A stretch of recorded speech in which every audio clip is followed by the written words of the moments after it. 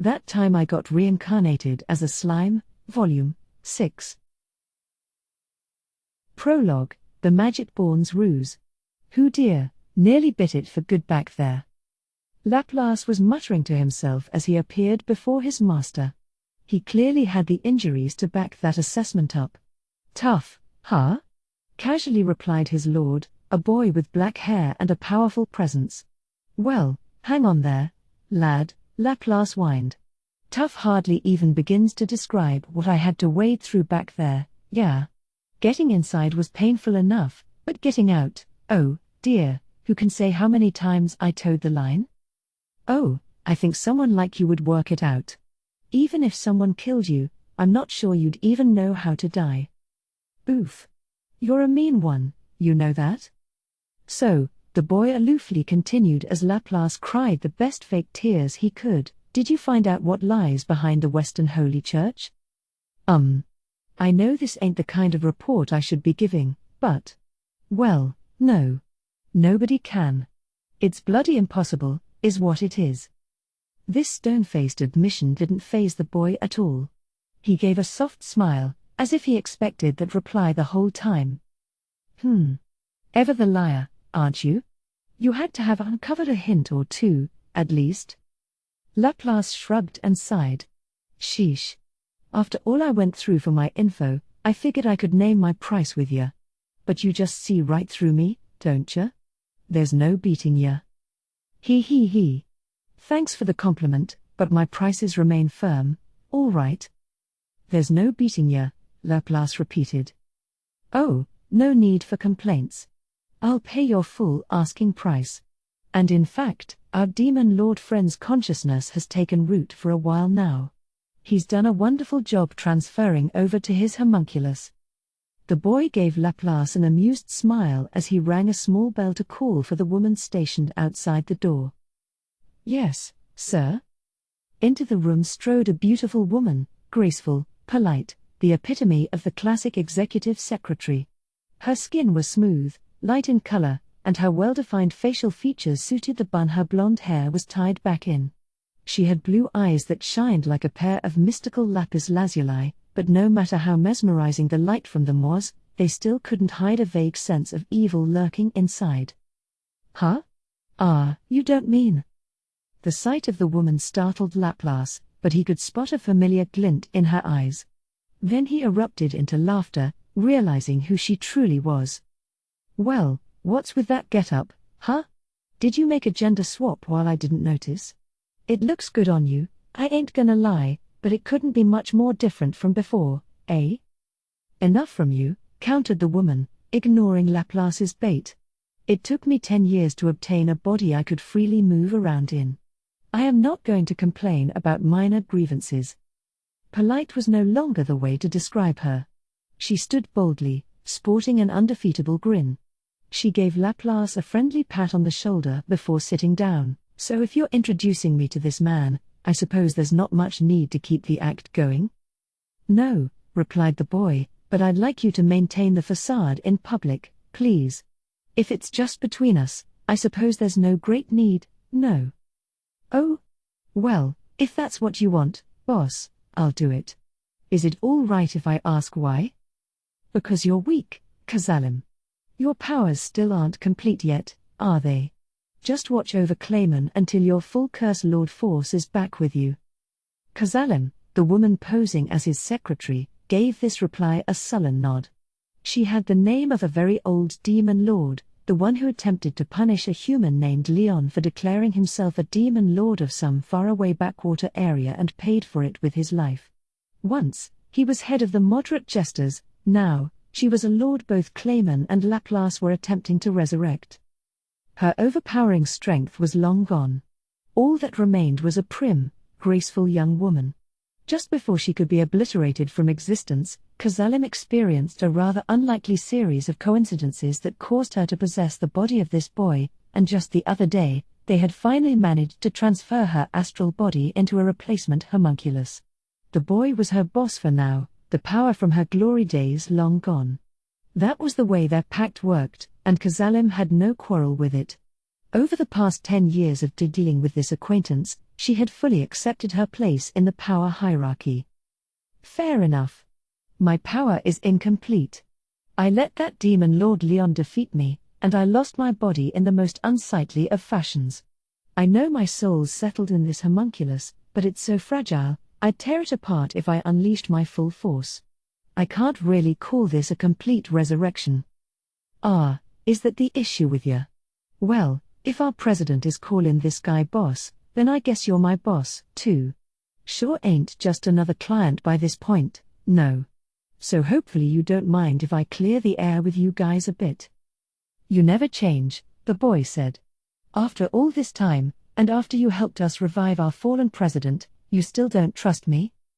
Ha ha ha. Nah, that's a different story. But I gotta laugh at how you look now, sir. You're this crazy beautiful woman now. Am I? What do my looks matter? Nah, I mean, the dichotomy between your speech and your looks. It's funny, that's all. I know that, or I am aware of that, perhaps. If I am going to keep up the charade, I had best sound more like the lady I am. Ah, that's what you're concerned about? Because, I mean. Bah ha ha ha. Silence, Kazalem spat at the guffawing Laplace. I'll have you know this body wasn't my choice. The boss here provided a homunculus modified with special technology from the sorceress dynasty of Thalion. Yeah, I sure did. And that didn't come cheap, either. We needed a vessel without any soul at all, or else they'd get all mixed up, and the transplant probably wouldn't have worked. The boy sneered. For that matter, if you had fled into anyone besides me, Kazalem, you'd probably be too tangled up to split off at all, I don't think. All right? So I really don't want to hear any complaints about how you look. I appreciate it, boss, said Kazalem. The boy still didn't seem pleased, not until Laplace offered his own thanks. Sure. So can we move this along? I know it's great we're all back together again, but I want to get down to business. Tell me what you found, Laplace. The smile disappeared from Kazalem's face as she turned her eyes toward Laplace. He nodded, taking a more serious demeanor. Yeah, you kept your promise and made my dream come true.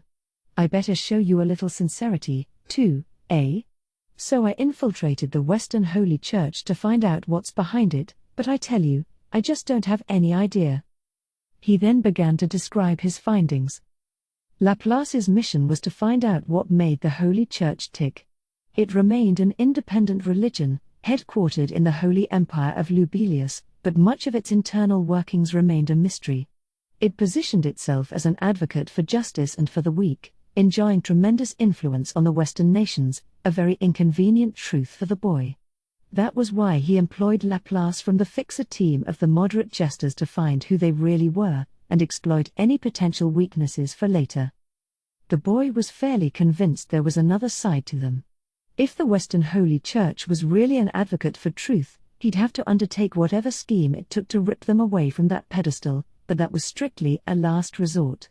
Now simply wasn't the time for it. The Church, after all, enjoyed the services of Hinata Sakaguchi, head of the Western nation's crusaders and the most powerful paladin the world knew. So, Laplace continued, thanks to Hinata's absence, I managed to make it into the church all right, but there was nothing suspicious about anything I saw inside. So I headed over to Lubelius's holy lands, to be exact, the inner cloister, at the peak of their holiest mountain. He began to gesture excitedly as he spoke. It was there, after all, where he saw the fearsome truth. And the most amazing thing, you know. The entire land was just filled with this kind of sacred presence. Why wouldn't it be? The boy asked. It's a holy land. What are you, stupid? Kazalem added. Did someone erase your brain since last we met? No, listen to me.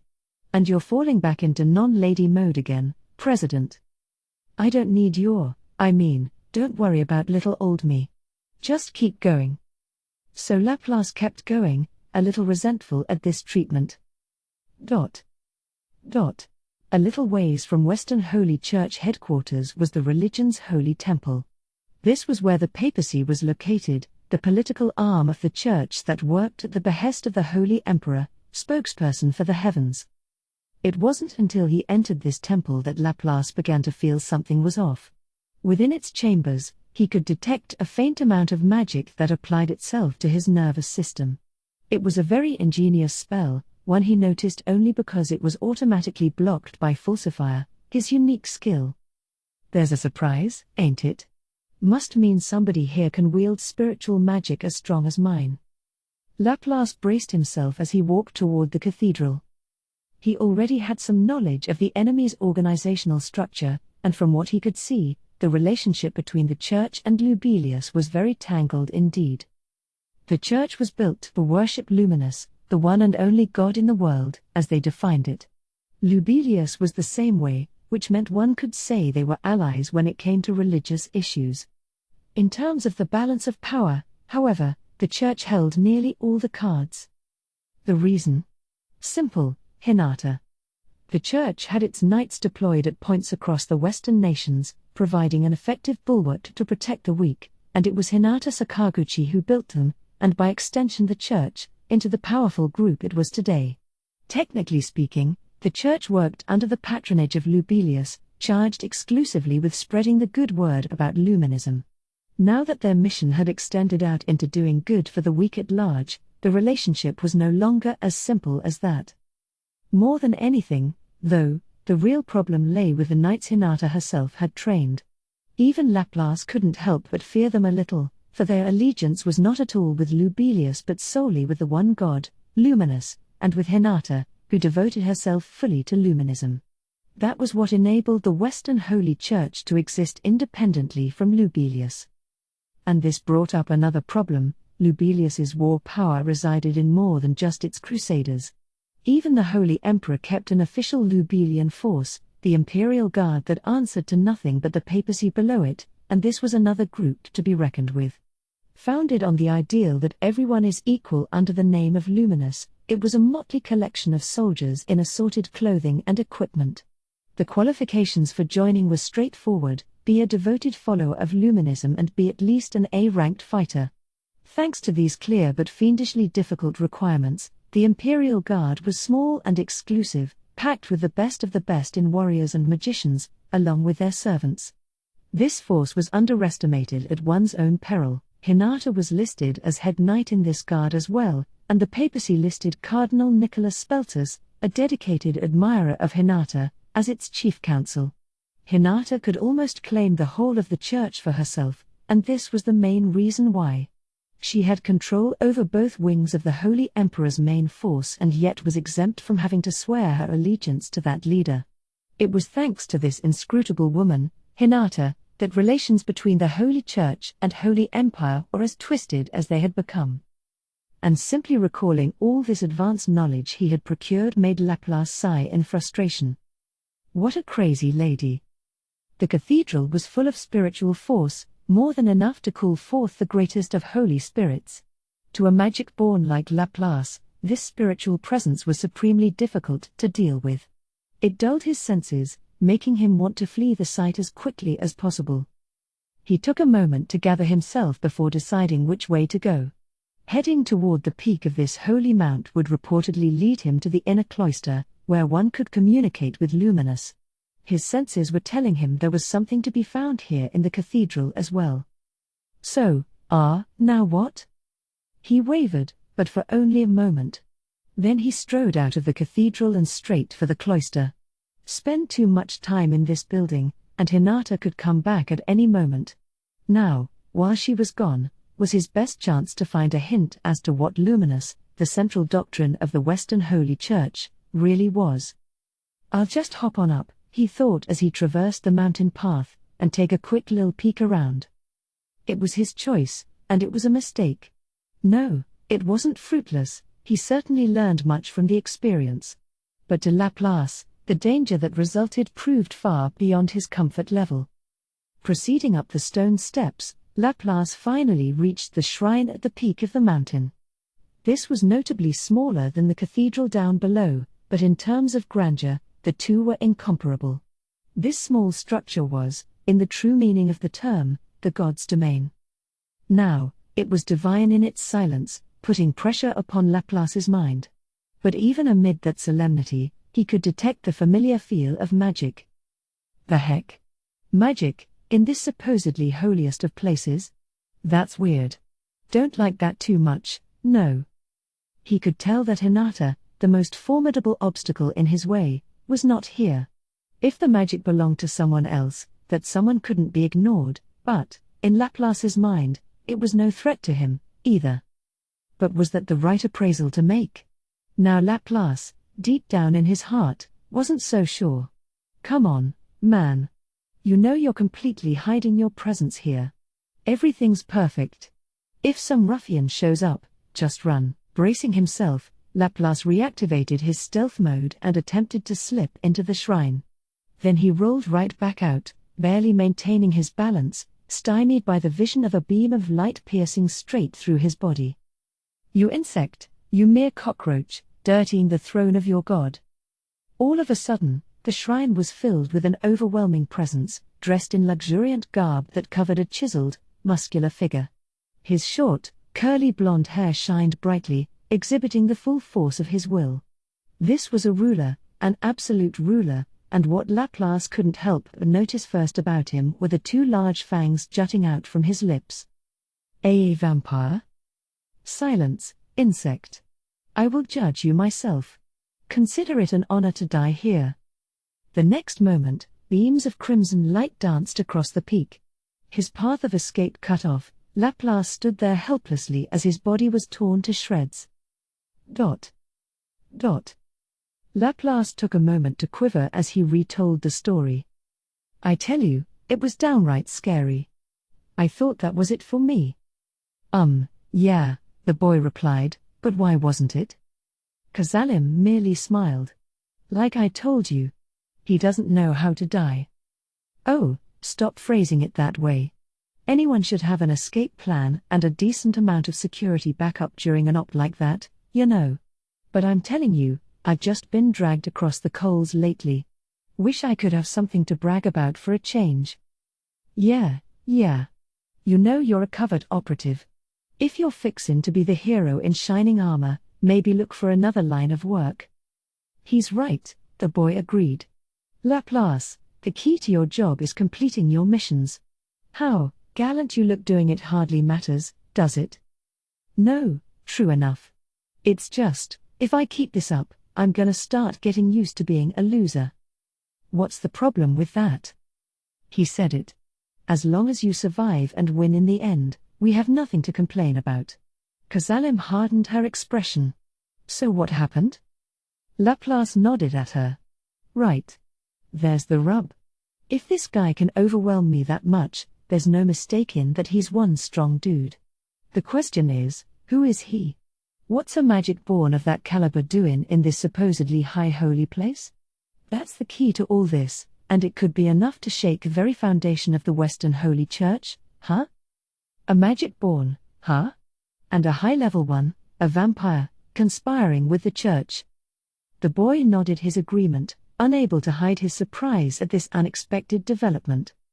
Whoever he is, commented Kazalim, he is dangerous. A man capable of defeating Laplace, to the best of my knowledge, would have to be far more than merely magic born. Yeah. I'm with you there. What do you mean? The boy asked. Well, not to brag, but I'm not exactly a wimp, you know? Even with the dryad I faced down before, if I seriously duked it out, I woulda won, you know. I just fled 'cause I was on their home turf in the forest, and I didn't want 'em callin' for reinforcements on me. No real point going all out to try to kill her, either. But this foe was on another level, I tell you. It didn't feel like some sub-demon lord to me, it felt like a full one, through and through.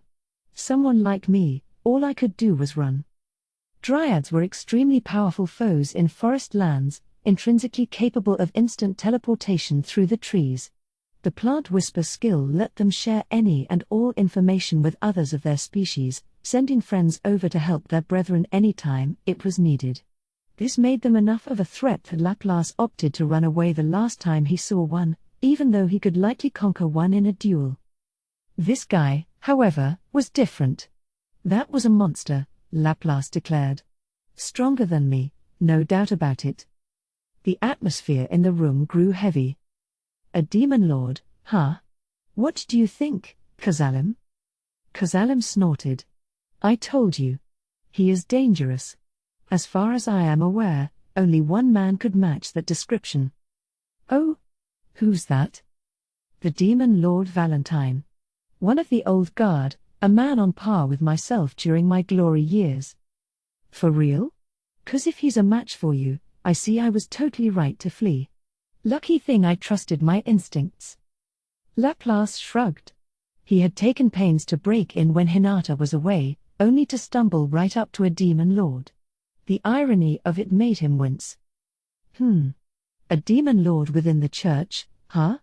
Do you think this Valentine's actually the Holy Emperor, then?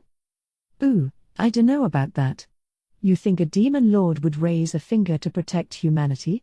President, what kind of guy was Valentine when you knew him? Kazalim closed her eyes and searched through her memories, tapping a graceful finger against her forehead as she recalled the vivid images of the past. This body may not show it, she said, but I've lived through 3 of the great wars that occur every 500 years. 3 of them. You can call me one of the old guard as well, but by the time I joined that club, there were already 6 demon lords ahead of me. As she put it, the demon lord Valentine had attained the title before Kazalim herself. His force was massive, more than worthy of the term vampire and the connotations of immortality weaved into it. To Kazalim, who had evolved from an elf, similarly known for longevity, to a walking dead, the thought of a vampire, the symbol of eternal life, also serving as a demon lord gave her pause. To tell you the truth, Valentine and I have dueled to the death a few different times. It never reached a definitive conclusion, though. Once you reach our level, you can lay waste to an entire landscape without hurting yourselves at all. So instead, we adopted the tradition of talking over things and deciding by majority vote, and that led to the Walpurgis system. The fact that it takes 3 votes to convene one is a throwback to when there were still only 7 demon lords in existence.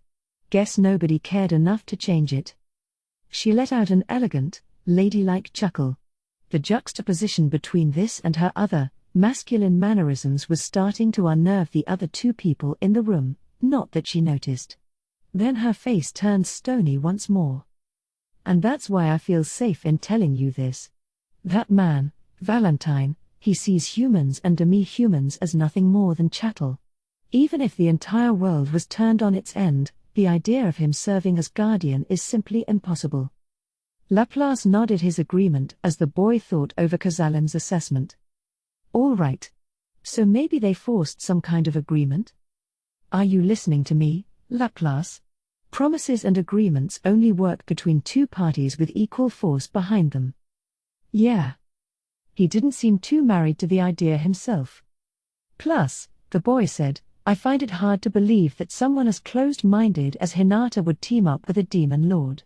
I wonder if what Laplace ran into wasn't a demon lord at all, but some magic pawn whose name we are not aware of yet? No, Kazalim replied, I do think that was Valentine. Those dancing beams of crimson light? That's the giveaway.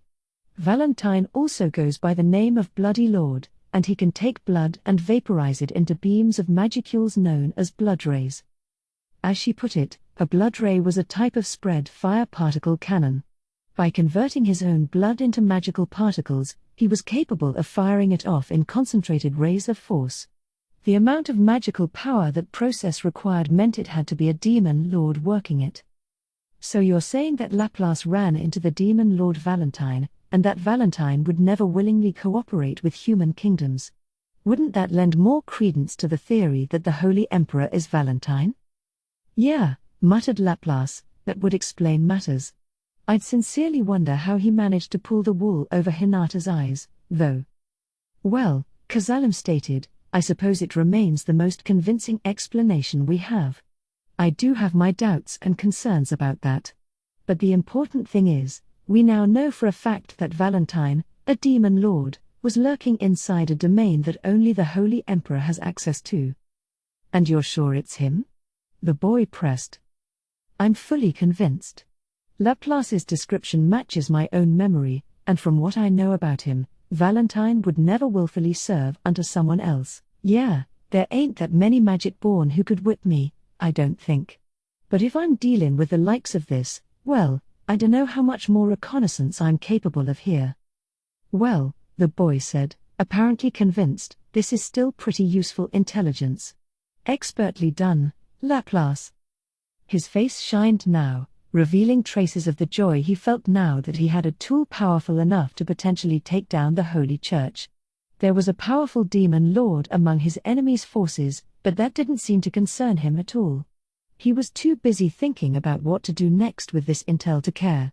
For him, formulating his next plan of action came as easily as figuring out the next epic prank to pull off on the kids next door. So that's all the info I have for ya. But speaking of demon lords, what's Clayman up to these days? The boy scowled at Laplace's apparently unwelcome question, pulling his dark, shiny hair back with one hand. Well, he complained, that wound up being a total failure. Failure? Yeah. Everything went fine up until we had Rimuru, that slime you mentioned, fight against Hinata. Then it all fell apart, pretty much. The boy briefed the others on how things unfolded. First, Clayman won over the demon lord Milim, thanks to the orb of domination the boy provided him. Once he did, they needed to test her out, to see just how deep the orb had put Milim in their thrall. So we tried to find a decent opponent to test her strength on. But instead of demon lords that we didn't have much intel or even a location on, we picked Carillion, since he seemed to be the least intelligent out of them all. Along the way, Kazalim continued, we thought we could have her destroy the capital of the Beast Kingdom of Eurasania. The city would have been packed with former enslaved humans, souls to harvest so I can become a true demon lord once more. He and the boy exchanged glances and sighed. We figured those souls would energize Clayman, too. 2 birds with 1 stone. But then Milim went out of control and declared war on the guy. And thanks to that, Carillion and the other targets had a week-long head start to prepare for the battle, more than enough time to evacuate the capital. You know, the boy reflected, looking back at it, I guess it's pretty hard to enthrall a demon lord with a magical item like that. You have to apply all these conditions to it, or else it'll get all messed up. I hope you would trust me more than that. They don't call me the Curse Lord for show, I'll have you know. That orb of domination was a perfectly crafted artifact, one of my best pieces of work. It was Clayman who ruined everything. No point dredging that up any longer. Anyway, we couldn't collect any souls in the Beast Kingdom, so we decided to check things out in Farmus next. Farmus? That kingdom? Right. Thanks to that summoning ritual they invented, Farmus had a ton of otherworlders living there. I figured now was as good a time as any to pare down their forces a little. So I used a few back channels to give them intelligence on Tempest and whet the appetites of their greedy king and his advisors. You wouldn't believe how quickly they bit, either.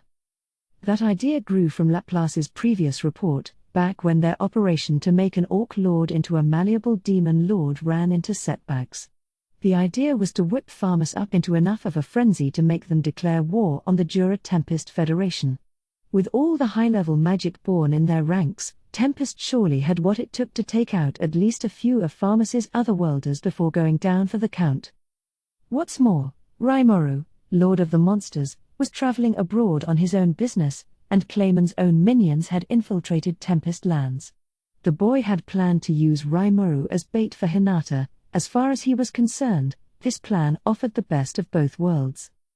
But then, well, nothing went according to plan. I mean, that slime Rimuru actually fled Hinata with his life intact. You can't let your guard down around him for a moment. Kind of like you, Laplace. Thanks for the compliment. And as if that wasn't bad enough. By my prediction, Kazalim continued, that still wouldn't have been enough to keep Farmus from winning the war. If the Monsters Lord joined the battle, that would be another matter, but honestly speaking, it didn't matter who won. We'd just work with the victors. The purpose of the war was to generate dead people, more souls to harvest. Then we could finally awaken our beloved Clayman to his true self. And then And then it all fell apart. The entire farmer's force was wiped off the face of the earth by a single slime. It's hard to believe, but it's the truth, the boy grumbled. In all the many times I've used my unique skill schema to formulate a plan, the clearly angry Kazalim added, I've never seen it go quite this far awry. Hang on a second. Just one slime? You pull in my leg? Did Farmus get caught that off guard, man? I told you, you wouldn't believe how quickly they bit. With a snap of the fingers, they had a force of 20,000 knights and magicians on the ground. And just like that, they were all gone. We couldn't confirm any survivors at all. What? That's ridiculous.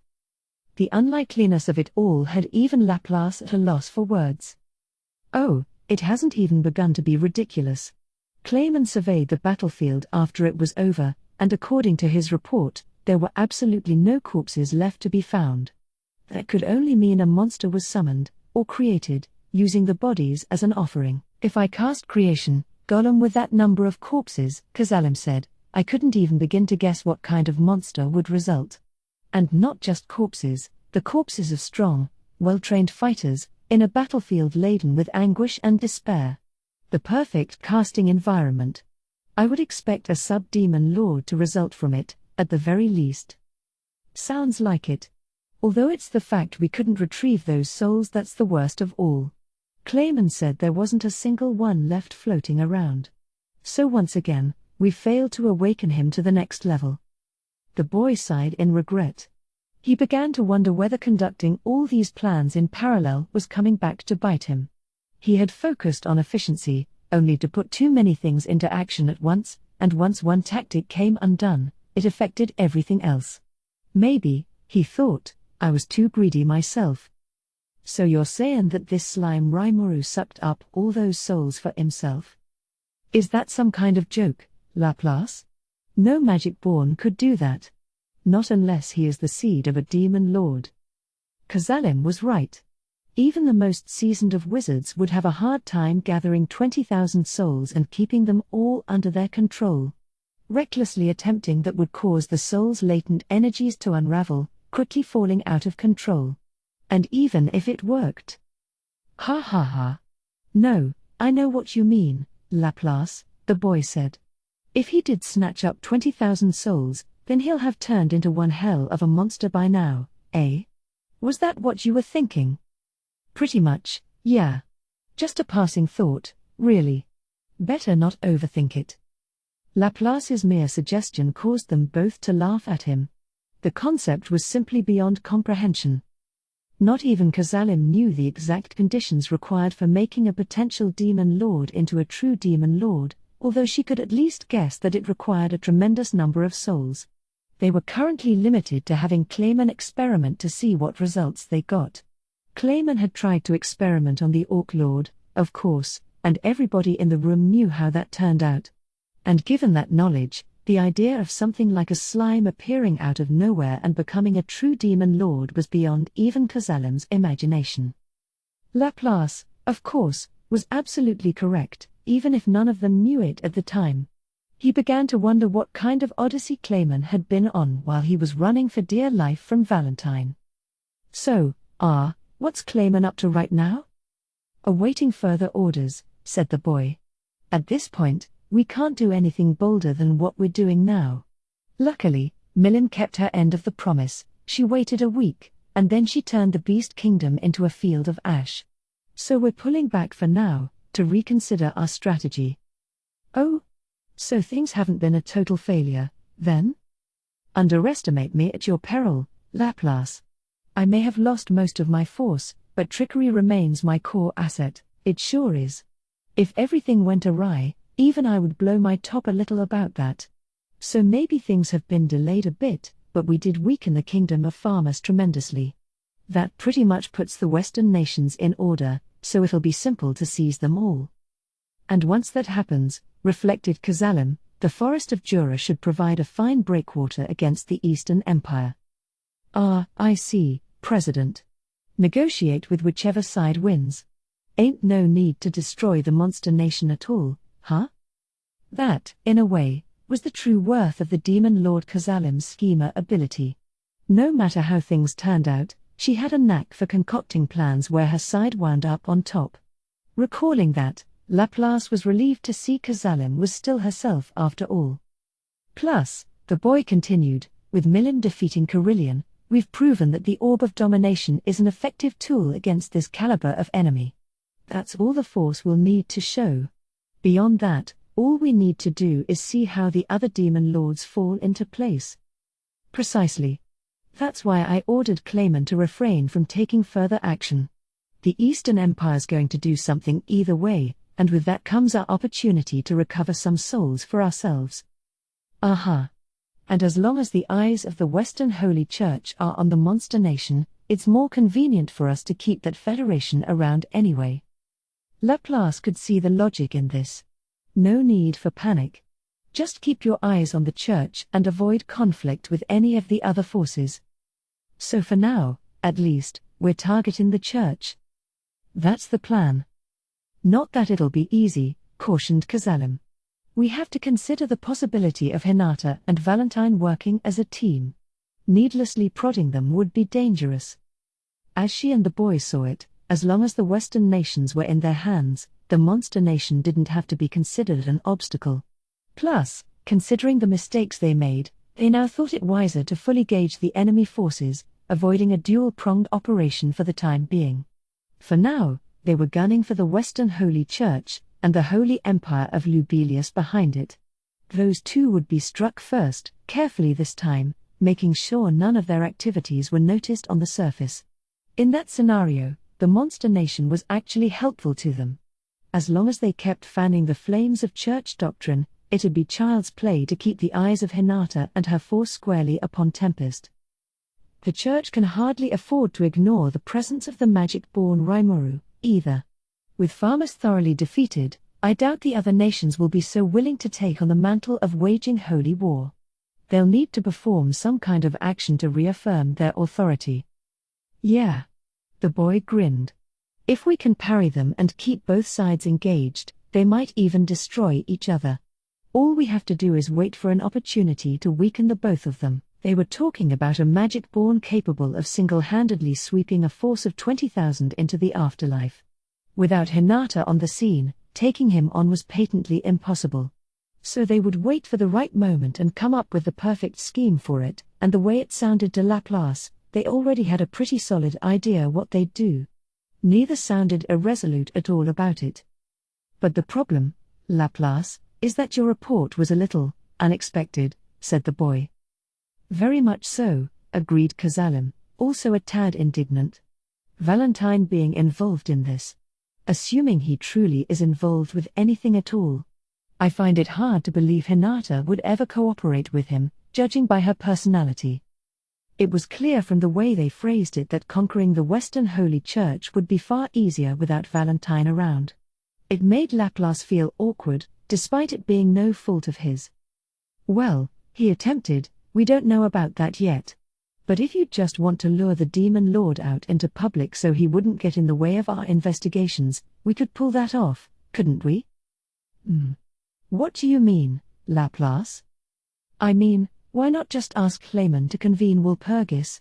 Frey's bound to join us on that, and her along with Milim gives us the 3 signatories we need, yeah? Convening the Walpurgis Council would bring all the Demon Lords together. The boy smiled a bit. I see. That would drag Valentine out of his holy domain, I think. Well. Your eyes are sharper than I thought, Laplace. If we can just find the right timing to keep Hinata away from the mountain as well, your inquiry should advance by leaps and bounds. Huh? You want me going back there? Why wouldn't we? Yes, why wouldn't we? Oh, brother, Laplace thought. But the boy and Kazalim weren't interested in his feedback. They had the outline of a plan, and now it was time to work out the details. Chapter 1, Between Monster and Man. Clayman was never one to place too much trust in his strength.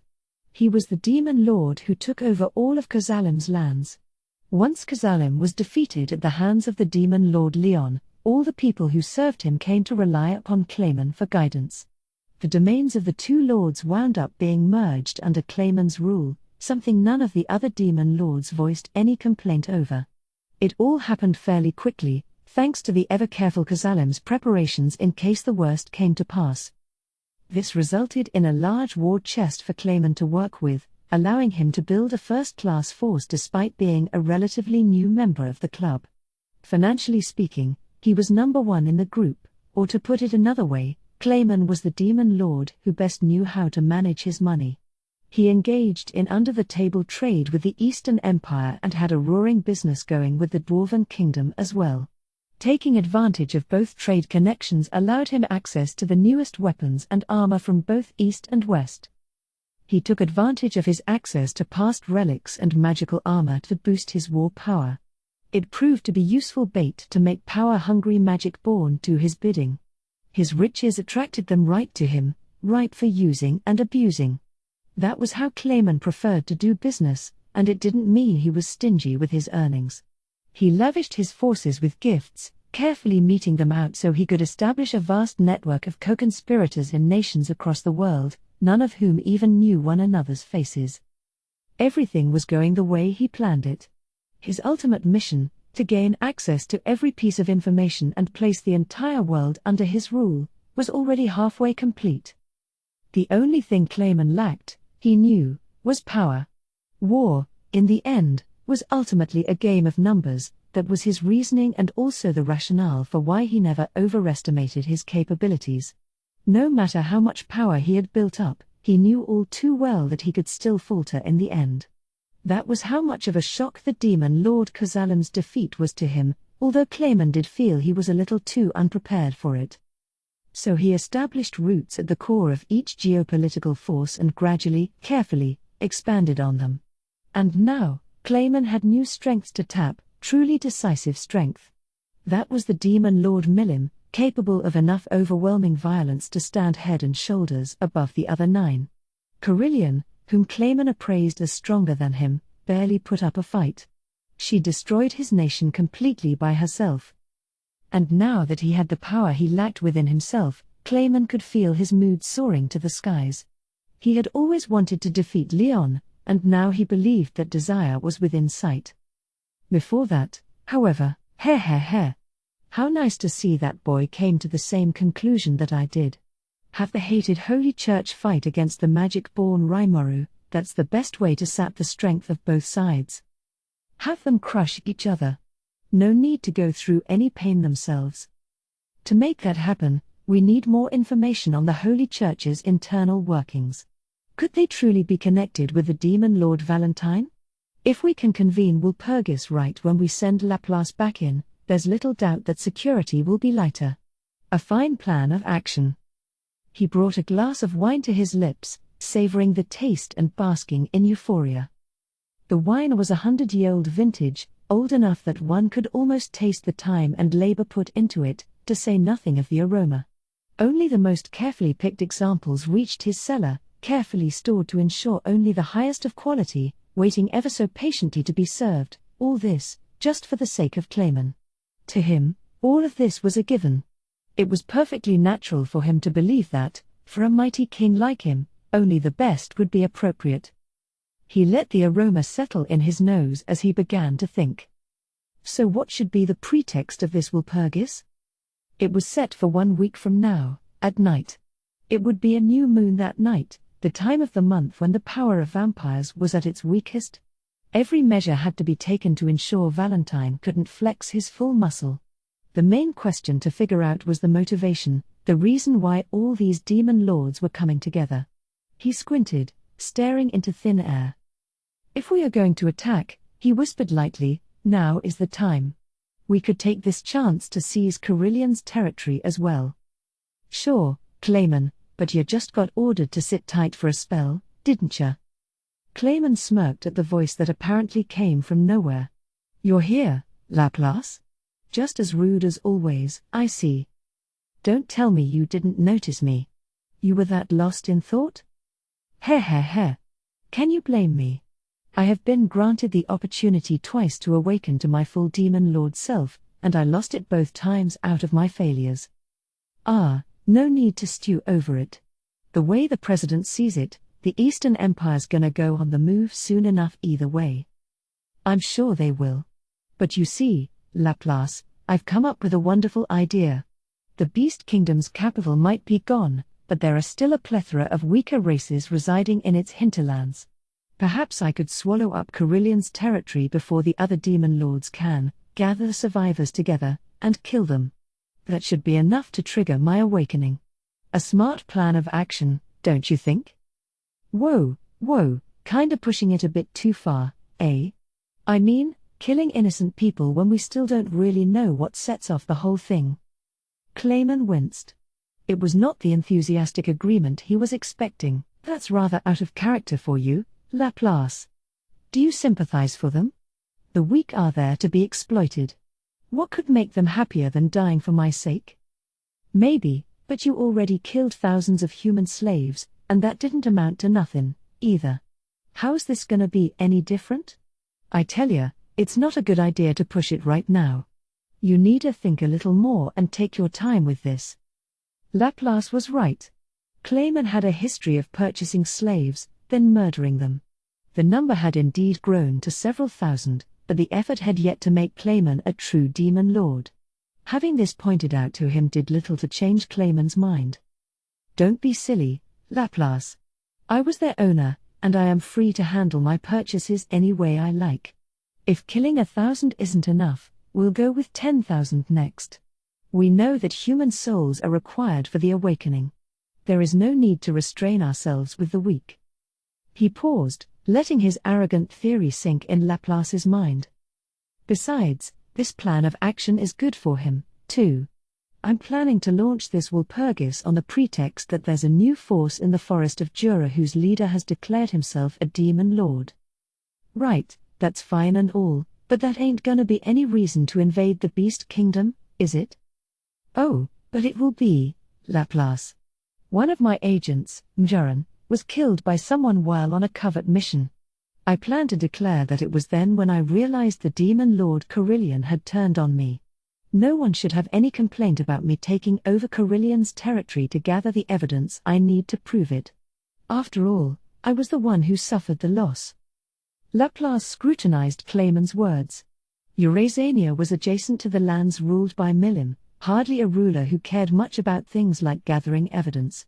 The fact that Milim had defeated Carillion was really all Clayman needed to back up his alibi. He could even say he sent Milim over to investigate, for that matter. That way, Clayman's forces could go through Milim's land to reach the Beast Kingdom, and no one would have any reason to object. And once things were at that point, fabricating some evidence would be the easy part. There was nothing unnatural about any of this plan. But Laplace still didn't think now was the time to act. Aren't you panicking a little too much, Clayman? Not that I'm gonna change your mind anytime soon, but... Yeah, what you're saying all makes sense. Then Laplace recalled something that had nearly slipped past him. But hang on, she's been killed? He knew full well that Clayman thought extremely little of Mjuran, but Laplace thought of her as a decent, trustworthy magic-born. In Clayman's bureaucracy, she was one of the Five Fingers, the highest echelons of leadership. She wasn't too good in a fight, but as a wizard who could handle almost any situation, she was highly valued as rearguard support.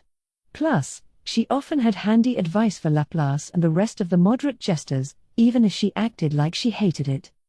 More than anything, though, Mjuran had common sense. Laplace gave her top marks for that. Ah yes, the unmoved Clayman replied. I don't know what that disappointed tone in your voice is, but yes, she's dead. Huh. She died, eh? You're sure about that? The marionette heart I implanted in her broke. Her real heart, which I kept here, crumbled into ash and disappeared.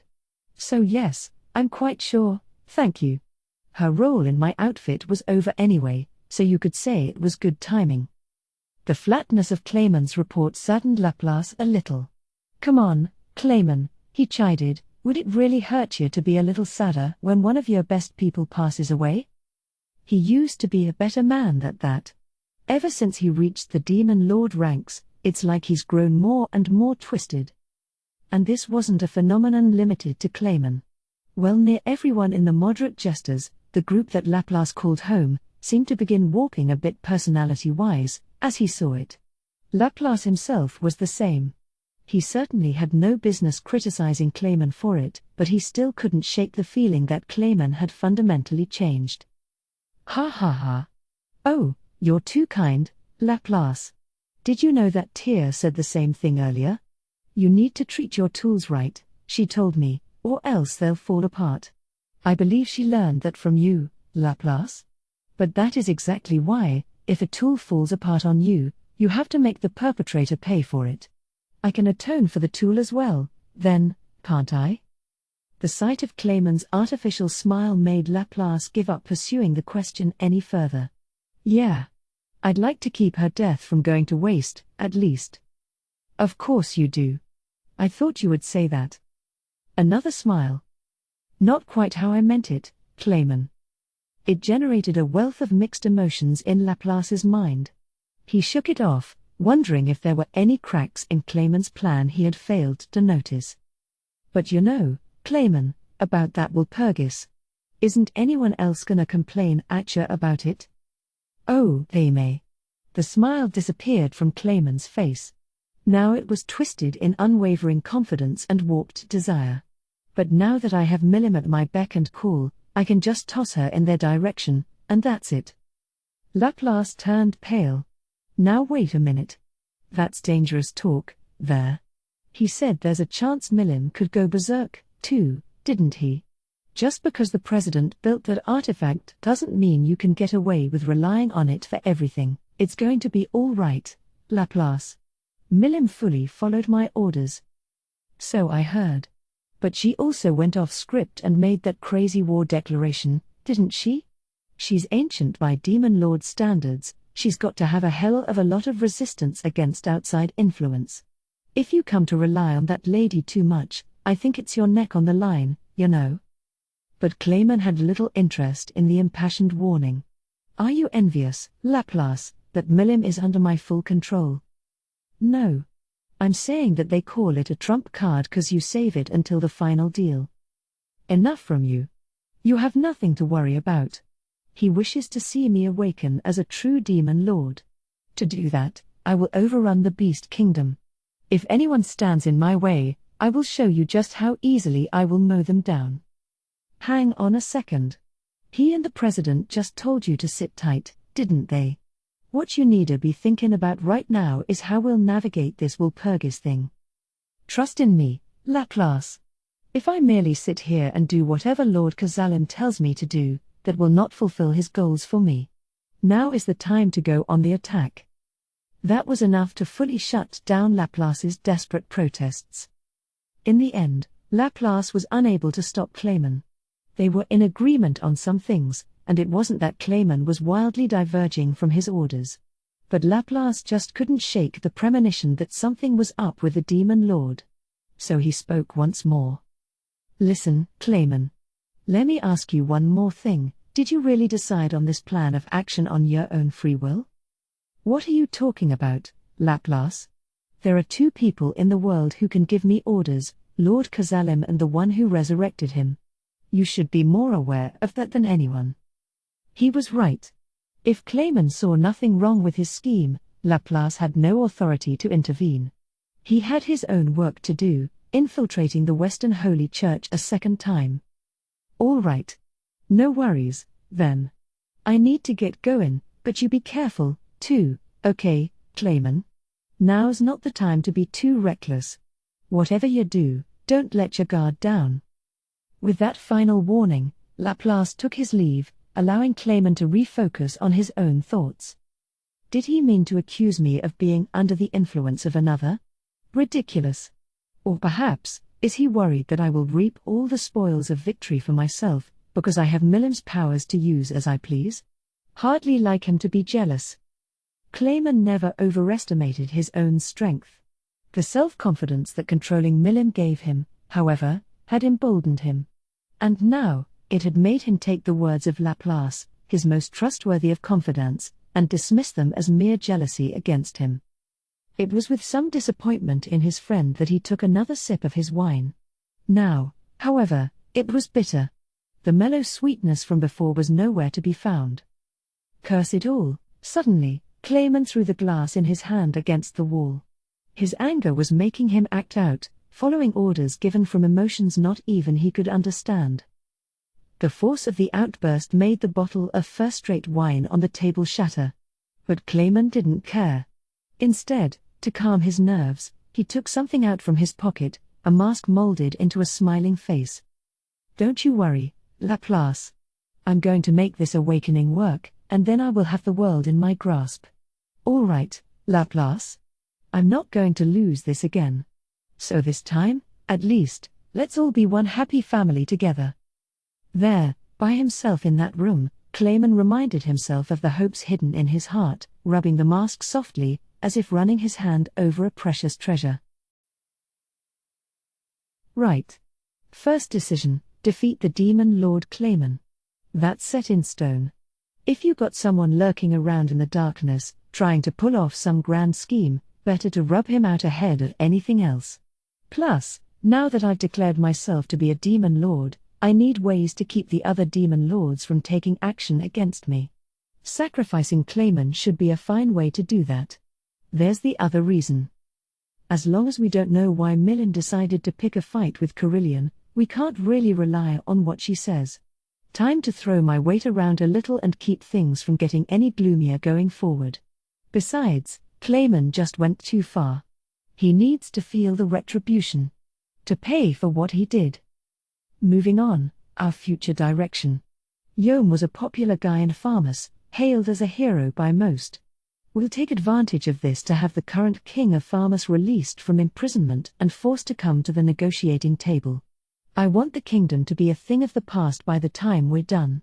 Beyond that, we need to figure out how to deal with the Western Holy Church, as well as send out declarations to the nations we've signed pacts with so they'll know our take on matters. We had a lot to talk about. Something told me it was going to be kind of a long meeting. I kicked things off by taking a report from CI. Clayman was on the move, apparently, and we needed to hear all the details and confer over what to do. Thus, I was on my way to our main meeting hall, expecting to meet with Tempest leadership and the 3 lycanthropeers. As I did, my universal detect sniffed out a group of 50 or so approaching town. Huh? Oh, it's Fuse, Guild Master from the Kingdom of Bloomond. Before long, our security team had us all face to face. He pushed through his own soldiers to see me, his face grim. "It has been much too long, Sir Raimaru. I am only glad that I made it here in time. We have come to satisfy our duty under the terms of the security agreement signed between Bloomond and Tempest, and I feared I was already too late."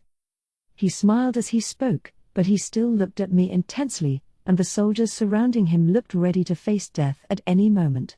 Each was fully equipped, heavily armored, and prepared for war. Whoa! The Guild Master himself. What on? Ha ha. No need to put it like that. Thegis is ready to take over my post, should it come to it.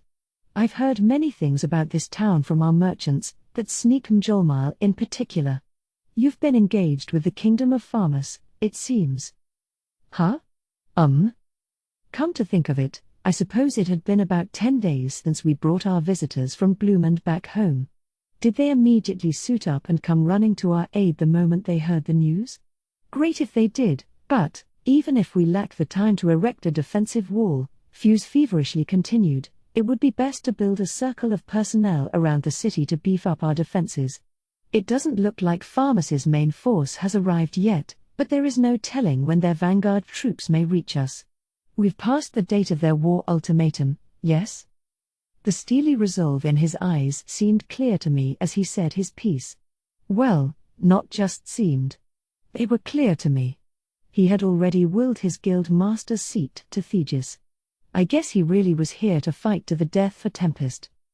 But you know. It's all kinda over already.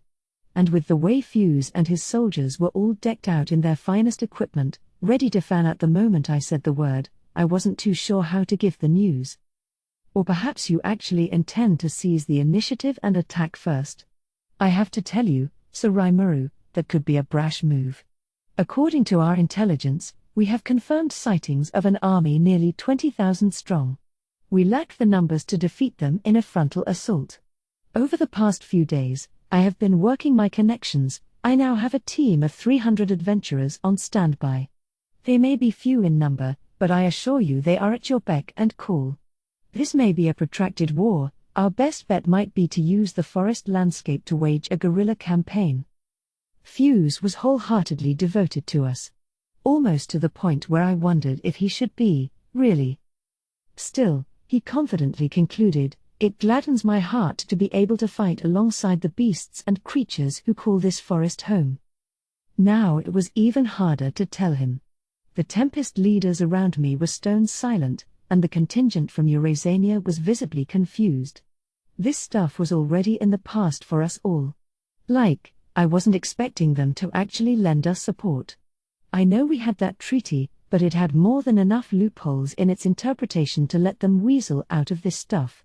But, however Fuse still got a bunch of fighters together and zoomed right over here. I was kinda happy to see that, but... what a fine town this is. Beautiful buildings, well-designed houses, paved roads. It pains me to admit it, but it is far more splendid than anything one could find in Bloomond. I can understand your reluctance against turning it into a battlefield. But we must hold out and await reinforcements. Our king has promised to deploy our knights, and while it will take them time to prepare. Fuzi, one moment. I hated to do it, but I had to stop him, or else we were gonna be here all day. Yes, Sir Raimaru? Did you have a suggestion for our strategy? Yeah, our strategy. If you wanna call it that. Is this something to be kept secret from us? Certainly, I can understand your suspicion, but I hope you can place your trust in. No, Fuzi. I really appreciate what you've done, but it's all over now. Huh? Over? How do you mean? How to put it? Well, to sum up, I kind of killed them all. Them all? Them all, who? What are you talking about? I could understand his confusion. I mean, the army from Farmus you were talking about? I killed them all.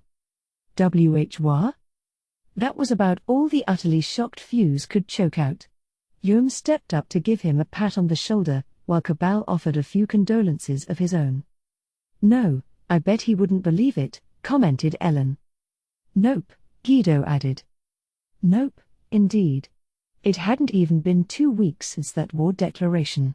I suppose Fuse figured their main force would reach Tempest in a week, so we'd buy 2 or 3 days of time in open field combat and prepare for a siege in the worst case. Considering how the war should have started days ago, and we were totally serene about it, I figured he had to think it was at least a bit weird by now, but seeing all of us assembled like this, he must have assumed we were about to sally forth and attack, or something. In his eyes, we went from dealing with a delayed farmer's force to the war being in the books. That was a lot to take in at once, wasn't it? The other day, Rigid finally began. We sent my son Riga out to you to give the news. You two must have missed each other along the way, I fear. But it is just as Sir Raimaru says. The war is already over. Between his and Cabal's and Ellen's supplemental commentary, we managed in a little over a few minutes to convince Fuse that we weren't pulling an elaborate prank. You must be joking, I heard him whisper under his breath, but time heals all wounds and all that. The 50 fighters accompanying him weren't too enthused about it, either, so I ordered our soldiers to take them to our barracks and let them rest up. They looked exhausted enough to collapse on the spot, limp and lifeless.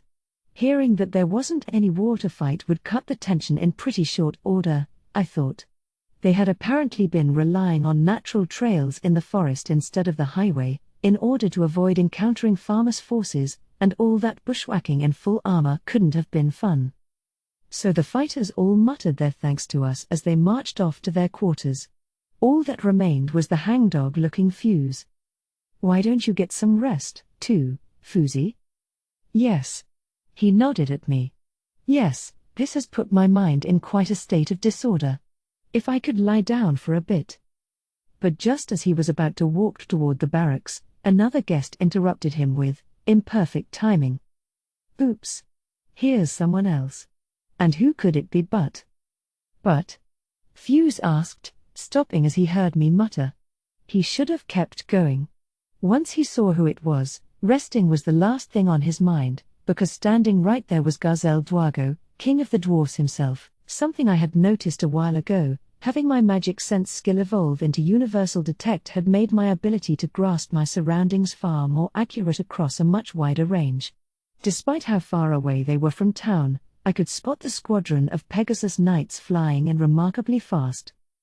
Report. 30 knights incoming. The individual Garzel Dwago is confirmed to be in the vanguard position.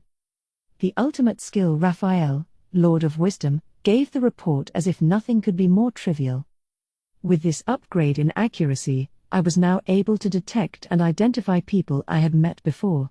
That's incredibly convenient. Convenient, but with this range, easily enough to cover the whole town and a great deal beyond. I'm starting to think this is literally too much information. To be frank, I'm getting sick of all these reports, every single time. So could you keep 'em a bit more on the brief side, Sage? Raphael? To be exact, you can report in when someone's approaching only if they're malicious or harmful to me or whatever. Understood. It felt like Raphael really wanted to say something back there, but nothing to get worked up about. It's always best to assign all the dirty work to someone else, if you can. Leave it to Raphael. That's my motto.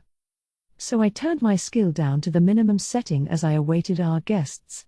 Since it was the skill performing the ID for me, I could rest assured that these were no imposters. But before I could even tell Fuse, the Pegasus knights flitted down in front of us. King Garzel dismounted first. He smiled the moment he spotted me. Ah, Raimaru, nice to see you again. So I hear you've become a demon lord? Oh, that. I thought he'd want a word about that. Didn't expect him to fly over himself, though. Ah, yeah, kinda. There's been a lot of stuff going on around here, Garzel, so I figured I'd become a demon lord. I gave him an awkward grin. Not to make you feel unwelcome or anything, but we were just about to all meet up and discuss our future strategy. Well, perfect. I would be happy to join this conference, he declared, like it was his God-given right. It was right about then that Fuse, exhausted and ready to cry, came up to me. Demon Lord? What in heavens is that all about? He had heard our conversation from the side, and I could tell he wasn't about to let it slide. Yeah, I didn't really talk about that, either. Going in depth right now would just be a pain in the ass, but Fuse wasn't going to accept a polite no, I could tell. So Raimaru, I find it hard to ignore what you just said. Because it sounded very much to me that you have become a demon lord, or something to that effect. He was shaking from head to toe, about ready to pee his pants. If you needed a bathroom, it's down this street and... I do not need a bathroom. I never said anything about a bathroom. This demon lord business. Tell me what you mean by it. I suppose that feint didn't work. Fuse was clearly starting to lose his temper, and his real personality was starting to show itself. Oh. Yeah, demon lord. Well, I replied as breezily as possible, I'm one of 'em now. This, sadly, didn't end the topic. Ha ha ha. Rather poor taste for a joke, wouldn't you think? I was hoping for a more serious answer from you. Ugh, this is such a pain. Do I have to start from the very beginning before you'll get off my back? And now I could see Garzel looking curiously at me, too. So as much as I hated going through all this in the middle of the street, I gave them both a quick recap. Once I wrapped up, I noticed Fuse was muttering to nobody in particular, eyes glazed over. His mind must have shut off in an attempt to avoid the reality of it all. At least he wasn't lecturing me or anything. Leaving him to his own ranting, I turned to King Garzel again. By the way, Garzel, are you sure it's all right for a king to slip out of his own kingdom that easily? It was a sincere concern of mine. Not that I'm one to talk, but the king was being allowed way too long a leash, wasn't he? The armed nation of Dworgen, in terms of national power, had to be several dozen times stronger a nation than ours. Wasn't the king going out on trips whenever he pleased kind of a problem? PFFT. What is the issue? I have a decoy fully serving for me. Huh? I thought decoys were meant for, like, drawing the attention of assassins away from the real thing or something? Or were they meant for playing hooky like this? I wasn't too sure either way, but whatever. Garzel had Pegasus Knight Captain Dolph with him, along with quite a number of his trusted companions. For a security detail, it was almost too extensive. Regardless, Rimuru. He turned his now kingly eyes toward me. The report Vesta sent me 3 days ago, that was no mistake, then. Oh, you mean the 20,000. Wait, Rimuru. I had heard the farmer's force had gone missing under mysterious circumstances. Do you know something about that? Missing? Huh? What was he talking about? The way Vesta phrased it, he slowly continued, a force of some 20,000 troops simply vanished before they could reach this town. Do you have any idea what may have happened to them? He gave Vesta a sidelong glance out the corner of his eye, the silent pressure he emitted almost making his subject collapse to the ground. I joined his gaze. Vesta vigorously shook his head at me. I received the report as well, Vesta. This was Vaughn speaking, Admiral Paladin for the Dwarven Army and sworn friend to King Garzel, and to Vesta right now, a source of terror. At the time, I believe you told us that the farmer's force had disappeared, and you were investigating why. The report was curious enough to us that we decided to venture over ourselves, but is this the explanation? His annoyance might be understandable. I had just brutally massacred a force of 20,000, and Garzel and Vesta were trying to kind of gloss over it. Well, yes, the cause still isn't quite known yet. Vesta began choosing his words carefully, trying to guess at the intentions of his dwarven friends. He was a quick thinker like that, already trying to bury the lead on what I had done. Fool. I heard Garzel whisper to me. If you tell the truth here, you'll become an enemy to all humanity, or if not the enemy, a symbol of terror worldwide. Yeah, I guess so, come to think of it. Someone who can kill in the 5 figures on one go was scarier than a nuclear bomb, really. The fewer people who knew about this, the better, and certainly, nations and people who weren't directly involved at all didn't need to hear the story. The Kingdom of Farmers attempted to invade monster lands, only to go completely missing due to an unknown incident or incidents. That much was the truth, decent enough to spread across the land. There's Garzel for you. Far more shrewd than I would ever be. Which means I now have to walk back what I just said a moment ago.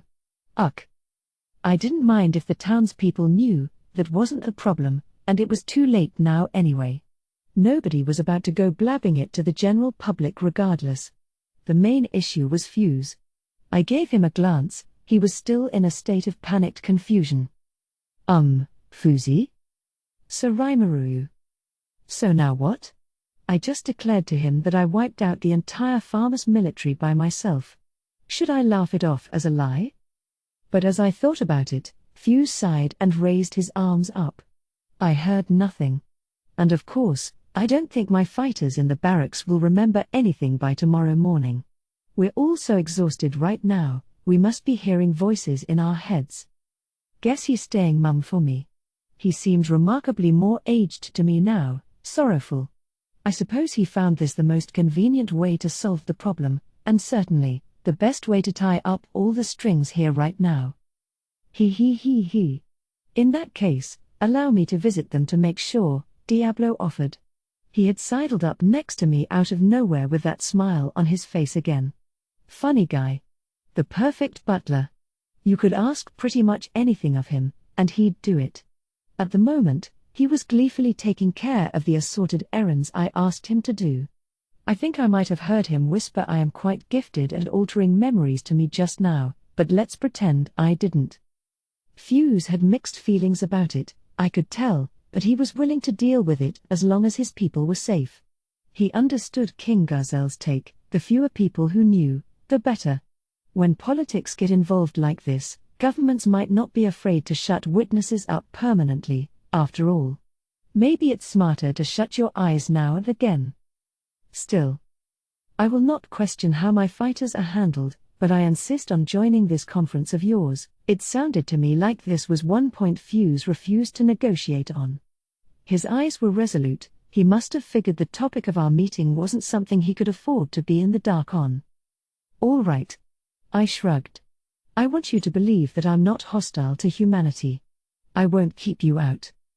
And so, Rigard guided Fuse to a waiting room.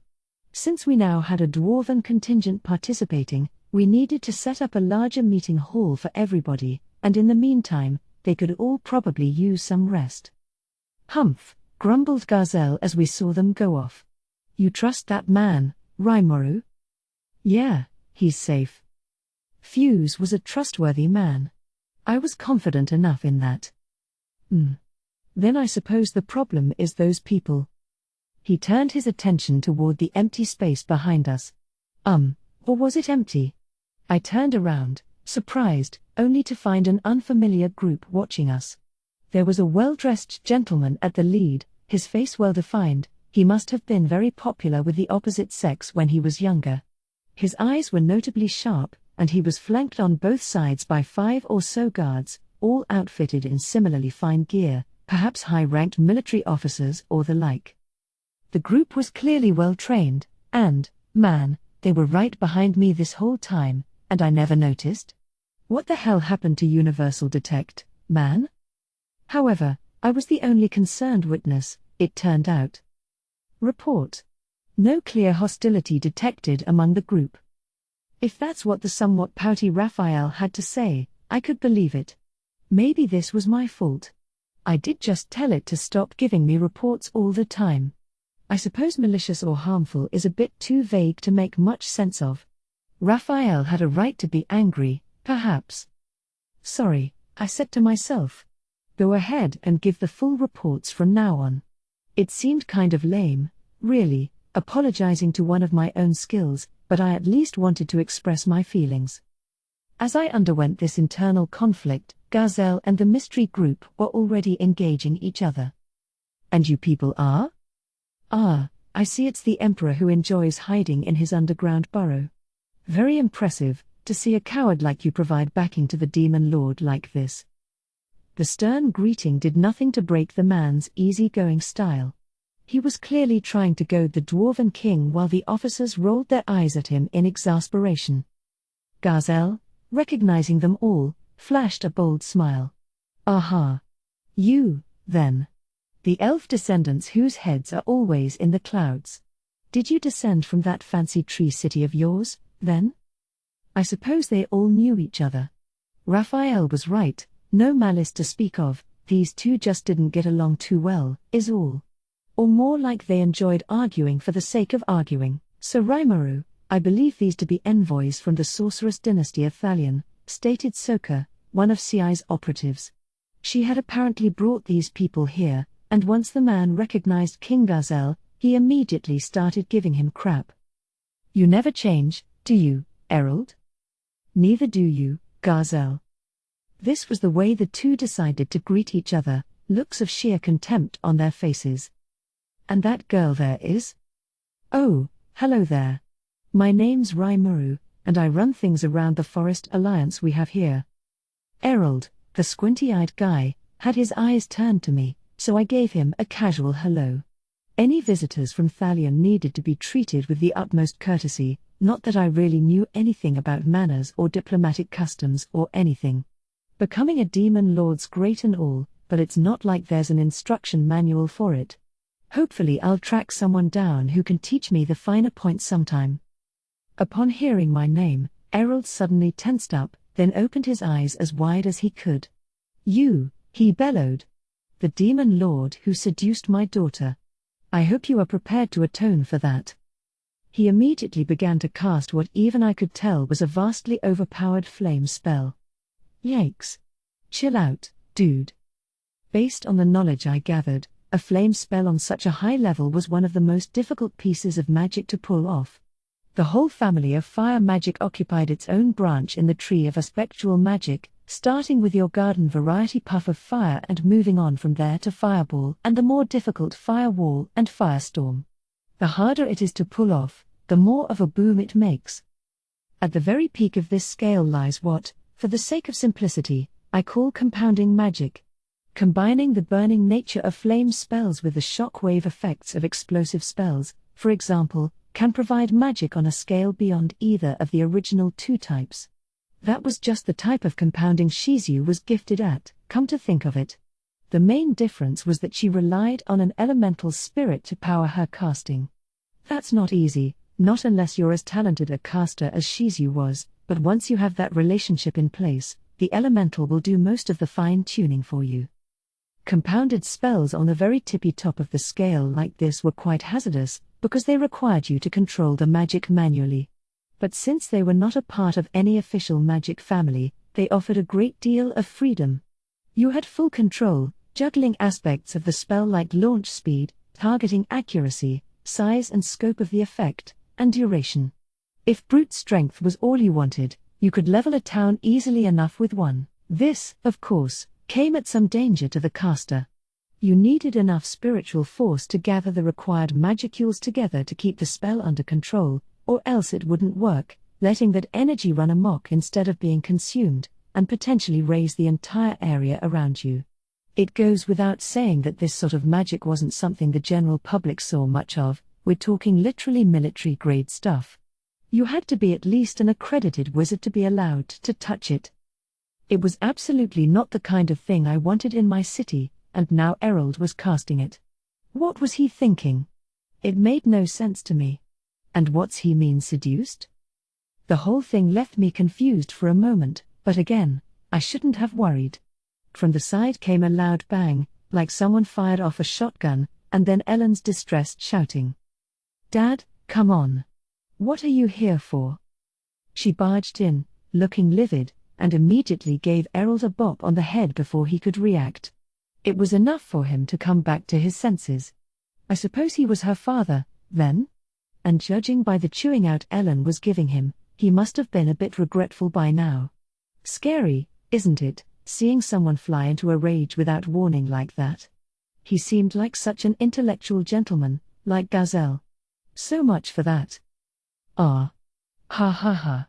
Sorry about that, he said with a cheerful smile. I was informed that a demon lord had kidnapped my daughter, and I suppose I lost my cool for a moment. Yeah, but that doesn't mean you get to cast maximum force fire magic in my town. What a loony, Dad. No, my lord, one of his men, a timid-looking assistant, coolly observed. Our reports involved far more than that, but you jumped to a hasty conclusion. See? I knew it. This is totally your fault, Dad. I felt a little bad for Dad, visibly withering on the spot, but he had it coming. If anything, I wanted him to regret it even more. You always were too overprotective a father, Gazelle said once things calmed down.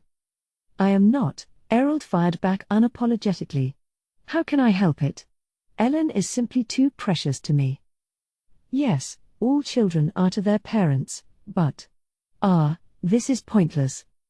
The way Gazelle rolled his eyes told me that Errol was known for this. You can't fix the fatherly instinct, I guess.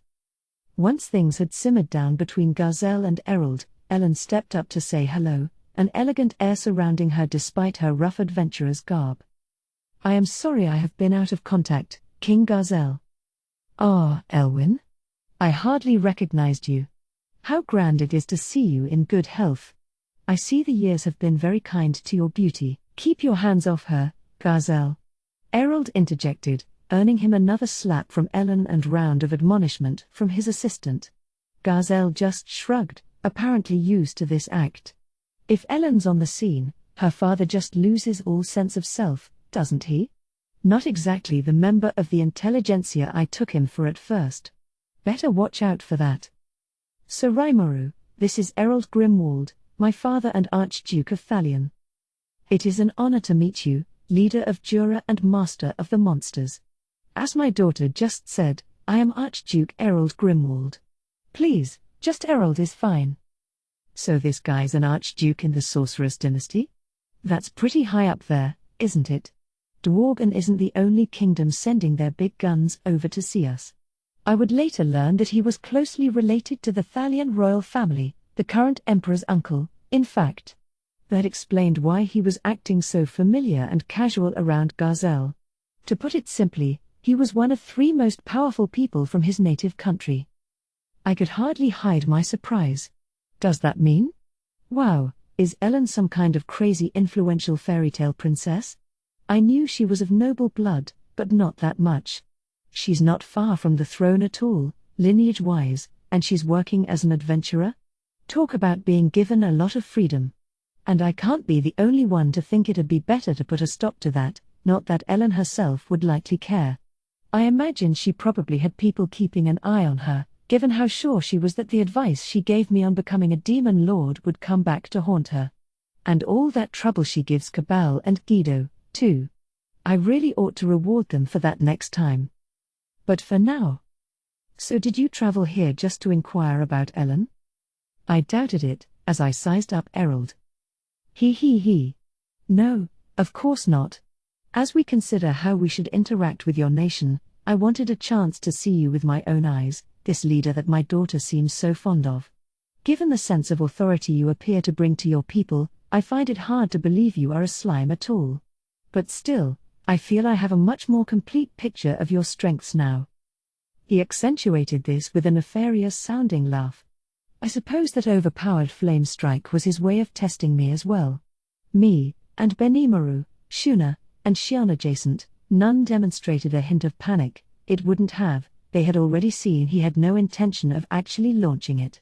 Given how hot-headed they all were not long ago, that was some palpable growth. It was clear, Shuna explained, that you had far less than the required energy needed for the spell you were casting, once I read what it was. Errol grinned at this, a bit ashamed that his act was spotted for what it was. Well, I suppose I have quite a while to go, if you can see through me that clearly. Not at all, she calmly replied. Between the speed at which you deployed it and the skill you showed at making it look real, it was an impressive sight to see. Considering the artificial body you possess, that level of accuracy is remarkable. Oh? You noticed I was using a homunculus? Kalami surprised. Yes. It seemed to me you had fused your spiritual body into it. Very impressive. It would certainly take a nation of magic users such as yours to pull that off. I used analyze and assess at Shuna's suggestion. She was right, Errol had borrowed this body from somewhere else. His officers were all real, but once you reach the higher ranks of nobility, I suppose it paid to be careful. I had thought he was rather lightly outfitted for a summit with a self-styled demon lord. Maybe the dwarven King Garzel over there was the crazy one. Still, it was really something.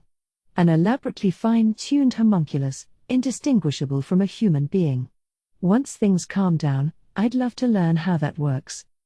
So Errol was here to size up our nation and its leaders. That and a few other things, too, I'm sure, but we can tackle that later. No need to force it out of him right this moment. Since he's here and all, I figured I might as well have him join the conference, so he'd have more stuff to judge us with. I wanted his take on our future direction as well, and this would be a good opportunity for that. It might result in us and the Sorceress dynasty becoming enemies, of course, but we'd just have to cross that bridge when we came to it. Gobta ran up to inform me that the meeting hall was ready. I was planning to have this be a more informal confab between Jura buddies, but things had changed. This really was a summit. Usually, with things like these, you'd have lower-level diplomats meet up first and agree in advance on questions to ask and topics to tackle, figuring out where there was room for compromise once both sides were aware of each other's stakes. Here, though, there was no greasing the gears in advance. We'd be giving frank opinions to each other, and in the end, we'd pin down our federation's future. It wouldn't be going too far to call it a war of words. Steeling my resolve, I headed for the meeting hall, ready to MC one of the most important gatherings I, and Tempest, had ever experienced. In later years, the event would come to be known as the Monster and Man Summit. In the hall, I found everyone standing upright, awaiting our arrival. All the main power brokers in the event, the 3 lycanthropeers, Fuse, King Garzel, and Archduke Errol were shown to their guest seats. Once I took my own at the far end of the hall, everyone else sat down. The air was heavy when the talks began. We began by having each side introduce themselves, given the multiple large nations now involved. Some already knew one another, but I thought it best for politeness' sake that everybody was on the same page, so let's begin by having our guests introduced. I turned to Shuna, who promptly began reading off names. The Beast Kingdom of Eurasania, represented by the 3 lycanthropeers from the Beastmasters Warrior Alliance. Given that Phobio and Sufia had a slight, serious, tendency to think with their sword-swinging muscles instead of their brains, I figured we'd mostly be focused on Alvis's feedback. The armed nation of Dworgen, land of the dwarves, represented by their kin himself, Garzel Dwargo. He seemed perfectly content with me trying to cover up the whole 20,000 dead thing. He undoubtedly had his own motivations for it, so I suppose I ought to keep that under consideration. It seemed like I'd be able to rely on him quite a bit going forward. The Kingdom of Blumund, represented by no one, officially, although having the nation's guild master in Fuse wasn't a bad substitute. Fuse was intimately connected with Baron Viard, one of the kingdom's top ministers, so he did have enough authority to be here and provide some valuable advice. The sorceress dynasty of Thalion, very suddenly represented by Archduke Errol, a sharp-minded, noble-looking, powerful figure, even if he was near powerless to defy his beloved daughter. If he was here to gauge the worth of our nation, I presumed he wasn't foolish enough to let Ellen sway his judgment. He wasn't someone to neglect, and definitely not someone to drop my guard around. Besides, Thalion was powerful enough to take on the entire council by itself, on the same level as Dworgen. If all went well, we could establish formal ties with them, perhaps. I didn't want to be greedy, though, so baby steps would be key in dealing with him. Sizing them all up like this, we had a fairly prestigious lineup here. In a way, I was glad all these humans were here for it. If it was just us Forest of Jura denizens, our deliberations might have drifted off the rails entirely. Next came introductions from the Tempest side. One by one, I had my top brass talk about themselves a little bit. Rigget and the Hobgoblin elders practically oozed authority by this point, decked out in befittingly regal-ish clothing and not losing out at all to their counterparts in foreign lands. More regal than myself, really. The bedrock of our whole nation. Once every department in town checked in, we next heard from Thraney, Dryad and caretaker of the forest. Having such a lofty local presence around seemed to surprise Errol at first, but he bottled it up and nodded a greeting to her. Garzel found this more than a little amusing, even though I'm sure he and his crew were just as surprised about the whole damn thing when they first met her. Well, finally, there was the contingent from Farmus, Yom, Mjoran, and Gruasith as well. I wanted to have them build a new nation for me, something I was planning to suggest at this summit. Would people be open to it? That was a vital part of the whole thing, something that'd augur the ultimate success of this event. Once Xion and Diablo behind me gave a couple of quick hellos, the meet and greet part of the summit was over. Oh, wait. Forgot someone. Shuna, do we have a change of clothes for Veldora? Yes, Sir Veldora is. Before Shuna could finish, a loud, hearty gwa ha ha ha filled the hall. I wanted some clothing for him since being in the buff probably wouldn't impress too many visitors, and it looks like we were just in time. The doors opened to reveal Veldora, taking in the sight curiously. I stood up to greet him and explain things to our visitors. I have one more friend to introduce, one whose name should be familiar to you all. I know this may sound surprising, but... The Tempestians in the audience nervously gulped. They already knew Veldora well enough, but having a legendary, villainous dragon in their presence still unnerved them more than a little bit. I could feel the electricity in the air as silence began to take hold. This is the Jura Tempest Federation's friend, Veldora. Yes, Veldora. Some also refer to me as the Storm Dragon. Although, so few have an encounter with me and live to tell the tale, so perhaps you all should consider yourselves lucky. Lucky and honored to be in my lofty presence. Pompous as always, I could see, although it suited him well. But could I really trust him to behave at a summit like this? All I could picture was him growing bored in 5 minutes and attempting to butt in. For today's summit, I was kinda hoping you could join in as an advisor and maybe try to stay on good behavior. Or you can leave, if you want. Gah ha ha ha. Why the cold shoulder, Raimaru? Don't leave me out of the party.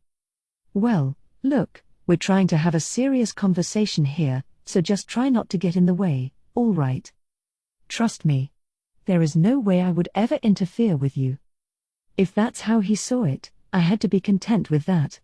If worse came to worst, I could give him some of that beloved manga he took from my mind to keep him quiet. The hall remained quiet as Veldora and I spoke, nobody moving an inch. Well. Actually, Fuse and Ellen had passed out on the floor. Riggett and the other hobgobs were prostrating themselves before us for some reason, while Gazelle was shouting a moment, Raimaru, please. We must discuss this at once. And order was generally falling apart all over the place. The whole thing was pandemonium, and it goes without saying that the summit had to go into recess for a bit. Not that we had started yet, there was panic in the aisles, a lot more than I was expecting. You would think the apocalypse was here. Man. That Veldora. Guess that Storm Dragon stuff wasn't just a nickname after all. I suppose I should have expected it. Having a catastrophe-rated monster, the highest level of danger there was, stroll into the meeting hall without warning was bound to lead to chaos.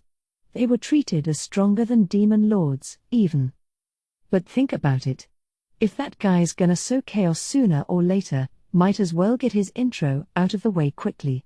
Considering my plans, I couldn't leave Veldora and his motivations out of the picture. So I wanted him here, even if it left the other guests limp and pale with terror. As much as Veldora was keeping his aura bottled up, some of it might have been hitting them all anyway. Benimaru, Shion, and my other leaders shut off their auras as a habit, something we were all used to now that weaker monsters and humans were frequent visitors. Diablo, despite being the new guy, could fully switch it off without me having to ask. I was honestly impressed. He was a good model for the others to follow.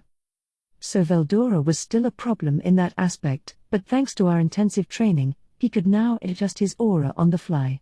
He proudly proclaimed it was like child's play to him, but it was really more thanks to the ultimate skill Faust, Lord of Investigation. With that, I figured he'd be fine to bring out. Was that too optimistic? Maybe. After all, even when sealed away, his aura was still daunting enough to keep any monster ranked B or below at bay. I ran analyze and assess on the magicules that filled the hall. No problems there. So the cause would have to be Raimaru? We need to talk. Gazelle was there, giving me a pat on the shoulder and a threatening smile. Let's delay this summit, so I may have some time. He must have been serious about it, given his shouting earlier. My instincts told me not to defy him. So I declared recess and stood up. I didn't hear any complaints from the gallery, not that all of them were conscious enough to voice them. Leaving the hall to my assistants, we moved into the reception area. I left Veldora behind at Gazelle's request, which I figured wouldn't be a problem.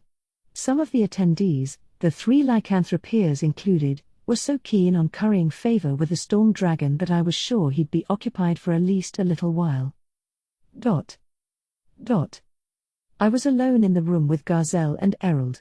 Shuna was off brewing tea for the whole conference while Benimaru and Shion fought to calm things down. Let me just say this first, Errol began. I have been given full freedom of action by Her Excellency, the Heavenly Emperor. It is my word that will decide the position of the Sorceress dynasty of Thalion, and I would advise you to keep that in mind as you explain all this to me. The doting Father Errol was a distant memory.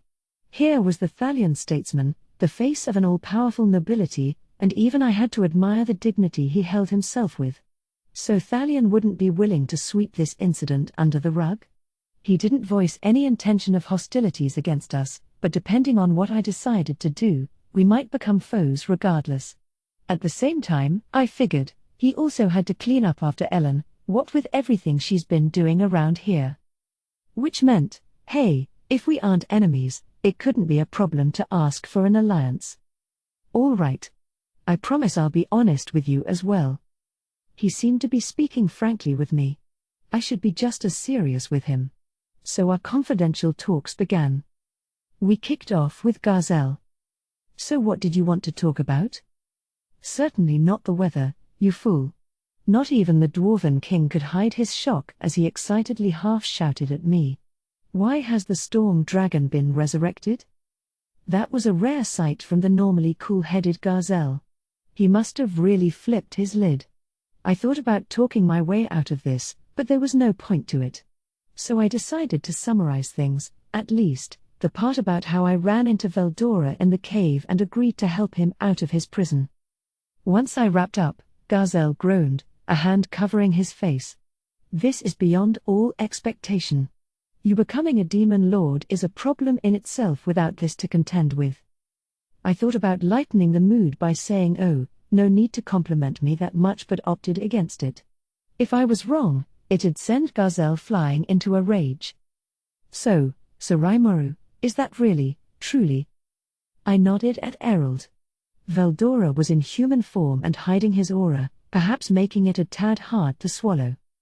I suppose it would have to be, he observed.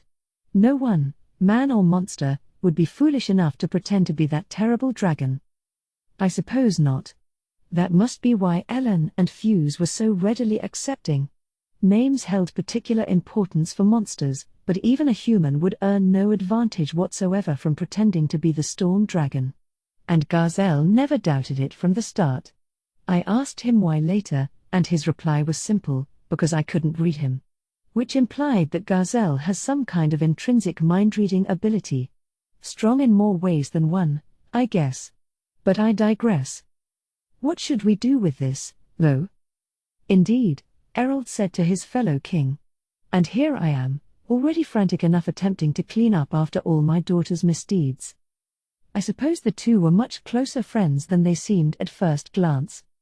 Do we announce this, or do we cover it up? There's the problem. The Western nations are not a concern, Errol said.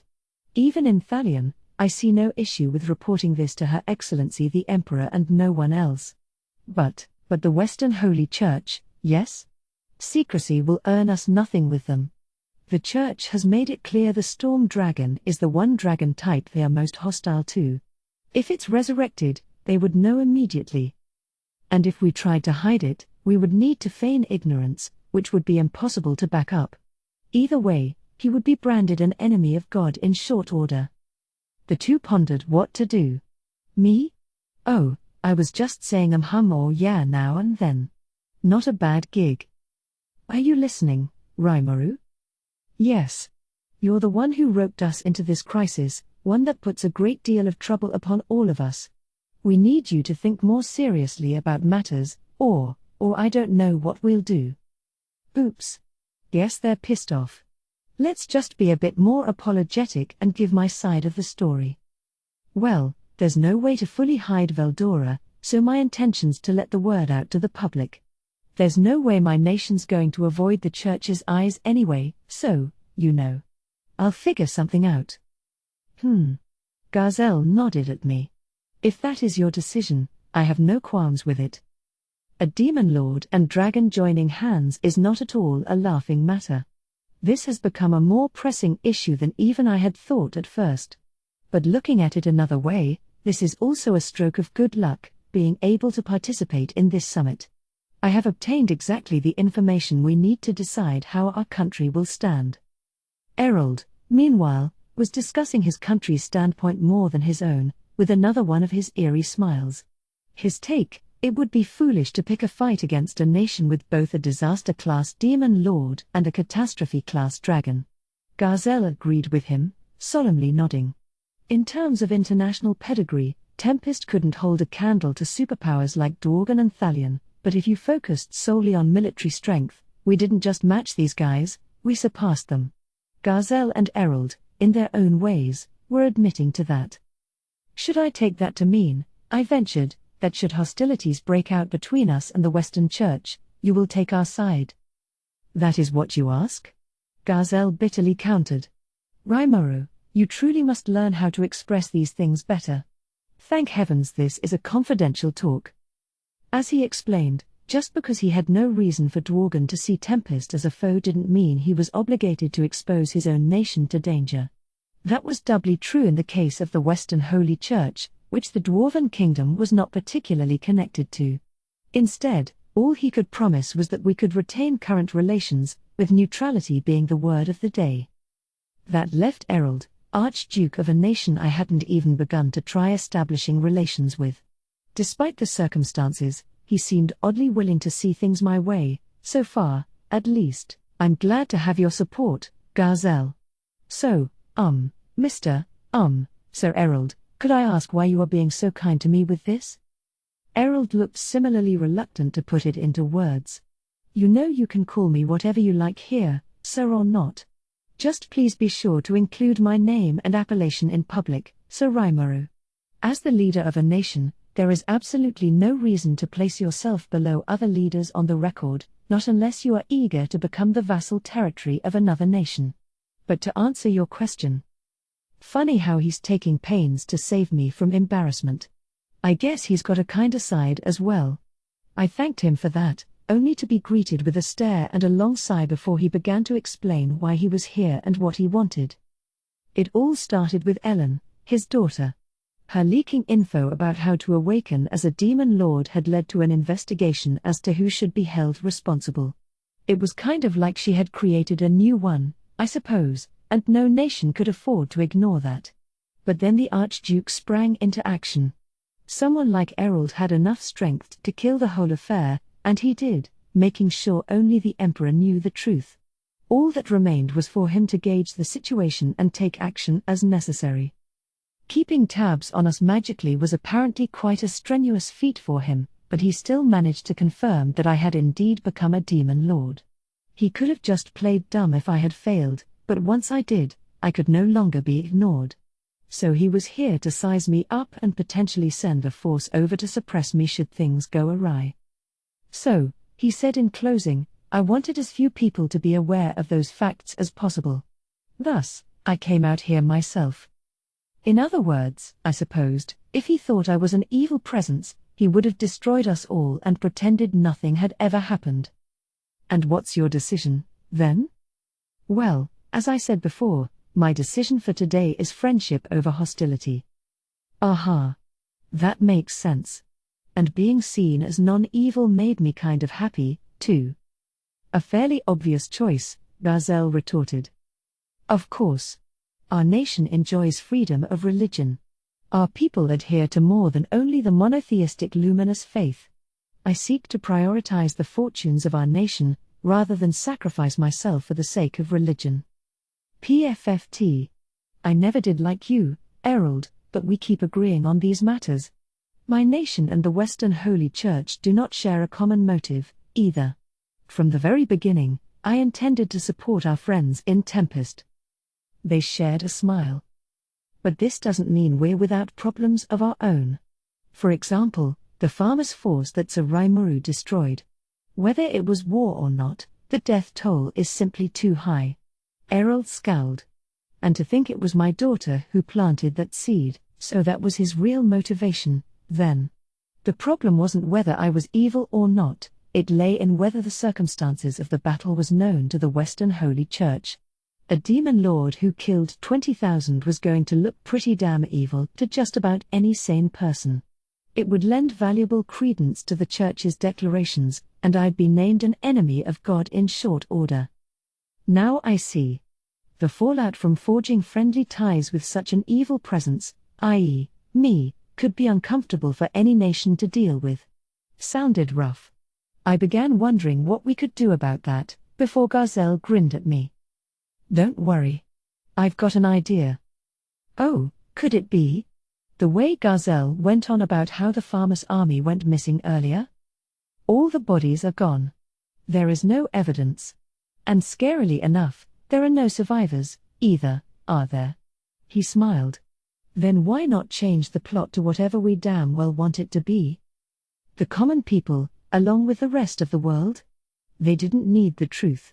Just give them a nice-sounding story, and everyone will be happy. Ho, a fascinating offer, Errol said, eyes shining as he went back into statesman mode. Would you mind if I contributed to that, Garzel? He must have intended to fabricate a convenient story, one that ensured none of our hands were dirty. That'd help out Ellen, he no doubt believed, and somewhere down the line, it'd even help Thalion's fortunes. Better go all in on this, then. Besides, I had already decided to keep my nation safe, even if it meant massacring 20,000. Even if I have to shoulder heavier crimes, that faith of mine wasn't going anywhere. I suppose you have the broadness of mind to deal with whatever may come, Rimuru? Very well. A king must never live with regrets. Yeah, no point ruining the past. That was part of the initiation, and I needed it. I'm ready for anything. But what's the story you have in mind, Garzel? Heh. Well said. Garzel's eyes on me softened. We had little time left and a great number of details to work out. The chaos had subsided by the time we were back in the meeting hall. Cooler heads had prevailed, and the unconscious had been attended to. I wasn't expecting this kind of furor, but well. What's past is past. Gotta focus on what's ahead.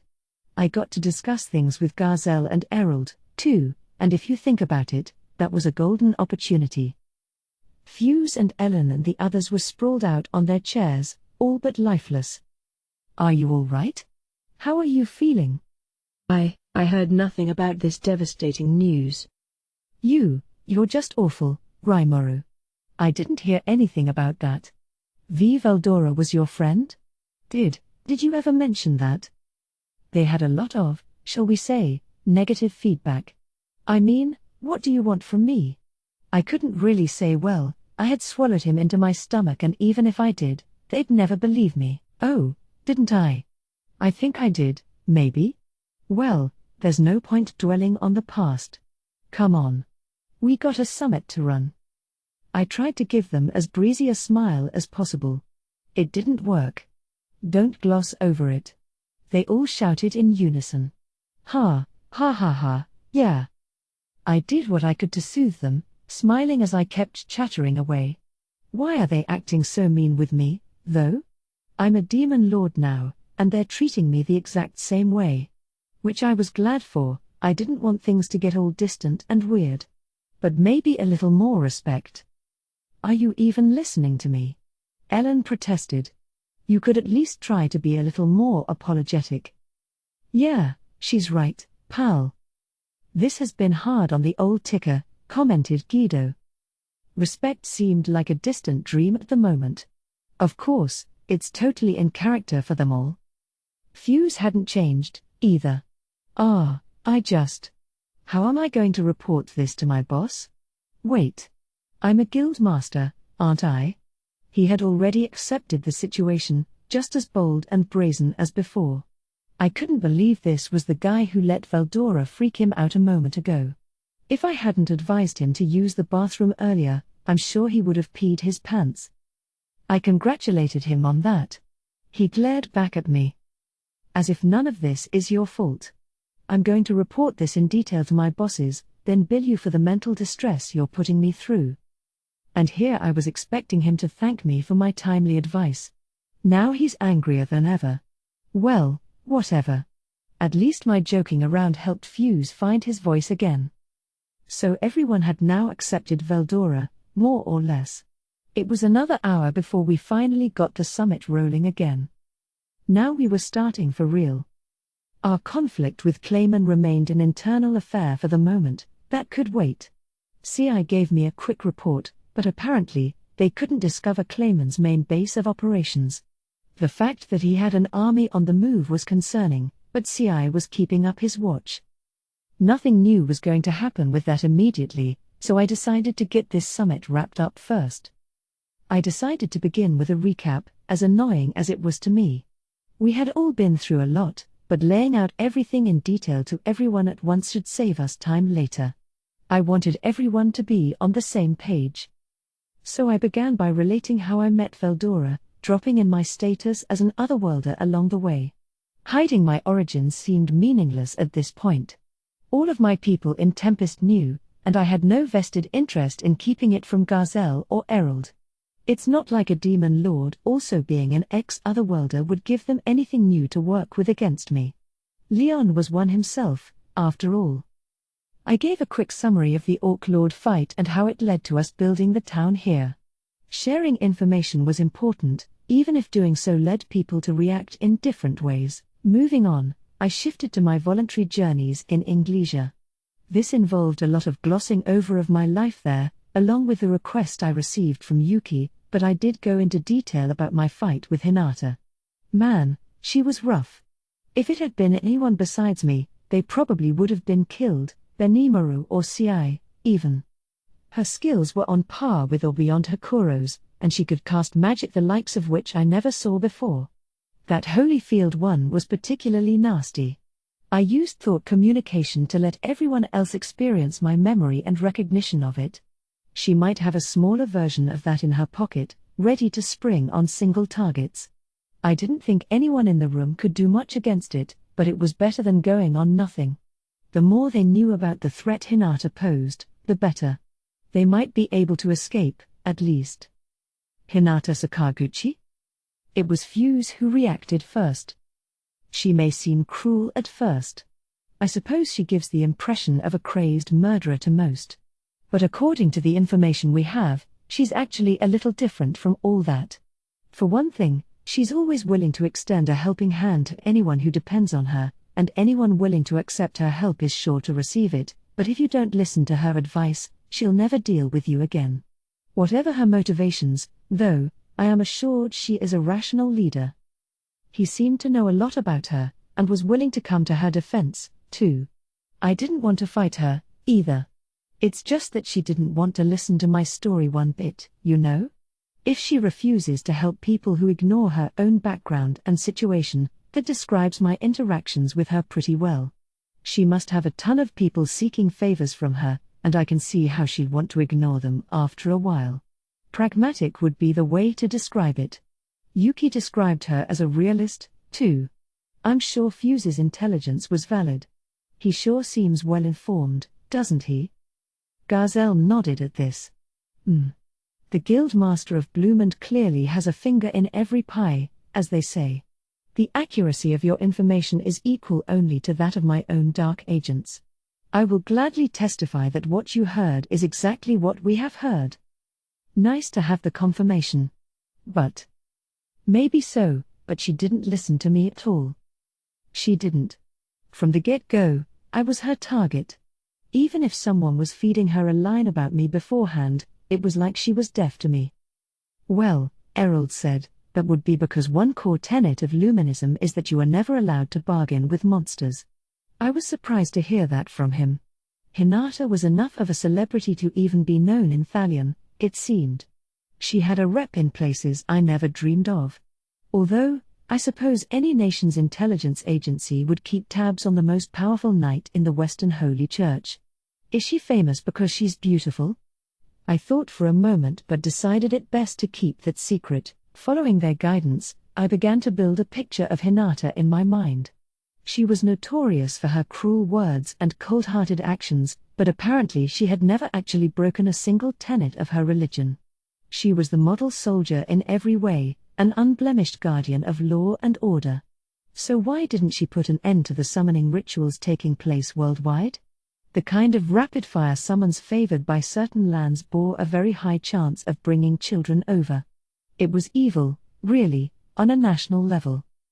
On the other hand, Fuse countered, do we really know for sure Hinata is aware of all of this summoning and willfully ignoring it? A fair point, but summoning magic powerful enough to produce an otherworlder is a forbidden, secret art, not the kind of magic you'll see in public. The Council of the West has criminalized it, and I'm sure you won't find a lot of nations who'll voluntarily admit to it. They'll just say no, we don't do that, and then make it impossibly difficult to pursue the issue any further. The Western Holy Church holds a lot of sway in their region, yes, but if we're talking about getting to the point of freely meddling in internal government politics, then no, it's not that deep. Even if a kingdom like Farmus used otherworlders as military weapons, I'm sure they'd just explain it away as, discovering an otherworlder on their doorstep and giving them shelter. Without solid evidence, not even the church could investigate. You couldn't really complain that Hinata was negligent, per se. And that brought to mind something else Yuki had mentioned. If something seems the most effective way to her, she'll do it, I guess you could say, but it makes no sense to me, no. Maybe Hinata really was working to stop this, in her own way. If so, there was no point stewing about it here. The point is, I reflected, Hinata's a serious threat. If I could at least get her to talk to me, we could set something up where we don't have to be dueling to the death. But if the church labeled me a foe of all divinity, a duel would be unavoidable. I wanted to avoid that if possible, but if it happens, it happens. Perhaps I could go out and take care of her, then? There is no better way to quell your anxieties for the future than eliminating the problem from the start, no. Wow, Diablo. Confident much? Being the new guy on the team must have made him hungry for work. I really wish he would think more before he opened his mouth. Whoa, man, you realize that even I lost to, fought to an even tie with Hinata, right? Just because you're on the scene won't make it some open and shut case. He's right, Diablo, Shion added. If someone like you wants to face him down, then I'll go over and finish her off first. I await your order, Sir Raimaru. See? First Diablo starts mouthing off, then Shion joins the fray and goes all battle crazy again. Now, Lady Shion. I do owe you a debt for teaching me the ins and outs of assisting Sir Raimaru, so I hardly wish to berate you, but I sadly cannot believe that you could defeat Hinata. Oh, really? So you think you're stronger than I am? Well, fine. Let's go out and settle this for. We will settle nothing, I shouted to distract them. Diablo might have acted all calm and collected, but I guess he enjoyed egging people into a fight, too. He was polite to me, but that didn't seem to extend to the rest of his superiors. Pretty brazen for a new guy. And the way he provoked potential opponents was downright dangerous with the hyper-impulsive Shion. Gwa ha ha ha ha. So it's time for me to take action, is it? Very well. Allow me to just step out for a moment. You're not going anywhere, Veldora. If she targets us, we'll deal with it then, but there's no need to take a fight to her right now. Let me just repeat, I don't want to antagonize the Western Holy Church. I had forgotten Veldora was seated next to me. He was ready to fly out the door before I stopped him. Man, all these problem children. They're growing fast, but still, education's so important for them. Come to think of it, Benimaru and Ci weren't itching to start fights at all anymore, and Geld had enough common sense that I could rely on him. Gable got carried away a lot, but he still knew his place, so he never caused me many headaches. Plus, the way Ranga practically resided in my shadow, ears perked up for my command, he was almost cute compared to the others. The big issue was with Shion, Diablo, and Veldora. Any mixture of the three was dangerous. I could feel my anxieties ramping up. Better be more careful dealing with them. Either way, that's enough debate about Hinata and the church. We may fight them depending on how matters unfold, but I intend to proceed with caution and watch what happens. So that was settled. But one thing I couldn't forget was the presence of someone maneuvering behind the scenes. Hinata knew about me, she had an informant, she said, but there weren't many people out there who knew I killed Shizu. It'd be hard to identify the mole, but it had to be someone I knew. The Cabal Ellen Guido trio, Fuse and a few other Bloomendians, and Yuki. Beyond that, the only ones who knew all lived in this forest. But that would mean Raphael was busy deriving a list of suspects for me. I appreciated his logic, but it could be someone, or something, we had no knowledge of at all. I didn't want to work with the wrong impression, and I didn't want to suspect anyone without real evidence.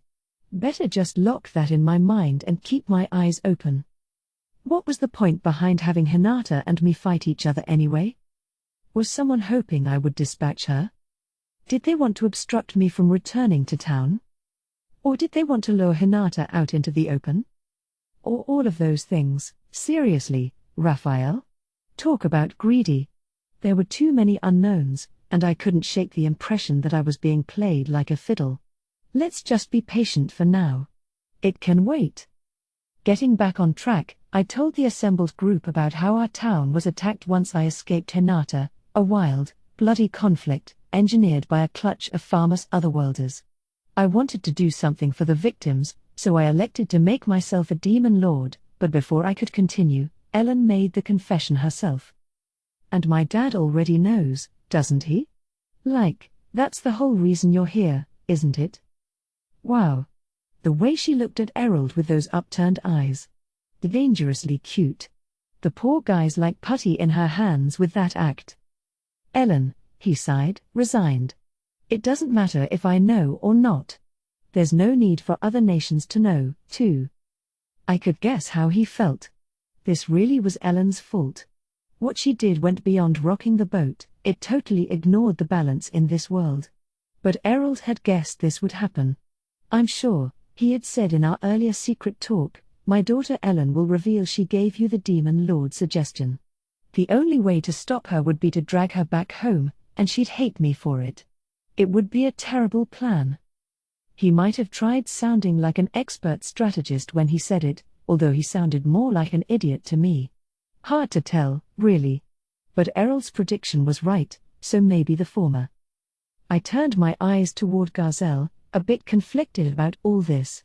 Seeing him nod back, I decided to proceed with this discussion the way we had planned. All right. And thanks to that, I used the assembled Farmus forces as a sacrifice, and one thing led to another, and I successfully became a demon lord. That wrapped up the basic story I had. Now for the real work. So. Right. Everything I just discussed with you is the truth, but what we'll announce to the public will be adjusted somewhat. The Tempestians in the audience seemed pretty thrown by this. To the monsters, brute strength meant everything.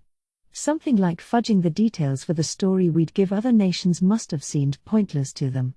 But lies and deceit are what politics are all about, really. What is the reason for this? Benimaru asked for the group. And in what way would you change it? I was ready for this question. We worked that one out in advance, too. The way we'll do this is that I'll declare myself to be a demon lord, but we won't reveal that I've actually awakened. This is based on the assumption that other nations have no idea what actually went on around here. There's no way for them to investigate the facts. Every potential eyewitness is dead, and apart from those of us in the room, only 3 humans know the truth. Everybody knew that the king of Farmus was a greedy tyrant, so it would be easy to frame our actions as justifiable self-defense. By our logic, it'd sound far more credible if Farmus lost following a fully engaged battle, rather than being annihilated by a single demon lord. We'll also say that all those many piles of dead had unwittingly opened up an awful, dreadful seal. Yes, the blood that they shed as they lay there seeped its way underground, opening the eyes of the dragon that stirred below, in other words, resurrecting Veldora. Luckily, the champion Yom, accompanied by me, the plucky Jura Tempest Federation leader who's angling to become a recognized demon lord, worked together to coax the dragon to our side, at the cost of many sacrifices. Quelling the beast's anger, we agreed to worship Veldora as our guardian. Setting things up this way would establish my claim to the demon lord name and neatly pin all the blame on Farmus while establishing us as the good guys. Think about it, Garzel commented. People fear what they do not understand, they will never willfully accept it. A monster who single-handedly destroyed an army of 20,000 will find no one willing to believe his claims about peace and friendship. Fuse and Yom seemed to understand, as much as they groaned about it. And these guys were 2 of my closest confidants. Someone who didn't know me. They'd react just like Garzel said they would. I could wind up at war with all the Western nations the next day. But, he continued, if we claim the Storm Dragon is behind the 20,000 missing soldiers, that would be easier for the masses to grasp. The Storm Dragon is already a living catastrophe, after all, a mastermind of all types of destruction. This seemed to convince the crowd. Only Veldora stayed in his seat, snickering, call me a mastermind, will you? You are a smart man, indeed, and completely missing the point. Well, if he's happy, I'm happy. I support this plan of action as well, Errol said. Stating that my daughter helped Sir Raimaru become a demon lord would inspire nothing but fear and disdain. Much better for him to have been able to negotiate successfully with the Storm Dragon because he became a demon lord. He'll be much more appreciated that way, I think you'll find. He smiled, his eyes looming over the meeting hall in search of dissent. I swear, he's the kind of guy who would do anything for Ellen. Oh, Dad. That's exactly the kind of nefarious scheme I would have expected from a noble as crafty as you. I couldn't tell if Ellen was praising him or making fun of him, really. It made me feel bad for Errol a bit, as I waited for the audience to quiet down. And that's not the only advantage for me, I said. It's important that the human race doesn't needlessly fear us, but this might also fool the other demon lords eyeing me into thinking that Valdora's the only threat, right? And that would give me some breathing room to work with. After I thrashed Farmus, the demon lord Clayman must be on the lookout for me, at least. If we spread the rumor that it was actually Valdora providing the big guns, I think that'd make me less of a worry to him. Garzel, king of an allied nation, wanted to have Dworgen come out of this looking good. Me, I wanted the Western nations to think nicely of me, while making anyone hostile to me underestimate my abilities and put their guards down a little. For now, it was much more helpful if they thought I was a whiny pushover than someone worth fearing. Besides, if word gets out that we've got the authority to negotiate with Valdora, that's gonna keep a lot of nations from messin' with us, don't you think? No matter what the Western Holy Church says, I think there's a good chance they'll have trouble finding anyone to carry out their orders. That might be the biggest advantage of all.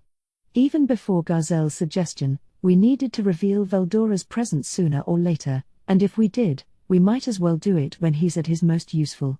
We were planning to tango with Clayman soon, so deliberately antagonizing the church right now was nothing short of idiotic. Waging a two-front war would just spread us out too thin. We had to avoid that as best we could. The trick here was to keep our foes as unworried about me as possible but as worried about Tempest as we could manage. I tell you, Raphael made some choice edits to what was already a killer scheme from Garzel. Sensing his, my, and Errol's motivations, he weaved them all together to get the most use out of them in this plan. Amazing work. Ever since that ultimate skill evolution, his mind's been sharper than ever before. I see, Valdora said, nodding his satisfaction. So now you have a reason to take care of me, then? Oh, great. He only listened to the parts of this story he liked, didn't he? That wasn't quite what I meant, but well. Apart from him, the rest of my government seemed to enjoy the idea. I understand the merits of this, Rigard said, looking a tad relieved as he vigorously nodded. In this case, we can continue negotiating in much the same way we have before. That must have been a worry for him, how this would affect future trade with other nations. He was developing a keen eye for Tempest's economic development that I appreciated. Brilliantly done, Sir Raimaru. A truly ingenious plan. No, Shion, I admonished, relieved that at least she understood the gist of it. King Garzel thought it up. I just made sure all our feedback was included. My thanks to you, King Garzel, Sufia commented, bearing a fanged grin. Now when we make our move, we can expect great things from Sir Raimaru's forces. Phobio and Alvis seemed just as eager for the idea. The three lycanthropeers were on our side, but Nimaru's mind, meanwhile, was already elsewhere. Heh. Very well. So now we can focus entirely on Clayman. If we can't win this, it will just prove we were talentless from the start. Good to hear. I'd need him on the field. Ci, Geld, and Benimaru were of a similar mind, ready to roll out this very moment. Now I had dozens of passion-filled eyes fixed upon me. I nodded back at them. I need you to wait a bit longer, guys. You can go hog wild once this summit is over. We had a backstory, and now that we had somewhere to start, we needed to decide what we'd do next. I told the audience about how we had the King of Farmus and a church archbishop in our custody. In their place, We would support Yom as the land's new king and launch a plan to build a new nation for its people. Now Fuse was groaning again. After falling silent for a while, I guess he had finally worked everything out in his mind. Garzel was similarly quiet, eyes closed. His friends were bouncing ideas off one another, but opinions seemed to be split, without any clear consensus. Even Errol offered no words, no doubt coldly considering how the Sorceress dynasty should react to this. I watched them all closely as I continued my guidance. First off, we would release the current king, then force him to pay reparations for invading our country. This would be a pretext, of course. The actual aim was to throw Farmus itself into a state of civil war. If the king managed to gather his nobility again and attempt a resistance, his life was as good as gone. I was dealing with a king here. I wasn't about to let him off the hook twice. Now, if this king meekly agreed to our demands at this point, we'd delay the whole Yom as king thing for a while. By Raphael's estimation, however, the chances of this were practically nil. Even if he suddenly became a king who lived up to his promises, fulfilling his obligations would be punishingly difficult. His nation had just lost 20,000 men and women of working age, and he needed money to rebuild his power. He'd be forced to claim it from the nation's noble families, but they were all far too greedy to cooperate. No, the king would find some excuse or another to ignore the reparations entirely. Then Yom would raise the flag of resistance, staging a coup to help restore good faith in the government. It was the duty of the survivors to take responsibility for a lost war. What if the king didn't do that? What if he ordered his government to de facto shake down the nobility for money instead? He'd lose any authority he had. The whole reparations thing was a wedge to rip the king apart from the nobility. Once he had lost all influence with them, the internal factions of their government would undoubtedly fall apart.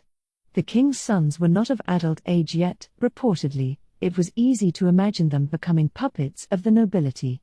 That, in turn, would certainly lead into battles over succession. Either way, whenever things descended into physical combat, Yom would step forward, and the exhausted masses would hail him as their champion. No matter which way it shook out, it all meant that the current kingdom of Farmus was about to meet its downfall. Tempest, of course, would announce its support for Yom, a champion they had been on good terms with for a while now. Once Yom declared the establishment of a new kingdom, we would be the first to officially recognize it and open sanctioned relations. The nobility, the source of current ruling power, would no doubt form an alliance to fight back, but we'd already factored that into the equation. We'd simply exile them all, except for those who offered to cooperate from an early stage. If they insisted upon meddling with us, then they'd have to just disappear, sadly. We would serve as a deterrent to any such alliance, preventing any direct military activity while we sorted out who was friend and who was foe. In the midst of this, we would take the time to announce new policies that would win the trust of the people, boosting Yom's popularity.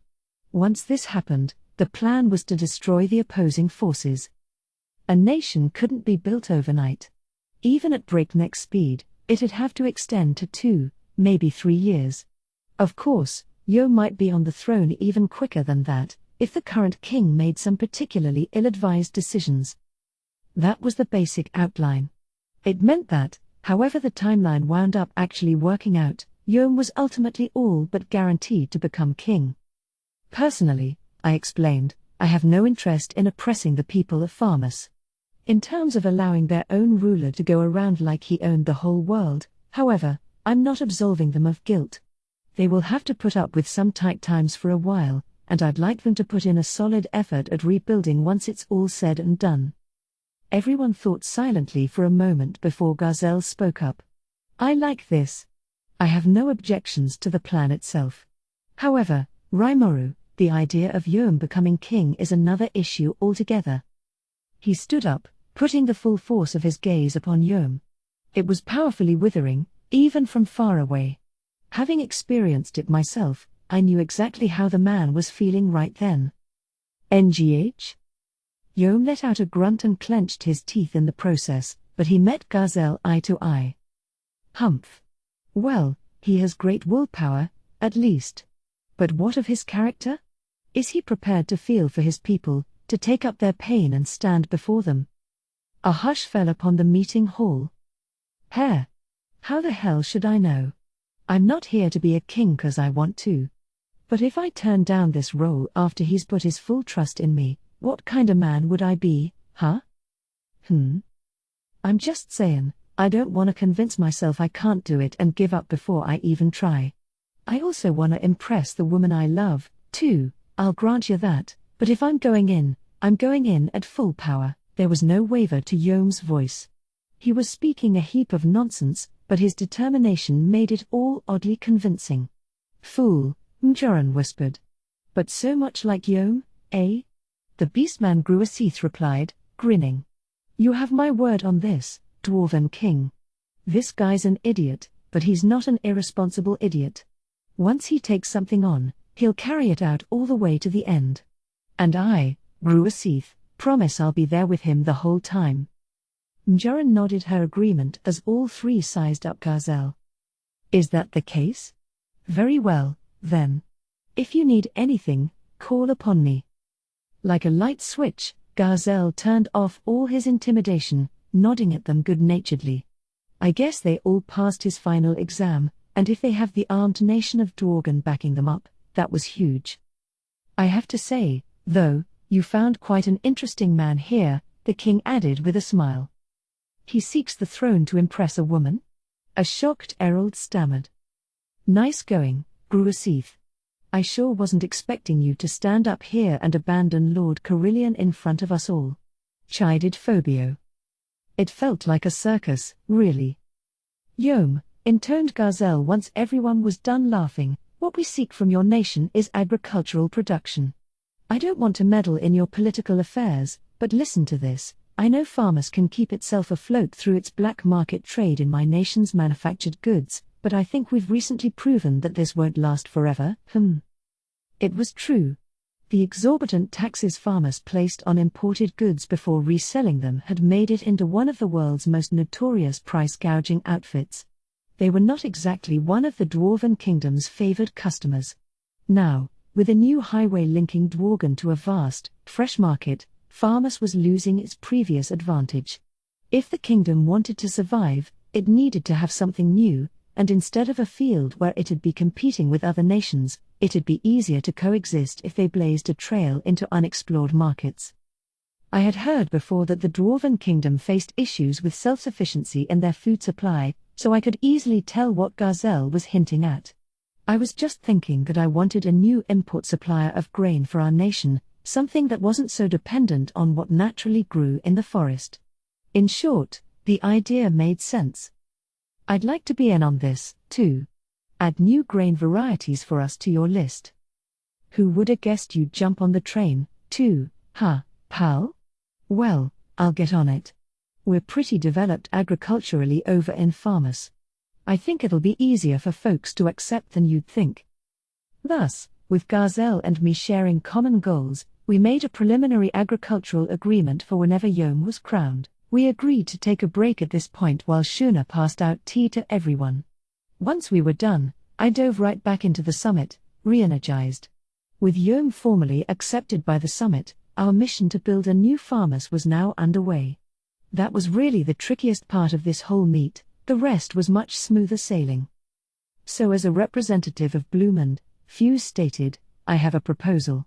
Listening to King Garzel and Sir Raimaru speak, I believe we might have something to offer this plan as well. In Farmers, there are two noblemen, the Marquis of Muller and Count Helman, who share an intimate relationship with Blumund.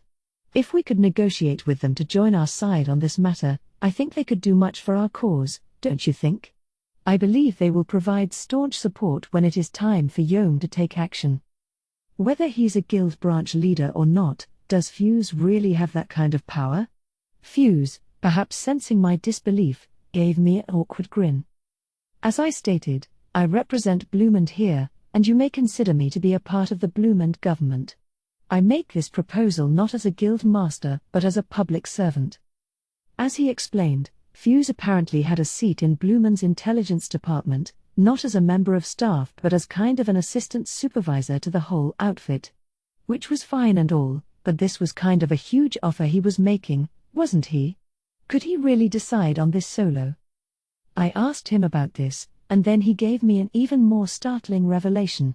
While I was meeting with Garzel and Errol earlier, he had already tipped off the King of Blumund about events here and had him draw up a document providing him full representational rights. That's the kind of quick footwork I suppose I should expect from a tiny kingdom like that, not to mention a sign of just how much Fuse was trusted. As he put it, Fuse had several pieces of info that would sink the whole kingdom if they were released. Secretly, I considered making him tell me somehow. I couldn't help it. So Fuse had been taking advantage of his position to divert all kinds of information his way, anything he thought might be necessary, even before he heard about our plans. The way he described it, the Marquis of Muller and Count Helman could basically enjoy the Blumund king's personal support. Being a powerful noble in Farmus, the Marquis was in no position to offer any public kindness to Blumund, but he and their king were close friends behind closed doors. Muller, in fact, was distantly related to the Blumundian royal family, and they had gotten along well for many years. Count Helman, meanwhile, owed a great debt of gratitude to the Marquis, making it extremely unlikely he would betray him. Wow, you sure you want to reveal all these secrets to us? Ha ha ha. Oh, it's fine. I am sure the Dwarven King was well aware of it all before I came here. The Dark Agents of Dworgen are just as talented in their jobs as our own intelligence group. As neighbor states, Fuse must have figured the dwarves would have known a thing or two about them already. Garzel simply twitched one of his shoulders upward a bit, offering no further reply. Henrietta, the beautiful knight assassin poised behind him, blinked a bit as well. See, I praised her as a talented agent, and I could believe it. Ho ho ho. Oh, you are being too humble, she said. The kingdom of Blumund's bread and butter lies in intelligence.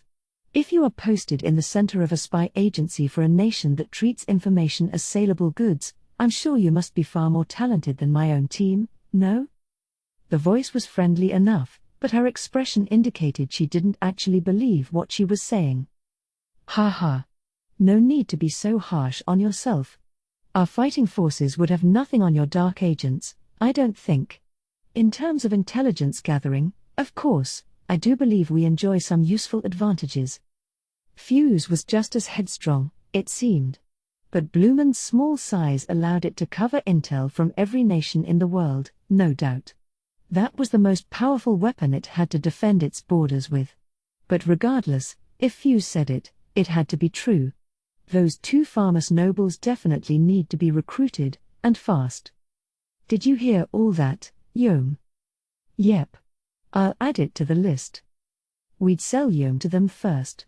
He'd enjoy a true champion's welcome, and it'd be an epic event. But we could work out the details at another time. Yom's team could handle that at their leisure. Great. So that's how Yom the champion will gain a country of his own soon. Everyone murmured their agreement, Yom bringing a hand to his head in bashful embarrassment. I'll pretend I didn't see that and declare this topic well and truly settled. Next up. Just as I was about to proceed to the next topic, Errol apparently finished processing our discussion and burst out into hysterical laughter. PFF. Ah ha ha ha ha. This is so entertaining. The leaders and representatives of entire nations, expressing their minds freely without doubting one another for a moment. I feel almost like a fool for staying on the alert around you all. He couldn't help but chuckle at the ridiculousness of it all, even though the light remained sharp in his eyes. This was absolutely the face of a high nobleman, not Errol the helplessly devoted father. Archduke Errol of Thalion, a man whose position made speaking his mind virtually impossible. Without warning, he stood up, overwhelming the air around him. The sudden change in atmosphere turned all eyes silently toward him. We nervously awaited whatever he might say next. The meeting hall was silent, save for the turning of the pages as Veldora read some manga. Whoa. What the hell, man? I didn't even give that to you yet. Where'd you pluck that out from? Ah well. He had no interest in listening to anyone here anyway. As long as he's shutting up, I have no complaints. He certainly helped relieve my tension just now. Let's just see what Errol has to say. The Archduke cleared his throat to return the attention to himself, then solemnly opened his mouth. That's resilience, there.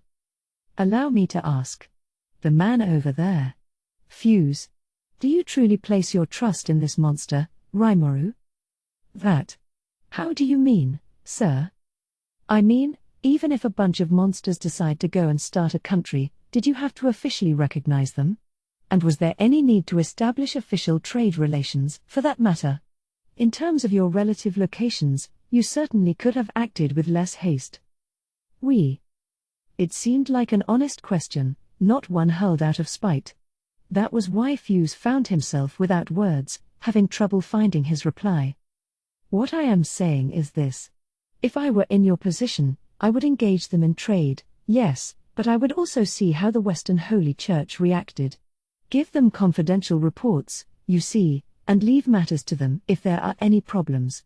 That way, you enjoy all the profit, but you aren't beholden entirely to one side should issues crop up later. Isn't that the way any smaller nation should handle matters? The words, and his gaze, were sharper than any sword. And Errol wasn't the only one, it seemed like everyone's eyes were upon Fuse now. Ugh, why me? He whispered to himself, and then, all right. All right. In that case, allow me to be honest. Resigned to his fate, Fuse tore at his hair and began speaking loudly. His usual brazen personality was back, he was facing the Archduke of Thalion, and he had had enough of all this formal, ceremonial speech. Duke Errol, I was of the exact same opinion as you. I stated the same case to my superior as well, not to mention a nobleman friend. But I was brushed off. As Fuse went on to explain, when he tried to convince his boss of this, his concerns were immediately dismissed. The reasoning, what if Tempest decides to declare war on us? This was before I visited Blumund but after the battle with Charybdis ended. To them, we were this nation packed with high-level magic born, powerful enough to take out both Charybdis and an Orc Lord. Waging war with them, Fuse was told, would result in instant annihilation. Luminism was not widespread in Blumund, the Western Holy Church would provide little serious backup. Any unwise moves and the country would cease to exist. Resistance, they concluded, was futile. So what to do, then? We'd earn their trust, build a mutual friendship, and find a way to coexist. We wouldn't be afraid to cooperate with them as much as possible. That was the conclusion the highest levels of Blumund government made. And I mean, your nation and the Dwarven Kingdom are powerful enough that you have all kinds of choices available, but with us, one misstep, and it's over. And if we're wagering our fates here, better to trust in the Monster Lord than the Church. That's basically it, Fuse explained with some chagrin. Thinking about it, having his exact thoughts pointed out to him made me feel kind of sorry for Fuse. It was basically admitting that the Kingdom of Blumund was too puny to take up Errol's common-sense suggestion. Not that it was wrong, but, still, good or bad, right or wrong, that wasn't important. They had decided to fully trust me. It was beyond reckless. Or was it, really? If it blew up in their face, that was it, but they had concluded that there was no other way for them to survive. I was as powerful as an entire army, no wonder they saw me as a threat. Better to fight with us, not against us. For a small nation dealing in intelligence and living in the shadows of superpowers, maybe that was an effective strategy.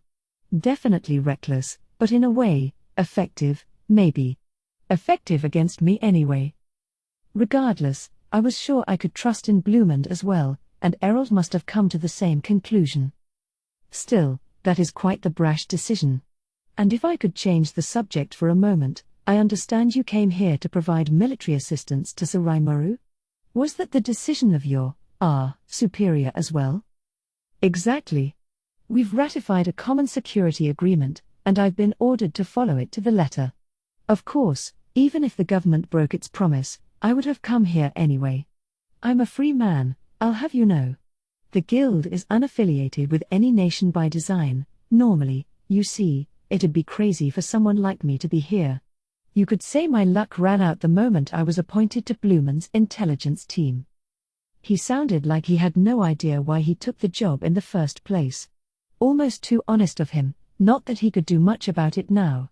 I had no idea his king was so dedicated to keeping his word, though. Complying with that agreement and bracing themselves for war with Farmus. And here I thought that treaty didn't earn us much of anything. Now, I was glad for it. I had real insight into how they thought of us at present. Sticking to promises lies at the core of any human relationship. That applies to nations as well. Any nation that doesn't follow its promises, or treaties, can't really be trusted. This whole incident had proved to me that Blumund is eminently trustworthy. They risked their necks because they believed we would win, not that even they thought I'd wipe out the enemy by myself.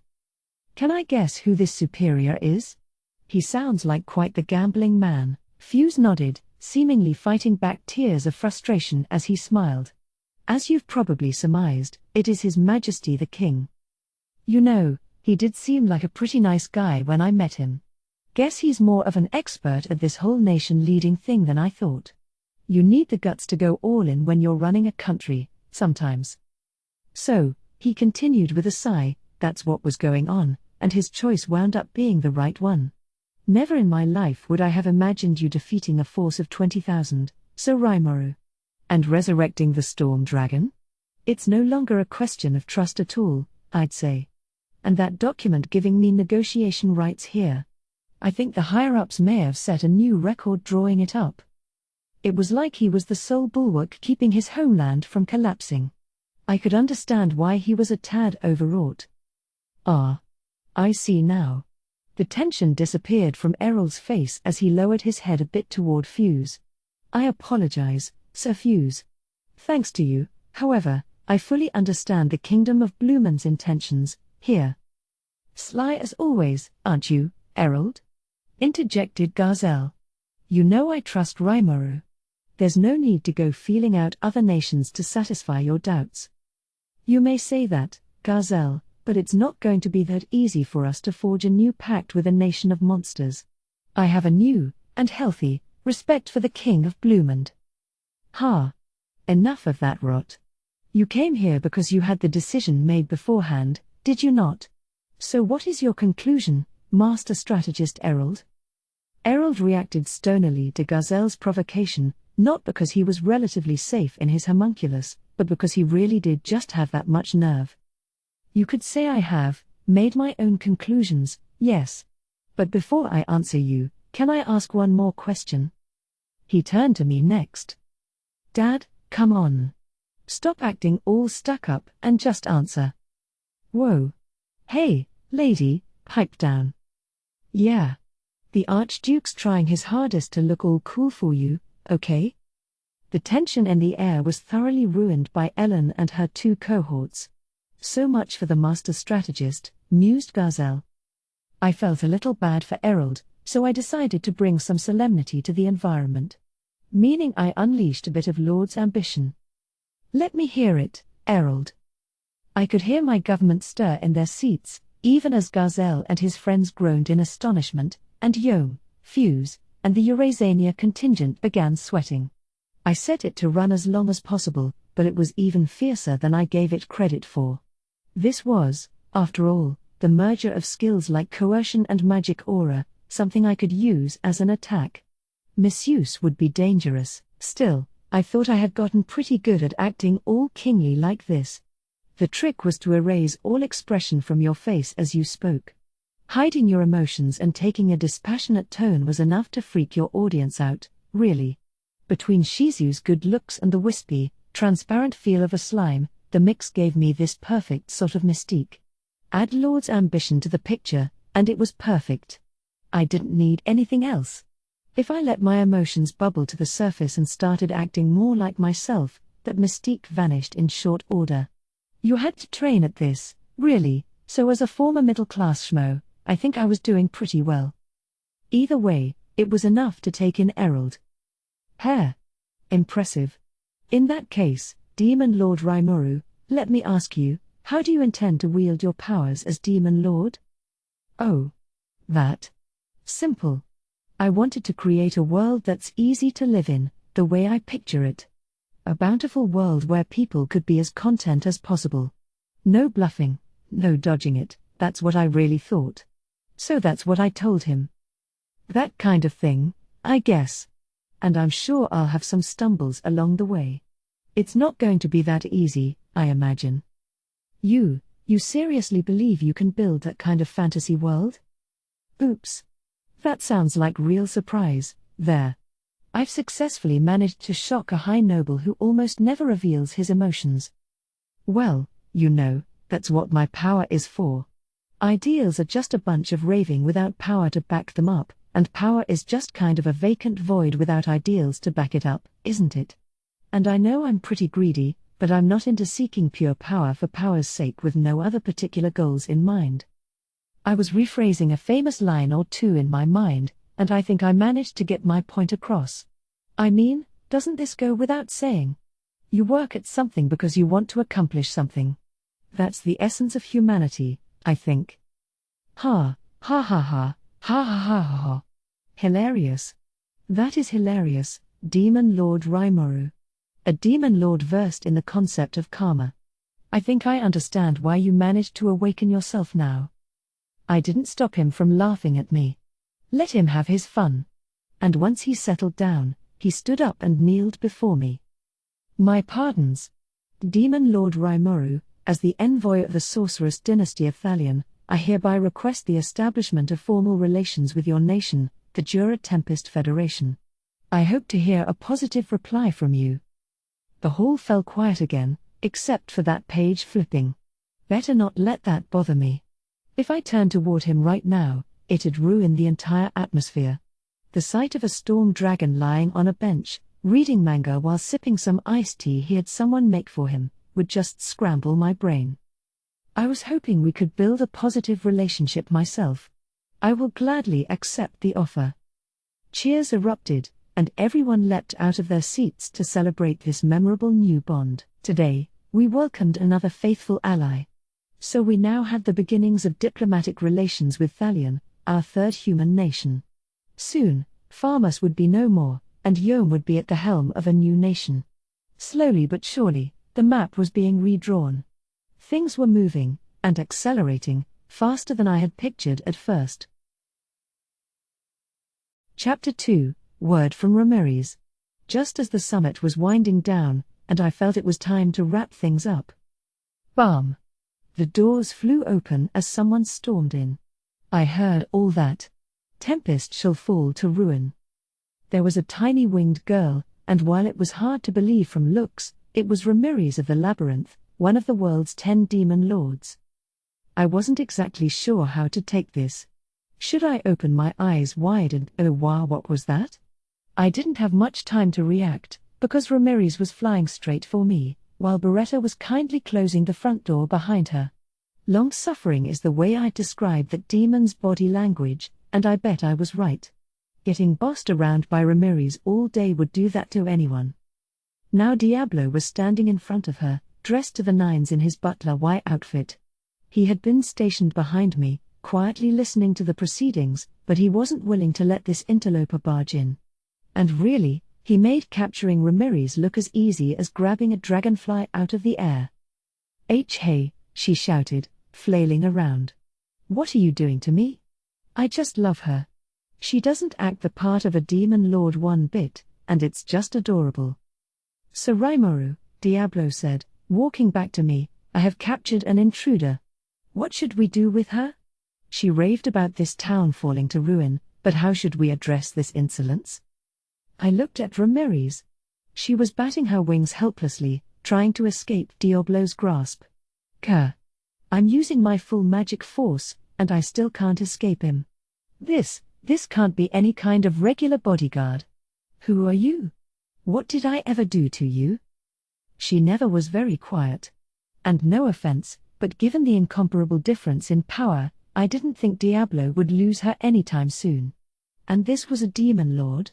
See, this is why I sometimes wonder if being a demon lord is anything special at all.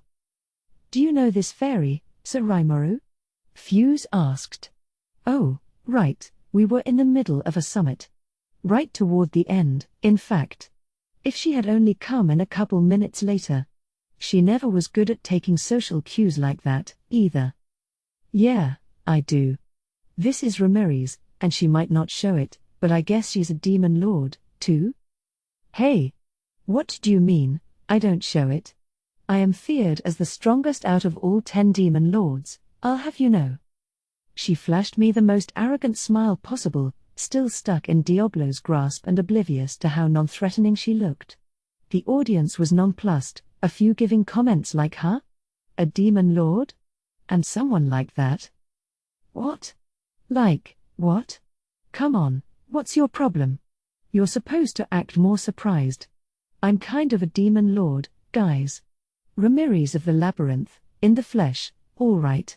Why is everyone acting so uninterested? I mean, demon lord or not, you're kind of caught between two fingers right now. If I had to guess, everyone thinks you must be some kind of poseur, you know? I'm too kind to actually voice this, of course, but... Well, as a demon lord himself, it's only fair that Sir Raimaru would be acquainted with other demon lords, I suppose. If anything, the Storm Dragon's resurrection was such a shock, I don't think anything could surprise me at this point. Our audience was nodding at one another. I suppose that makes sense, actually. Ramiris, on the other hand, was less than satisfied with that. Huh? The Storm Dragon? Veldora's been revived? You guys are being tricked. I beat Veldora into the ground with a single punch. That guy was all raw and no bite.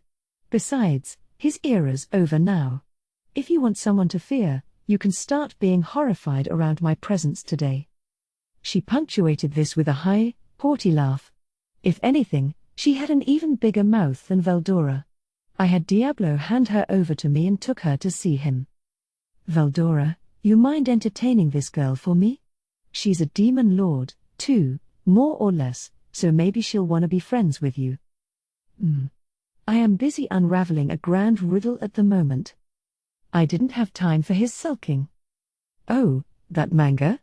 The murderer was, redacted. You're good now, right? Thanks. With that bout of mercilessness, I returned to my seat.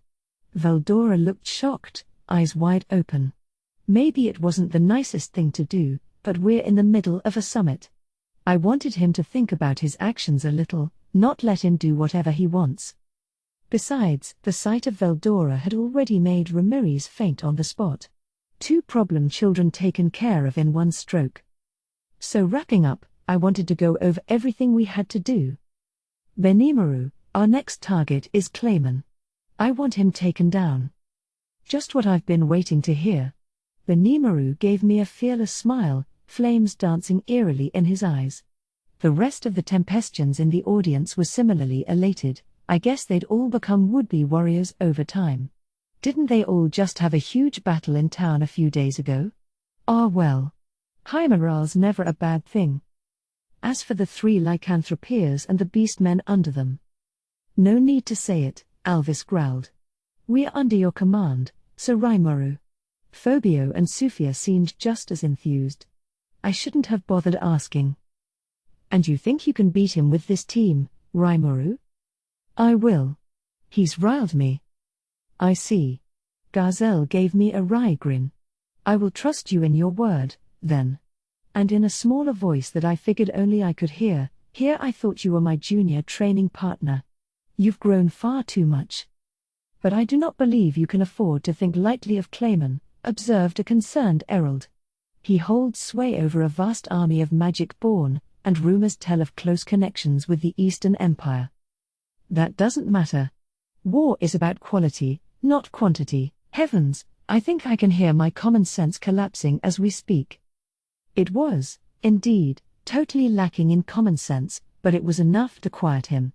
I could tell he was interested in what I had now. I knew it was crazy, too, but I also knew I was right. The larger army usually wins the battle, but that didn't apply to this world. The Orc Lord was a good example of that. As long as you can decapitate the leader, it was always the more adept fighters that dictated the results. Besides, this time, we didn't lose out in numbers, either. I had cut it out from the summit for brevity, but CI had already briefed me on Clayman's movements. CI was still pinning down an exact number, but they were moving sluggishly and still stuck inside Milim's domain. His replication would be back here soon, though, and I could save my final decision for then. That strategic meeting could come later, but for now, we needed to make sure we had the script down for conquering Farmus. We'd release the king, then have the Marquis of Muller and Count Helman pursue his blame, beseeching him to take responsibility for his failure. Depending on how he reacted, Yom would then spring into action. Regarding any actual war with them, that will be our issue to tackle. For now, I want all of you to trust in me and leave Farmus for us to worry about. It shouldn't be long before I'll ask you to help us make Yom into the champion king of a new generation. The audience nodded their approval. When it came to human affairs, we'd make a lot fewer mistakes relying on them instead of trying to go it alone. I was looking forward to their support.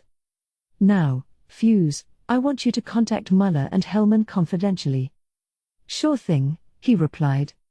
Again, we'd likely work out the details in a later meeting, but we had a plan of action now. First, we'd portray things so it was Yom and his forces reclaiming the king from us. We'd then have the Marquis of Muller put the king under his protection, providing backup for Yom the whole way. And about those 3 POWs, actually. By the way, Shion, how are those 3 dealing with your questioning? Did they give us anything useful? I had forgotten about that. It didn't really matter, in the grand scheme of things, but I had left our prisoners in the care of Shion this whole time. Heh. Of course they did, Sir Raimaru. Ooh. Somebody sure is confident. I had a bad feeling about that. I turned toward Yom and Mjuran, who were supposed to be present during all the questioning. They awkwardly turned their eyes away. Yom began. Yeah, questioning? Interrogation? Either way, they talked a lot, pal. That they did, agreed Mjuran. But that was no questioning. It was something surreal. I'm not sure you could even call it interrogation. I really don't want to hear anything else, thanks. Shion overdid it, no doubt about it, but then, I let her. It'd be unreasonable for me to complain about it, and I had no intention to. Even if I wanted to stop her violent rage, I guess I was cooped up in the cave and beyond contact range anyway. In a way, it's my fault for not being there. Let's just assume I never noticed. Sorry, people of Farmus. But then again, you guys struck first. Hopefully, you'll consider yourselves lucky for surviving at all. Either way, we had 3 prisoners in custody, and following Shion's questioning, they seemed fairly willing to talk. First off, Shion began, Ed Noyle? Ed. King Edmaris? Whispered Shuna into her ear. Thanks for that. But really, Shion? You couldn't even come up with a king's name? I know it's kind of a weird one, but... King Edmaris had apparently made contact with a merchant, one who brought him silken fabrics from our nation and whetted his appetite for conquest. The king also feared that trade would drift over to our nation in the future, which also led to those moves on his part. Shion's rundown continued, the content of which didn't surprise me much. The only thing it made me wonder about was whether that merchant deliberately spurred Edmaris to action. Do we know who this merchant is? Some black market dealer? I apologize, my lord. That much we do not know. She looked so sad about it that I felt the need to hurriedly console her. The question wasn't that important anyway. Let's switch subjects to Archbishop Rahiam. That's fine. What about the church? Ah yes. He revealed who was pushing him behind the scenes. The name was... It's a long one, Shion. You think you got that one remembered at all? The core of it all was Cardinal Nicholas Speltus, Mjuran said after Shion shot her a pleading look. Shion was great at extracting information from people, but anything else? Forget it. She had some kind of mental block keeping her from remembering proper names. Better give her some other assignment next time. Good thing Mjuran was around. I can't really expect much in the critical analysis department from Yom, either, so she no doubt provided some handy backup. According to her, Nicholas stated that they planned to take us all down, as a nation clearly against the will of their god. Plan to anyway. I see, Fuse muttered. So Archbishop Rahiam wanted all the glory of defeating a godless enemy, so he could earn extra clout with the central authorities? Everyone seemed to agree with this. Either way, we still have some wiggle room. The Western Holy Church hasn't made a definitive decision yet. Perhaps there's a way to negotiate ourselves out of being designated hostile. In that case, Fuse said, let me handle that. His approach involved taking advantage of the Council's presence. They would release a statement declaring that the nation of Tempest should be recognized, putting pressure on the Church to act. Appealing to the Council would also place the spotlight further on Tempest as a waypoint along a series of new trade routes. The fact that monsters lived there was an issue, but they were all both kind to strangers and fully capable of speech. If anything, they'd gladly be your friend. That much, of course, we had already proven. Or really, we'd made it happen through all this astonishing evolution.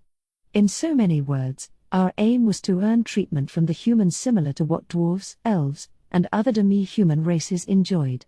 King Garzel would back us up as well, keeping up a lively trade relationship with us and advertising the benefits of Tempest with more energy than ever. This, I imagined, would likely not be enough to make the Western Holy Church abandon their core tenets. But Dworgen and Blumund already had formal trade relations with Tempest. Not even the Church had the kind of power to annul those agreements. And with us having such deep ties with a small group of human nations like this, other countries were bound to grow curious soon. Plus, we now had the sorceress dynasty of Thalion declaring their allegiance. That put even more pressure on the Church to settle matters. Not that this is for me to say, Fuse added, but recognizing Tempest is a double-edged sword. We all need to be careful to make sure we don't accidentally stab ourselves in the process. He was right. Blumund was in the tightest spot out of them all. Dworgen and Thalion were essentially beyond the range of Holy Church influence. Both were powerful enough that they could give the United Western Nations a run for their money.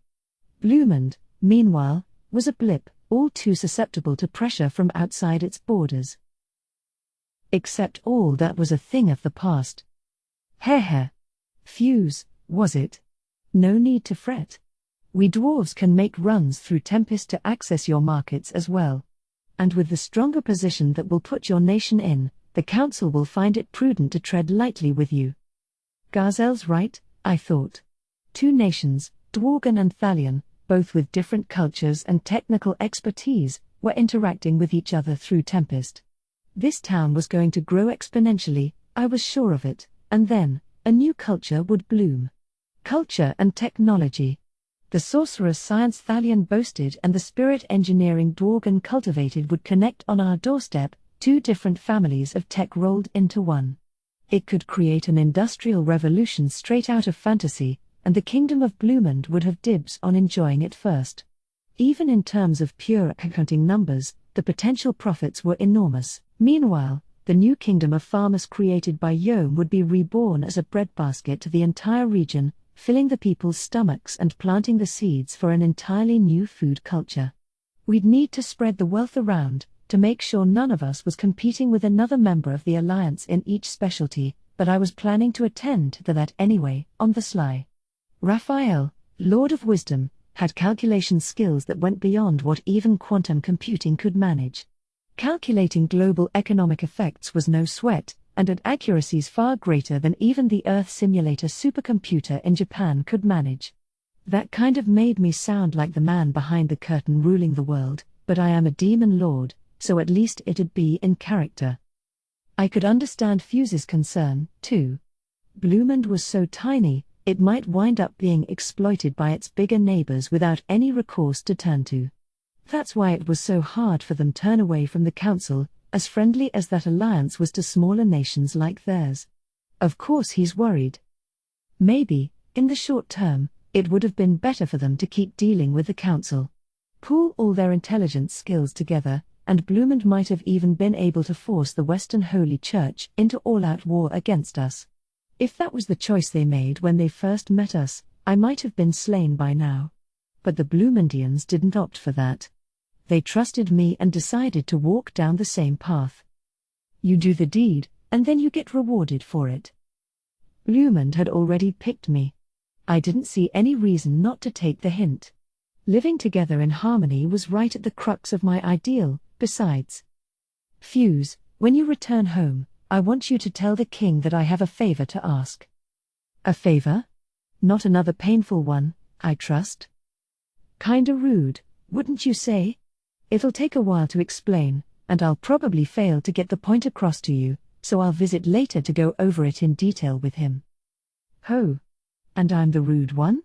You make me sound like some kind of dullard. No, I didn't mean it like that. I just mean, do you know much of anything about economics, Fuse?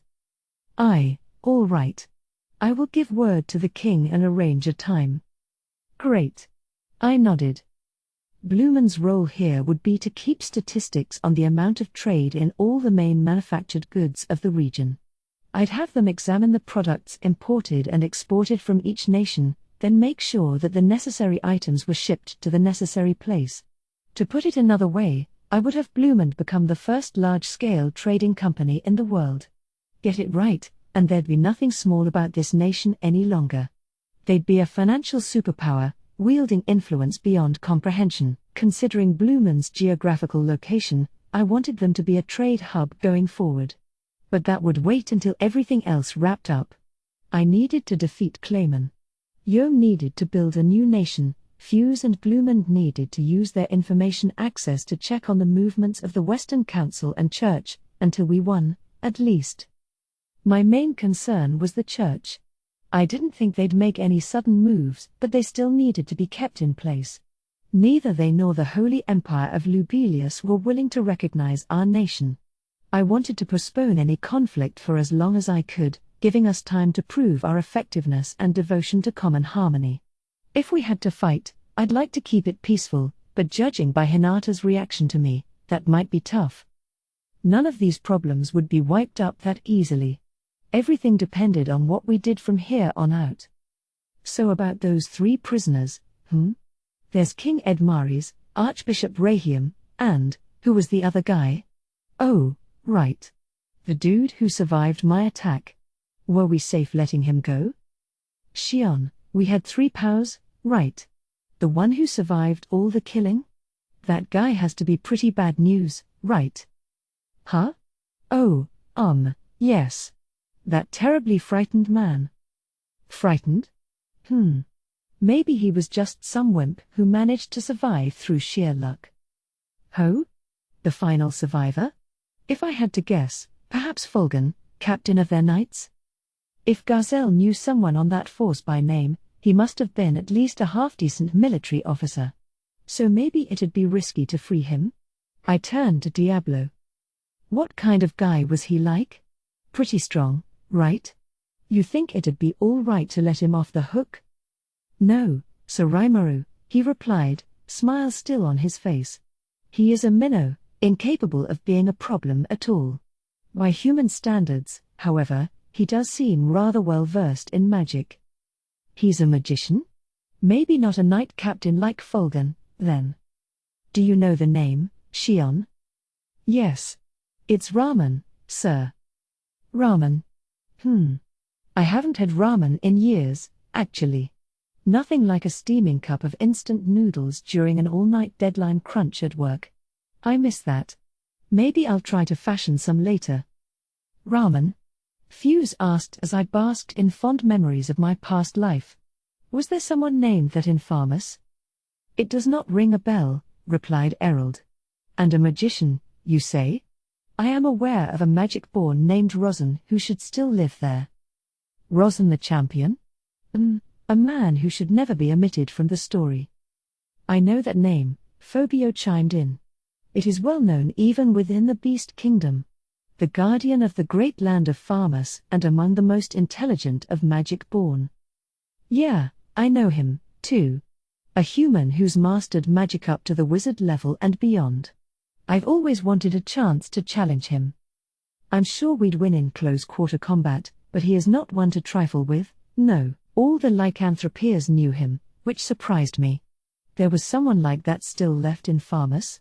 This ramen guy didn't matter to me, but Rosen certainly needed some attending to.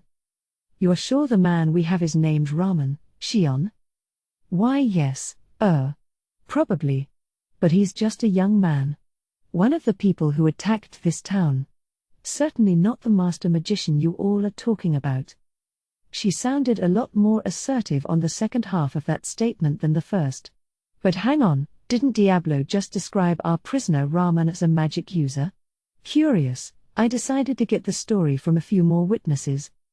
What we knew for sure is that our captive was a young man, an otherworlder, who had participated in the attack. Everyone was in agreement on that.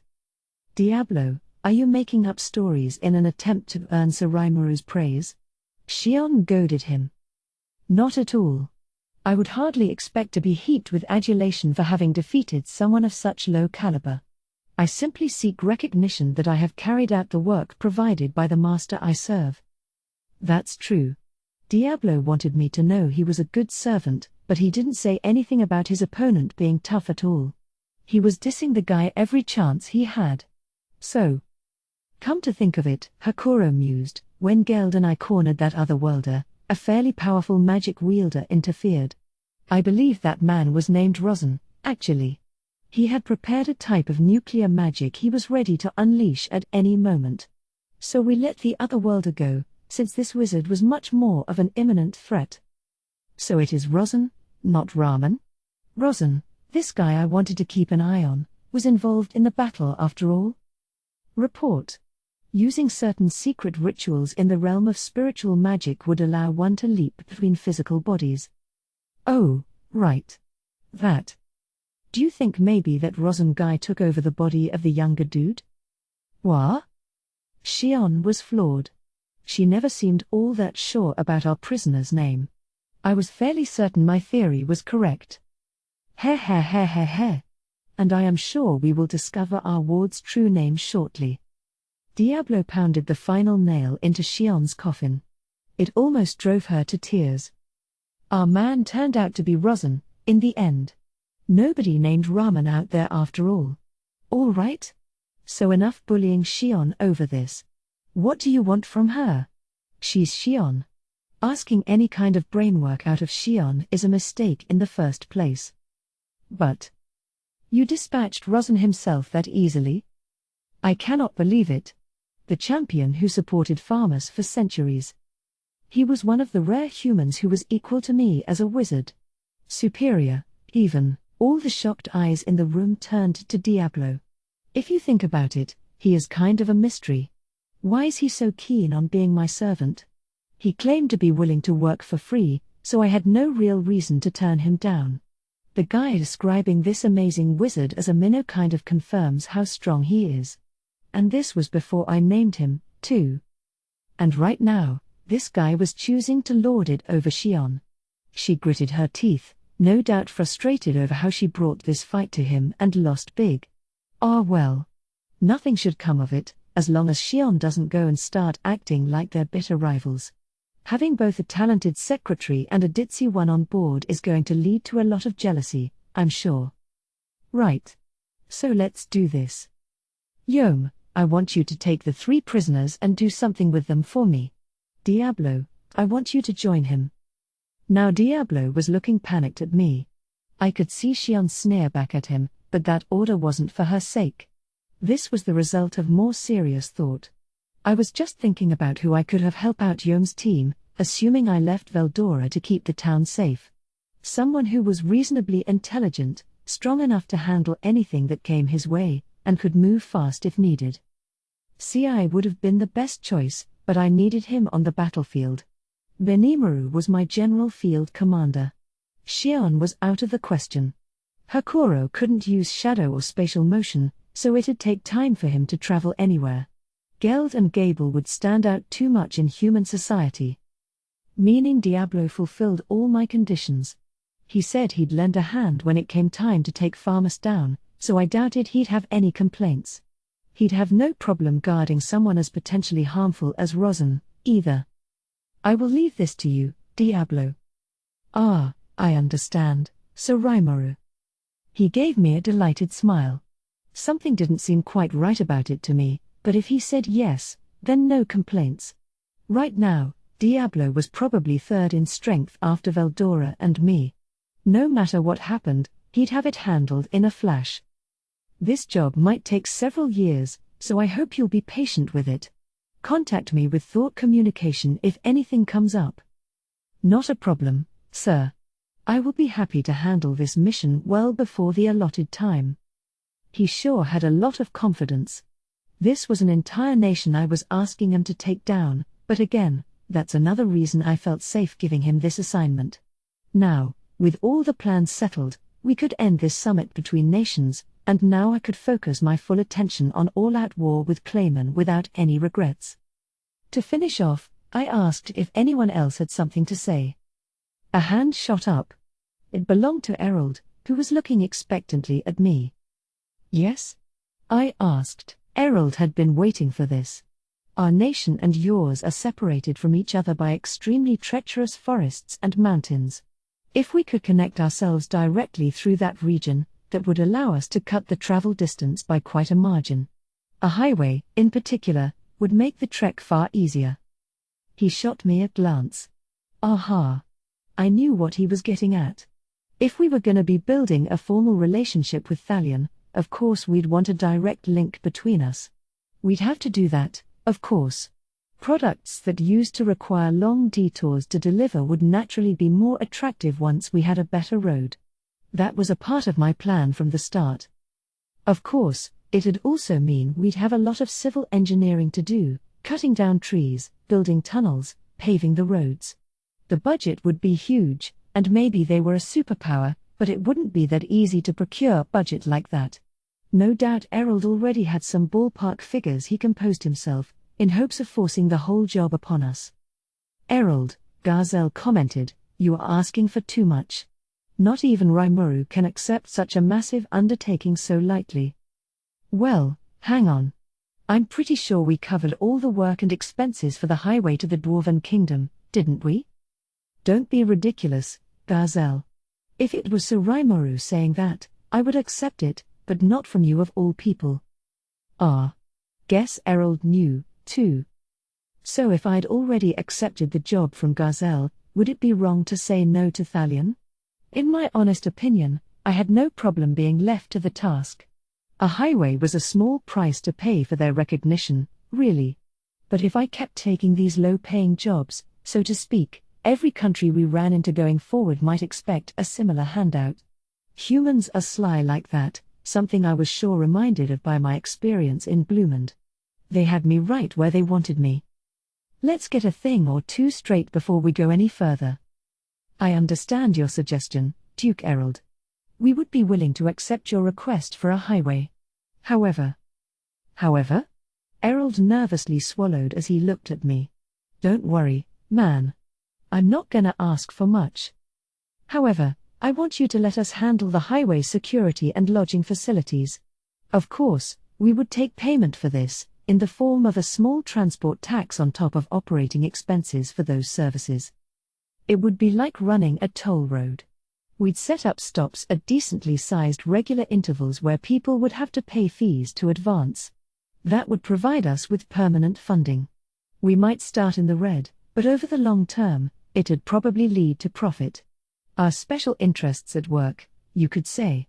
On top of all that, we'd keep the highway maintained for them. A bargain, really. I see. Impressive. And only natural to demand that much.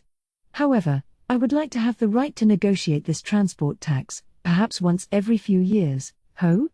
Errol's pretty impressive himself. He immediately saw what I was trying to accomplish. Of course, none of this would happen without both sides coming to an agreement. No point setting that tax too high. I'll take the offer. All right. Let's go with that. That's it? Few seemed flabbergasted, but I let it slide. In diplomacy, the power to make a decision trumps all else. Geld. We got a new job for you. Yes, sir. It gladdens me to hear. We have the teamwork to handle every step of the operation, the supply lines to transport the needed materials, and people with skills that need and control the earth. The work you provide us is our very nourishment, Sir Ramiris, the best military training ground we could ever hope for. Huh? Oh, yeah. That's the motivation they go with, huh? And here I thought Geld had some common sense. Maybe not so much? It was so surprising, I didn't know how to react for a moment. Yeah. Well, in that case, we better get this war finished up so you can get to work. Indeed. Soon you will enjoy the results of our daily training regimen. Geld was really up for a fight. I'm sure he'll be an asset in the one against Clayman. That was the last of the feedback I received, and thus, after several twists and turns, our summit was finally over. A wealth of nations came to the bargaining table today, each with their own motivations, duking it out with words in search of a world where man and monster live hand in hand. It might have come out of nowhere, but this so-called monster and man summit would later wind up becoming a turning point in history. I had once again taken a major step toward my ideal. With our talks between national leaders complete, it was finally time for our anti-Clayman strategy conference. I figured we all needed to hear CI's report first, so I ordered the meeting hall to be set up once more. As I did, I had the nagging feeling I was forgetting something. And it just so happened that I was. Ramiris. What was that noisy little pixie going on about? Was she still unconscious? Worried, I headed over to Veldora, only to find. Well, take a guess. It was Ramiris, entranced by the manga she was reading. I was concerned she'd start bawling unless I gave her some attention, but I had nothing to worry about. Hey, what are you doing? Shut up a second. I'm just getting to the good part. She didn't even look up at me. Why was she here again? That manga had her full attention right now, but she had something important to do here, right? I suppose she must have woken up, set off to yell at me again, and then noticed the manga volumes strewn all over the sofa. They must have captured her imagination so thoroughly she didn't even realize the summit was over. She must have made amends with Veldora as well, because now he was happily being served by Beretta, as if that whole fainting spell never took place. Eesh. I turned toward Beretta. Congratulations on your evolution to Demon Lord, it said with a polite bow. Allow me to thank you, Grand Master, for letting me share in the benefits of said evolution. Thanks to you, I have transformed from an arch-golem into a chaos golem. This evolution had imparted elements of both holy and demonic force into it. That was mainly thanks to the skill reverser, which allowed the user to obtain two diametrically opposed essences at once, in Beretta's case, aspects of both demonic and angelic power, I suppose. A new spirit core was born inside it, fusing with its older, demonic one to create a new chaos core. This let it handle holy element attacks, something it was weaker against before. I couldn't have been the only one who saw that as incredibly unfair. That rock-solid magisteel body, already impervious to most physical attacks and magic, and now it was even covered for what few weaknesses it had. You couldn't ask for a better upgrade than that. This unique skill reverser was something involved with me, it seemed. A lot of the panic I felt at the time must have come across to Beretta. When I was encased in that holy field, my emotions when I was left powerless by the sealed-off magicules must have affected how this power manifested itself, I think. Given that an arch-golem runs on magicules, it must have feared that it, too, would stop in its tracks. So it came up with this countermeasure. Between Reverser and that chaos chore, Beretta was turning into one extremely interesting research subject. Report. The unique skill Reverser is already integrated into the ultimate skill Uriel, Lord of Vows. Its effect can be recreated by applying control laws to metallic elements. Creating a new chaos core requires providing the correct conditions and materials to. What? Raphael just chucked that out offhand, but I couldn't believe how useful he was. That's it, food chain. I have food chain as part of the ultimate skill Belzebut, Lord of Gluttony, so I can obtain the original model for any skills owned by my friends. Beretta had it, too, so we talked about it for a little bit. It seemed rather satisfied with the skill and the fun it had experimenting in the labyrinth. Following its evolution, it figured something similar must have happened to me as well, too.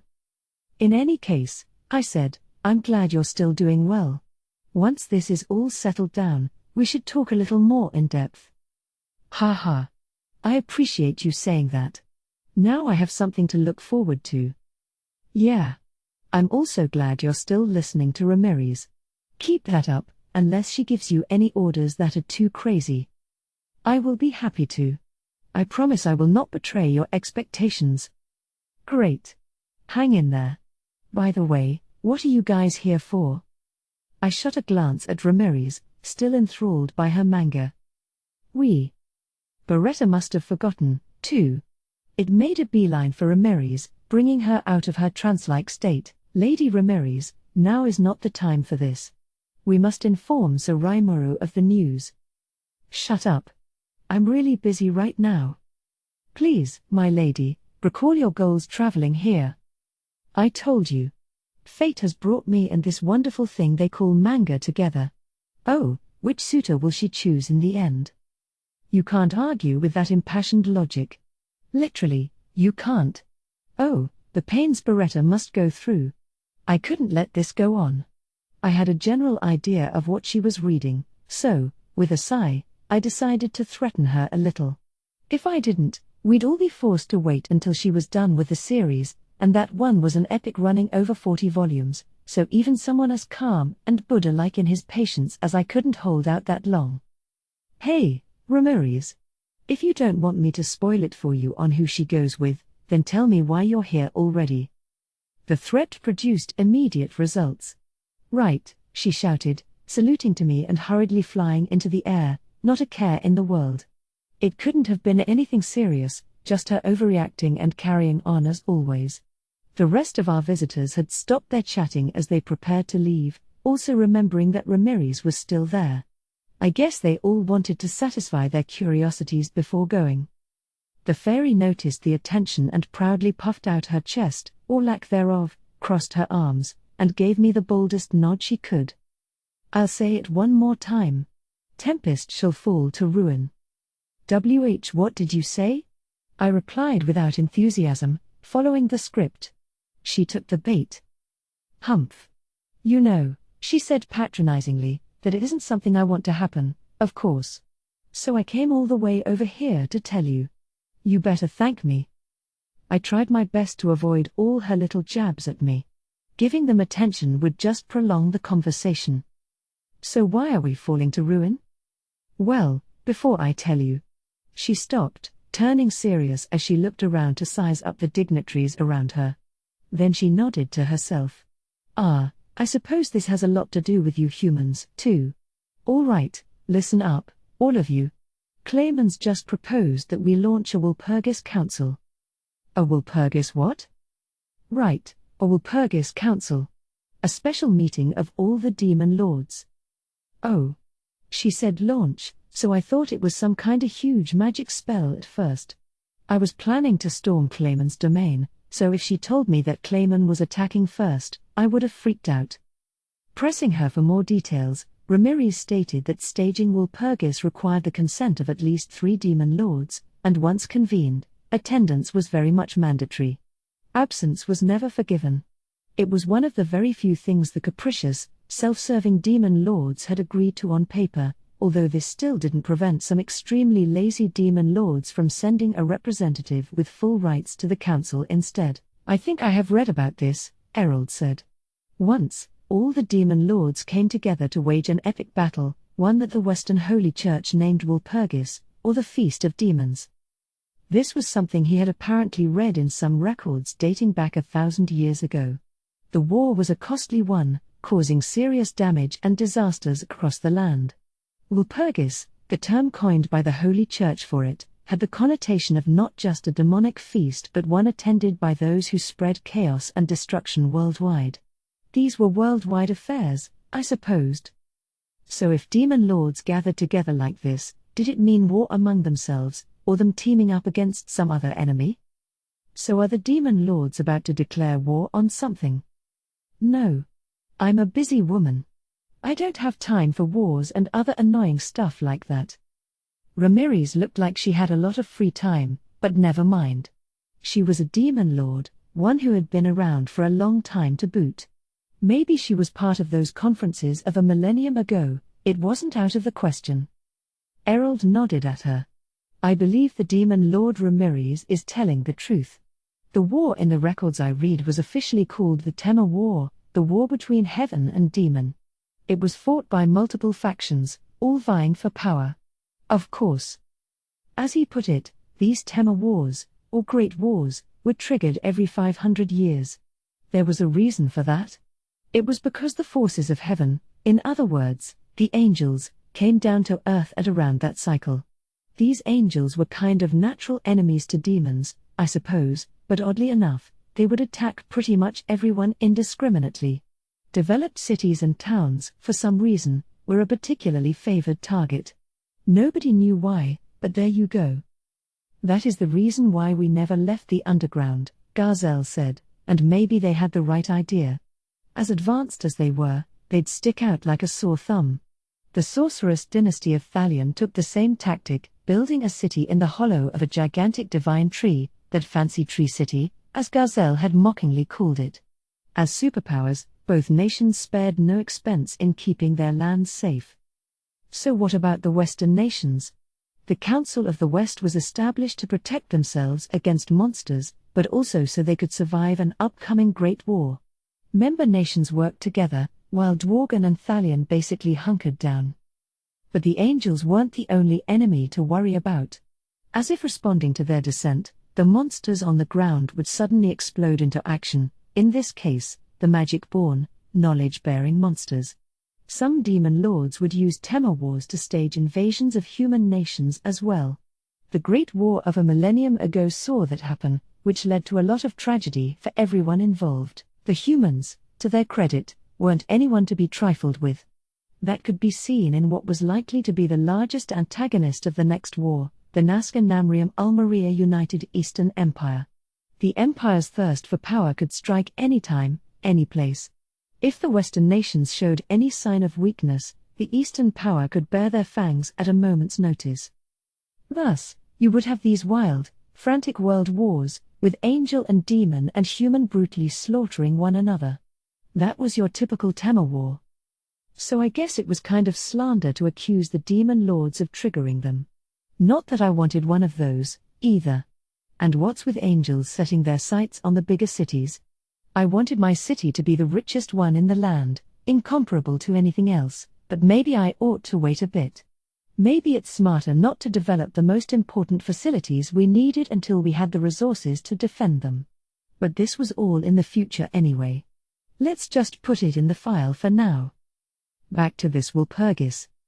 So what is Walpurgis, though? What do all the demon lords assemble for? If it didn't have anything to do with the Great War, there had to be some other motivation. Wait. Is it that, maybe?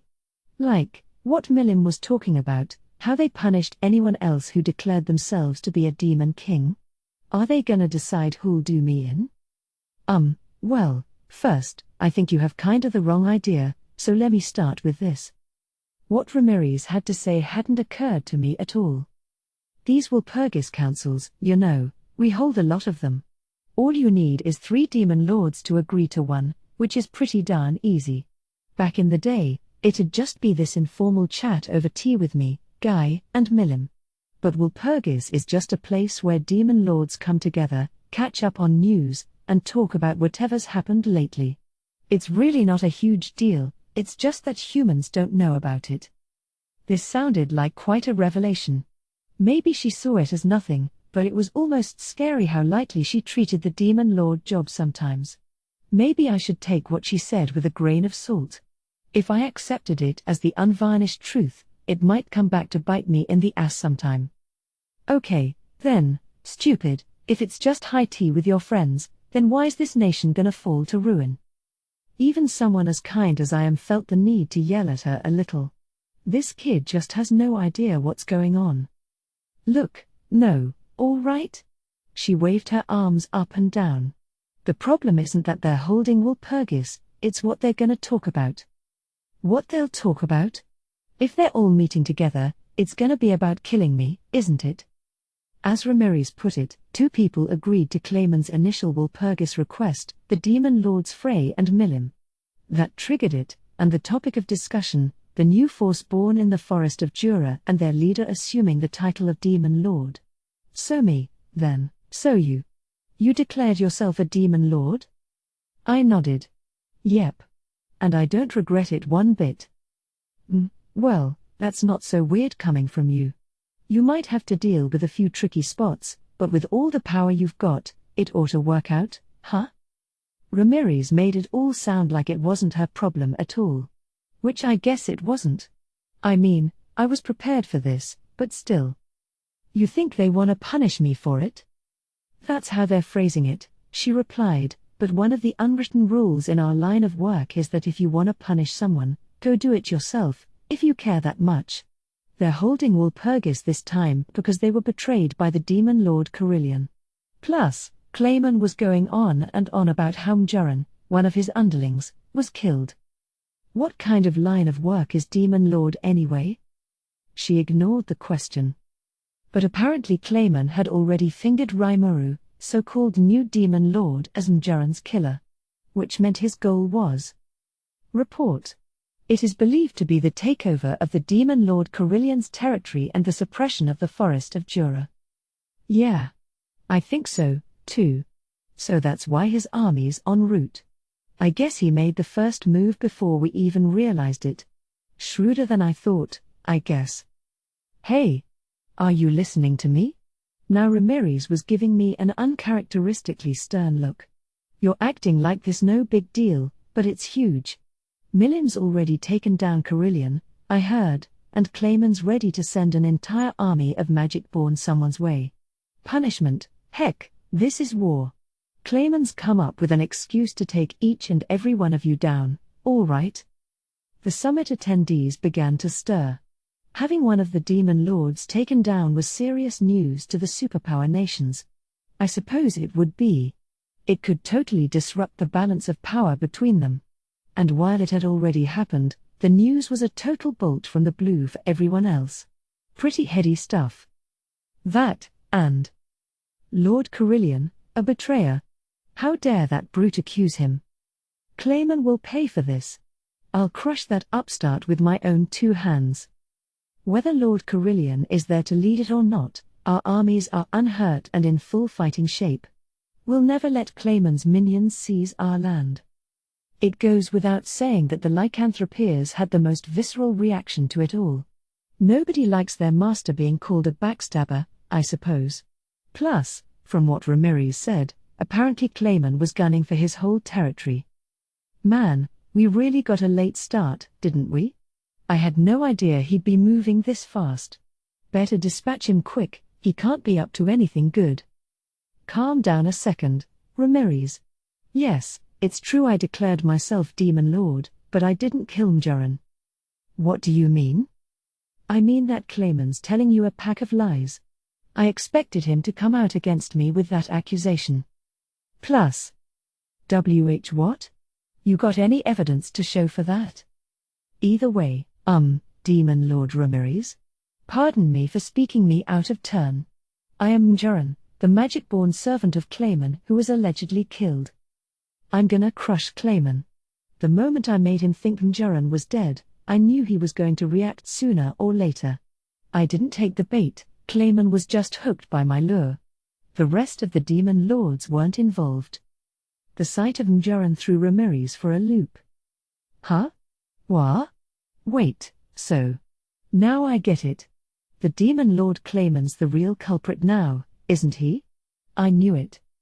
Good thing she recovered so fast. Too bad that was incredibly obvious to anyone else in the room. I felt bad for her, so I decided to follow up on something else I'd wondered about. Yeah, I agree with you there, but I wanted to ask you something. What? Just ask Detective Ramiris here, and she'll crack the case. Oh. I wound up just egging her on, didn't I? Detective? Seriously? She must have been peeking at whatever Veldora was reading, huh? I opted not to pursue that for now. How do you think the other Demon Lords will react to this? I wasn't expecting much, but figured I had to ask. She had been a Demon Lord for ages, so I couldn't deny the possibility that she had something to go on. The room went quiet, awaiting her response. It was a question of deep interest to everyone else, too. Too bad Ramiris was so indifferent to that. Huh? Well, I dunno. It was just, like, here's what we'll talk about during the party, so join in, okay? So nonchalant with it. I shouldn't have expected anything else. Just a kid. I should be glad she came over to tell me at all. Next question. Okay, so when is this Walpurgis, Ramiris? Do you know the exact date and time? I want to know that before we formulate our anti-claimant strategy. Oh, didn't I mention it? It's gonna be 3 days from now, on the night of the new moon. 3 days? That's sooner than I thought. Gonna be kind of hard to finish him off in just 3 days. So, is this showdown gonna have to wait until after Walpurgis? Another issue to bring up with the gang, I guess. That was about all I wanted to ask Ramiris. That was all she was here for, it turned out, and it wasn't like I'd be able to glean anything else useful from her. Then a sudden thought came to mind. So why'd you come all the way here to tell me? Well, really, it's like, if you get killed, what's gonna happen to my Beretta here? So I decided to take your side on this, and that's why I'm here. That kind of thing. And I'm gonna build a labyrinth entrance here, but is that okay? No, it's not okay. Where'd that come from? What kind of entrance anyway? I appreciated her bringing the news, but this came right out of nowhere. Huh? What's the big deal? Don't sweat the small stuff, she never was one for listening. No, she was much more for talking, and arguing her point until she got it. As far as she was concerned, this conversation was already over. She's one of the most free and wild fairies I've ever met. I am sweating the small stuff, and you should, too. And don't go around thinking that Beretta is all yours, either. I held my ground, refusing to let her get her way. Any entrance to the labyrinth built around here could never possibly bode well for us. And Beretta's fate wasn't just in my hands, it had a lot to do with the golem, as well. It wasn't something she had any right to dictate. A simple question on my part led to what I could only call an outrageous proposal. We argued vehemently about it for a while, to no effect, before the crowd finally broke up. I was too busy to deal with her any longer, and Ramiris, her business apparently done, went back to her manga. As they left, I promised all the attendees that I'd inform them of whatever new information I found. They all agreed to this before they went their separate ways. Fuse planned to stay the night at the inn before heading home. I hope you're prepared for what lies ahead, he warned. It's your country being targeted this time. A demon lord is a very dangerous thing. I think I know how strong you are, Sir Raimaru, but... I understood what he meant. At worst, I could wind up making enemies out of several demon lords at once. Out of the 10 of them, who could I count on as non-hostile? Carillion was AWOL. Ramiris promised to back me up, so there's one. Milim's my biggest worry. I'm pretty sure she's just being tricked, but I'd still need to prepare myself for the worst. So if I managed to completely screw up everything, I could have 8 demon lords wanting me dead. Of course, if it looked like I was gonna lose Milim before that, it was probably best to run for the hills immediately at that point. Oh, I'll figure something out, I reassured Fuse. Errol and Ellen also whined at me about wanting some time to talk to each other. I agreed to have them stay for several nights before leaving, not at the inn but at our luxury ryokan-style hotel. All of Tempest was proud of that place, and if we could earn the Duke's praise for it, he was welcome anytime. It was funny, though, seeing how different Errol the statesman was from Errol the person. He was so preoccupied with his daughter that I was worried she'd run off on him. I just had to pray he wouldn't do anything to make her even angrier. Garzel also opted to stay a few extra days, so I lodged him in the ryokan as well. As I guessed from seeing them speak, they had known each other for ages, even fighting in battles together.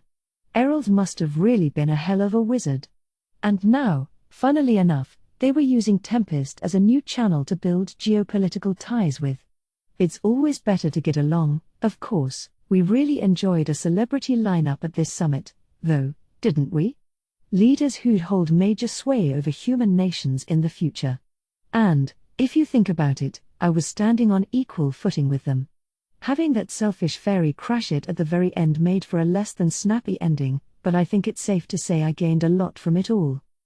We would have liked to rest up as well, but that wasn't happening. I didn't want demon lords breathing down my neck, and we needed some countermeasures. After a meal, we all gathered again in the meeting hall. The 3 lycanthropeers and Mjuran were our only guests this time. Yom and Gruasith were already preparing to depart. Gruasith really wanted a seat in the conference but relented after Phobio screamed at him. They had an important job to do, so I really wanted them to focus their full attention on that. I was hoping Mjuran would join in the preparations as well, but she was the one with concrete intelligence on Clayman, so I had to ask her to join. And for some reason, Diablo was joining us. Heh. I hardly have any need to prepare, he declared, and really, I had to assume he was right. There wasn't any reason to kick him out, so I gave him permission. The moment I entered the hall. Oh. You. What are you doing? What's the meaning of this? Ramiris accosted me yet again. What do you mean? I asked. Then she began yelling at me, her face turning red. Here was the basic story. During this break period, she was called into the dining hall. I had totally forgotten about this, but Ramiris had a long history with Thraini and the other dryads, who served her back when she was still Spirit Queen. Thraini recognized her at once, of course, and it wasn't long before they were all giving her the royal treatment, answering her every beck and call. That's pretty great, huh? Yes, it is great. Really great. So I've decided to live here, too, Rimuru. Guess Ramiris really likes this town. And as a lonely demon lord with no minions to serve her, I'm sure the dryad kindness lifted her spirits sky high. Between that and being guided around town, soaking up all the sights, she decided to take the plunge. I told you to stop making all these unilateral decisions. Plus, remember, Thraini and the dryads are kind of busy managing things in the forest. They don't live with you anymore. They can't spend all day dealing with you here. I gave the 3 doting dryad sisters waiting behind her some serious side eye as I lectured Ramiris. She wasn't interested in listening. Oh, don't be so stingy. What's the big deal? If anything happens, I'll help you out of it. Ol Ramiris is the strongest gal you'll ever find. With your help, I'm headed straight for the, no. Never mind. If I said that out loud, it'd make her cry. So Rimuru, Thraini said, we promised to take care of Lady Ramiris. I do hope you will be forward-thinking in your decision. Do it for us, please. Her sisters said in chorus. I dunno. She's gonna be such a troublemaker. We'll be dealing with even more humans here before long, and Ramiris flitting around will be hard to ignore. Another issue for the back burner, then. All right. I'll think about it. You will? Oh, Rimuru, I knew you'd see things my way. Let's give some thought later to how Ramiris's presence would impact the town. I had other issues to take care of before that. With Ramiris suitably placated, it was time to start the conference. Right. I know it's tough, having all these discussions at once, but bear with me. We have 2 items on the agenda here, fighting Clayman and the Walpurgis Council. Ramiris here has just informed me that I am being targeted. First, I'd like you all to hear CI's report and discuss our strategy. CI, give us your briefing on Clayman's forces. Sir. He began right after my introduction. While we were holding our summits, Clayman's army had been busy. They had stopped in Milim's domain to rest and organize their troops. They do not appear to be led by Clayman himself, CI stated. Their leader is accompanied by a slew of magic-born and boasts a great deal more magical energy than the rest of them, but even then, his force is along the lines of the 3 lycanthropeers. If that is the demon Lord Clayman, he is far too feeble a threat. Man, he's brimming with confidence, too, huh? In terms of lycanthropeer level strength, I can think of 3 magic-born serving Clayman who would fit that description. That many, huh? Yep. He's sure a demon lord, I gotta admit. These three were three of Clayman's 5 fingers, his most favored of assistants, Yamza, the middle finger, Adalman, the pointer finger, and Ninehead, the thumb. Mjuran, by the way, was the ring finger. The final little finger was named Perone but was mostly involved in intelligence gathering and rarely appeared in public.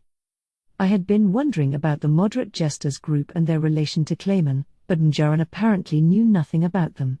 Clayman was never one to trust in his underlings, she explained, so it wouldn't be strange at all for him to put observers in place to keep tabs on us during missions. You could call them the audience for his puppet shows, I suppose. They might have been active without any of Clayman's forces knowing, like in the Orc Lord battle. Better make sure I don't forget that. So who's their commander, Mjuran? The leader CI had spotted was a thin, frail-looking magic-born. His thought communication broadcast a perfect image of him to all of us. This is Yamza. Yamza, the frozen sword mage. He is a cruel, unfair, merciless lowlife but a regrettably talented one. He willingly swore his loyalty to Clayman, and we never did get on well after that, so the army was led by Yamza, a magic-born and, according to Mjuran, the strongest of the 5 fingers. Clayman had granted him an ornate, expensive magic sword with the power to freeze its targets, earning him the nickname. In other words, there was no guessing what his latent skills were without that weapon. Yamza was commanding an army of some 30,000 magic-born, all with varying levels of power. By CI's estimation, around 4/5 were a solid B rank, the rest mostly an A-. There were a few solid A's at the top, but we're still talking Gelmud level at best. That made them stronger and dicier than the farmer's army I annihilated, but still nothing to really break a sweat over. A little too weak, aren't they? Right now, the number of refugees we had taken in from the Beast Kingdom of Eurasania had surpassed 20,000. Around half, 10,000, were in fighting shape, each averaging a B rank, which went up to A- after their beast transformation. It was a surprisingly powerful force. Even Pharmas's most elite Knight Corps were lucky to average a B, and that was with assorted magical enhancements placed on them, so it said a lot about how strong Eurasania's fighters were. Humans and beastmen were just different, down to the foundation. We had a big force of them, but Carillion's domain still had more on reserves.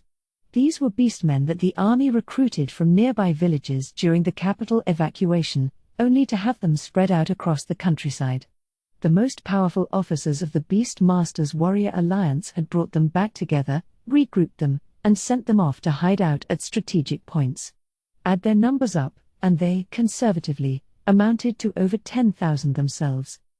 Thus, we had a total of 20,000 A- fighters on hand. Carillion really was a demon lord. What a force he'd had on him. It is strange, yes, Alvis said. Yamza is undoubtedly a powerful magic-born, but we 3 lycanthropeers would never lose to him. And while his force outnumbers ours, we hold an overwhelming advantage in training and fighting ability. Yeah, agreed Phobio, if you want leadership, we've got loads of it. Do they think that Lord Carillion died, and will just fall over like trees to them? Sufia sniffed. No, Clayman can't be that much of a fool. All seemed to believe that Clayman's force wasn't much of a threat. Benimaru wasn't as sure. One moment, though. Could Clayman be aiming at something besides this town? Ah yes. Maybe we had the wrong idea. Everyone was always trying to hit this town first, so Ramiris sort of assumed Clayman was after me once more and flew on over.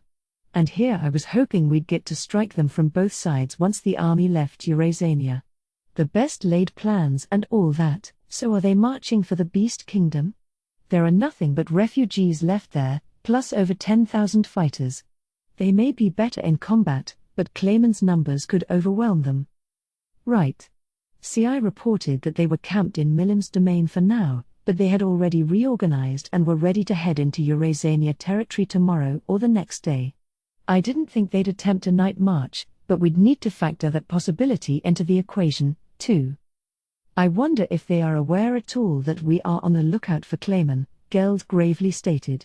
I wasn't so optimistic about that. Better to assume the worst, then we can take action when it happens.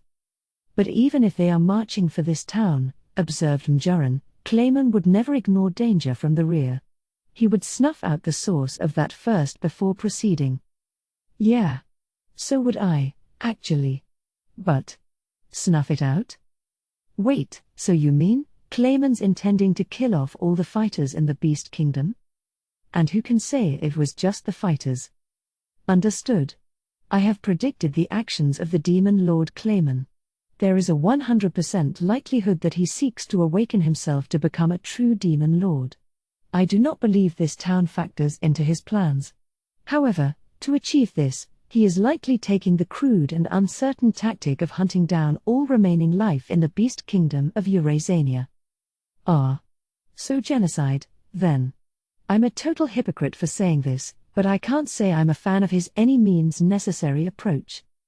Clayman never left any stone unturned. I was sure he'd been observing the highway leading out from this town. The moment we sent out reinforcements, he would know. And even before that. Clayman is a master of intelligence gathering. I imagine he's aware that we lycanthropeers and the main Carillion force have evacuated here. Even if we marched for home right now, it would take 2 days at least. We've totally been given the slip. Just as Alvis said, Clayman had read through it all. An army composed of what are normally be ranks wouldn't make it in time, even if they never stopped to rest. I was intending to invest all my troops in the fight as well, but by the time we reached the battle, the Beast Kingdom would be massacred already, I'm sure. But would that genocide be enough to make Clayman awaken? Understood. Despite the lack of efficiency, he would be able to obtain a vast number of souls. Clayman's chances of awakening are 78%. This probability would rise if he was able to obtain more souls shortly afterward. That's bad. We gotta stop him, if not for all those imperiled beastmen, then at least for my own ass. That being said, Eurasania's people were on friendly terms with us, and trust is worth a lot more than money. Sometimes, compassion can help you as much as the other person. There's no need to refrain from being fully involved. Benimaru, stop them, he grinned at my fairly reckless order. You got it, or I should say, leave it to me. Nice to see he's a man of integrity, too. Get him heated up, and he can't help but drop the formal speech. He always treats me with so much respect in public, seeking to draw a line between personal and political life, but I wish he wouldn't go through so much effort. I don't want him openly sneering at me, so at least I don't have to worry about that, not that public derision of me is a problem in this nation. I suppose it's kind of like if you get promoted beyond your former boss in your workplace, and it gets all awkward between you two. It's just the way society works, deal with it. So I decided to deal with it and act the part of the boss. Great. We will now design a defense line for the Beast Kingdom of Eurasania. I want to hear suggestions for a way to win, with Benimaru taking the helm. My leaders all bowed at me. Yes, sir. Even the 3 lycanthropeers joined them. I guess my dignity was more than intact. Still, that Clayman's even sneakier than I thought. Scheduling Walpurgis in the evening 3 days from now must have all been part of the plan. He'd stage his Eurasania genocide before any other demon lord could intervene, then gleefully report on it during the event. It would take time to unite the scattered forces across the land. Right now, any fighters in the Beast Kingdom would just be picked off, one by one. It'd be impossible to resist. And then you have all those powerless civilians being killed without a second thought. Now that we decided to block that, the meeting hall was buzzing with ideas. Everyone wanted to assemble a force at once and head on over, but nobody verbally brought it up. Everyone here was deeply acquainted with the importance of starting with intel. I didn't move immediately after declaring we'd defeat Clayman, precisely because I was awaiting CI's report. Even now, we were having supplies gathered in the town's main square and refreshing our soldiers' equipment. Kaijin, Garm, and Dold were all crafting new weapons and armor, using their respective technical skills, and all our fighters were changing into them and preparing for the battle ahead. No point in panicking. You had to know the enemy's location, army formation, numbers, and mission. Running into the fray without at least that much won't earn you any results to be proud of. Now our deliberations were nearing their climax. So that's about the war power we have on hand. If we can have them be there in time, we can win. The problem is transport, isn't it? There's no way to make it, so we need a way to buy time. Why not send the Goblin Riders and Gable's force in first to stage a guerrilla resistance? Hakoro suggested. No, it would mean nothing, Benimaru calmly stated.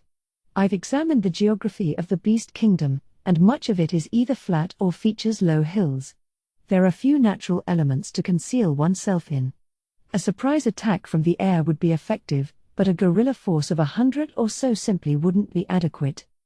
The best place to hide a force like this would be the fruit orchards lining rivers, but these were spread out across hilly areas with good drainage, so not as subtle as we'd want. The terrain wasn't suitable for concealing large numbers of troops. Since when were you looking into our geography?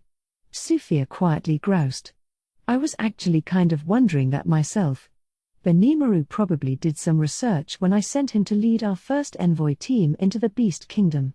I guess I really can rely on him to be thorough. Sufia didn't seem genuinely offended, at least. We have a team of approximately 400 beastmen who are geared for speed, Alvis advised. Bird types are rare among us, no more than 100. Sending them out in advance would be a death sentence. Simply being able to fly didn't shield them from fatigue, after all. If they plus Gable's team couldn't even reach 200, there was little point deploying them first. With the high visibility of the terrain, too, small squadrons couldn't accomplish much. So for our strategy, we would have to go back to basics. Plow everything into doing what we could, as accurately as possible. That's it. We'd send messages out to the fighters across the land, gather up as many civilians as we could, and evacuate them out. Once they were in Tempest, the Dryads' protection should do a lot for their survival rate. We'd then have our speedier forces to use guerrilla tactics to aid in their escape. The slower armies would march as well, swallowing up the refugees as they prepared to face off against Clayman's force. That was the basic wrap-up. It was a battle against time and relied a fair bit on luck, but we didn't have any better ideas. Thus, to prevent the worst, we decided that all of us should go out on the field to fight as well. Our top leaders, Benimaru, Shuna, Ci, Shion, Geld, and Ranka, had all learned the spatial motion extra skill, giving them control over transport gates linking two locations together. Diablo was born with that ability, too, but he was with Yome's team at the moment. I could call him back if things got bad, but I wanted to handle this with us 7 if possible, myself included. Each of us may have had the power of a whole army, but we couldn't afford to push ourselves too far. Shuna, in particular, wasn't too suited for on-the-ground combat. I wanted to have Gable and Hakoro covering for her, if possible. Guess it's the only way, I reasoned. If we can help earn our forces sometime, I think we can pull this off with a minimum of casualties. Would have been nice if we could just bring them all over there with regular transport magic, but I brought up that idea mainly so I could publicly shoot it down. Our problems would be solved if we had magic that could instantly transport an entire army from one point to another, but not even my spatial motion worked on 10,000 troops at once. But understood. Transportation magic allows for the transferal of materials at a low cost. It works by using a separate dimension to link 2 points together, but it is not effective for handling organic matter, due to heavy magical irradiation. However, anyone protected by a barrier would not be affected by the transport. Those are the fundamental rules of transportation magic. So that's the difference between teleport and transport magic. It's just that teleport costs more magicules to cast, since it includes spells to protect who you're teleporting? Wait, so?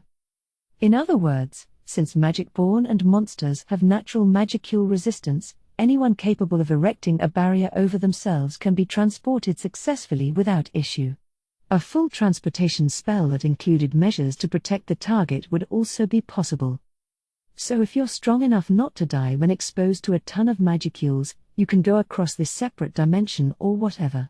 I guess that's the way the spatial motion skill works. I should have noticed that. What's more, If you can fully protect whoever you're transporting, it's no problem to send them over. I suppose that's a sort of teleportation, really, but wouldn't that just waste a lot of magical energy? Besides, trying to adapt that into a legion magic you could deploy on tens of thousands of troops is far beyond what I could do right now. Understood. The spell has already been developed. I have also succeeded in pairing it with the extra skill Dominate Space to greatly reduce the magical force required. Well, look at that. I can't believe how much Raphael has grown, developing new skills and magic without me even having to ask. I mean, my skills must have evolved a huge amount when I awoke into Demon Lord form, but I still didn't have a grasp of them all. They would have just been going to waste without Raphael.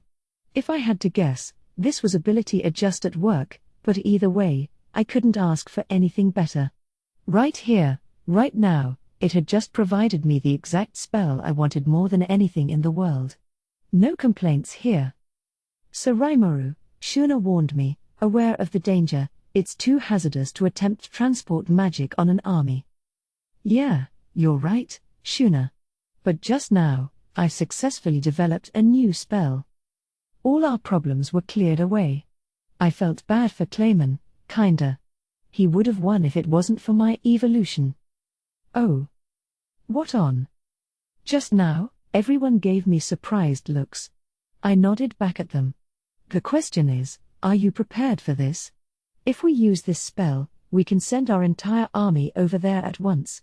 But it'll be the first time I've ever used it, and we haven't tested its safety at all. There's no time to experiment with it. But do you still trust me? I, at least, trusted Raphael. If Raphael says we can do it, then there's no room for doubt. But what about everyone else? Do they trust me enough to stake their lives on this?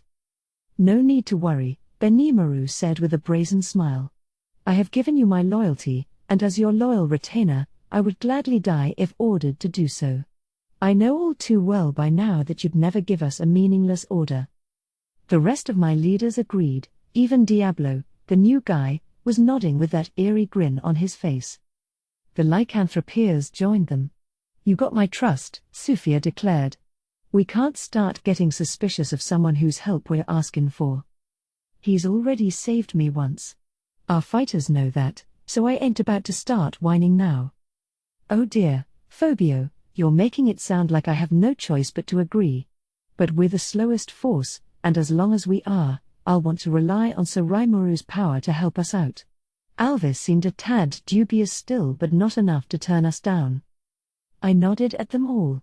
I hear you loud and clear. Time to turn the tables on Clayman's schemes. It's all up to you men and women now. Let me see some victory. Rah. I was starting to see some wild, ferocious smiles. If we can all make it in time, we're sure to win.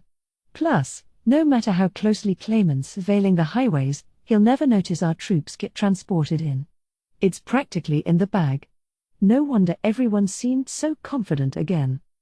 So I left reworking our strategy to Benimaru. While he was doing that, CI gave another report that a group of 100 Dragon Faithful had merged with Clayman's force. 100. That much shouldn't be a problem, said Benimaru. Did Benimaru know about this group already, or?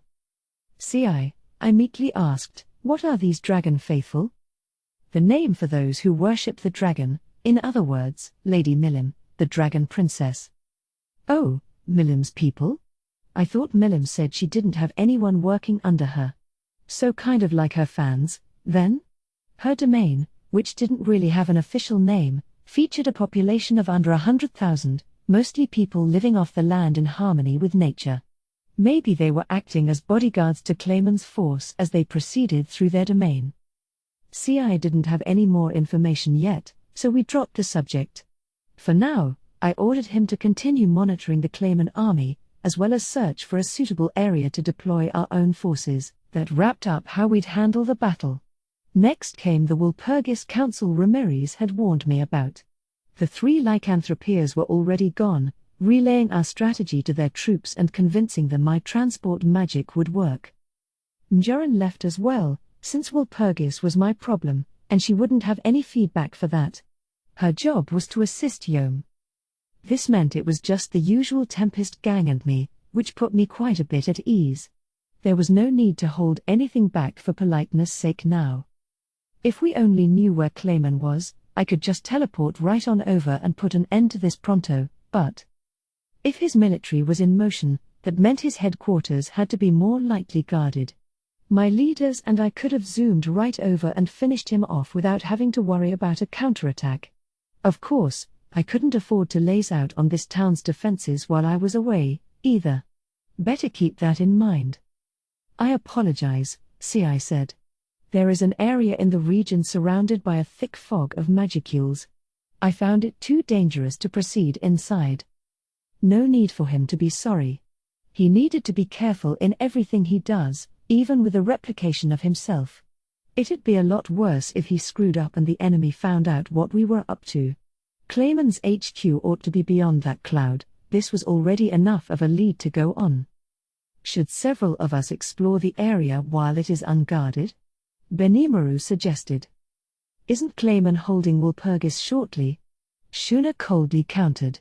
I fear we may miss him entirely. True, added Hakuro as Benimaru winced. It would reflect quite poorly on us if we underestimated the enemy force and tasted defeat. We need Sir Benimaru to keep our forces together. All right. Any other suggestions? Shion's hand shot up. Yes? Why don't we storm that Walpurgis thing and slash up both Clayman and any other demon lords who have a problem with us? Her eyes were gleaming as she said it. It was my fault for letting that idiot talk in the first place. I could feel the veins throbbing around my temples, but I held it all back. This wasn't the first time I had to deal with something like this.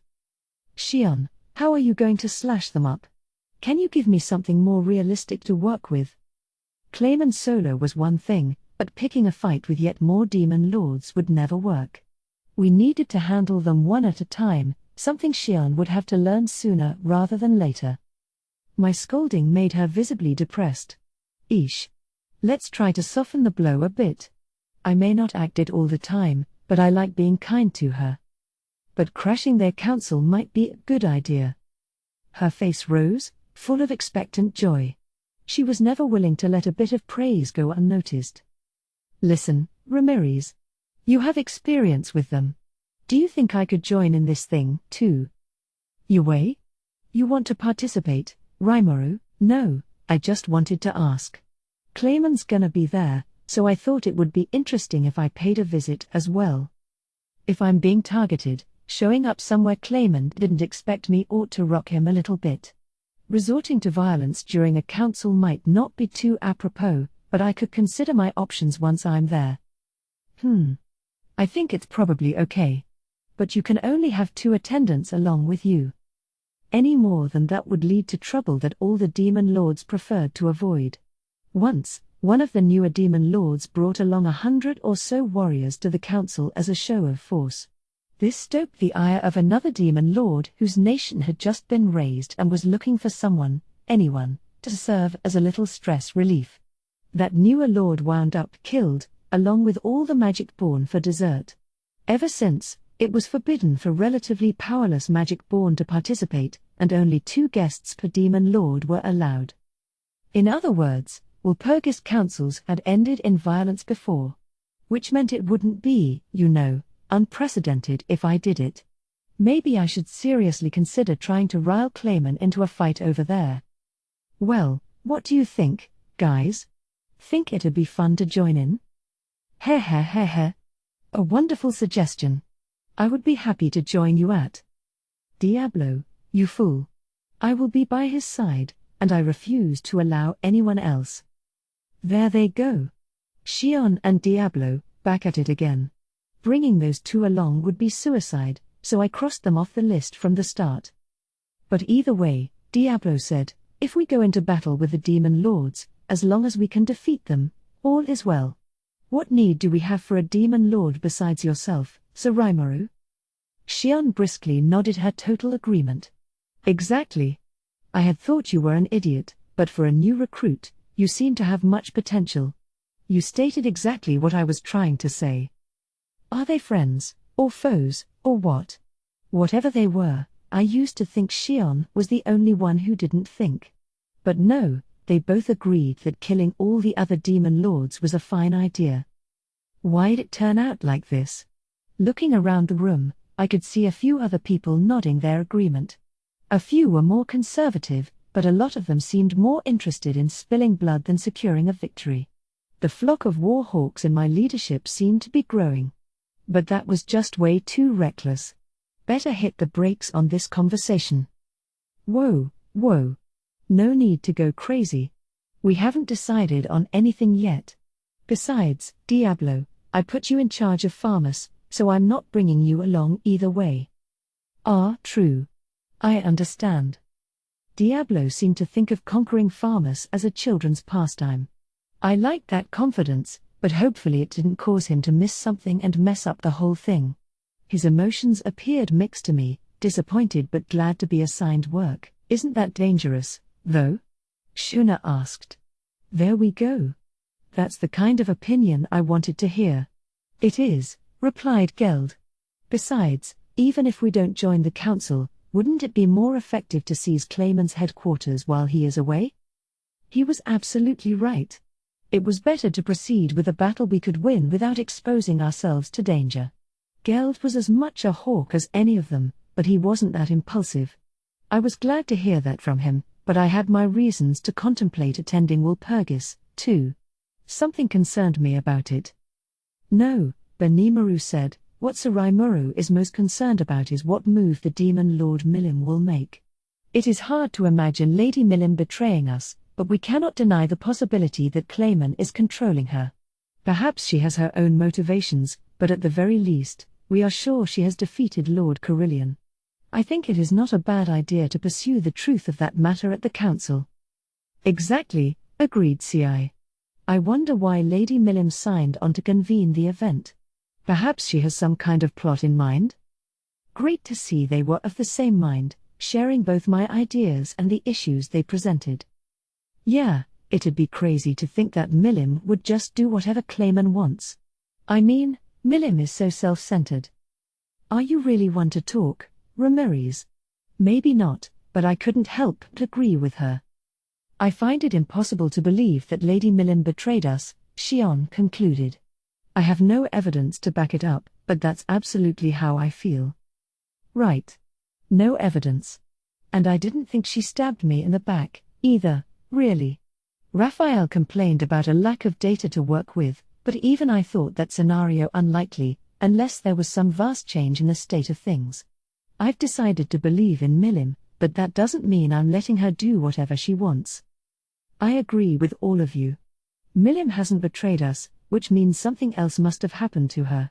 Like Ramiris suggested, I think it's a good idea to consider Clayman the culprit, or at least the cause of this.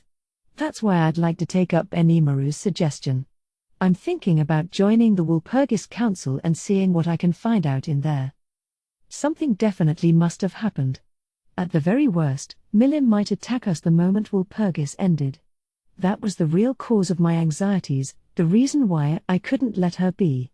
Clayman alone, I could handle. Him plus Milim, I really wanted to avoid. Well, at least I've steered this in the right direction, and we won't resort to violence as our first. Right? Right. Looks like Detective Ramiris had the right hunch the whole time. So how about we just kick Clayman's butt? Oops. Maybe not. Not as long as Ramiris was here. Besides, what the heck is with all you guys? You have this, treasure trove of powerful magic born at your beck and call, Rimuru. If you had this many, what's the big deal about just handing Beretta over to me for good, huh? She was getting carried away. The strength she saw in us was giving her a swelled head, and she still hadn't given up on Beretta. Which, as I noted, Beretta has a say in, too, so her selfishness isn't gonna get her anywhere. But she had her allies in the meeting hall. I see. She makes a very good point. Right, perhaps I could come over and do a little killing? Whoa, chill out, Shion. And Benimaru and Ci, I see you guys packing up to leave town. You're not going anywhere yet. Here we go again. Just when I was ready to RSVP for Walpurgis. I needed Benimaru and Ci to fight Clayman's forces. We'd be carrying out these plans at the same time, so I had to select the 2 attendants joining me carefully. Who should it be? I could physically feel the pressure from behind my back. It was from Xion, of course. She might go nuts if I didn't take her. It was getting harder for Benimaru to keep her calm, so maybe I should babysit her instead. Besides, Clayman's schemes almost killed Xion. They did kill her, in fact. She might have a chance to take revenge for that, which was another reason to take her along. All right. She's in. I wavered a bit on the second choice before settling on Ranga. I thought about having him stand by in my shadow, but that had put us in trouble if a holy field or other special barrier was thrown over us. I could feel him perking his ears up toward me. Let's go with him. He'd make a great bodyguard. So that was the 2. They both knew spatial motion, so it'd also be easy for them to flee if it came to that. If I tried deploying the new barrier I devised based on Holy Field, I was pretty sure that'd get us out of there safe, at worst. That was something we could rely on as we joined the council, at least. But what if Milim really was being controlled? In that case, it was likely that our town was next on the list for destruction. I had to do everything I could to prevent that. I had no interest in seeing this town be scarred again. All right. I'm gonna join in. I'm taking Xion and Ranga with me. Ramiris, can you send word that I'll be at the council? Sure thing. She casually replied, before immediately opening up some kind of special demon lord-only line and informing the others about my presence. It was powered by this ridiculously complex-looking spell, using spatial interference to allow for synchronous communication. I looked at it, curious about how it worked, and then I heard loud, haughty laughter coming my way. Gwa ha ha ha ha. So, finally thirsty for some action, are you? No need to hold back now, Rimuru. Why don't you and I come along together? I will tag along with you. Those demon lords aren't worth fearing for a single moment. Come to think of it, I had totally forgotten I had this guy, too. I appreciated his confidence, but Veldora wouldn't work, no. Well, hear me out, Veldora. I want you to stay here in town so you can defend it. What? He looked genuinely shocked. I said I will tag along with you. With me, you will stand taller than all the demon lords combined. Hey, defending this town's really important work, too. Like, the most important work. We'd have all available forces tackling Clayman's armies. That just left a few of Riga's security platoons and Xion's team. Defending the town only worked with Veldora's presence.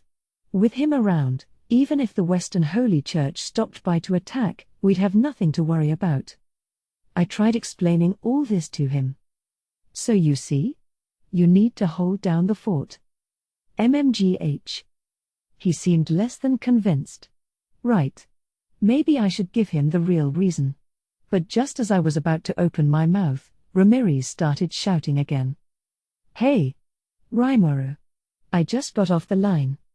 They said it was okay, but aren't you being really mean to Master Veldora? He could just be one of my guests, then. That'd make me feel a lot safer, too. That seemed reasonable, at first glance. But I could tell Ramiris just wanted Beretta and Veldora by her side so she could look super cool around her colleagues. Veldora probably thought along the same lines, too. No, I wasn't interested in coming so I could serve as your guardian, no. Yue? Oh, you're so cold, wise teacher. What's with that teacher stuff? Ramiris and Veldora had become manga buddies in record time, I guess. They definitely got along, but in terms of the power balance between them, I'd say this was all Ramiris trying to curry Veldora's favor. Well, fine. The most important thing was that my presence at Walpurgis had been recognized. That was helpful for me, although it probably had more to do with how the other demon lords didn't want to venture near human lands just to deal with me. We're actually planning to start spreading rumors about you, Veldora. We discussed that at the summit earlier, but you knew that, right? Having him be Ramiris's attendant was an idea. Personally, though, I wanted the other lords to think he wasn't coming, since it had put them off guard for me. Yes. Of course. Nope. Sounds like he wasn't paying attention. He was way too enthralled in his manga to notice any of our proceedings. In that case, it'd be easy to trick him. Well, it's like this: if I brought you along, it'd probably make Clayman think, like, oh, that Rimuru, he's a wimp just bringing Veldora along as a ringer. What? Curse that Clayman. I'll make him pay for that, Shion cried. Hair. That insect doesn't know what he's waded into, added Diablo. Perhaps I should come over and kill him after all. Shion, Diablo, calm down already, Benimaru chided, looking a little angered himself. That was just an example. Man, it's so easy to tick those two guys off. Yeah, like Benimaru said, that's just what I'm picturing him saying. So I mean, if we bring Veldora to the council, people will be so wary of us that it'd mess up the whole point of us being there, right? Veldora blinked. Ho? I see. Shion beamed, though I wasn't sure she had thought about my words at all. A fine idea. Well said, Sir Rimuru. Heh. Still, he will pay for making light of you. I'd love to make him atone with my own two hands, but perhaps I should let Shion do the honors? So you'll throw the enemy off their guard in order to make your negotiations easier? Benimaru, at least, had the right idea. But shouldn't we be avoiding danger as much as possible? Asked Shuna. She had a point, and Geld and Gable nodded their agreement. If the enemy is going to be wary of us anyway, added Hakoro, would it not be best to focus more on our own safety? Ci gave this a silent nod of his own. I could understand everyone's worries, sure. But I could cover for that. It's all right. I can actually call for Veldora anytime I want with the Summon Storm Dragon skill. That doesn't count as an attendant, right? So if things go bad, I can ask for his help then. Until that happens, if it does, I want him protecting this town. I smiled triumphantly at the audience, asking them to defy me. My leadership seemed impressed, at least, as did Veldora. Gwa-ah-ha-ha-ha. I see. I'll be the great hero who swoops into the rescue at the last moment. Great. If you're fine with that, so am I. Isn't that kinda unfair? Don't be stupid, Ramiris. I was hoping you'd call it smart. Ramiris may not have liked it much, but Veldora was already murmuring his agreement. Just one more push. Besides, that gives you one more slot to fill for Walpurgis, doesn't it? This visibly excited her, as it did the rest of my government. Oh, that totally makes sense, Rimuru. So who are you gonna match me with? I guess she had no complaints. Really, I think all she wanted was a chance to show off to the other demon lords. But at least she was on my side. Now for that last one. I could feel all the unpicked holding their breath, but sadly for them, I needed someone strong in that position. Benimaru would have been great, but he'd kinda be handling a war in my absence, so I went with someone else. Sorry to disappoint you all, but I'd like Haku. A moment, please. I was stopped by the woman standing behind Ramiris, Thraini. Sir Rimuru, I hope you will give me this assignment. Oh, Thraini. Just look at you. Ramiris was already tearfully accepting the offer. Well, so be it. All right. I'll let you go along, Thraini. Now we had our member assignments for the Walpurgis Council. Me, with Shion and Ranga as my attendants, and Ramiris, with Beretta and Thraini under her. Then, if we needed it, Veldora was a quick summon away. Lucky thing, indeed, that I was accepted. Me and Leon Cromwell also kind of had some issues to tackle, but I'd settle with just meeting him in person this time. I had Shizu's request to fulfill, and I didn't want to ignore that forever, but my target right now was Clayman. I hadn't forgotten about the Orc Lord Chaos or about Mjuran. But most of all, I was concerned about Milim. One slip-up, and I might be forced to fight her next. I was prepared to face down Clayman, but the idea of a life-and-death struggle with Milim made me singularly unenthusiastic. It'd be great if I could get all that worked out at Walpurgis. If not, I'll think of something then. Clayman, you've made an enemy out of me. And I'm not lenient enough to easily forgive someone I've identified as such. You better be ready for me. And if you lay a hand on any of my people, you can expect to pay for everything you dish out. Dar. Now I'm starting to adopt Xion's way of thinking. Still, I couldn't help but feel a little happy about it. The time for fretting in darkened rooms was over. Now we had a clear, concrete goal to reach out to. Chapter 3, The Eve of Battle. It turned out to be unusually easy for Clayman to convene a Walpurgis council. The use of Carilion's betrayal as the topic was important to him. The way it was explained to the demon lords was basically that Carilion violated their non-aggression agreement by invading the forest of Jura, and Milim punished him for it.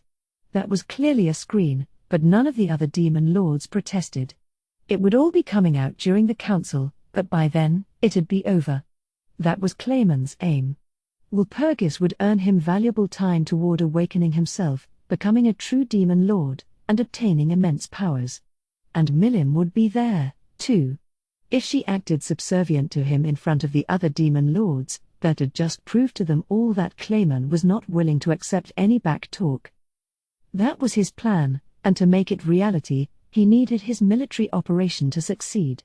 It had to wrap up quickly, before the other demon lords could interfere. He also had the perfect excuse, to punish Carilion for violating that treaty, just like how the council was convened. He just had to produce the evidence he needed to prove it. With everything in place, Clayman immediately took action. Passing through the demon lord Milim's domain, his forces pressed on into the beast kingdom of Eurasania. Yamza, a man faithful to Clayman from his very heart, was chosen to be their leader. He was the only one who knew his master's true aims, to drive his army of 30,000 into Eurasania and claim the over 10,000 souls inside before the council began. These people drive me up the wall. How dare they propose that we work together? The man yelling angrily was Midray, head priest of the temple built for the dragon faithful in their domain's largest city. This made him leader of those who worshipped Milim as a goddess. But, Father Midray, failing to follow this order would put us in serious trouble. Yamza, their commander. He bore an imperial edict from Lady Milim herself, did he not? The simpering associate pleading his case before Midray was Hermes, a member of the priests who served this temple. He had a transcendental air about him, which most people mistook as him being spaced out and insincere. It grated on Midray's nerves. Silence, Hermes. I don't need you telling me that. I know it. Hermes couldn't help but roll his eyes at the enraged head priest, even though he understood too well what irked him. It was those magic-born who had been camped out since yesterday. They had come here, to the city of the Forgotten Dragon, without warning and promptly occupied it like it was theirs all along. Apparently, they were a force from the Demon Lord Clayman, heading for the Demon Lord Carilion's domain to investigate an agreement he had broken. Refusing them simply wasn't an option.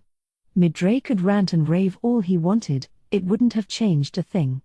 There was a pretty good reason for this. The Demon Lord who toppled Carilion's beast kingdom of Eurasania was none other than Milim, the object of Hermes's and his fellow priests' worship. If their supreme being was involved, it was only natural for Clayman's forces to ask them for help in collecting evidence against Carilion. In fact, if they didn't find anything, that would put Milim in an embarrassing position. Milim herself wouldn't care, but Hermes and the others would. Lady Milim can be such a handful sometimes. Her selfishness could be forgiven, Hermes reasoned, but just a little, really, a tiny amount would be fine. He wished that she gave them a moment's worth of consideration. How dare you, Hermes? You will never cast doubt upon Lady Milim's actions. No, I know that, but it's getting harder and harder for us because we're always spoiling her. He didn't say it. It'd just spark another wave of anger from Midray. This is quite a handful, he thought, sighing. He recalled how things had spiraled downward since yesterday. The army had requested permission to pass through in advance, and even then, their high-pressure tactics rubbed the priests the wrong way. This force clearly looked down upon the dragon faithful, It was obvious that their requests for support weren't really requests at all. They were orders, through and through. The dragon faithful that resided here, in the city of the Forgotten Dragon, numbered less than 100,000 in total. They all worked together in their daily lives, there being no central government to speak of. As a result, none were particularly gifted in battle, they relied on Milim's protection to keep the peace. That, at least, was how it appeared to outside observers. But this was only half right. Yes, there was no government. All the crops and other goods produced were collected at the central temple, where it was distributed equally by the head priest. It might seem like this system would fail, encouraging people to grow unproductive and lazy, but that wasn't the case. Everyone, workers and non-workers, was guaranteed at least a certain amount of the wealth, and the more hard-working would also be provided with additional supplies. This was similar to the universal basic income idea that had gained traction around modern Japan. The main issue was who got to decide how much of a contribution each individual made to society, and that was Midray's job, granted exclusively to him by Milim. That right afforded Midray all but absolute power in this city, but he never abused that power. Why? Simple, because the other priests who served him had the right to dismiss him from office. If he got too selfish with his decisions, he'd lose his post. That understanding was what kept Midray from becoming a tyrant. Of course, they already had a tyrant on hand in Milim, and nobody was stupid enough to try to imitate her game, but still.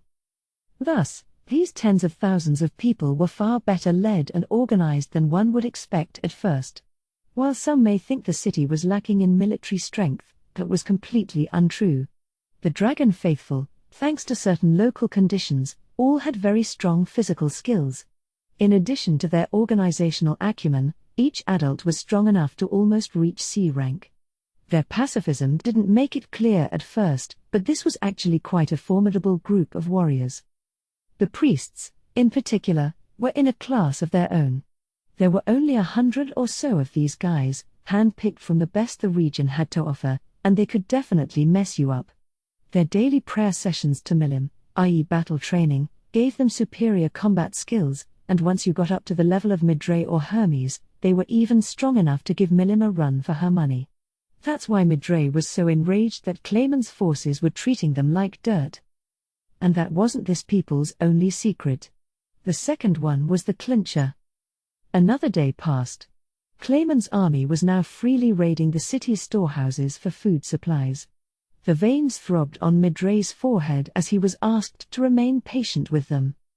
"But why has Lady Milim not returned?" he asked, trying to adjust the target of his rage. "Well, who knows?" Hermes distractedly replied. They had gone through this back and forth a dozen times or so, and it was getting on his nerves more and more. "We prepared this wonderful meal for her. I hope Lady Milim is not hungry somewhere out there, you see." "I doubt it," Hermes countered. In fact, he was sure about it. The wonderful meal Midray mentioned was a plate of nature's bounties, which in fact was a bunch of raw vegetables on a plate. The last time he had a meal with Milim, Hermes stole a glance at her, only to find her lamely chewing away, all expression drained from her face. I could tell she wasn't enjoying it, he thought. She was just trying her best to power through it. Judging by her joy when some roasted meat was brought out, there was no doubt in his mind. He had suggested to Midray that actually cooking the food might please Lady Milim more, but that fell on deaf ears. It was the head priest's firm belief that providing all the glories of nature, in their most natural form, was the best possible way to pamper her. That's exactly why Lady Milim hardly comes around any longer, he wanted to say, but it'd be his neck on the line if he did. Hermes had traveled extensively across the land, giving him insight into the cuisines of many nations. The other priests, meanwhile, didn't have that experience. They were too closed-minded to think that anything apart from pure nature would be right, so Hermes just gave up eventually. Perhaps not, mused Midray. But just imagine. That villain Clayman, thinking he's king of the world, making Lady Milim write that edict. It was definitely written in Milim's sloppy, unique handwriting. They had no choice but to carry it out, but they could only go so far with it. Yeah, true. We can't do much if it's Lady Millim's orders, but they've emptied out food storehouse number 3, too. We've only got 7 left. That's going to make things lean until the next harvest. Damn it all. Veins swirled across Midray's bald head like the skin of a melon. It was rather clear just how angry he was. And given how he had to work hard to keep from laughing at it, Hermes was a pretty shameless priest, too. As they spoke, the very source of all their troubles came walking up, the general manager of the Clayman force. Faye. Keep your cool, Hermes. I hear you.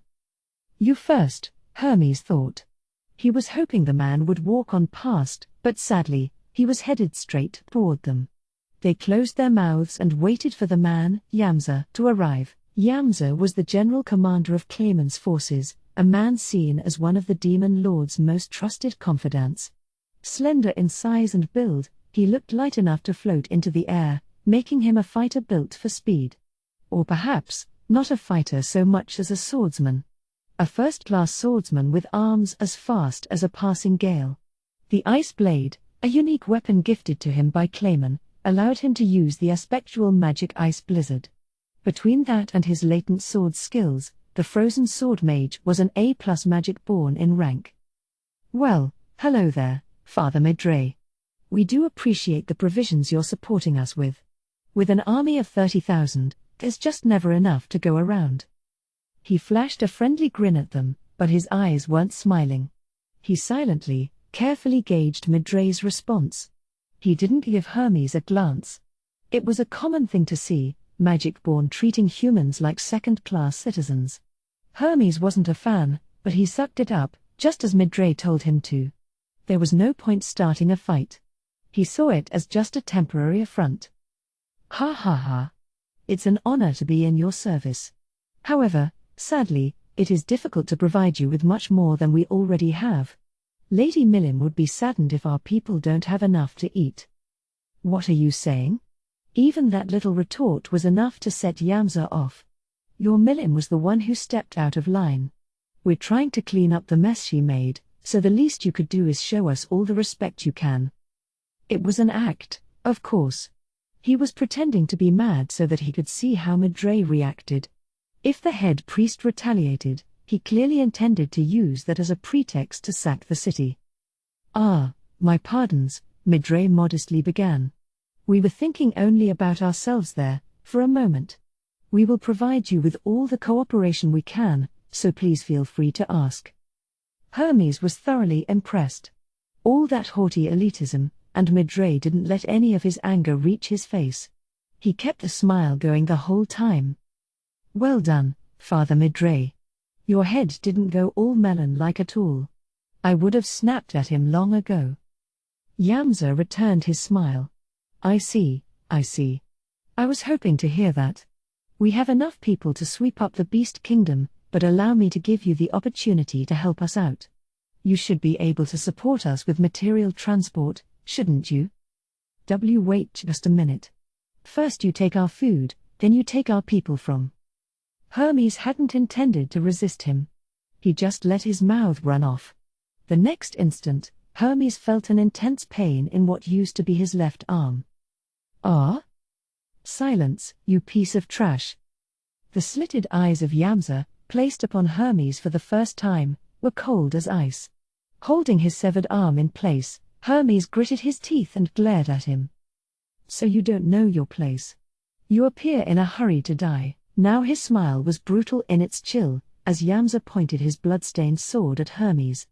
Bastard! Thinks he can tell me what to do.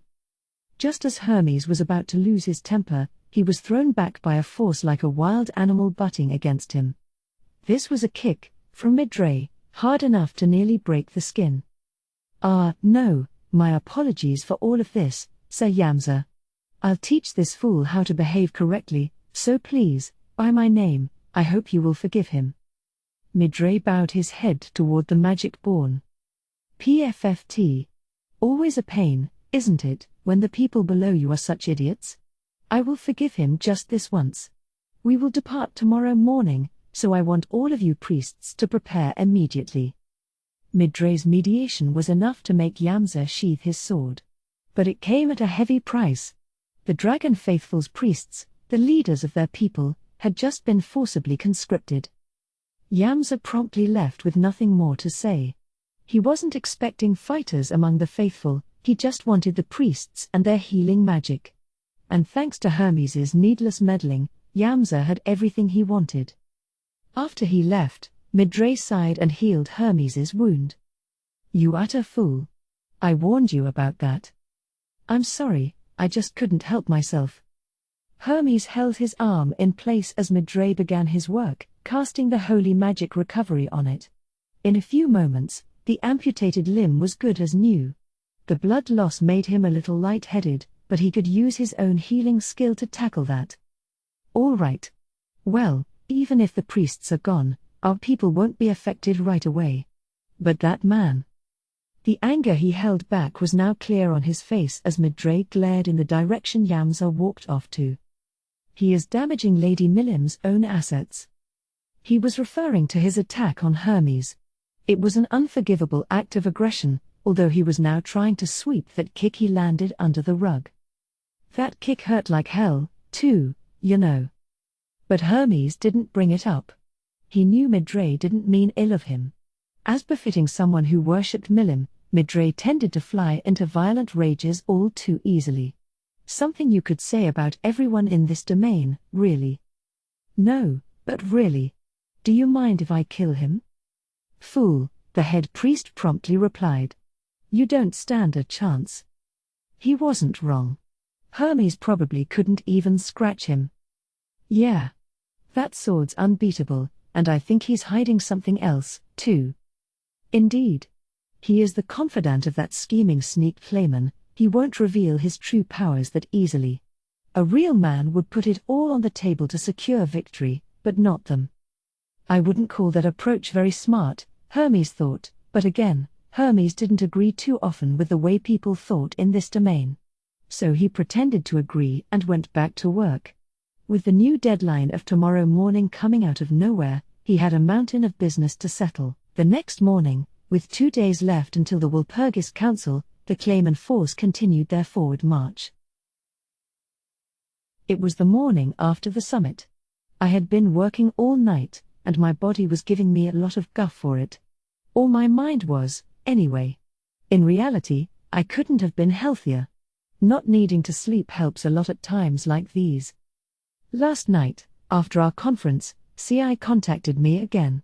He participated in the meeting in the flesh, but one of his replications reported in this time, after collecting information from across the Beast Kingdom. Soka, and the other 4 people on his team, were contributing as well, providing a few more solid leads. The Clayman force, ever on the lookout, still had not moved. In the midst of this, they all searched for some place to deploy our own forces, but a problem arose. The fleeing residents of the Beast Kingdom were spread out all over the place. If we wanted to rescue them, then no matter where we transported our army to, we might have some areas left unevacuated before time ran out. Thanks to the Clayman force's invasion route, we were lagging behind schedule. Suggestion: it would be more effective to transport the citizens to a single location. I see. Yeah, I suppose it would be. No reason why that kind of transport is military only. Dominate space allowed me to smoothly travel wherever I wanted, including to CI, his replications, or Soka and the others. I could then use the new type of transport spell we devised to collect all the evacuees together. Thanks to that, things got very busy after the conference. First, I had Geld's army go on ahead to build a field base that could accept these refugees. I transported them over to the former location of Eurasania's capital, which Milim had turned into a vacant lot. Being a wide-open field, it stuck out like a sore thumb, but there'd be no better place to deploy a large force in. Then I personally went from village to village, transporting the refugees out. This we wrapped up before the end of last night, which was why I was so exhausted, mentally speaking, that is. Phobia was with me, which thankfully kept us from dealing with any resistance, although it exhausted him as well. Performing all this teleportation, he marveled before he left, looking at me like I was some kind of fiend. "How can you keep yourself together? And such elaborate transport magic, over and over again. It seems absurd. Well, that's rude of him, isn't it? Of course I'm tired. By now, Phobio should have been asleep in a room inside one of the field tents Geld's force built.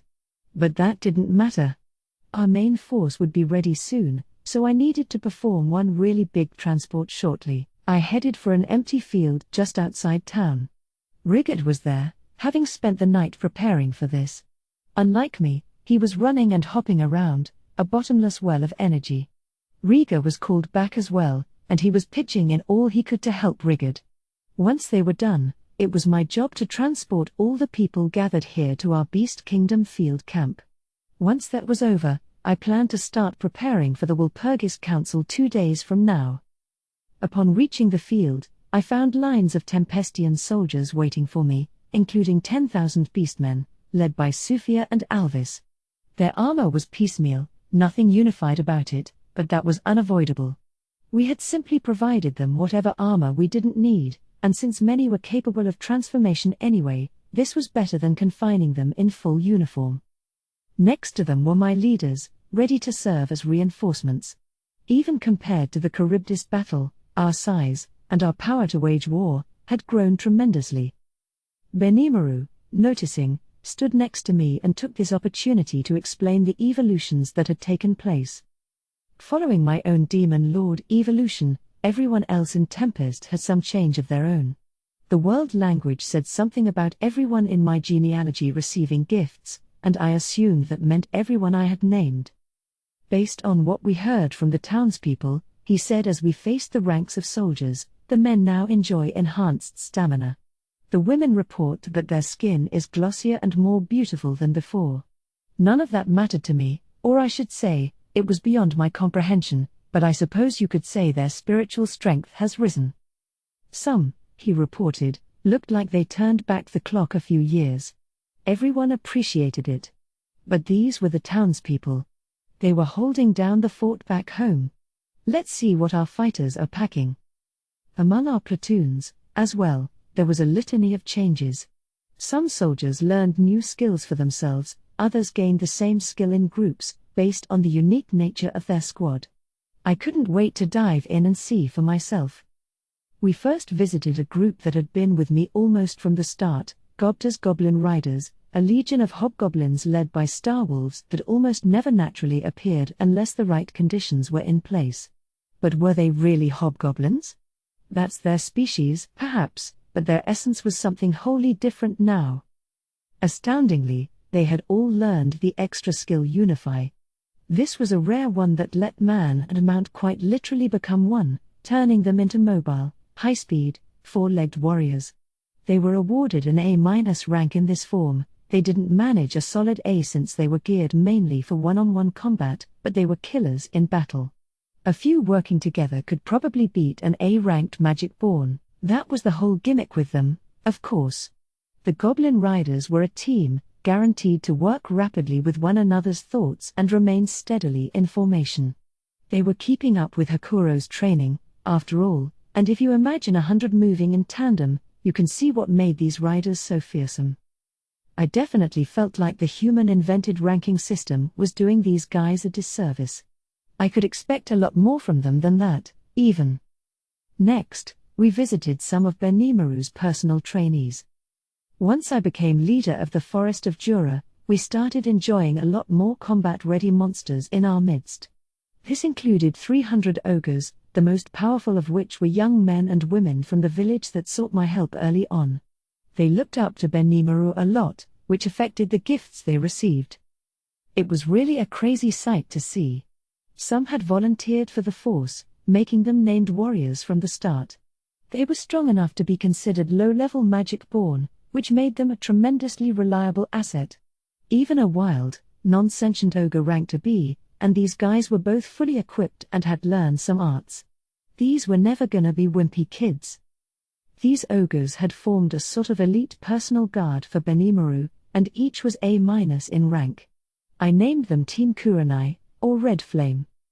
Now, for the fighters assigned to Benimaru's main force.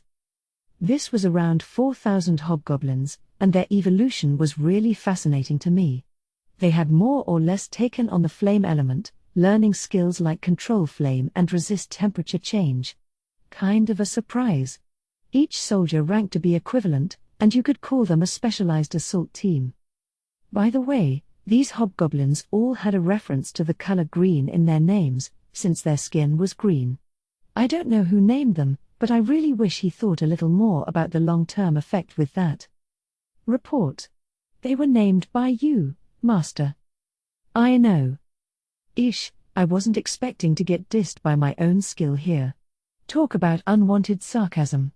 Like, I can't read that far into every single thing, guys. These monster evolutions just made no sense. Since everybody was named green something, I named this army the Green Numbers. Might as well go with it. I wanted to go with red something since these were Benimaru's forces, but I kinda liked the feel of this, too. It'd be a nice little surprise, this green force unleashing all these flame attacks. I think I'll have their equipment repainted green for the battlefield sometime. Next up was Geld's force, a sort of complement to the Green Numbers. The High Orcs all evolved in the same way, earning power-up skills like Steel Strength and Iron Wall. Their officer class also had the extra skill Control Earth, letting them mold and sculpt the land around them. Good for digging trenches in a hurry, as Geld put it. In addition, everyone in the army had earned the extra skill Armorize Body, making them into much more of a defense-oriented tank unit. They had also taken on a lot of my personal resistances, resist melee attack to start with, followed by pain, rot, electricity, and paralysis. Cabal's Cuirass Shield, the completed version of the one I gave him as a present, was now a unique piece of equipment that boosted his magic resistance. Basically, whether it was melee or magic, they could deal with it. I gave half a thought to exposing them to Xion's cuisine so they could gain poison resistance but quickly banished the thought. Still, obtaining all those shield-like scales from Charybdis was really a stroke of luck. Kurobe had made lots of copies of the items Garm had created from them, and I really have those craftsmen to thank for that. Now, this unit was sturdy enough that each member ranked a solid B. That, plus the unique equipment on each one, made them impervious to any normal force.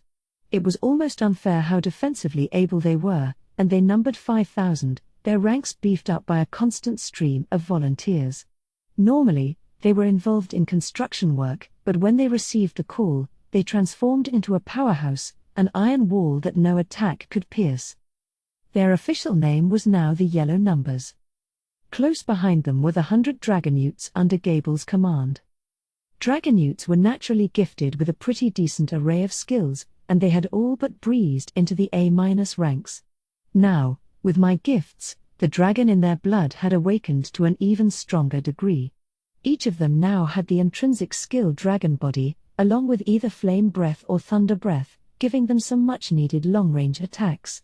Gable could use them both, which meant he really was an exceptional Dragonute, I guess.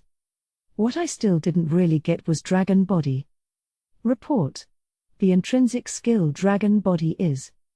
Oh, I didn't need the full documentation. I know now that I can't use it, so there's not much point in hearing it. I'm sure Gable and the rest will take the time to figure out how to use it best, if they want. What's the point of having power if you never earned it for yourself? That's what I think. Huh? What about me?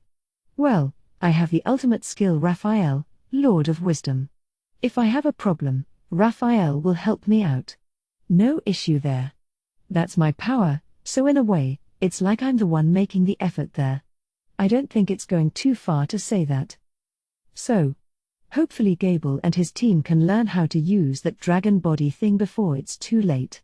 Not to throw it all on you, but good luck. Still, in a way, it was almost like this squad's talents were going to waste with Gable. They could fly, they could breathe fire and lightning from the air. It's nuts. And thanks to their intrinsic species aspects, they were resistant to pretty much everything: scales of steel, breastplate armor of magisteel. Whether by sword or by magic, no half-hearted strike was going to break their skin. Flight alone was enough to give them an overwhelming advantage, but look at that defense. Speed, offense, defense, the complete surprise assault package, all in one. I named them Team Hiryu, or Flying Dragon. They only numbered 100, but they were the strongest unit in our forces.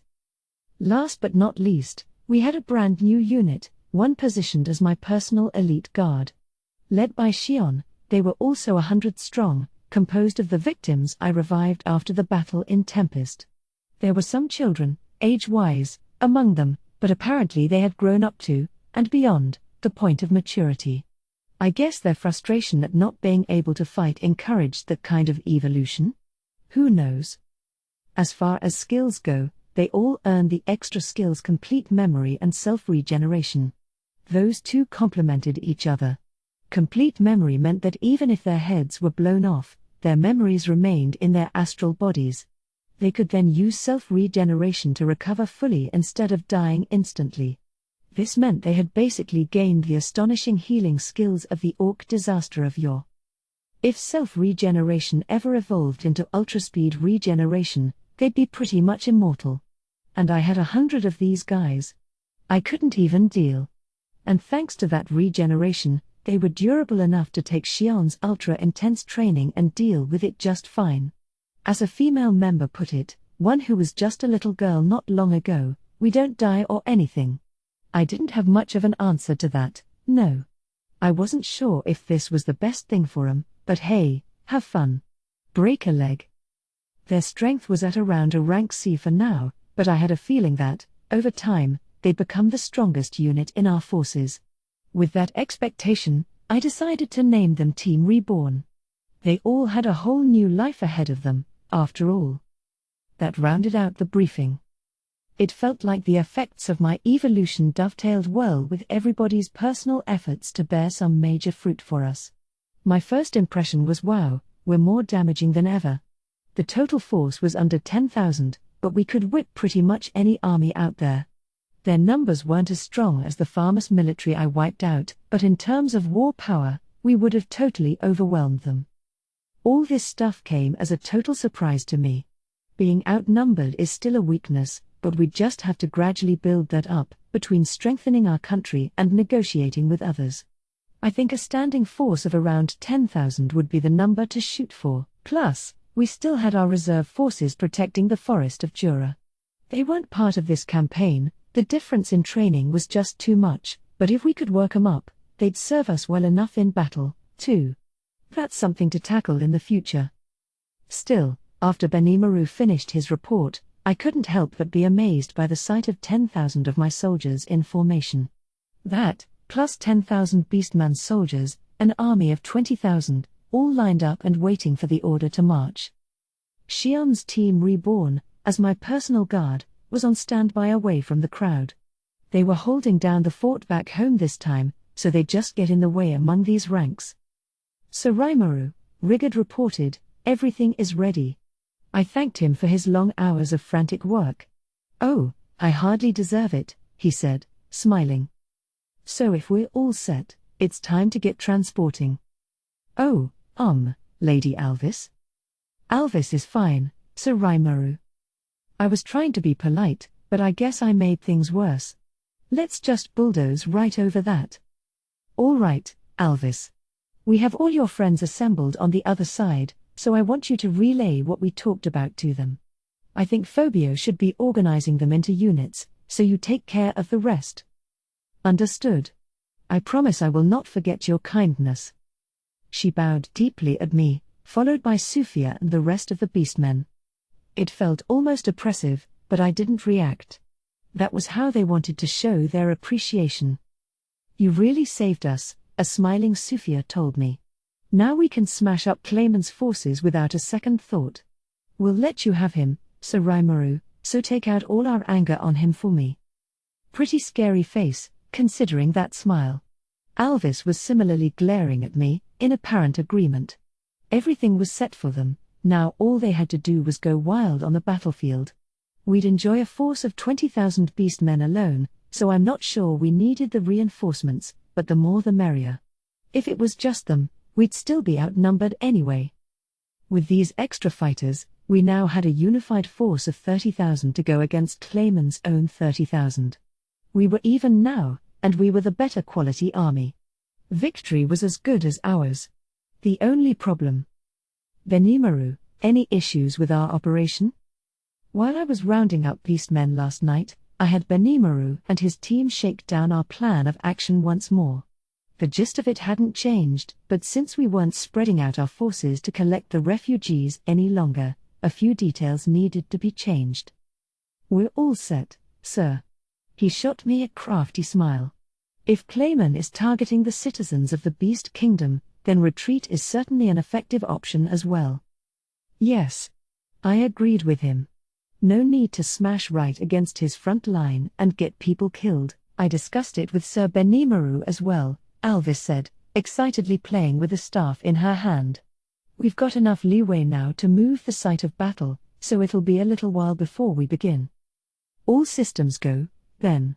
Failing to complete his mission before Walpurgis would make for one angry Clayman, no doubt.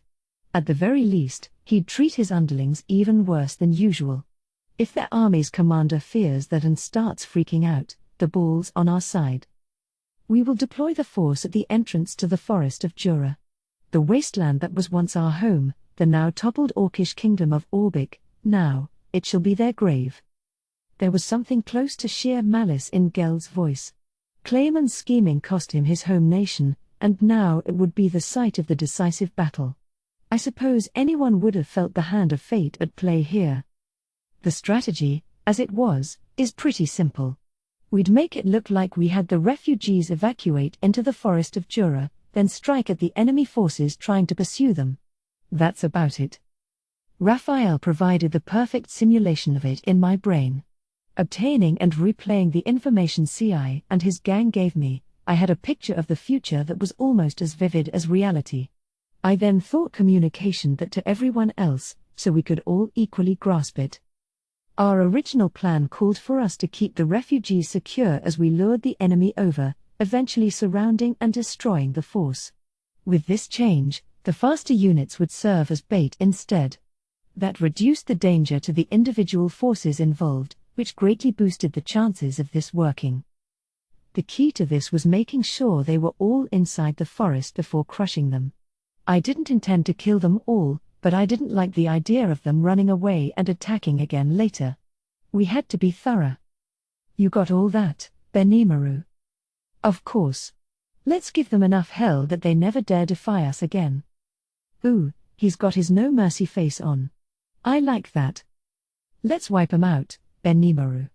Xian added, cheering him on. He. You need to take out the garbage fast, you see, before it rots. Diablo was, also cheering him on? I'm not so sure, but whatever. They both wanted to join in, of course, they just love fighting. But Xion would stay with me to prepare, and Diablo would be stepping into Farmer's Land soon. They were out of the picture. Now to just leave things to Benimaru and wait for the good news. Right. No matter what happens, I want you to report back immediately. I'm sending you off now. Win this one, guys. Rah. Victory shall be yours, and now they were all looking at me, all those many, many eyes. As I regarded them with my own golden pair, I deployed a square of magic. I spent ages practicing this last night, so I had it down pat. Beneath the feet of all 20,000, a giant square drew itself in layers, from the bottom to the top. A complex array of geometrical shapes built themselves up inside, too intricate for me to figure out. Something this size, of course, required a lot of magic and concentration. My energy rapidly drained, but based on my figures, I should manage to hold out. Not to brag, but my magicule stores had risen exponentially, too. It took around 5 minutes in all. Everyone stood there, bolt upright, waiting for the transport spell to complete. And then, the moment the melange of shapes within the square stacked up above the heads of everyone inside, the entire army was gone, in the blink of an eye. Transport complete. Looks like we got them out of there. Back when I was practicing last night, I was a little concerned Clayman had noticed all the light this was generating in the darkness. So I combined it with a blindness bomb to sap all the light away from the magic square. You never know where you may mess up, diligence is key. There was no need for that now, though, and the sight that unfolded before me could only be described as magnificent. Well done, Sir Raimaru. Such a beautiful spell. Indeed. It was so charming. I had earned high marks from Diablo and Xion. Diablo must have really liked magic. Once things calm down, I'd like to talk shop with him a little. Maybe he's got a spell or two I don't know about. And I've got to help Xion stop being jealous of everyone around her. I can't afford any weird drama around here. Such were my thoughts as I nodded at them, and we went on our way. After everyone left, we were greeted by a clearly bored Veldora. Raimaru, he asked, can I go and beat 'em all up, too? I knew it. He hadn't listened to a single word I told him. What are you, deaf? I'm trying to keep you a secret until the Walpurgis Council begins. If you go crazy out there, the secret's gonna be out in 2 seconds. Gwa ha ha ha. Yes, of course. I almost forgot. Almost, my ass. I don't know what to do with this old coot. I gave him a whole bunch of manga volumes I had stored up, but will that be enough? Because I'm really worried he's gonna try to pull something stupid. Better keep a very close eye on him. Yom and his squad also set off that afternoon. I look forward to having them tell everyone they run into along the way that Veldora is back. I told them to make sure and phrase it so it spreads as quickly from village to village as possible. The purpose for this, of course, was so Clayman would hear about it as he keeps snooping on us. Hopefully the news will reach him sooner than later, I thought as I saw them off. Diablo told me to expect us back very, very soon, but how much of a pushover does he think Farmus is anyway? It almost made me worried, but I still left things up to them anyway. Everybody makes mistakes, after all, and if something came up, we could think about it then. It wasn't long after when Gazelle set off toward the Dwarven Kingdom. His assorted ministers were livid, which made his departure a bit more hurried than I think he would have liked. Guess that decoy he hired wasn't up to the job, and I could guess why. I definitely shouldn't be taking any lessons from him on that front. Nobody likes being found out. Another day passed, and while Benimaru reported that things were moving along well, we weren't without our problems. Naturally, a group of 30,000 soldiers and refugees is a little restricted in where it can go. These were stout beastmen, however, not humans, so I was told that they should reach their destination without too much delay. I wasn't too worried, though. I had something to deal with that. Right, I said, patting Benimaru's shoulder. We're all ready to take in the refugees here, so I'm gonna transport all the non-combatants over to Tempest. Oh. There is that, yes. Benimaru groaned, chiding himself for not coming up with it first. You know, though, that transport spell costs a lot of magicules. The more people you're transporting, the more it adds up. At this point yesterday, I was fresh off moving a force of 20,000 around. I didn't really have much free energy left. I couldn't go shooting that off rapid fire, so it wasn't like I was deliberately wasting time. Besides, this was a completely new sort of magic, one that flew in the face of conventional approaches, so we'd be able to weave this into future tactics with a lot more frequency. I mean, I don't think too many people could cast that spell anyway, so that should help preserve our unique superiority. Regardless, Rigard had set up the required camping quarters after I sent everyone off yesterday, so I figured we could transport the refugees alone into here. So I did it all in a snap. And none of them were nervous about it, either. I guess they were all adaptable enough that they got used to it quick. I let Rigard guide them around, since that work I started yesterday was still calling my name. I really wanted to finish it up in time for Walpurgis, so I just had to hope no more issues arose. In the end, the day of the Walpurgis Council began without any major crisis. My work was done before lunch, allowing me to dive into the final stages that afternoon. Looks like I'll be on time. That's a relief. Raimaru, is this? What do you think? Pretty neat, huh? What are you, some kind of genius? I had enough of dealing with Ramiris's yelling at me. I didn't want to engage any longer. I had to save my mental acuity for this evening, so I'd just ignore her rantings for now. After lunch, I worked on the final touches, then placed the finished item in my stomach and headed over to the Trent village where Thraney lived. Veldora wanted to join me, but he'd have to wait.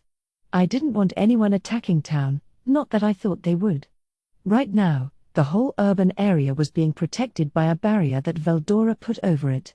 That prevented any potential eavesdropping from Clayman as well, so him abandoning town at the moment was a bad idea. So I promised him next time and set off with Ramiris and Thraney. I assigned Beretta to deal with him, as much as it hurt my conscience. He'll probably be used and abused, I'm sure. I'll have to reward him later. With a quick casting of Dominate Space, we were on our way. Once we reached the village, we quickly spotted the insectoids Apito and Zegan. When I first saved his life, Apito was maybe around a foot long, but now he had grown to nearly 20 inches. It was great to see that guy in good health. Zegan, meanwhile, was at well over 2 feet and strong enough that a lot of monsters knew better than to pick a fight. Of course, there weren't any monsters around here that were hostile to Zegan anyway, so there's no real way to gauge his power. I told it not to do anything too risky, so it probably hasn't.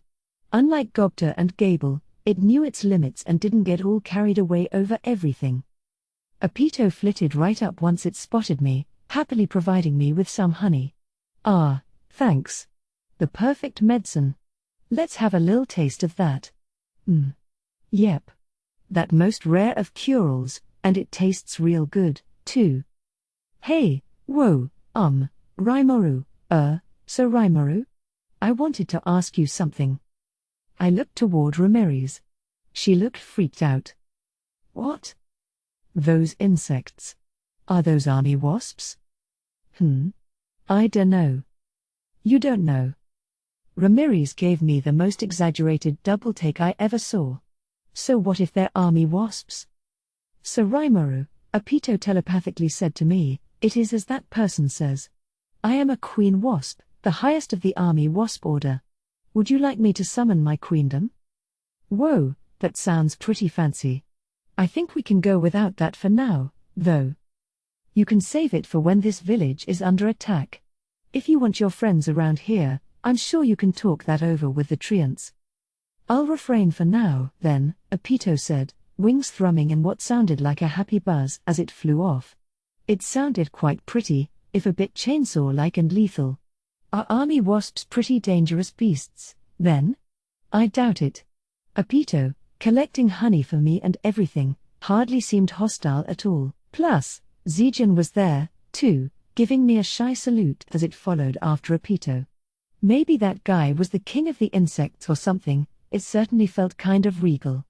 I was pretty sure it'd only grow in strength. Maybe evolve, even. If so, I'd love to have that guy join my team. Turning around, I saw Ramiris with her mouth agape, while Thraney was doing her best to console her.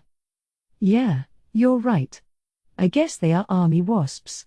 Plus, one's a queen. I heard them.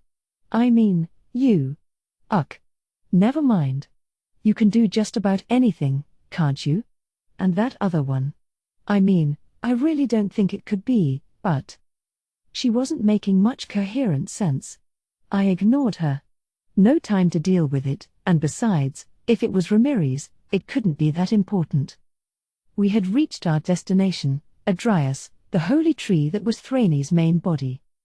I took out my completed project from my stomach. It was an orb, dull in color. No sheen, no glow to it, but you could absolutely feel the power. What was I going to use it for?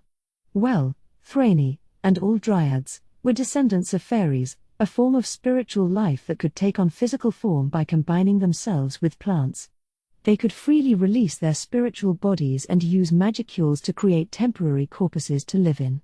Their real bodies, however, were these dryas trees.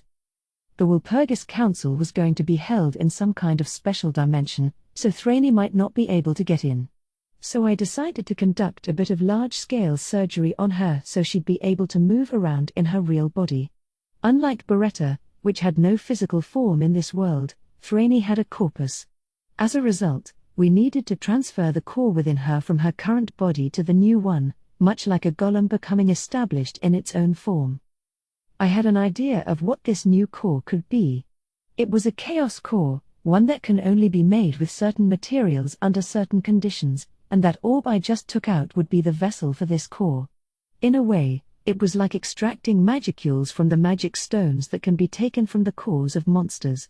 It's hard to make these retain no element at all, so I went through many failures before I created this. I also needed several other materials to make this orb, so I spent nearly all of yesterday gathering them. Making a chaos core required an equal mixture of spiritual and mystical force inside this vessel. With Beretta I could have just filled them with both in equal quantities and densities, but it wasn't so simple with Thraney. She would have to inject the orb with her own spiritual energy herself, while I put in mystical force that had been mixed to an exactly proportionate density and size. Now it was time to get to work, and that meant it was time for Raphael to shine. With my signal, Thraney began to turn her body into spiritual matter and let it flow into the orb, without a moment's hesitation. I injected the mystical force alongside her, not missing a beat. This was precision work, but it proceeded with no calculation errors. The Dryas lost its life force, visibly withering before me. Alongside that, the orb began to blink on and off, almost like a pulse. Light and darkness traced a spiral inside it, and then, the orb began to shine a light shade of green. The flickering of life was thriving inside. Report. The individual Thraney's element has mixed into it, but construction of the chaos core is successful. It had all gone as planned. Okay, it worked. This orb is now Thraney's main body. Thank you so much, Sir Rimuru. Yeah, thanks, Rimuru. Now I can take Thraney here along with me. You should be safe with that, yeah. But, Thraney would no longer be separate from her main body, so she wouldn't have issues traveling across dimensions anymore. But something still seemed missing. Thraney, do you mind if I take this tree that used to be your body? Of course not. Use it however you like. I thanked her, then got straight to work. What are you gonna use it for? You'll see. I cut down the tree, working the wood, creating precision parts with it to form a human shape. Oh. Is this? Are you gonna? Ramiris quickly understood what I was up to.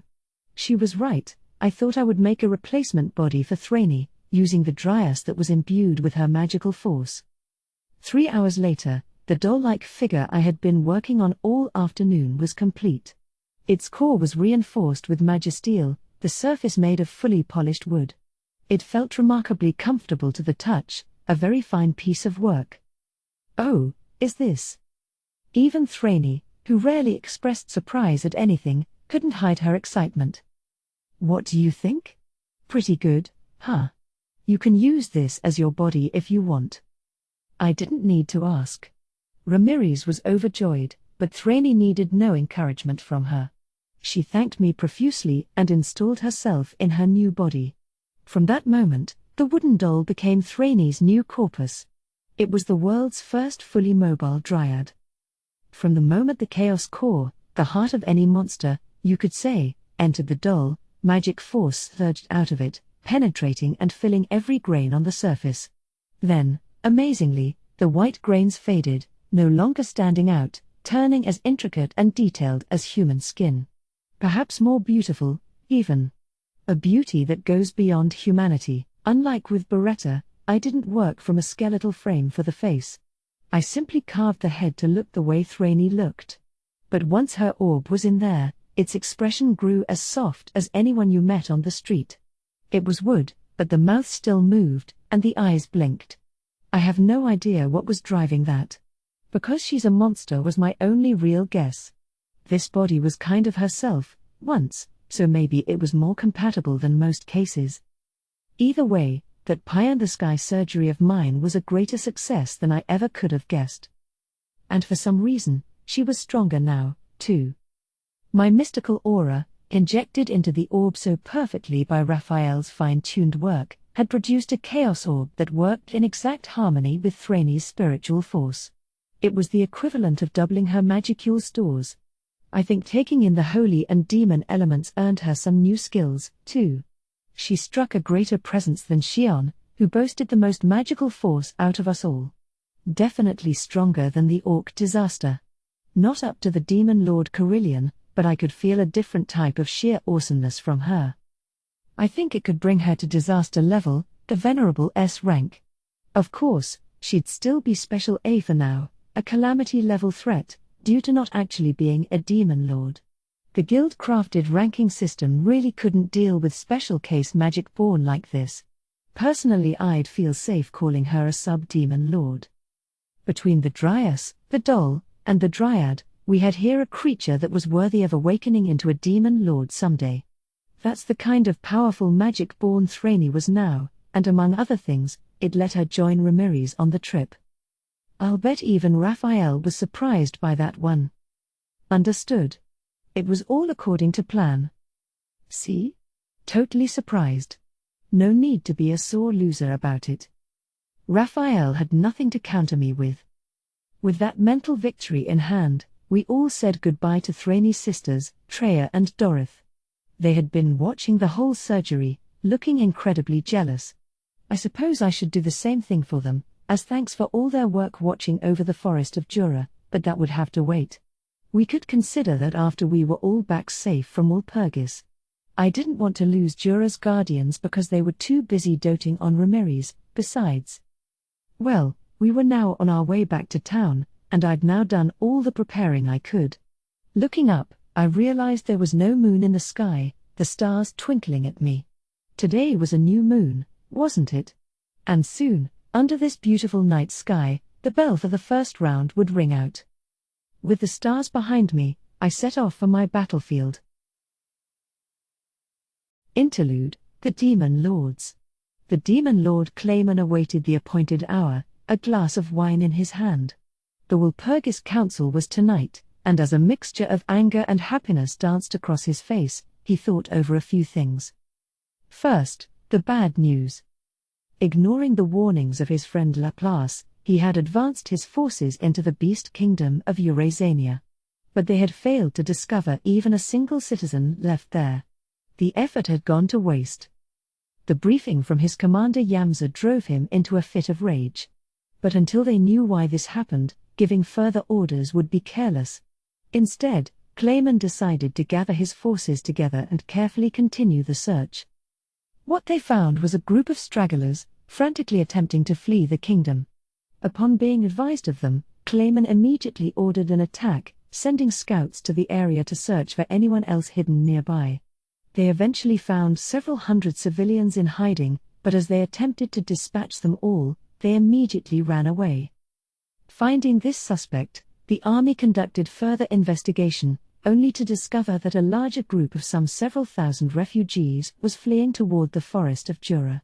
The small group of several hundred was just bait to help the rest of them flee.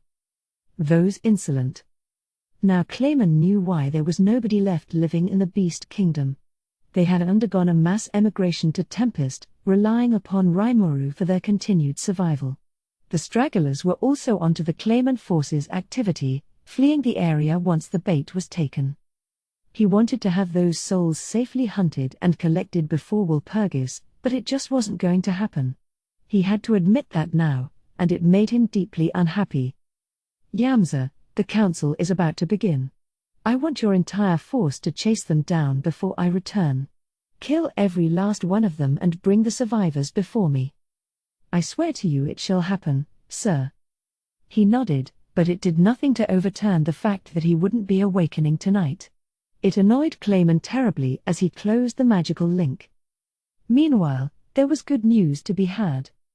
Using his feelers in the ground, electric signals and natural geomagnetism, he was constantly gathering information. Nobody had been fully aware of this power yet, giving Clayman free rein over a vast array of data. It was what allowed him to enjoy the alias of Marionette Master. At the time he gained this skill, it permitted him to interact only with people or things within his line of vision. Now, however, thanks to ceaseless training and effort, it had become the keystone force of his entire empire. This unique skill, Manipulator, it was called, converted information into encrypted communications as it conducted surveillance over a wide area. Deploying a member of his team to an area allowed them to function as his eyes and ears to gather intelligence. It was this vast network that informed him that Veldora, the storm dragon, had revived. This, in itself, was not welcome news, but the human beings who had spoken with the storm dragon and apparently survived the experience had some very fascinating things to say. According to conversations surreptitiously heard from adventurer types leaving the monster town, Ramiris, self-styled leader of the forest, hadn't defeated the farmer's force at all. The missing army was the result of the storm dragon's resurrection, and since he had only just been reborn, the dragon's stores of magicules were largely lost, emptied out as it raged upon Farmus's army. That explained why there was no massive onrush of magicules around the forest of Jura, as one would expect from such a cataclysmic event. That these adventurers lived to tell the tale was another sure indicator. If the storm dragon Veldora was alive once more, there was no way Clayman, a demon lord, wouldn't have picked up on that. The rumors must have been true, then. He lost his magic force during the battle with Farmus. These two pieces of news conflicted Clayman. It would be a simple matter to slay that dragon right now. I may even be able to add him to my cache of pawns. A tantalizing fantasy. The dragon has been using the town the monsters built as his personal den, it seemed, and it was hard to gather information in that area, but he felt no need for concern. Those empty stores of magicules wouldn't rebuild themselves in 2 or 3 days. After Walpurgis, he'd have all the time in the world to snare him. And if all else fails, I can simply send Milim after him. For now, though. It was time to concentrate on the council. Or perhaps, if Clayman hadn't been over-reliant upon Milim's strength, he might have noticed all the points that didn't quite add up. The fact that there wasn't a single enemy casualty yet. The force, reportedly scattered all across the Beast Kingdom, was now gathered together. Both pieces of information were too important for someone as careful as Clayman to overlook. But it wasn't Clayman on the ground, it was Yamza. And Clayman's mind was too full of the upcoming council to notice. That was how vital this Walpurgis was. Out of nowhere, Ramiris, a demon lord who preferred to remain incognito, cooped up in her labyrinth, most of the time, asked for Ramiris, the subject of the meeting, to be extended an invite as a supplementary condition. Clayman hadn't accounted for that possibility, it prevented him from making a snap judgment.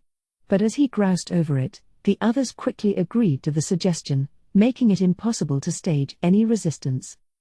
Still, this could lead to good things for him. It's better this way. Now we've unmasked Ramiris's true nature. I was almost fooled into believing that he leveled the Farmus military by himself, but there's no hiding the truth. Clayman grinned. If Ramiris was joining the council, he should consider himself welcome. There, before all the other demon lords, he'd know exactly how powerless he really is. A mere slime, borrowing the majesty of a dragon for his boasts. I hope you consider it an honor to be crushed by my own hands. He went back to fantasizing about his own future glories. And that was why he missed it. Those small yet glaring inconsistencies out on the battlefield. You be careful, too, okay, Clayman. Now's not the time to be too reckless. His friend's words flashed across his mind. Now, a small sense of unease was taking root. The nagging feeling that he had missed something. But he laughed it off. Don't you worry, Laplace. I will win this. He drained his wineglass, as if to wash the anxiety away. It was with a somber gloom that Frey prepared for the council. Things were in a constant state of flux. The original plan had all but gone by the wayside. She didn't expect any of this, and now it was all too unclear how things would shake out. But she wasn't nervous. She was aware of her limits, and she always made decisions based on cold, hard facts. That was how the Sky Queen always acted. If all went well, then fine. If not, she would have to prepare to make the right move herself. It all began with a certain promise.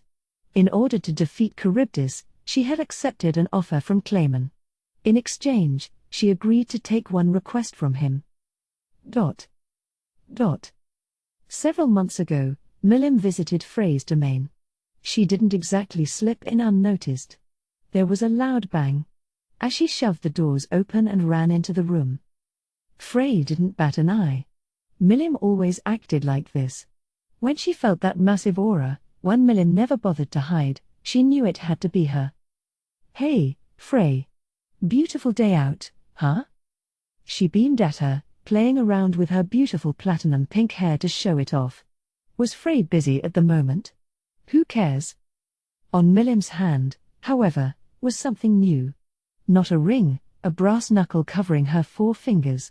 It was something far too boorish for most young women, but on Milim, it couldn't have been more perfect. It had a relief of a dragon carved into it, half aglow in magical aura, and it fit snugly in her clenched little hand.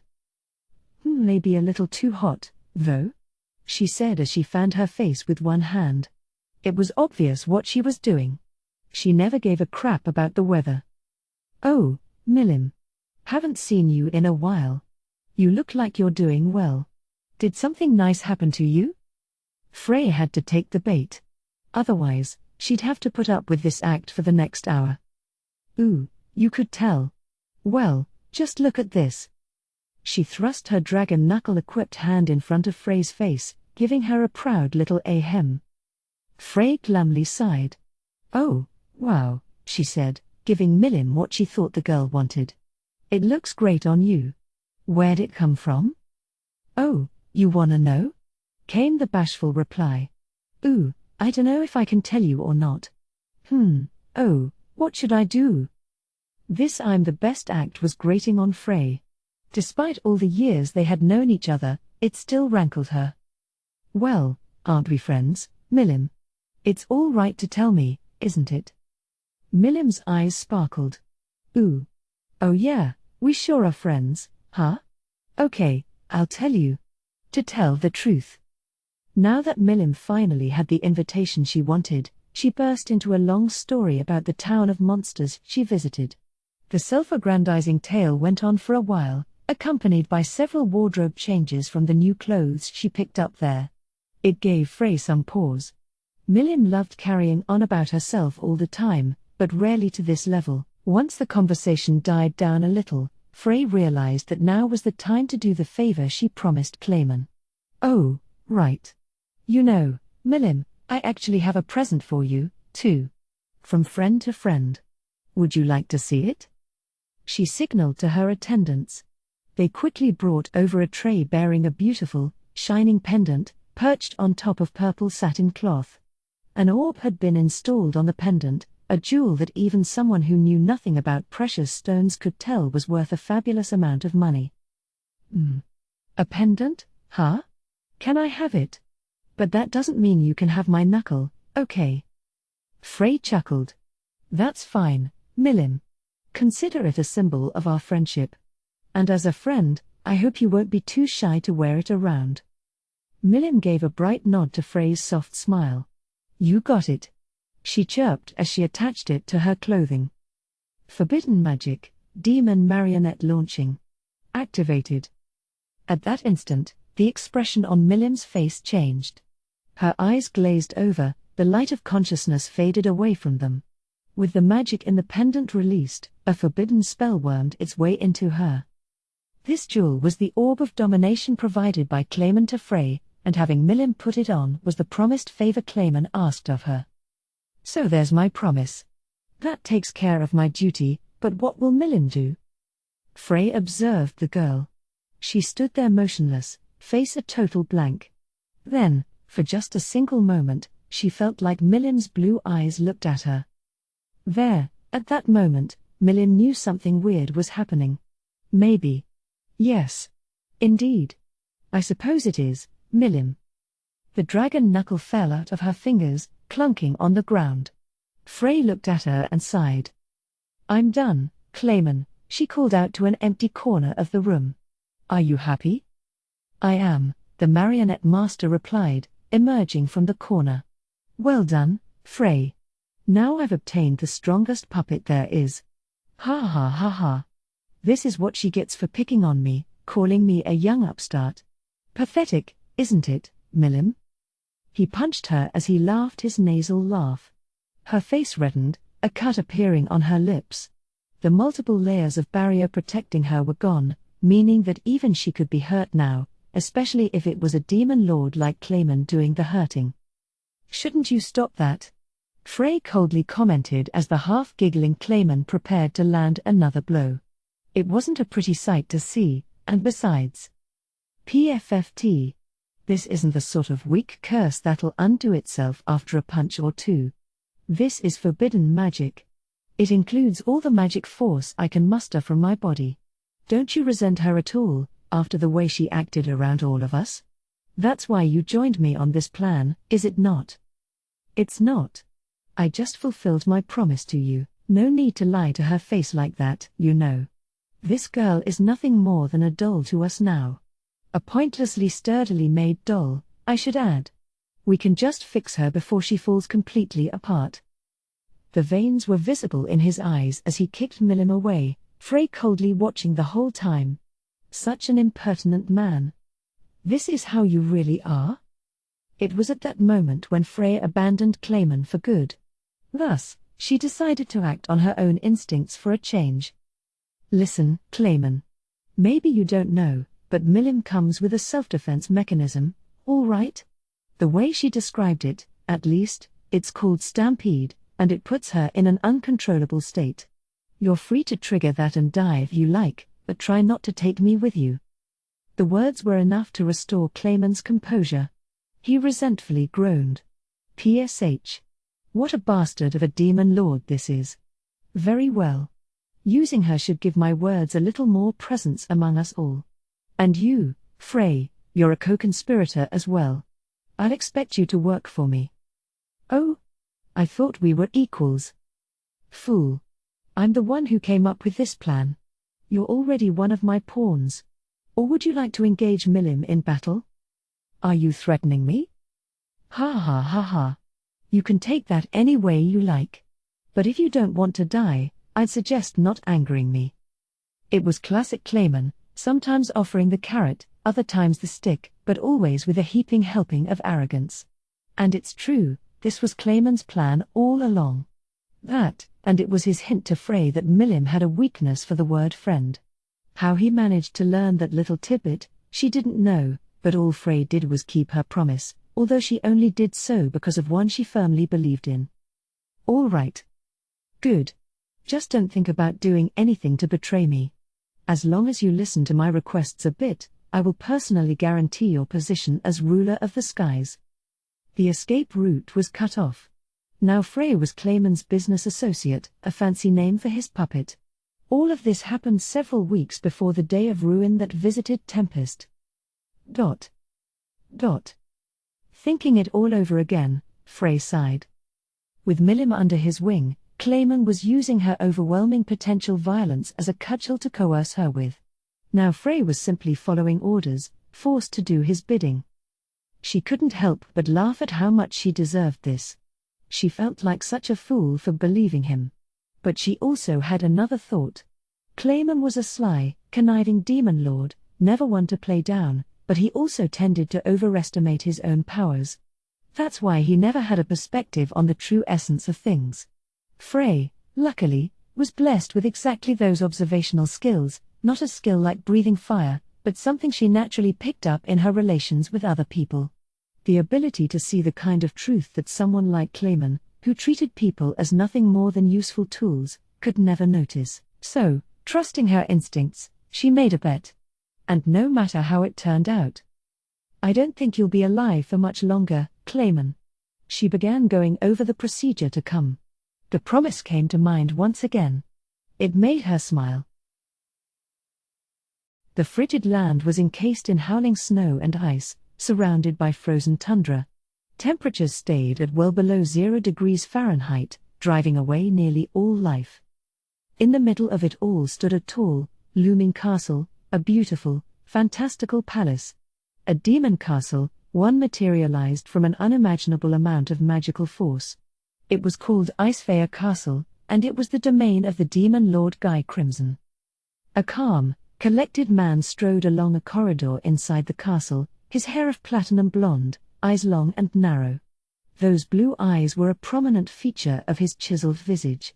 His skin was fair, practically translucent, and his beauty would almost make some assume he was female. This was the demon lord Leon Cromwell, known alternately as either the Platinum Devil or the Platinum Saber, and he stalked the halls of this castle like he owned them. Ahead of him was a large door, decorated ornately by a master woodsmith. It led to the audience chamber where the master of this domain awaited. Leon was here to see Guy Crimson, and as he stood before the door, two large, heavy magic-born grunted and strained to open it up. The demon lord Leon Cromwell has arrived. A beautiful female magic-born beyond the door shouted Leon's name as he entered. There, he saw two lines of powerful greater demons lining the way ahead on both sides. Each one was a named demon, and each had been granted physical corpuses for use in this world. All of them were powerful beyond the definition of a greater demon, easily surpassing what a high-level magic-born could manage. They were also bedecked in a fine array of magical equipment, each having evolved in their own unique ways. They numbered 200 or more in all, and some were even Calamity-class threats, rated Special A on the scale. But not even these demons could defy the figures beyond, the sheer overpowering awe exuded by the 6 demons that surrounded the throne in the chamber's midpoint, under the watchful eye of Guy Crimson. These were named archdemons, capable of subduing even Calamity-class monsters. If anything, they could be defined as demon lords themselves. Amazingly, not even these demon kings were allowed to speak freely in this chamber, for there was a wall, an impregnable force, that none of them could ever conquer. The green-haired demon that heralded Leon's arrival was soon joined by a demon with blue hair that guided him down the aisle. She was gorgeous, the personification of all human desires. Her graceful, wispy arms were hidden in the sleeves of a dark-red maid's dress. The green-haired one was Misery, the blue-haired one Rain, and they were the 2 pillars who stood on both sides of the absolute ruler Guy Crimson, doing the speaking for him. They were both demon peers, superpowered creatures that each rated a disaster classification, the equal of a demon lord. Now Leon was at the throne. Misery and Rain nodded at him, then took their posts beside Guy as the man on the throne stood up. The only people in this room allowed to move a muscle were the 2 demon lords. "It gladdens me to see you, Leon," he said in a clear voice that carried across the chamber. "Doing well, I hope. I appreciate your answering my invitation." His blood-red eyes had stars of gold and silver dancing in them, and his wavy, burning hair was a deep shade of rouge. He was about as tall as Leon, and while Leon was feminine in his beauty, Guy's was more prideful and distant. He had an alluring sort of attractiveness, the look of one born to lead and conquer. He walked down the steps from his throne as he greeted Leon, bringing an arm to his chest and embracing him. Then, without hesitation, he placed his hand upon Leon's face and kissed his lips. Leon pushed him away, wincing. "Leave me," he complained, like he always did. He glared at Guy, looking genuinely peeved. "I am not interested in other men. How many times have I told you?" "Ah ha ha ha. Oh, you never were any fun like that," Guy gleefully replied. "I'd be happy to become a woman for you, if you like. But very well. Let us change locations." He walked off, without waiting for a response. This, too, was how it happened every time. Considering the Arctic region he lived in, Guy's clothing was quite unusual. He mostly had his clothes draped over him, revealing a great deal of bare skin. To Guy, who never felt the cold anyway, that was never an issue. He wore a near mystical smile to complement his bewitching beauty, perhaps recalling the sensation of Leon's lips against his, and then a snake-like tongue licked his bright red lips, creating an eerie sort of irresistible allure. For Guy, who could adjust his gender at will, men and women were both targets of his sexual appetite. He, or she, depending, was Guy Crimson, Demon Lord, master of this castle, and the oldest and strongest of Demon Lords. As the Lord of Darkness, he was the sole and absolute ruler of this blindingly cold continent. Guy pressed on ahead, not bothering to guide Leon. Leon followed behind, as if this was normal to him. No one else in the audience chamber moved until they were both gone. It was forbidden. They all bowed their heads to them, waiting for their ruler and his guest to leave. Once all was sure they were gone, Misery and Rain stood before the rows of demons. And then, a single word from Rain. Disperse. Then the two demon peers left, setting off to prepare tea for their guest. They were the highest ranked among all the demons in this castle, but their sole occupation was to take care of Guy Crimson. This work was prioritized above all else in this domain, and so they quickly set off, not wanting to attract their master's ire. Following Guy, Leon stepped into the ice terrace on the highest floor of the castle. Despite being open to the elements, not a single snowflake made its way inside. It was a comfortable, fully air-conditioned environment, and since Guy was wholly unaffected by the temperature around him, he had set this up exclusively for Leon's sake. He might have been arrogant, but when it came to his friends or those who recognized his authority, he took care of them down to the last detail. Musing about how little Guy had changed, Leon gruffly threw himself down in his seat. It was made of ice but didn't feel cold at all. That didn't faze him, nor did the way the ice bent pliably under him, providing a soft cushion. "So," he asked, "what did you call me here for?" An ice table appeared out of nowhere. Rain lined up 2 cups of tea on it, as Misery soundlessly stood by the terrace entrance. They were not to interfere with their master's speech, unable to speak themselves without permission. This was not at all an equal relationship. Until ordered, they could not even allow their emotions to be shown in public. If they ever acted on their own without their master's orders, they would be provided with nothing but a quick death. Even demon peers as powerful as them both were mere tools before the demon lord. That was how strong Guy was, and that was why they wouldn't move even if Leon attacked Guy right there. His rule was absolute, and worrying for his safety was the height of disrespect. Their presences were thus ignored as the conversation continued. "Well, as you know, a Walpurgis council is coming soon. I thought I should implore you to attend, no matter how inconvenient it was." "Oh, rare of you to force anything upon me like that." "I know. Even if it means I owe you a favor, I want you to participate." "Why is that?" "Ha." Guy smiled, enjoying this. "Wary as always, I see. Very well. Let me explain. It was Clayman who proposed this one. A little man. But for some reason, Milim's name was among the co-signers. Milim is one of the oldest demon lords, up there with me. She wouldn't lift a finger for someone the likes of Clayman. So I believe." "You believe that reports of Carillion's death might not be entirely true?" "Oh, you know, do you?" Guy resented having his thoughts guessed so easily. Leon paid it no mind. "Clayman went too far," he continued. "He tried to harass me without leaving any evidence behind, but I'm not letting it pass this time. Whether Carillion lives or not, if Milim is taking action, that is bad news." Guy gave this a relieved nod. I agree with you. This might be just another game to Milim, but I don't like to see anyone tipping the balance of power among the demon lords. It just gives me more work." Waiting to make sure Guy was no longer peeved, Leon decided to tackle the question that interested him the most. "So, Guy, do you think Milim is being controlled by Clayman?" "Thinking about Milim is pointless," came the blunt reply. "Someone like me is too intelligent to read the behavior of a moron. That is one of my very few weaknesses." He shrugged and gave Leon a broad grin, then went back to his first question.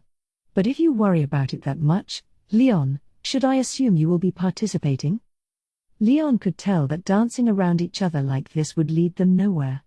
"Yes, I intend to. I hate working with others, but this time, I suppose I have no choice." "Oh? Well, very good. Before then, I was hoping we could embrace each other in bed later this evening. I have no interest in men. Or in women, unless they strike my fancy. Besides, what benefit would embracing you, as you put it, have for me? You don't have to start with that. If you wish, I would happily take on a woman's body for you." Guy slithered in for a hug. Leon, seeing it a mile away, dodged it beautifully. One saw this little exchange between them on regular occasions. "By the way," he said after it was clear Leon wasn't putting up with it, it's rather rare for Ramiris to provide feedback to us one way or the other, but do you know anything about this Raimaru person? This was another topic of the next Walpurgis, something everyone had an interest in since it had marked the first new demon lord after Leon.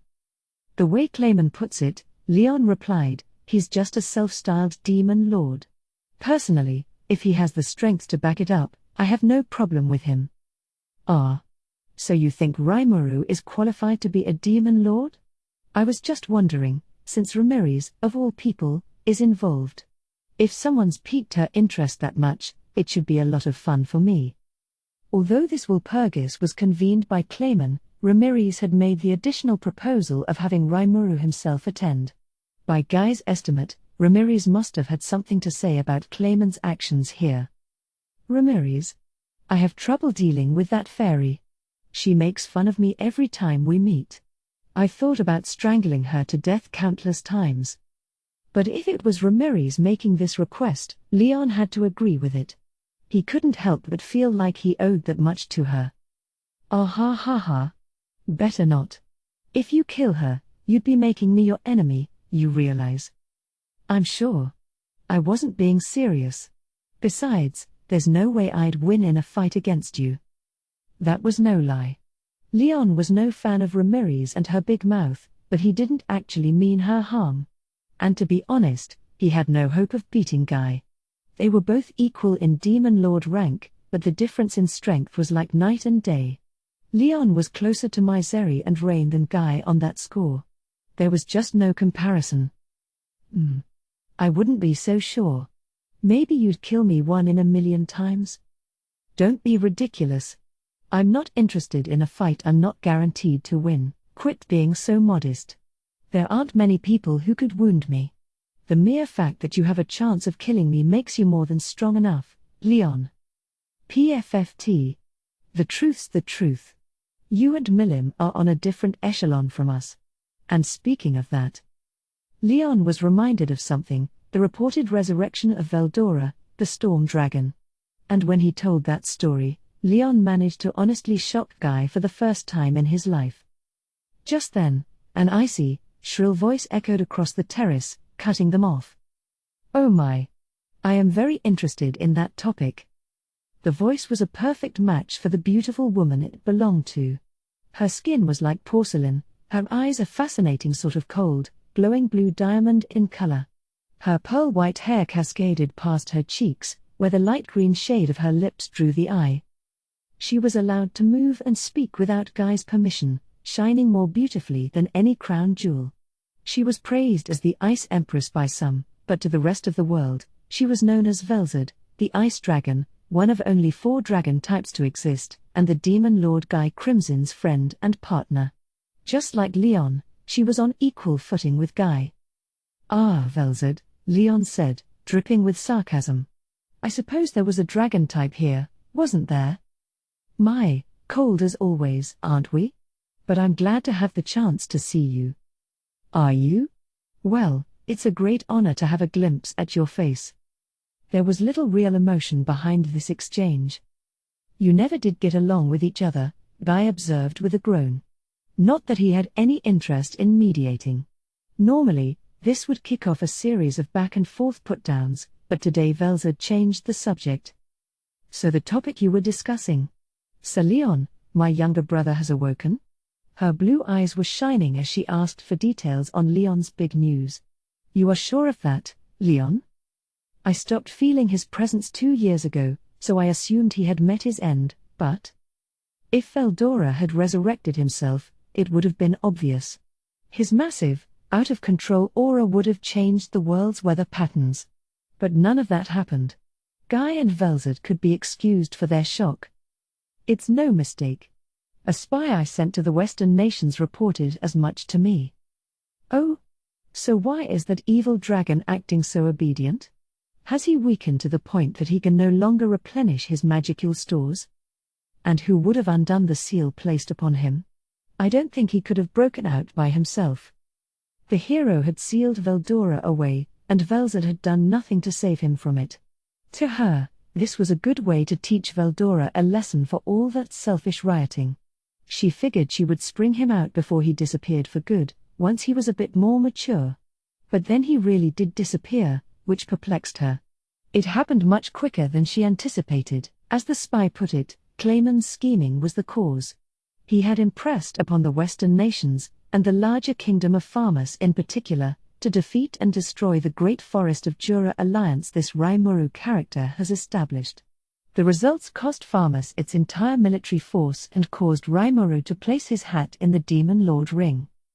You know much about this, Leon? Of course I do. I'm a former human, unlike you. I've also just recently learned that Veldora was apparently sleeping right in the middle of the most intense combat. Just before his soul disappeared for good, he was exposed to vast amounts of blood, and it awoke him. That is the truth. The Farmus troops were subsequently massacred by his rage, he went on to explain, although Rimuru escaped injury. So that's it? The seal just undid itself. That much, I can't tell you. Velzard nodded at this. Leon could be right, but a single spy's report wasn't enough to make a policy decision from. The hero's unique skill, unlimited imprisonment, encased its target in a dimension of an imaginary number, shutting out any access or interaction with the real world. But now Veldora was exercising his presence here, once more? Perhaps the hero's seal wasn't so complete after all. This made sense to her, before Leon corrected her. That's possible, yes, but I have another theory. What if someone swallowed Veldora up, seal and all, and placed him in another subspace of their own making? Guy smiled giddily at this. Ooh, I like that. So someone did undo the hero's seal, then. The seal's too interwoven with the hero's own abilities to be undone by any normal skill. Perhaps you or I could do it, but if this person exists, then he must be as powerful as us. How fun. It is just a possibility, keep in mind. And you think this person might be Rimuru, Leon? Exactly. I see. Then we definitely do need to size this person up. Now it made sense to Guy. No wonder Leon wasn't showing his typical reluctance to attend a council. Clayman was engaged in reckless violence, Milim was acting unusually strange, Rimuru undid Veldora's seal and declared himself Demon Lord. What if all these events were actually connected? At the very least, it'd make this Walpurgis a hell of a lot of fun. A longing smile erupted across Guy's face. You know, he whispered, why Veldora is acting so obedient, then? I think he's been weakened, replied Velzard. I'm receiving only the tiniest of reactions from his presence. Nothing like before. Even as a fellow dragon type, Velzard had to concentrate to receive even a weak blip from her younger brother. If his energy had been drained, that would explain that. Strange that he hasn't acted out at all, though. With his personality, violence is practically what he lives for. Velzard was having trouble making sense of all this, too. Well, be that as it may, Leon matter-of-factly replied, I'm not terribly interested in Veldora. If you want to try to drag an old friend of yours back here, be my guest. While Velzard was family, and Guy had torn his hair out figuring out what to do with Veldora in the past, Leon had no connection to Veldora. As long as this dragon didn't mess with his domain, he had no intention of being involved. That's how dangerous Veldora was to him. Are you leaving? Yeah. That's all you needed from me, right? Well, one moment. No need for all the rush. I wanted to ask, have you made any progress in pursuing your real goal? You know, targeted summoning. Guy was referring to the experimentation Leon had spent much of his life working on. He was just as interested in the subject as Leon. Not quite yet on that, no. I changed up my plan and tried having them perform summons at random, but that ended in failure as well. It just attracted too much attention, you see. I brought the theory of incomplete summons to the Western nations, but the Free Guild interfered with me. It's already a horribly inefficient way of going about this business, and it'll face another obstacle in the future. Once it does, I'll just have to find another way. To put it in an extreme way, Leon really didn't care about the council or the new Demon Lord. He was simply trying to pick out young weeds before they grew and got in his way. Obstacle? Yeah. This one apparently saved the lives of some kids who were just waiting to die. Before I could pick them up, no less. Ah. So they were forced into rescue before you saw any results? And you're sure you'll continue being interfered with? Seems likely. He got angry about all these nations summoning children, so he may start applying pressure to each of them. So it's time to clear out that experiment. If we go any further with it, he'll find out that I'm there, behind the scenes. Could you perhaps rub out this hindrance? Guy hinted with his eyes that it'd be all too easy for Leon. But his friend simply sighed. Well, this hindrance is the exact Rimuru we were just discussing. What? That's no coincidence, is it? Funny, isn't it? Leon nodded, face dead serious. That's why I wanted to meet him for myself sometime. Of course, he still could have afforded to ignore this Rimuru person, if only Ramiris hadn't chosen to stick her nose in. All right. This seems to be getting more curious all the time. Perhaps Milim is thinking along similar lines, too. She may be a moron, but she's got quite the instinct for this kind of thing. Perhaps. Tonight's Walpurgis could be a rather raucous occasion. Hee. No doubt about it. Leon and Guy exchanged smiles as the gentle blue eyes of Velzard watched over them. They proceeded to chit-chat a little more before Guy changed the subject. By the way, I had been wondering about something else. Who is this collaborator of yours providing your information? I don't know much about him. He seems to be a human from the Empire, and he calls himself a merchant. Summoning an otherworlder required vast amounts of magical energy, exacting conditions, and convoluted rituals to work. The pickier you were about who you summoned, the longer you had to wait before you could attempt the summon again. To get around this, Leon did some business with this merchant, who then conducted the summons for him. And this merchant can be trusted. Trusted? Trust never needs to be involved. All I'm doing is using him. Ah. Well, if that's fine with you, I have no complaints. But be careful, all right? I don't want you dying on me. Hare. You were worried about me? That's a rare sight from you, Guy. But don't worry. I have no plans to die until I'm finished with my goals. Again with those goals. It's that important to you? It sure is. I'd put them ahead of well near everything else in this world. I'm starting to feel jealous. Don't give me that nonsense. But I will accept your warning. See you tonight. With that, Leon left the terrace. Guy refrained from stopping him this time, as Leon left a single shining crystal and used spatial motion to set off. A pair of eyes watched him go. Talk about impatient. I know that's how Leon is. Guy grinned a little as he spoke softly. It feels to me that Leon is leaving himself uncharacteristically open to attack, Velzard observed in her icy voice. He's working with people without even knowing who they are. Should I investigate for him? Nah, Guy replied, unconcerned. Meddling in Leon's affairs would just offend him. I don't want my friends to hate me. To him, Leon was a trusted friend, someone whose personality he was keenly aware of by now. He knew about Leon's talent more than anyone else. If Leon wasn't looking into his cohort's backgrounds, it must have been because he saw no great need to. If he asks us for a favor, you can help him out then. All right. And that was the end of their conversation. Now the attendees of tonight's Walpurgis were set in stone. Clayman proposed the council, Frey and Milim signed on to it.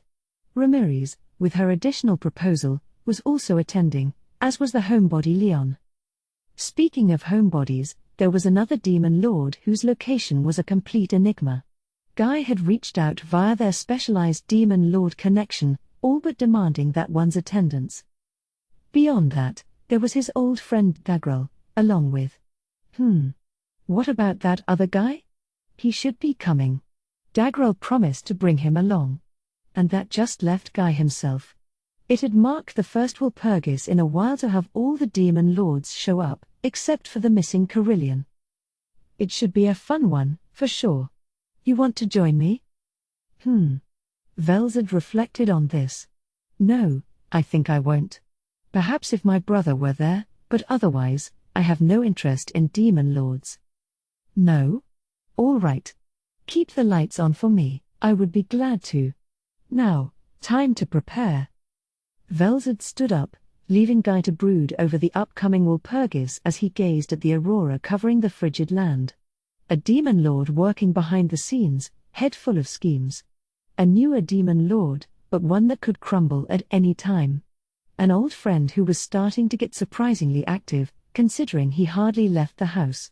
And then the potential birth of a new demon lord. So exciting. His heart hadn't sung like this for hundreds of years. He needed real change like this. Demon lords weren't friends, they were supposed to be competing with one another. There was no artificial limit placed on their number, there were times when a dozen existed at once, even more. Whether it's 10 or 100, anything was fine. If they weren't strong enough, they'd get pushed out of the picture the next time a Tema war came around, every 500 years. It's just that each time that happened, this new crop would fight for a piece of the pie, and to combat this, the maximum number of demon lords was finally set at 10. The human world, once they became aware of this, started calling them the 10 Great Demon Lords. Guy was firmly against it, but it became a sort of tacit agreement among them. The humans didn't mind the demon lords picking one another off until they were a more manageable number. 10 was enough. But Guy figured it was time to put an end to that. The weak didn't deserve the title Demon Lord. Perhaps it was time for a new era of rule to unfold, one, he thought, where real demon lords held sway. Guy was one of the 7 primal demons, and the first demon lord to be summoned to this world as an archdemon. Each of these demons had a primary color associated with them, and his was Ruse. He was an unnamed demon unleashed upon the world, fulfilling the wishes of the powerless human who summoned him and destroying a nation that the human was apparently at war with. He followed that up by destroying his human's own nation as well. That earned him his name, Guy, pronounced Guy. An unpleasant-sounding name, like the shrieks of the doomed and desperate as he crushed them. Upon being named, Guy realized he had awakened into his new class of true demon lord. He thought it needless at first, given that he believed he was already the strongest out there, but this evolution also affected the primal demons Vert and Blur, summoned alongside him as errant girls. They, too, were given physical bodies to work with, as well as the brand new class of demon peer. On a whim, Guy decided to make them his servants and gave them names. For Vert, Misery, reflecting the misery of mankind. For Blur, Rain, the rains of blood that fell wherever he strode. They had been faithful to him ever since. Just after Guy awakened to Demon Lord Dom, another one did the same. That was Milim, a girl conceived by a human in this world and the first of the 4 dragon types that ever threatened it. That dragon had paid for its strange dalliance by losing the majority of his power to his own child. The act had been reviled as taboo ever since. Upon losing his power, the dragon type dispersed his body, came to the surface to attain a physical form, and became the founder of the dragons as they existed in this world. This led to dragon types as being defined as the self-sentient propagations of natural spirits, the prototypes, and all the dragons that existed and thrived in the world came from this first father, Veldenava, the Star King Dragon. One day, the Star King Dragon gave his daughter a pet, a young dragon that would serve as his next incarnation someday. This pet was killed by a certain foolish kingdom that ignited Milim's rage, causing the very heavens to tremble as the nation was destroyed. This made Milim awaken, and the resulting new force sent her wholly out of control, almost wiping all life away from the world. It was Guy who stopped her. The battle took place over 7 days and 7 nights, the most severe anyone had ever seen, turning the bountiful fields of the West into an utter wasteland. In the end, no winner could be crowned. The battle ended once Milim regained her senses. It was Ramiris who did this, back then a leader of spirits who sacrificed her own power to neutralize Milim's rage. She paid a heavy price for this. Being exposed to the auras of demons and dragons sapped her force and made her fall to the world's surface, becoming a continually self-resurrecting fairy. But it did the trick. It prevented the end of the world and allowed Guy and Milim to come to an agreement. These were the first 3 demon lords, and each had their own goals. One wanted to find the farthest reaches of power. One wanted to live free from all barriers. One wanted to promote balance in the world. But that was fine. These differing goals were exactly why they could see one another as equals. The demon lord ranks were soon swelled by a giant protecting the gates to heaven, as well as a vampire from ancient times. A figure fallen from heaven became number 6. This was the second generation, not as strong as the oldest but more than strong enough to rule over the world. The giant's body was too imbued with the holy element to allow the seeds of Demon Lord Dom to take root, but he was still so blindingly strong that he got in anyway, an unusual path to take. The old vampire was shrewd, sly, and more conniving than any of the others, although someone else was currently occupying her seat at the council for her. The 6th one was interesting. Definitely strong, but completely uninterested in the world. Laziness was the watchword here.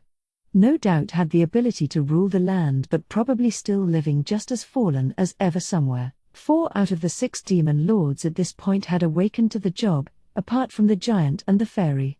They had survived multiple great wars, polishing their skills with each one, enough so to earn ultimate skills, like Guy's and Millim's. In addition to them, there was Guy's friend, Leon. Leon was a human and a former hero. A unique upbringing led to him picking up an ultimate skill, making him strong enough even to satisfy Guy's strict standards.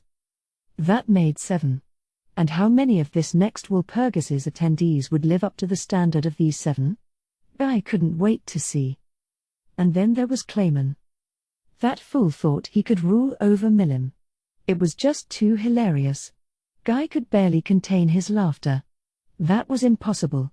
If Guy couldn't do it, there was no way someone like Clayman could. Lower-level skills simply didn't work on those who possessed ultimate skills.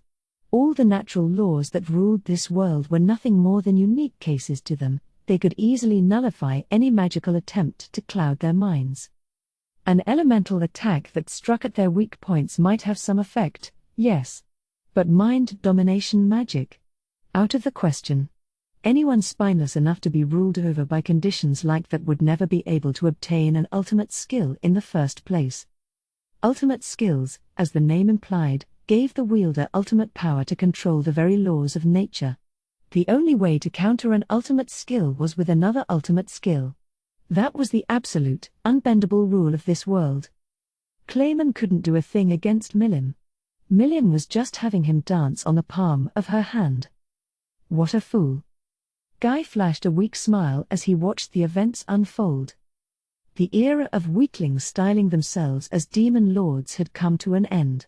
The fakers would get sifted out, the generation of true demon lords would begin. Guy was sure of it. He smiled. And thus he set off for what was bound to be the most chaotic Walpurgis in recent memory. Chapter 4, In the Land of Destiny. So everything was set. After giving my final instructions to Veldora, I waited for an envoy to direct me to the council site. I didn't know where it was, so I'd be going along with Ramiris, who, by the way, also didn't know. I asked why, and she had replied, because someone always comes to take me there. Which made sense, I suppose, in its own way. The way she always got lost, wherever she went, I guess it's just a given that she had a guide. If someone doesn't really feel like memorizing a route, they never will, no matter how many times they repeat it. Either way, I figured someone would be teleporting in to guide us, so I decided to wait for that. It was almost an hour before midnight when I was contacted, not by an envoy, but by Benimaru. What's up? Some kind of problem? I was expecting the worst, but Benimaru instead had a request for me. Battle had just begun with the enemy, and we already had a full gauge of their capacity. The gifts Benimaru earned from my awakening had upgraded his class to Oni. This was a type of spiritual life form, along the lines of the Dryads. Benimaru, in other words, had reached the same lofty heights as Thrani. Shuna, Siai, and Hokoro were all Onis as well, which put them about as high up on that ladder as you can go. This was wonderful, but the issue was the skill Benimaru obtained. The unique skill-born leader was geared toward granting enhanced control over his powers, as befitting the naturally aggressive Benimaru.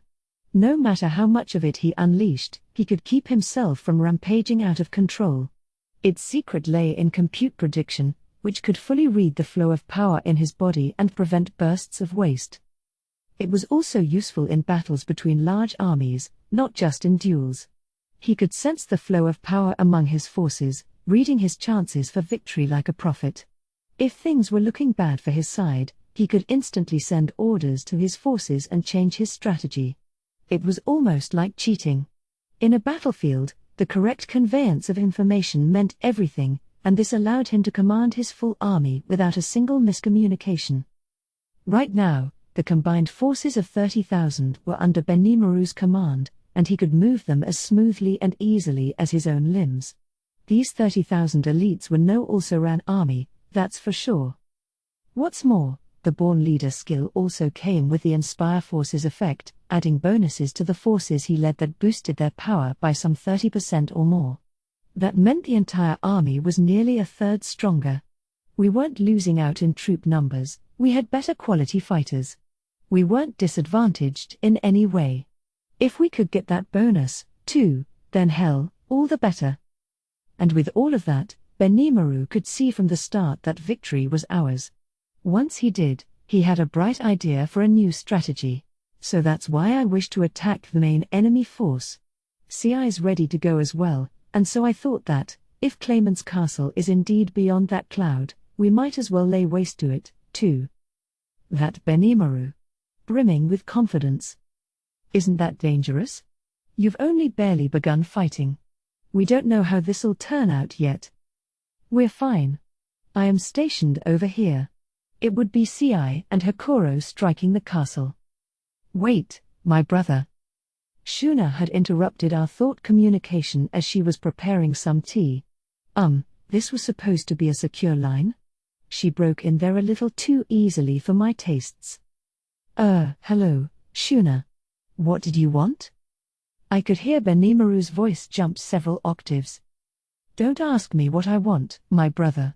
The demon Lord Clayman is dangerous. He has the power to bend people's minds. If CI or Hakuro fell victim to that, no, they'd be perfectly fine against.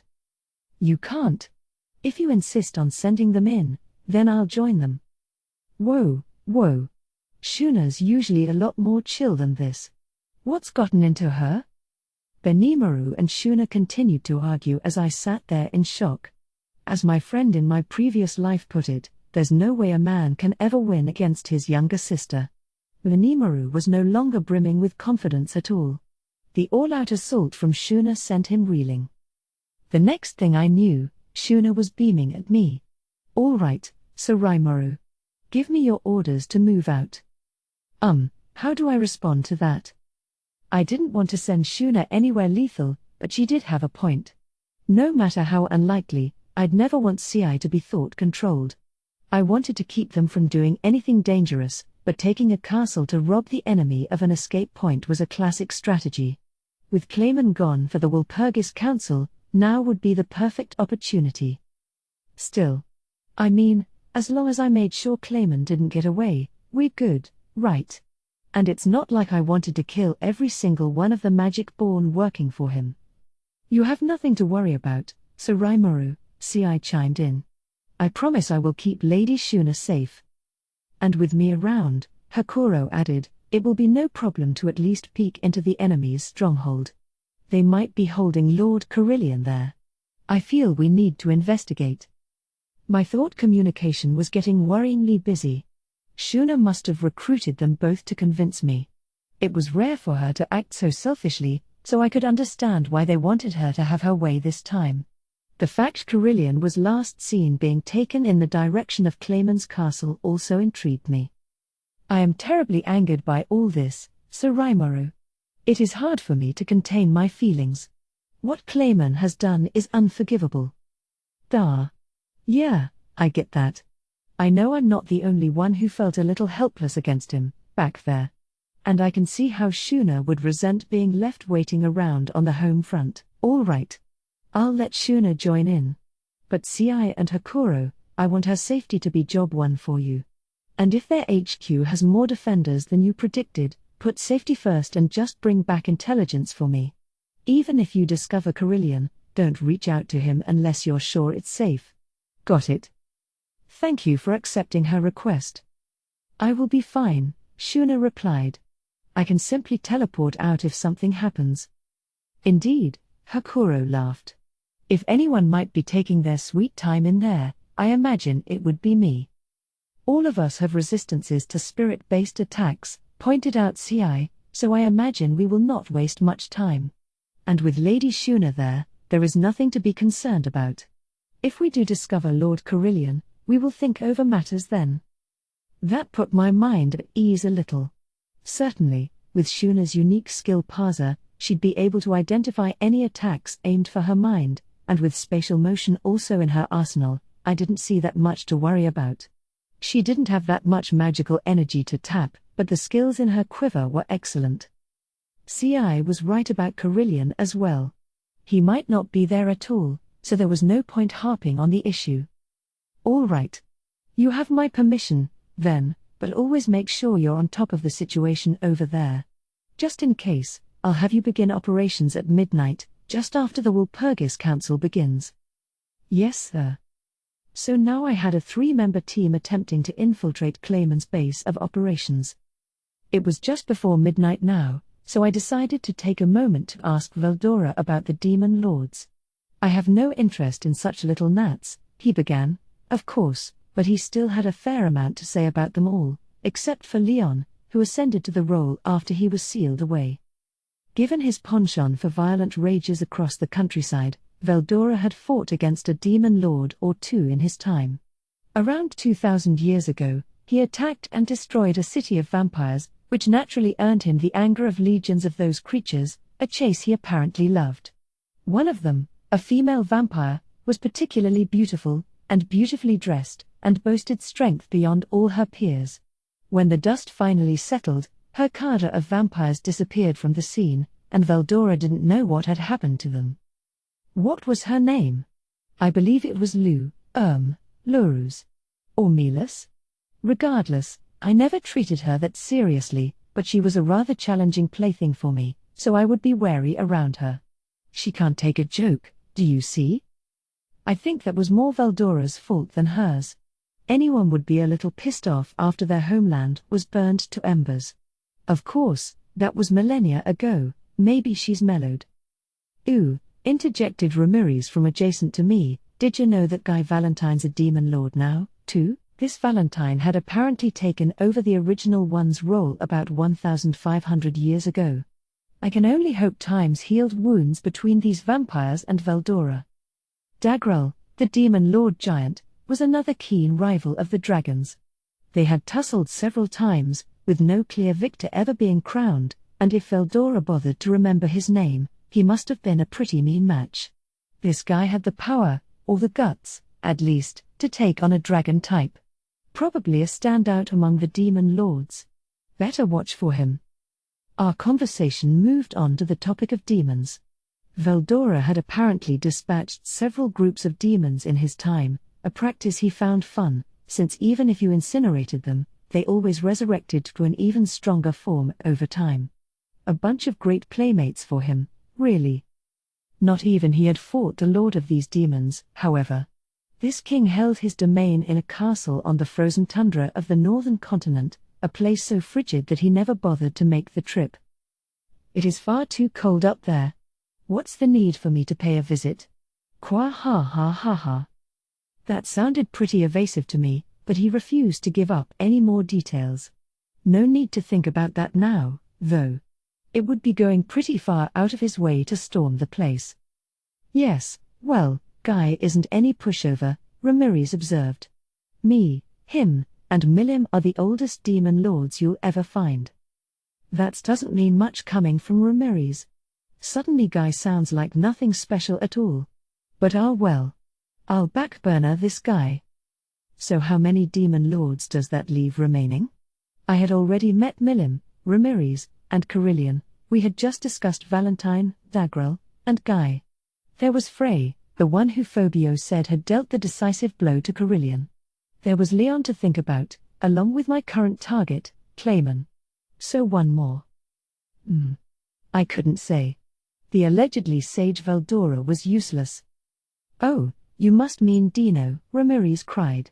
He's even more of a goof-off demon lord than I am. I suppose he and Ramiris were two peas in a pod, then. We are not. I'll just ignore that. So that's 10, some of whom had a bone to pick with Valdora. I'd need to keep that in mind as we discussed matters. Many seemed far more capable of defending themselves than I thought. Using this wimp Ramiris as a baseline could land me in deep trouble. Maybe it was better to assume Milim was par for the course with them. Even after my evolution, I was leery about my chances of beating her in battle. We had sparred a few times, but she wasn't being at all serious about it. I needed more data. In sparring mode, I could totally take her on now, but I couldn't be cocky until I knew what she was more fully capable of. I still couldn't believe that Milim de facto approved of rubbing me out. There's got to be something behind that. She's not the type to backstab her friends or be mind-controlled like that, and there was never gonna be any negotiating with her. There had to be some reason, a reason of her devising, too. Well, no point dwelling on it. I'll figure it out when I see her. As we talked, I felt a wrinkle in space erupt out of nowhere. Here comes our ride, I thought as this huge, bombastic, ominous-looking gate appeared. Pretty fancy. Me, I usually just kind of ripped a hole in time and space, so maybe I could learn from this. Once I had a concrete image in mind, it'd be easier for me to whip up a gate like this next time and teleport through it. Regardless, the door opened, revealing a green-haired woman in a dark red maid's outfit. She bowed her head toward Ramiris. I have come to take you, Lady Ramiris. And is this your guest? I'll be happy to guide you together. Then she stood by the gate and lowered her eyes, eliminating her presence as much as possible. A well-trained pro at the servant biz, it felt like. But something concerned me. She was exuding just as much overpowering force as Diablo at his best. She was a demon, a high-level one. Regular demons could only climb so high up the ladder. No matter how long-lived they were, an archdemon was about the most they could hope for. Anything beyond that required a certain trigger, which, in the case of Diablo, was me naming him.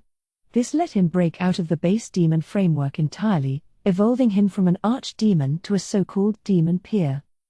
I have no interest in strength, he had said at the time, but now I see there is always something higher to strive for. Perhaps I should try to make more of an effort at this. He had no interest in strength, but he had a hell of a lot of interest in fighting. As he put it, he had been too content with himself before, since becoming too strong would squeeze all the fun out of battle. Was he kidding with me? Because if he wasn't, that's just scary. And now I had this other demon peer here, this maid. Or more like a maiden messenger from the underworld, I suppose. With the kind of anime and manga I consumed way back when, a maid was more a type of battle unit than anything, and with her being a demon peer and all, she was clearly one deadly woman. Oh, hey. Haven't seen you in an age, Misery. How's Guy doing? Ramiris clearly wasn't afraid of her.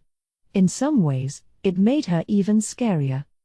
It is not upon me to worry about the condition of my master. Ah. Haven't changed a bit, have you?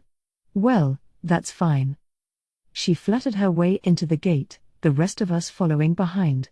We had to hurry, or else we'd get shut out. If I wasted any more time here stealing my resolve and wound up missing my ride there, I don't know how I'd ever explain that to Benimaru and the rest. So this made Misery works for the Demon Lord Guy? The Lord of the Demons, and one of the oldest Demon Lords to boot. If he recruited demon peers as doormen, that said a lot about his power. Probably shouldn't try riling him, then, unless the times called for it. But having someone as strong as Misery do this kind of low-end work? Talk about arrogance. Here I thought the demon lords were all I had to worry about. So much for that. Maybe I should have taken Diablo along after all, even if he and Shion would have gone out of control with each other.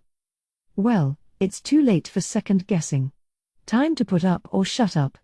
The world's rulers are waiting for me beyond, but I didn't feel scared. That's because I was one of them. One of the strongest in the world. If anything, I felt cool as a cucumber as I crossed the door. Benimaru grinned broadly as he surveyed the battle unfolding below him. It was all going according to plan. The enemy had been lured, like clockwork, right into the traps Geld set, which could have been predicted, given how lightly they had treated the Tempest side. So Raimaru was right, he said to himself, pitying his foes. If they've set the table this kindly for us, it would almost be more difficult to lose. They could pull this off thanks to the perfect control he had over his armies, but Benimaru didn't think it that impressive of a feat. As he said, they had caught Clayman's forces comically off guard. They expected their numbers to overwhelm Tempest, after all. They had pursued the fleet-footed beastman fighters that had posed as refugees, and now they were completely cornered. Alvis flew up to the point in the air Benimaru chose to watch events from. It appears to be decided, she observed, quietly flapping her wings so as not to break Benimaru's train of thought. By this point, I see no way for the enemy to recover itself. Ah, Lady Alvis. He turned his crimson eyes to her. Enough of that blather. We haven't won anything yet. Please, Sir Benimaru, Alvis is fine. You are not subordinate to me, he coldly refused. No, perhaps I am not, but we beastmen have given up our command to you for the moment. Benimaru nodded his understanding. Very well. For this battle, at least, I will appoint you as my aide. I appreciate it, Sir Benimaru. Now, in name, at least, Benimaru had command of this combined force. With the supervisor of all Eurasania's armies officially declaring herself below him, Benimaru was now officially supreme leader of the entire show. There was no defying the supreme leader. In the world of monsters, the strongest called the shots. But despite appointing you my aide, I'm not sure there is much left to do, is there? I am keeping a steady watch on matters, but victory is imminent. I agree with you. However, I do sense the presence of several strong members on their side. True, the unwavering Benimaru replied. Once the outcome is set in stone, I will send Geld's troops their way. Hold on, Sufia interjected. I want to join in on that. Yeah, Phobio added. I don't want you hoarding all the action, Commander. This is the land of beastmen, our land. If we leave it all to you, Lord Carillion'll chew us out for it. He's right. If you've left us to ensure everyone is safe, you could at least let us handle this battle. Sir Benimaru, said Alvis, I leave command of the armies to you. Please allow us to target and defeat the ringleader of the enemy force. All three bowed their heads to him. Benimaru greeted this with a clicking of the tongue. So that's why you made me commander? Oh, how do you mean? Alvis replied, playing dumb. Very well. I was planning to have you join the fight anyway. However, if you feel you are about to lose, retreat at once.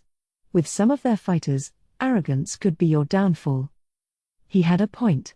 Several members of Clayman's force remained question marks. Depending on who was paired with whom, things could become dicey in the battle ahead. But, Benimaru thought as he boldly smiled to himself, I'm always here. As long as I can detect when we're in danger, we will not lose. Each of the lycanthropeers already had their targeted prey in mind, sharpening their claws and letting their proud animal instincts run wild in pursuit of these loathsome interlopers. The trap would go off in another few minutes. I wanted to ask you something else, Alvis said as she waited. What will we do with those caught in our trap? Kill them all, is what I would like to say. Benimaru thought for a moment. But I would like to leave judgment on that to you beastmen. Meaning? Take anyone willing to cooperate with us prisoner. Sir Raimaru is a generous leader, despite appearances. He is not a great proponent of genocide, although he'll gladly carry it out if they take any of our lives. I see.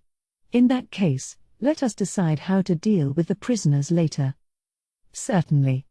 That is fine. I imagine Sir Raimaru probably pictures them as a potential source of labor. Oh? You are going to rebuild your capital, aren't you? Benimaru casually asked. The more able workers, the better. You'll do that much for us? Alvis, along with her two cohorts, was shocked. Raimaru not only took victory almost as a given, he already had the script written for what came next. Where does that confidence come from? We're fighting the closest companions to the cunning, deceitful Clayman, and yet. The biggest surprise of all, though, was fighting this on the assumption that they'd take prisoners. In this world, it was far easier for most people to kill in a battle rather than capture. You would never find a commander who'd care whether a force was partially surrendering before doing them all in with ranged magic. The idea of using prisoners as a labor force had never occurred to anyone before. This shook the three lycanthropeers to the core. It meant that the magic-born working under Raimaru never even considered the possibility of defeat. They went into this fight backed by an absolute confidence in their victory. Well, Benimaru added with a laugh, assuming our strategy goes to plan.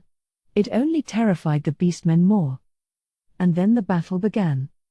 Everything to plan, Soka. Understood, Sir Benimaru. With that short exchange, the Clayman force experienced its first casualties. They were about 100 magic-born, led by a named one of some renown, but they all died at once, their magical cores plucked out by Soka when she appeared out of nowhere. The 4 team members working under him were already busy taking down the other squad captains of Clayman's army, only striking those targets they were absolutely sure they could defeat. That was Benimaru's order, and they followed it to the letter. The result, the enemy's chain of command was pulverized. Orders from above were no longer making it to the foot soldiers. This is a trap. The beastmen have surrounded us. That's crazy. How could they? Retreat. We have to regroup our forces. By the time they noticed, it was too late. Unlike a human army, monsters tended to over-rely on their own strength and bravery. A leader to guide their instincts was indispensable. Without them, Clayman's army was doomed to fall to pieces. Geld, you may begin. Yes, sir. His orders given, Geld called out the signal. Start it now. Ra. The next moment, the ground caved in, swallowing up the enemy forces. Tempestions gifted in controlling the earth had unleashed their magic. This natural-looking stretch of land was actually pockmarked with pit traps, an illusion created by their skills. Only monsters with the power of flight could escape, and even those were quickly picked off by avian beastmen and Gable's team Hiryu. The ones who were caught found themselves in a cavernous underground hollow, the soil liquefied beneath. They were unhurt but buried up to their waists, unable to move. These were monsters, of course. Some used magic or skills to wriggle out of this mousetrap, falling over their weaker companions to reach solid ground again. But the plan accounted for this, too. It helped thin out the crowd. The stronger ones among the force were killed without any chance to resist. The weaker, seeing this, had their hearts crushed. The survivors would know all too well where they stood strength-wise, likely losing their will to fight. The pit trap was set up entirely to procure pliable prisoners, willing to follow orders. 10 or so minutes after the plan was launched, the battle was already far too one-sided to offer any hope for a turnaround. This many? Benimaru had a bird's-eye view of over 10,000 Clayman soldiers, cut off and plunged into the pitfalls. Gel's yellow numbers were patrolling the edges, surrounding all the holes at regular intervals and taking out the magic-born who managed to claw their way up. The enemy forces were outnumbered, and any unexpected shows of strength were handled with Tempest's superior numbers and equipment. Even the most powerful magic-born could be taken out by a handful of beastmen or Team Kurenai. Most of Clayman's force had marched into what appeared to be a flat field, the remaining several thousand were holed up in the rear, but they weren't enough to change anything. We won, Benimaru matter-of-factly whispered. Truly, an amazing show, marveled Alvis. Hare. We were bound to win. That was why we couldn't afford to let our guard down. I have my own work to do now. Alvis, lycanthropeers, you are free to do as you like. Take the heads of the enemy leaders. That's what I've been waiting for, man. I'll be back. Now we can finally have some fun. I can smell the bastard who defied me before. Think I'll go after him first. I suppose I will join them, too. The rest is up to you, Sub Enimaru. The commander nodded, face pointed straight ahead. Go. Yes, sir. With that, the three warriors sprang into action. Sophia tore across the sky, faster than wings could take her. This was Skywalk at work, an art only a small handful of magical creatures could wield, but Sophia used it like second nature. She was headed for a small group at the very far end of the battlefield, unarmed and looking out of place. They were priests, led by Midray of the Dragon Faithful. She didn't know them, but Sophia's animal instincts told her that these were the strongest forces the enemy boasted. As she sped forth, she heard the voice of Gable, commander of the skies. He, and the 100 members of Team Hiryu, were following her. Gah ha ha ha. Let me give you a hand, Lady Sophia. Ah, Gable. She smiled a beautiful, heroic smile. Sorry, but you might be left with the short end of the stick here. Wah ha ha. Not a problem for me. We've taken care of most of the aerial forces, and I wouldn't want to take any more work from the flying beastmen. Where are the enemies that lie between us and victory? Ha! Victory is ours, yes, but I think we have to put down the people in the back, just in case things go haywire on us. Right. I hear you loud and clear. You get that, men? Understood, General. As long as you don't screw up, either, General. Gable snarled at his dragonutes. Their exchanges usually went something like this. Sophia chuckled at it a bit before focusing her lethal energies on the target ahead. Midray had set up camp in a safe spot toward the rear, although it wasn't a camp so much as a completely different location, a medic facility built by the supply team. He hadn't asked for this battle, but being so belittled by the Force all this time made him feel too embarrassed to face Milim again. Lady Milim will surely deride me for this, too. The thought concerned him enough that he demanded to be stationed on the front lines. That request was turned down by Yamza, who certainly didn't do it out of concern for Midray's safety, he just didn't want anyone else horning in on his upcoming glory. Still, victory was all but guaranteed today. Their force was 3 times the size of the enemy's, which was not at all a coherent fighting unit. They were being forced to retreat while guarding a large crowd of refugees, rendering them incapable of any counterattack. It's more dishonorable, if anything, to attack an opposing force like this. Such was the thought in Midray's mind in the days leading up to this clash. Things, however, did not quite work out that way. We might be in trouble, Father. The battle's all but lost, isn't it? They are weak, Hermes, too weak. I had no idea the Demon Lord Clayman's soldiers were this incapable. They aren't, Father. The enemy just had the superior strategy. What? Don't be stupid. We should have the power to force our way right through any of their silly tricks. If that's the weak excuse you have for this, I'm disappointed in you, Hermes. Look, if this was just a one-on-one duel, that's one matter, but in mass combat like this, the quality of your army's command is what decides the day. That, and how well you can catch the enemy unawares. Today, that was the opposing side. They hid their war power until the last moment and even sprang a trap on us. PFFT. I can see that much. Midray was never one to use his head very much. Hermes had a habit of bringing up all these meddlesome, annoying topics with him, just because he happened to be a little smarter, and he never liked that much. Now, however, even Midray could see that there was nothing he could retort with. The scene presented to him was all the evidence Hermes needed. But, Father Midray. I know. The fighters headed our way. They're powerful. As much as I hate to say it, we are standing in the midst of a battlefield. If they're coming for us, I say we come for them. So it goes, does it? Very well, then. Hermes reluctantly agreed as Midray next to him began to burn with a desire to fight. Here, in the rear of Clayman's forces, was fought the most intense and ferocious of the day's conflicts. Landing on solid ground, Phobos silently ran forward. Discovering a group hiding in the shadows behind the battlefield, he stopped right in front of them. There stood a man wearing a mask of anger and a girl wearing a mask of tears. This strange duo was Footman, the angry jester, and Tyr, the teardrop jester, both members of the moderate jesters and both here observing the battle by Clayman's request. "Hey," Phobio quietly said, holding back his rage. "I owe you one from last time." Footman's eyes twinkled ominously beneath his mask. "Oh ho? Well, if it isn't Sir Phobio." "Sir Phobio," Tyr said in a chiding, sing-song voice as she traipsed around him. "The beast-man who could never quite become a demon lord. Sir Phobio, the one who lost to Milim. Thank you so much for helping us out then. Heh. Glad you still remember me. It'd be a shame if I killed you when you had no idea why you deserved it." "Oh? What are you angry about? How odd. What could this fool be so livid for? Those raging emotions are so delectable, but there's no reason for us to die here."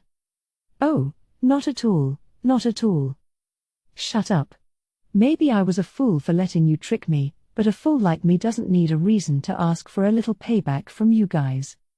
Phobio broke out his sharp claws. Tyr and Footman were unmoved. You want to go with us? You shouldn't push yourself like that. You're too weak for that." "Ho ho ho ho. None of that, Tyr. Sir Phobio here is trying to make us laugh with this little joke of his." Neither could successfully rile up Phobio. More than anything, he regretted letting his short temper steer him straight to failure in the past. So, once the greetings were over, he quickly stepped forward and instantly closed the gap between them. NGH. TCH. Realizing their mind games had no effect against him, Footman and Tyr changed their approach. Things began to move quickly. The air twisted around them, opening a portal through which a man with the head of a wild boar appeared. "Long time no see, Footman. Remember me?" "Ho? The Orc General? My, look at how impressive you've become." Footman attempted to sound playful with a sarcastic taunt, but the expression on his face indicated he was in trouble. Despite appearances, Footman was a cool-headed, calculating type, a trait Geld was fully aware of. The jester was with the forces that laid waste to the ogre village that Benimaru and the others called home, and Geld knew his powers were difficult to ignore. Footman was on a different level from other magic-born, as far as Geld was concerned. Plus, there was Tyr. Footman's peer in many ways. The extent of her powers was an unknown, but she wasn't one to be underestimated. Phobio might have been the black leopard fang of the Beastmaster's warrior alliance, but even with his strength, taking on Footman and Tyr by himself would spell trouble. The Beastman let the rage bubble within. Heh. Well done, Sir Benimaru. Not a disagreeable piece of prey at all. The commander, overseeing the battle from the skies, had ordered Geld to assist Phobio. He wondered why at first, seeing as it meant Geld would abandon his command post, but now he saw that Benimaru was right. The rest of the battle had already been decided, to the point that even Geld's aides could handle it well enough. Only the top leaders among the magic-born under Ramiris' command could handle two moderate jesters like this. "Allow us to assist, Sir Phobio." Geld. Thank you." Phobio wasn't turning him down. Even here, he could sense the difference in combat ability between him and this pair. To him, the best path to victory was worth choosing more than his own pride. So began a smaller battle between two duos, in the shadow of a small hill away from the battlefield. 4. The reports Yamza received from this battlefield bewildered him. The overwhelming advantage he thought he had was just an enemy trap all along. He didn't want to consider the thought of defeat. It would obviously enrage Clayman. He had to find a way to turn this around, to snatch victory from the jaws of defeat, but he doubted he had the manpower left to achieve it. He still had enough of his wits to realize that, and now he had to think of other forces he might be able to stir into action. The Five Fingers, Clayman's inner circle of associates, was led by the middle finger, Yamza, the strongest magic-born out of them all. Only Adalman, the pointer finger, and Ninehead, the thumb, could compare with him. Adalman, head of the defense forces in Clayman's castle, began life as a wight, a deathly spirit who resided in the great forest of Jura. He was a well-known bishop during his living years, but that meant nothing now. Clayman's accursed magic had greatly boosted his power as a monster, transforming him into a white king that ruled over the undead. The holy force he wielded when he was alive had transformed into impure demonic power that he used to curse the living. But despite his vast strength, Adalman had one weakness: his lack of intellect. The only thing he could do was follow his orders to destroy any intruders. That's why he wasn't involved in this war. Ninehead, meanwhile, was a fox spirit, an extreme rarity in her field. She was still young, just 300 years old, and only 3 of her tails had grown out. Her magical energy, however, was already well past Yamza's, up to the level of Clayman himself. She was with him now at the Walpurgis Council, serving as his bodyguard, so Yamza couldn't tap her for backup, either. It'll have to be Adalman, then. The problem was how to call him over. Actually, no, it wasn't a problem. It would be simple to have him show up right this instant. Yamza would have to then gather up his surviving troops, flee back into Milim's domain, meet with him there, and go back on the offensive. That's the best approach, he thought. Walpurgis councils had lasted upward of a month in the past. If all went well, he could wrap this whole thing up before Clayman came back. It wouldn't exactly be simple to make Adalman move, but it wasn't impossible. Either way, if he stood down and accepted defeat right now, it was clear Yamza would be purged. Lord Clayman is a vicious man. He would do away with me in no time, I am sure of it. And even if I were lucky enough to survive, I don't want to turn into a soulless puppet. As much as it vexes me, I must admit defeat here, but I will reign victorious in the end. Yamza turned his gaze toward the battlefield, and there, he witnessed a sight that made him doubt his eyes. In the front was a bewitchingly beautiful woman, her hair a mix of blonde and black. She held a golden staff and was boldly racing across the land, as if no one was around her at all. Protecting her was a group of Carillion's finest, the Beastmasters' Warrior Alliance. They numbered only a few dozen, but almost no one could defy them in combat, each one bearing the strength of 1,000. There was Zal, an elephant beastman, Talos, a bear beastman. They couldn't beat the 3 lycanthropeers, but they were all stout fighters, worthy of serving under the great beast master. They were also accompanied by a group in crimson garb, using searing flame spells to burn away the supplemental forces kept in the rear. They meant little to Yamza, but there was no doubting they were ranked above the magic born around them. Things had suddenly become very bad for him. The unbelievable visitors deepened Yamza's gloom. It can't be. Why are the 3 lycanthropeers here? Have they abandoned their troops and come to provide reinforcements themselves? But how could that? He could hear the trusted magic born around him shouting. Agitation was in the air. They're pointing their greatest force toward our main army?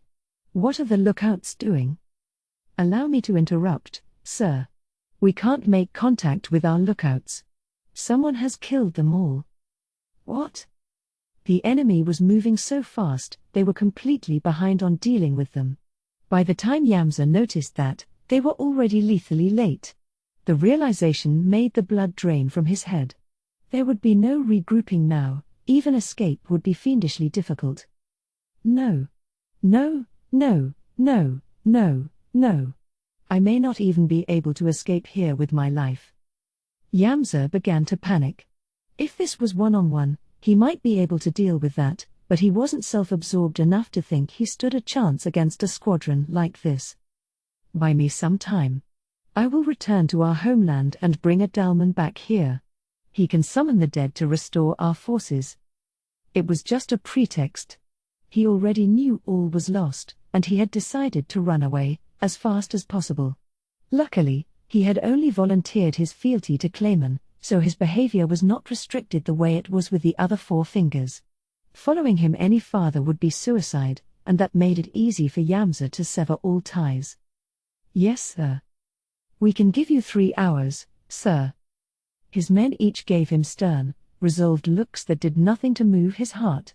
All he could think about was how stupid they were. The next moment, he chanted a teleportation spell. But something was off. It's not working. Is this a spatial blockade? Yes. He was already too late. The moment Yamza and his men saw Alvis's gaze landed on them as well, thanks to the power of her skill's snake eyes. It was an extra skill, one that applied a large variety of ailments, paralysis, poison, insanity, and so forth, and worked on anyone caught in her line of vision. A tremendously useful skill. The only way to escape it was by either successfully resisting it or simply weathering it out, and Alvis had another card up her sleeve, the unique skill Oppressor.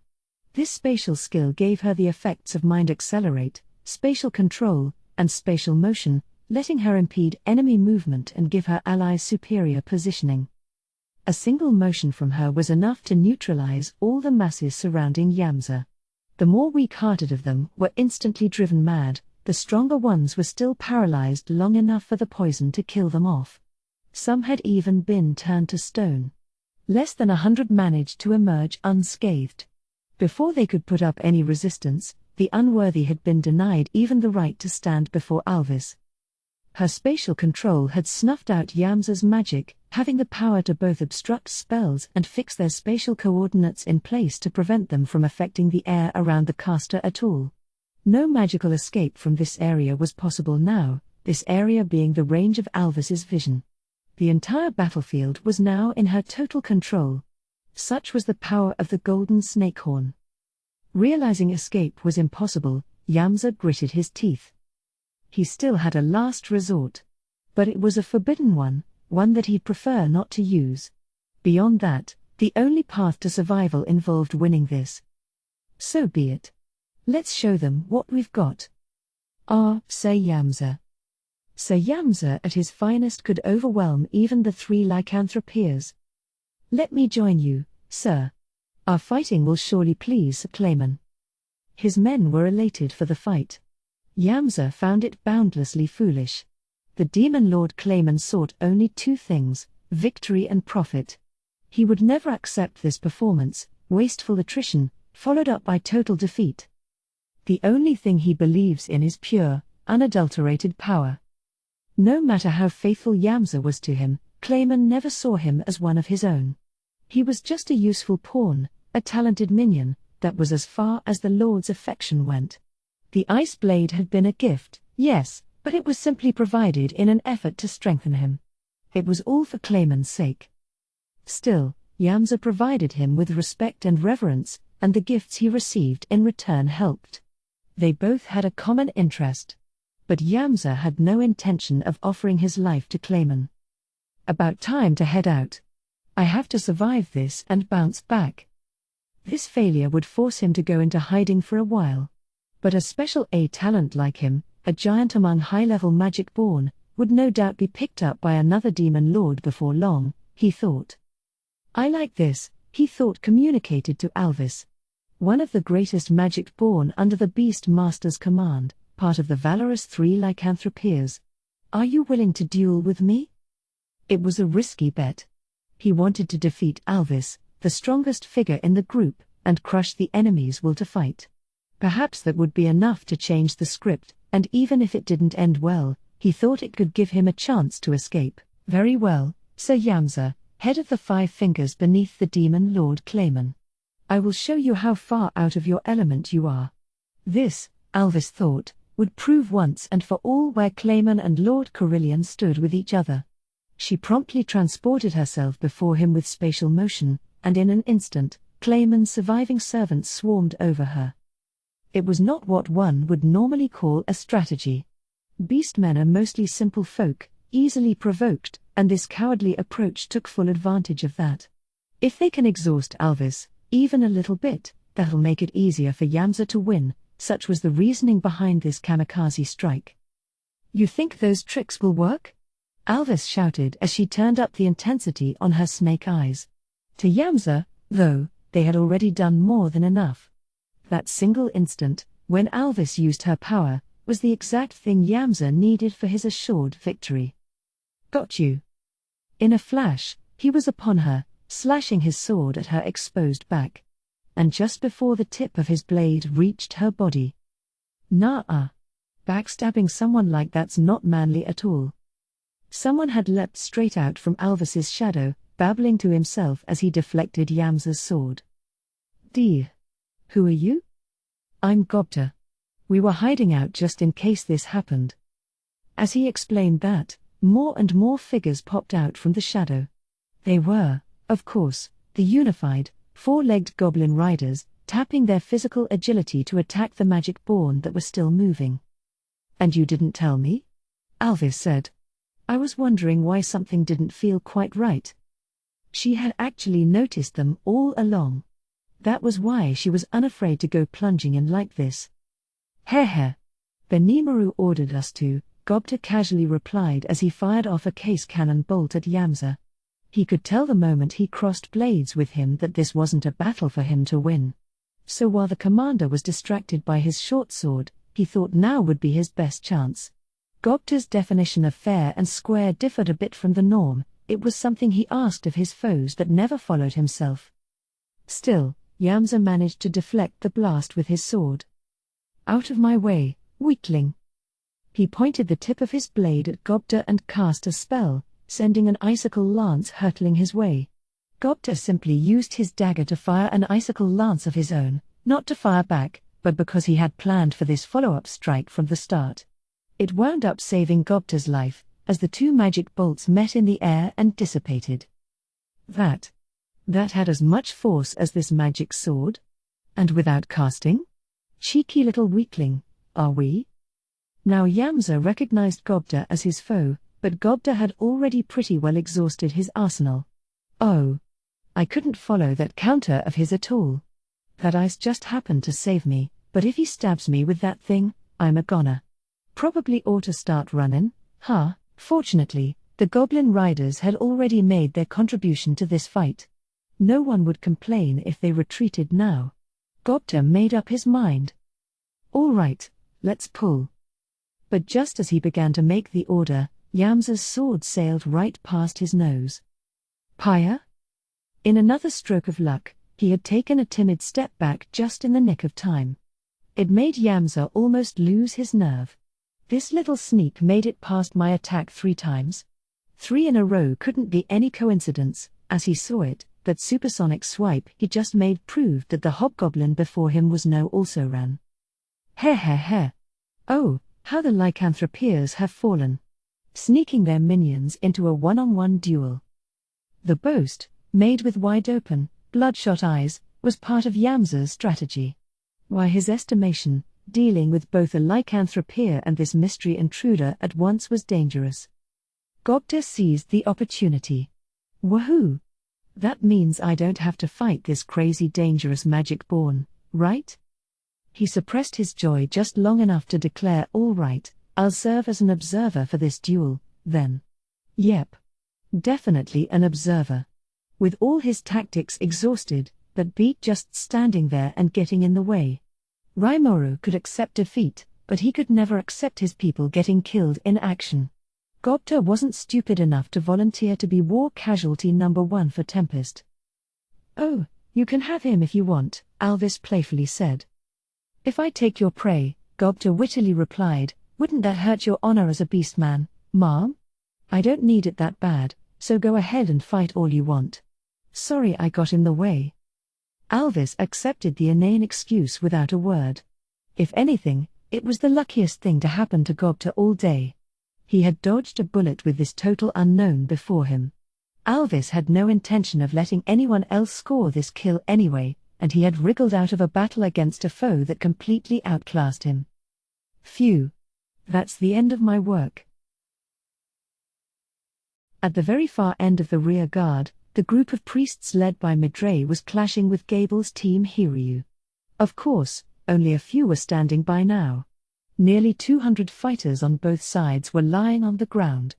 But Midray was unhurt, his white robes free of dirt and grime, and it was clear he was still going strong. Wah ha ha ha. Not too shabby, you guys. I see you are the descendants of dragons. Midray flashed a contented smile, surveying the fallen and pretending the panting and exhausted Sufia in front of him didn't exist. "Don't you ignore me." Sufia, half transformed into her beast form, had used her vastly strengthened physical skills to attack Midray.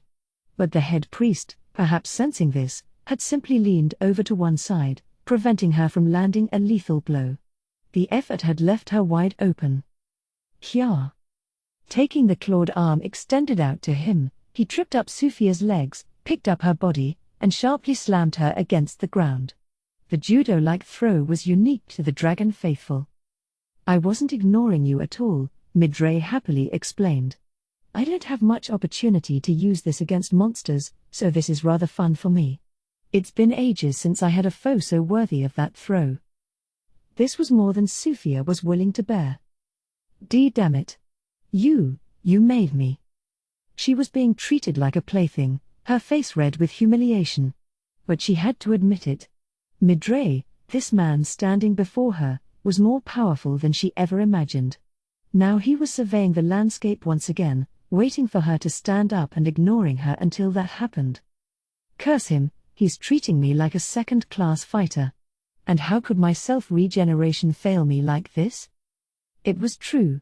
Sufia's skill was not healing any damage, because her physical body hadn't sustained any wounds. She was exhausted simply because her stamina was tapping out on her, and the force of each slam added to the burden. He was wounding her internally, where the damage wouldn't be visible. But Sufia stood up anyway. As the snowy tiger claw, she could not let this affront continue to stand. "Imagine, a bastard like you serving Clayman. I thought Yamza was the best around here, but I suppose my instincts were correct all along." "Yamza? Ah yes, sir. Yamza. He is rather capable, I'll admit, but not enough to serve as a playmate for me. I may not look it, but I've sparred with Lady Milim on regular occasions, you see." "Milim? The demon lord Milim? So you're the dragon faithful." No wonder, Sufia thought. They seemed so different in disposition from the rest of Clayman's troops. They seemed to enjoy fighting for the sake of fighting, not at all concerned with actually killing their enemies.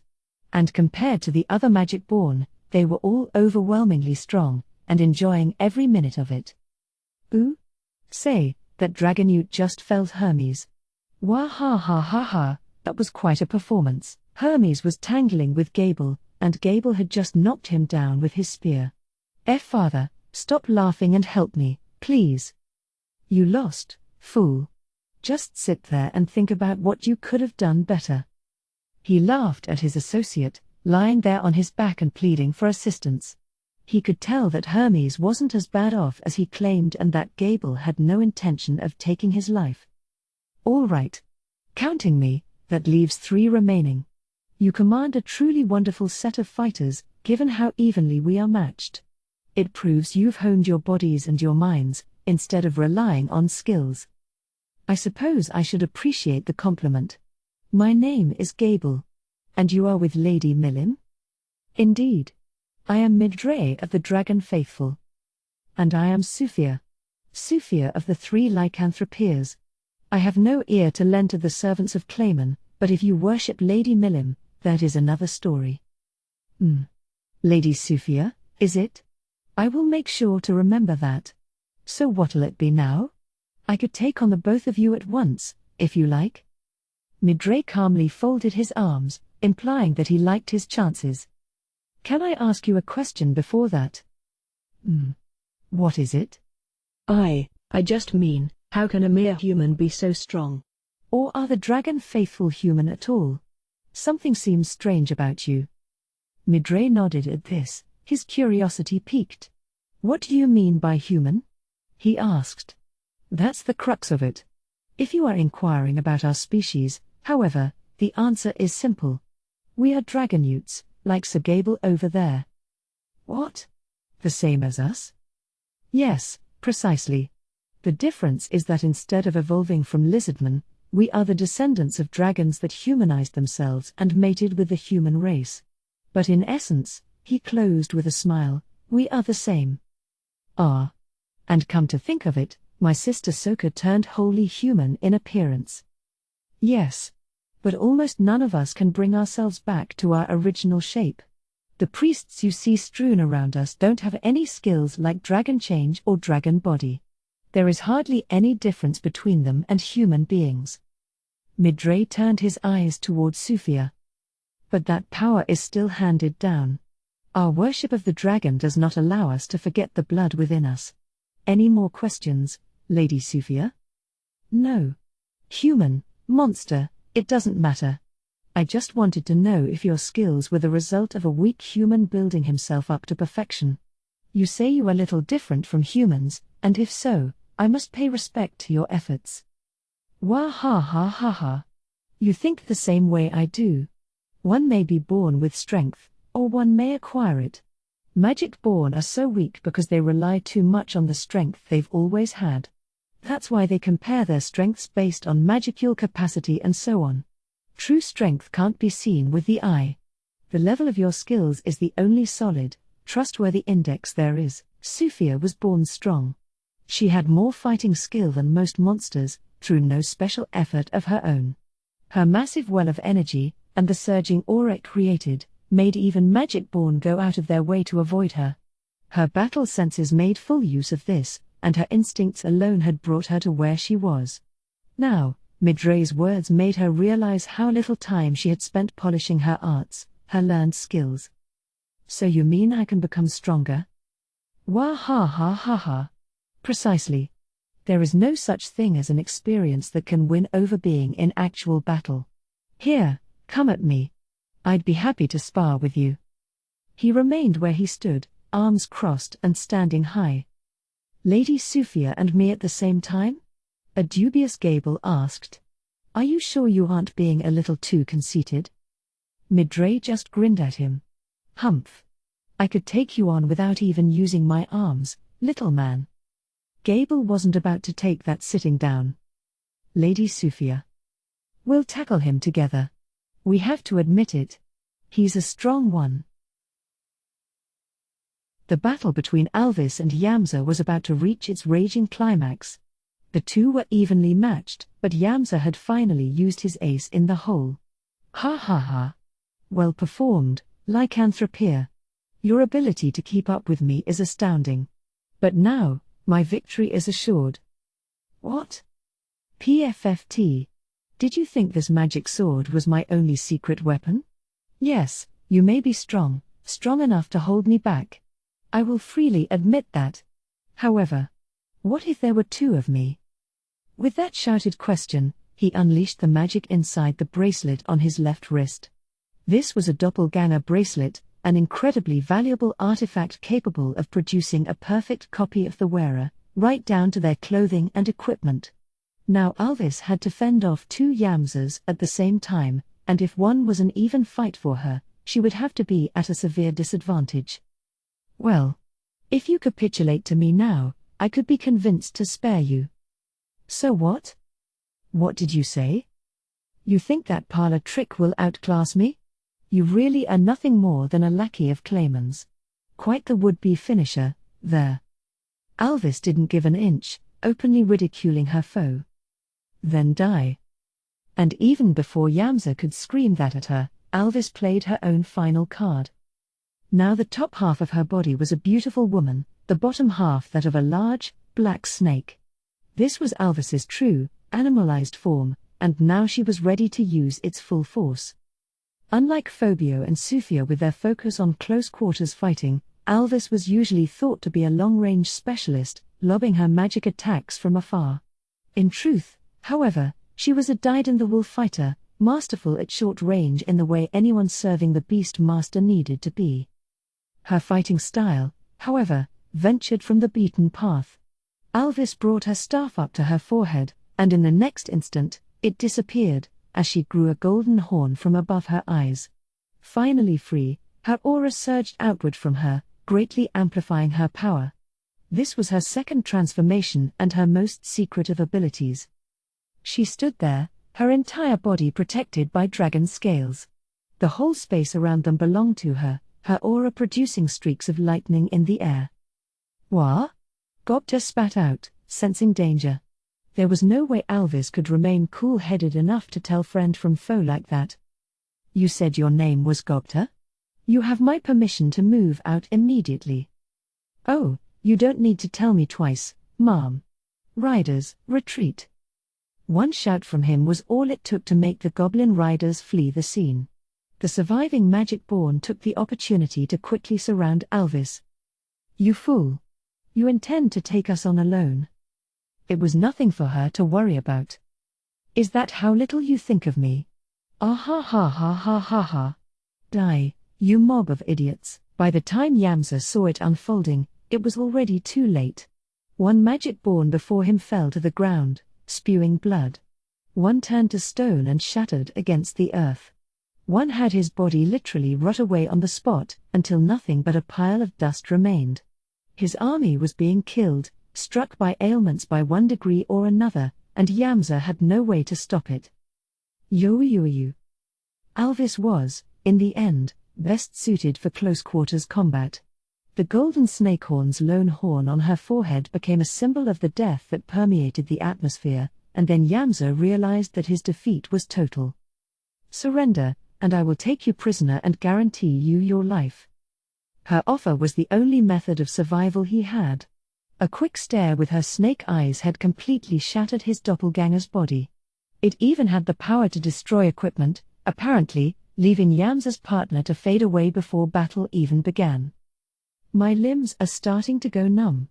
I won't be able to defend myself before long. What kind of sheer strength do these lycanthropeers enjoy? It was bad luck that Yamza had to be paired with the strongest of that trio.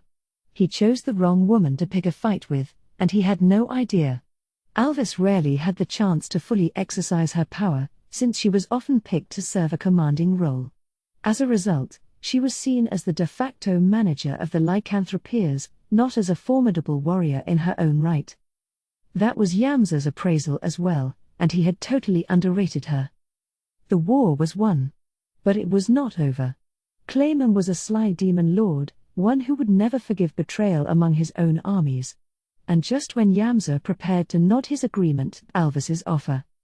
You know I would never permit that, yes. It was Clayman's voice, booming within Yamza's mind. He instinctively grunted. Then his body began moving, beyond his own control. Stop. Stop that. Please, Sir Clayman, stop this at once. A hand took a bluish-purple orb out from his pocket, then brought it to his mouth. MMGHH. He locked his jaw as tightly as he could, trying to scramble away from it. It was a pointless act of resistance, and it didn't last long. Struck by Clayman's marionette takeover, Yamza's body was no longer his own to control. What are you doing? A suspicious Alvis asked. But by the time she did, Yamza was busy swallowing the orb in his hand, a section from Charybdis's body. Harper, NNHHH. Gragar. What on? Alvis tensed up, confused, as long, thin tendrils shot out from his body toward the dead lying around him, taking in the corpses. He ballooned in size, turning into a vast, grotesque ball of flesh. Uncontrollable magical energy flowed within the Alvis-dominated air, forming a hurricane-class blizzard. The creature before her consumed, expanded, and burst. Having no monster core of its own, it was a self-destructing being, rampaging across the land before meeting its demise. But its temporary power was every bit as strong as Yamza's, and the nature of it was deadly. Its insatiable desire to eat everything in its path was just the same as well. This was the forbidden tactic Yamza was reluctant to use, the intricate trap Clayman had laid. Charybdis had now appeared once more. Alvis's face tightened as she threw her full force into an attack. It didn't work. No regular strike would ever pierce this constantly expanding Charybdis. Its ultra-speed regeneration took in the corpses around it, rapidly reforming it into a temporary body for itself. NGH. This monster. All Alvis could do was gnash her teeth, her snake eyes and lightning having no effect. This monster was disaster class, on a level far, far above her. Even the strongest of the three lycanthropeers could do little about it by herself. The only saving grace was that this was a distance away from the main battlefield. There was time before this could start to affect her allies, but only until Charybdis could finish creating its body. Desperation flew in like a violent storm. The worst part was how this monster wasn't satisfied enough using Yamza as its substitute core. It had taken in his ice blade as well, sucking up all the heat around it and making the local temperature plummet. The monster was destroying all in its path, turning its aura into an ice blizzard, pummeling the area with icy snow and intense wind. That was scary enough, but what Alvis feared even more was the moment when it released all the heat energy it had taken in. Those who can teleport out might be fine, but everyone else would die. I hate this. May all the gods curse that bastard Clayman. Letting her true nature take hold, Alvis screamed as she continually attacked, again and again, no time in between to breathe. It was all in vain. Even if she scarred Charybdis's exterior, any damage to the monster itself was light. It just healed itself too quickly. Damn it. I've just got to get everyone out that I can. Even through the desperation, Alvis tried to take the best measures she could. To her, this meant trying to relay a plea to Benimaru to retreat everyone from the battlefield. In the end, however, this never happened. It didn't need to. You're ignoring orders, Alvis. I told you to get out if you faced a battle you cannot win. There, with no previous warning, Benimaru himself appeared. Sir Benimaru? Oh, Charybdis, eh? My offense did little against it last time, but how about now? He gave her a defiant smile. Sir Benimaru, this monster is just too. I know. It's perfect for testing my current powers. Benimaru raised his right hand and grasped it, both Charybdis and his own strength. The fight was over in an instant. His feet planted on the ground, his sword, covered in jet-black flames, slashed the monster's flesh, although it did not fully slice through its freshly constructed body. But something was different from before. Unlike with Alvis's efforts, the self-regeneration never started. Dark flames were dancing across the gash, rapidly engulfing its entire body. TCH. Not quite there yet. We have no time to play with here, so I'll sadly have to end this. He turned back toward Alvis, leaning his sword against his shoulder, seemingly unconcerned with Charybdis. My apologies. I was hoping we could spar once it had achieved its complete form, but... The gigantic beast had not taken to the air yet, but its body was already nearly the length of half a football field. Now, however, it had been fully encased in a black dome. Away with you, he whispered, and then a percussive boom shook the land. It was Hellflare, his wide-range raising attack, this time far more powerful than ever before. Benimaru's Dominate Flame gave him a full grasp of the flow of magical energy, stabbing right through Charybdis's magic interference and rendering its body into ash. It proved to the world that Benimaru's control over magicules completely overpowered this monster's. You're kidding me. Alvis's surprise was understandable. If his attacks worked on Charybdis, it meant Benimaru's magic force surpassed the monster's. This meant that Benimaru himself was disaster class, on the same level as Alvis's master, the Demon Lord Carillion. I have some business to take care of, Alvis. Effective immediately, I hereby appoint you as my aide to command our entire force. Yes, Sir Benimaru. She undid her transformation to kneel down and take the post. She had more than a few questions for Benimaru, but now was not the time for them. Calming her frenzied mind, she meekly accepted her orders. Charybdis was an unprecedented, unexpected threat, but when faced with that irresistible force, it fell without a moment's delay. Ho, ho ho ho. This is quite a surprise. I was expecting Yamza to turn tail and flee. But imagine, dispatching Charybdis that easily. I kind of have an affinity for it, but not even we could pull off a kill like that. Clayman's forces are destroyed. The mission's a failure, the loss is immense. He should have just sat there and played nice, the way our fellow jester told him to. Yes. Well, Laplace warned him. Clayman can't blame anyone for it but himself. Footman and Tyr exchanged looks as they spoke. Before them was a heavily wounded Phobio, kept on his feet by the attending Geld. We'll need to brief him about this, so I'm afraid playtime is over. Footman himself was unhurt. Tyr wasn't, but she was still healthy enough to fight. Judging by their injuries, Geld and Phobio appeared to have lost the day. You think you can leave? Phobio groaned, staggering as he tried to keep himself up. I knew you guys were bad news. If we can keep you here, Alvis and Sufia will show up before long. Plus, we've got Sir Benimaru. It'll be the end for you. He was scarred from head to toe, but his wounds had already closed up. The speed at which they healed was mind-boggling, going well beyond the self-regeneration most beastmen had and almost reaching the realm of ultra-speed regeneration. Phobio had inherited that skill to some extent after the previous Charybdis swallowed him up. Just give it up already, Kitty, Tyr shouted as she gave Phobio a punch that sent him reeling. It didn't leave Phobio down for long. In a few moments, he was back on his feet. Tyr was the quicker of the two, but she could never quite land a lethal blow. Phobio, on the other hand, was slowly but surely damaging Tyr's body. He might have appeared defeated at first glance, but the longer the fight lasted, the more likely it was that it'd end otherwise. Footman, meanwhile, was rolled up like a meatball, bounding around at hyper speed and trying to run Geld down. Geld used his great shield to deflect his trajectory, swinging his meat cleaver to try to smash him up. His attempts were blocked by Footman's thickened skin, preventing him from dealing decisive damage. On offense and defense, it was safe to call them perfectly even, but only because Footman hadn't begun seriously fighting yet. And now, with Charybdis defeated, Footman's recess time was over. MGH? Geld, realizing this, positioned himself in front of Phobio. What is it, Geld? Before he could answer, Footman began raining attacks on the both of them. These were balls of magic, each one enormous and stuffed with energy, a simple attack but one with enough force to alter the landscape around them.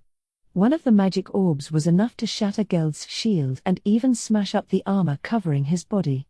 It damaged Phobio in the process, and he no doubt had ultra-speed regeneration to thank for still being alive. Hoo ho ho ho. We weren't tasked with taking care of you two, so we'll extend you the honor of letting you go. I hope you're grateful. If we were serious about this, neither of you would be in this world any longer. Neither Geld nor Phobio could stand up any longer to contest them. When the dust from the explosions finally settled, Footman and Tyr were gone. This was a total defeat, Geld groused. I thought I had some strength, but I suppose there's always someone better than you. No, Geld. If you hadn't been here, I'd probably be dead right now. Sorry to drag you down. Not at all. We may have lost the battle, but we're still alive. As long as we win next time, we're good. Yeah, you're right. Phobio was not a weak beastman. Footman and Tyr were just too strong.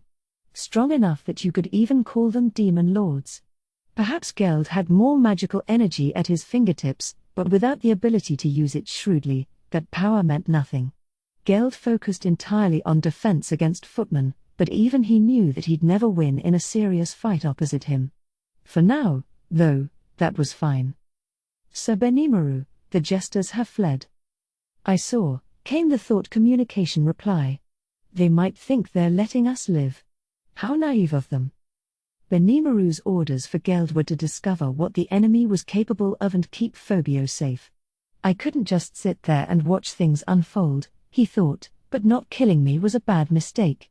Sir Benimaru has recorded how that battle worked out, and then Rimuru will analyze it and break open the secret to their strength. Thus, this was a defeat with some benefits to them. Mission accomplished. And if he can't win now, he can close the gap with his future training. He had hoped to settle the score with these guys for using and abusing him, but Geld simply didn't have what it took. But next time, I'm winning, he silently resolved. I'll go back to my command, then. Please do. There's one more dangerous element on the field right now, so I'd better tackle that. Sir Benimaru sure has it tough, Geld thought as he closed the link. This battlefield was full of dangerous elements, and since they had to deal with them all at once, he was forced to divvy up his army's assets and scatter them around. Benimaru intended to sort these conflicts by priority and step in himself to handle any rescues needed, but one misstep along the line could lead to serious danger. He seemed to be handling his post well, however. One would think he'd focus on finding and killing footmen first, but he successfully managed to put overall victory above his own vendettas. This isn't some general with a thirst for blood, I suppose. Compared to when we fought him, the growth he's shown has been amazing. It made Geld's trust in Benimaru all the more. It was several minutes into the battle, minutes that, to Gable and Sufia, felt like hours. But it ended unceremoniously. MGH? What on? Huff, huff. What is the matter? After the second or third repetition, Sufia had learned how to roll with Midray's throws, helping recover her energy. Gable, meanwhile, had flung his spear wildly around at this attack he wasn't used to, completely exhausting him. Midray, dealing with them both, appeared completely unhindered by fatigue. Compared to sparring with Milim, this wouldn't even make him break a sweat. And Midray was the first to notice it. "All forces, use your healing magics," he shouted, the casual ease disappearing from his face. Stand up and rouse everyone around here." "This is bad, Father Midray," Hermes said, apparently feeling much better now. "This guy. The reading I'm getting is huge." "I know that. This is Charybdis, the beast Lady Milim dispatched just the other day.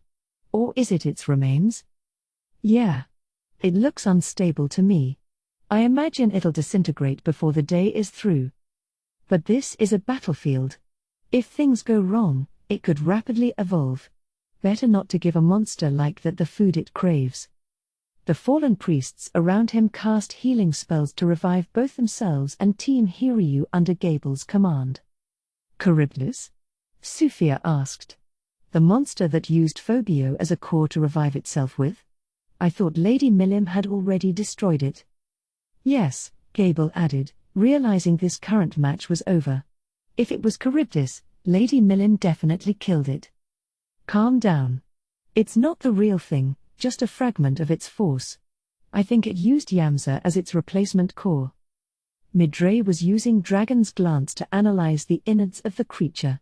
It was not as strong as Milim's own Dragon's Eye, but it still provided him with ample enough vision and analysis skills. Hermes, meanwhile, was surveying the area for any other potential threats. "Looks like you're right, sir. That ass Yamza was trying to kill us, but his soul's already been consumed. With how he is now, we'll just have to keep damage to a minimum and wait for him to fall apart," he coldly concluded. "Did you hear that? Keep your weapons at the ready, people. And don't get greedy.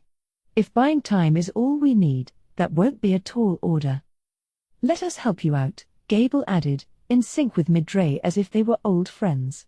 "We are more used to high-altitude flights since last time. If we can catch those scale attacks before they strike, they cannot hurt us." Even a crazed, twisting beast like Charybdis had a tendency to chase after anything moving. A flying target, Gable reasoned, would make the perfect lure. Sufia was also thinking unusually lucidly, trying to execute on what she could do here. "Right," Midray began, "I'll aid in the retreat so it can't feed off any of our ground forces and—" But before he could finish, things took an abrupt turn as Benimaru all but vaporized Charybdis. "What on?" He just pulled off the most unbelievable thing. "Who is that guy? A demon lord? Unless you're Lady Milim, how could some regular magic-born do that? He has to be some kind of monster." Only Midray and Hermes had an accurate bead on the situation. Sufia and Gable saw it at the same time but couldn't parse what just happened. All they could see was that the evil aura of Charybdis had been snuffed in an instant. "Hey, what's going on? Tell me." "Yes. We seek an explanation as well." "Yeah, I'd want to explain," Hermes said, "but I don't think we need to," Midray finished. Before either of them could, the air in front of them twisted and warped, revealing a magic born with hair as red as roaring flames. It was Benimaru, sword rested on his shoulder, and he was here to take on Midray, the last threat on the battlefield. "Well," he said with a sneer, "I see you've been entertaining my friends?" Then he realized something wasn't quite right about this picture. There was evidence of combat around him, but there were no injuries, and by the looks of things, no hard feelings on either side. "Sir Benimaru, wait. These are Lady Millim's fighters, the priests of the Dragon Faithful." "What? Lady Millim's? In that case?" "Yes. They healed our wounds with magic." "I see. It seems I've jumped to conclusions. You seemed like such a threat in this theater, I couldn't help but be alarmed." "Wah ha ha ha ha. You didn't jump to conclusions at all. We were actually fighting, yes. And we did perform some healing, but that was to prepare for what we thought was an oncoming disaster. Now I suppose all that wasn't necessary." "Ah. So what now? Are you taking us on?" "Well, what should we do? Because personally speaking, I would prefer not to engage in combat with Lady Millim's forces." "No, I suppose not. I can understand wanting to try it, but there is no quarrel between us. I would simply want to compare our powers." "Yes. I can see that." The two gave each other knowing grins. "Whoa." Hermes interjected. "Not good, father." "Yes, Sir Benimaru. If you hurt one of the Dragon Faithful, there's no telling what kind of calamity that would bring upon us." "You hurt her, Father Midray. Sir Rimuru is Lady Millim's friend. It would all end in tragedy, I am sure of it." Sophia silently resented Hermes and Gable for stepping in. "Fair enough," Benimaru said. "Besides, if I don't come at him trying to kill him, I expect it'll result in nothing but defeat for me, and I don't like engaging in losing battles." "Wah ha ha ha ha. Quite so. And I'm not sure even I could withstand a blow like the one that buried Charybdis." Midray might have laughed the concept off, but he had a suspicion that he could win the battle before Benimaru had a chance to bust that out. That would result in a life-and-death duel, however, going well beyond the boundaries of a friendly sparring session. A battlefield was the wrong place for this, and it no longer meant anything anyway. Thus ended the battle in the former kingdom of Orbic, while the unified forces enjoyed a near-total victory. But this wasn't the only battlefield. At the stroke of midnight, Shuna, Ci, and Hakuro sprang into action. They quickly discovered Clayman's headquarters within the wetlands covered by the mysterious mist and began to stealthily make their way there. Beyond these wetlands were several murky swamps, gas bubbling out from the surface. This was what created the cloud of mist, making things seem eerier than they already were. The moment they waded in, visibility plummeted to nearly nothing. "Oh. This mist is blocking our magic sense." "It is," confirmed Ci. "That was why we called off our investigation. With this poor visibility, anyone inside would have to rely on their own 5 senses to see around them. That's what the enemy must use to keep track of what goes on in here." I see. So we face a brutal disadvantage." "Indeed, Sir Hakuro. You and I can use covert agent to hide our presences, but Lady Shuna." "I should be fine."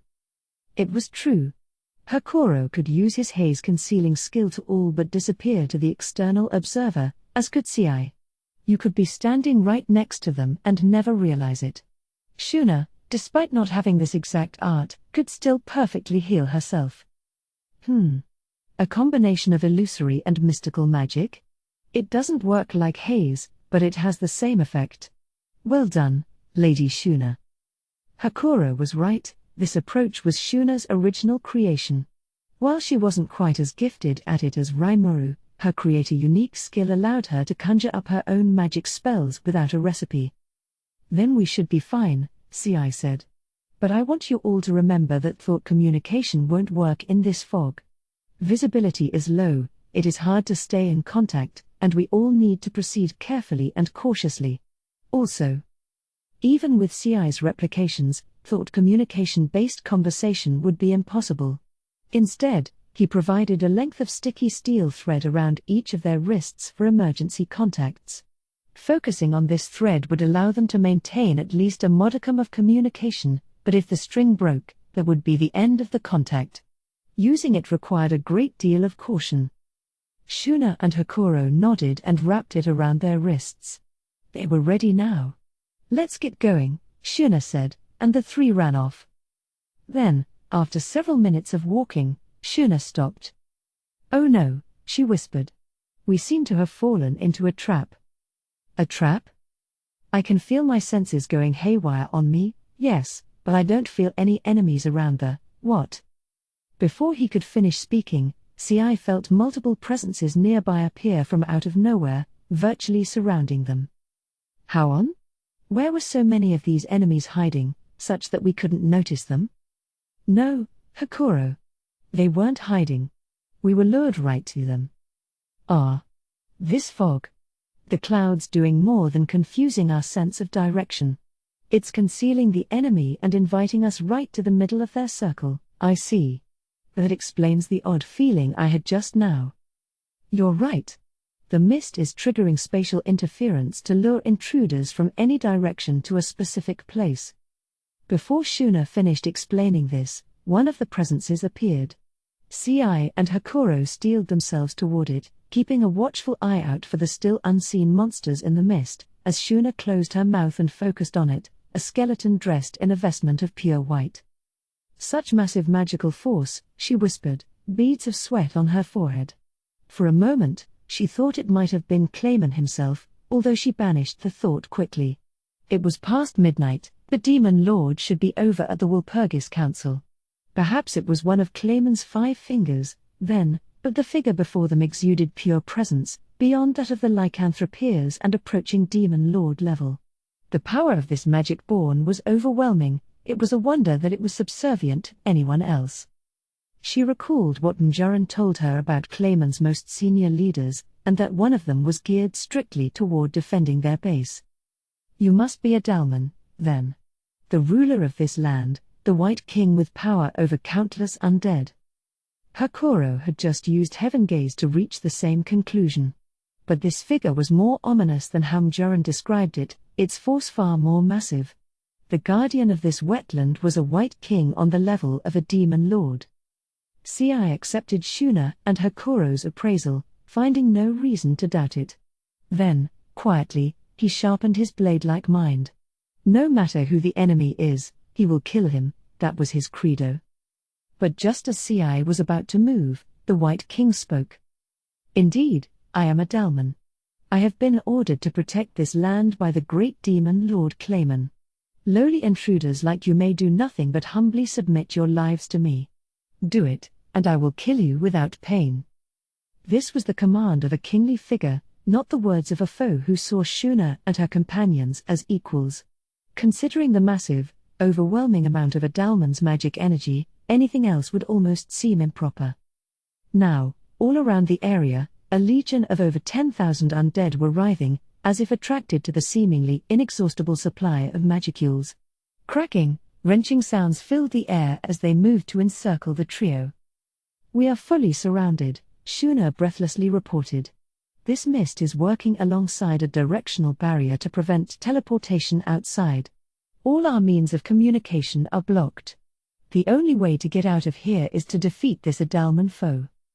Then we must strike their leader at once. No disagreement here. A blow from me can even kill the dead." Hakuro and CI had no interest in following Adalman's advice. As Shuna explained the situation, they both went on the attack. But Adalman simply laughed in their faces. "Heh heh heh. You appear not to know your place. I generously provided you mercy, and yet, you remain foolish to the end. You will regret refusing that offer shortly." He breezily swung an arm. The next moment, the most surprising thing happened. The white blade of Hakuro, instantly zooming within range of Adalman, was blocked by the knight who had appeared in front of him. Hakuro stepped back in shock, failing to believe that this killer blow could be parried. This was a Death Knight, ranked A- in the guild system, but from that clash, Hakuro could sense something was off. It was a powerful monster, yes, but no garden variety Death Knight could ever block a slash from him.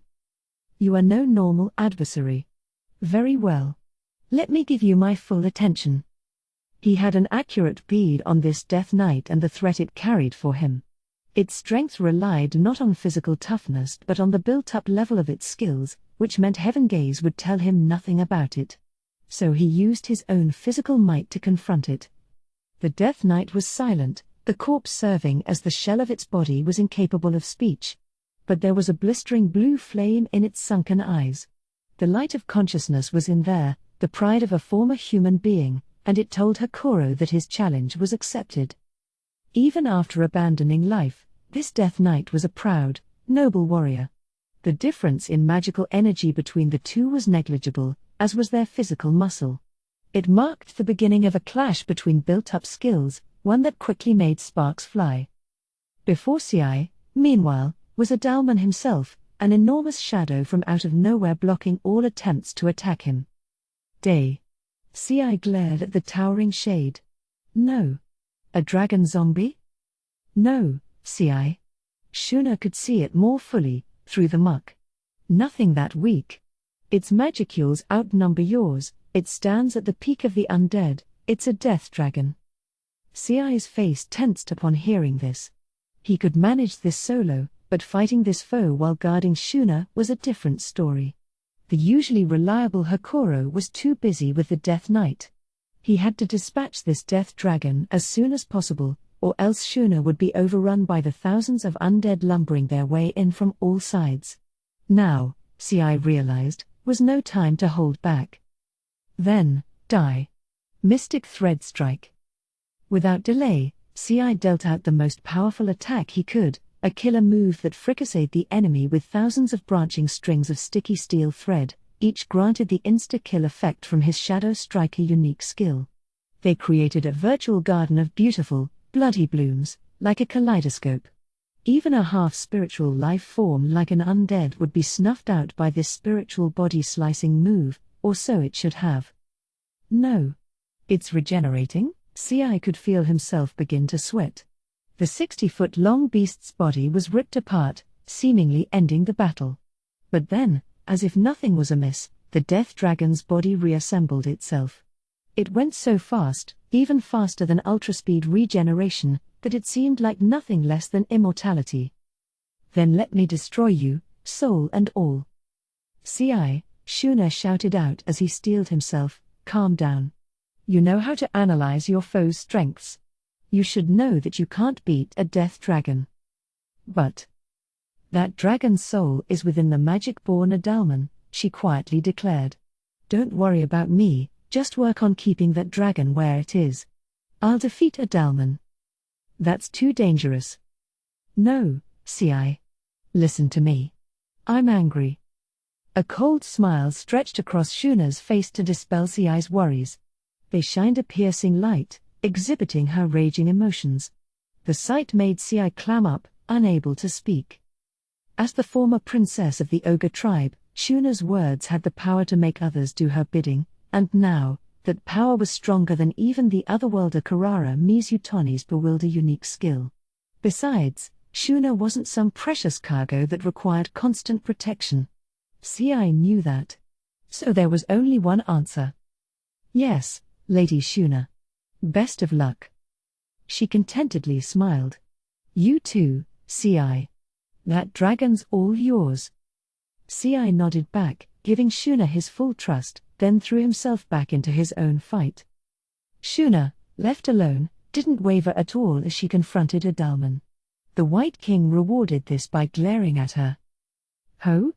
And what do you intend to do, little girl?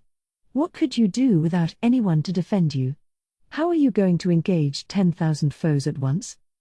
There was an odd sort of joy in Adalman's voice. He was enjoying this, in fact.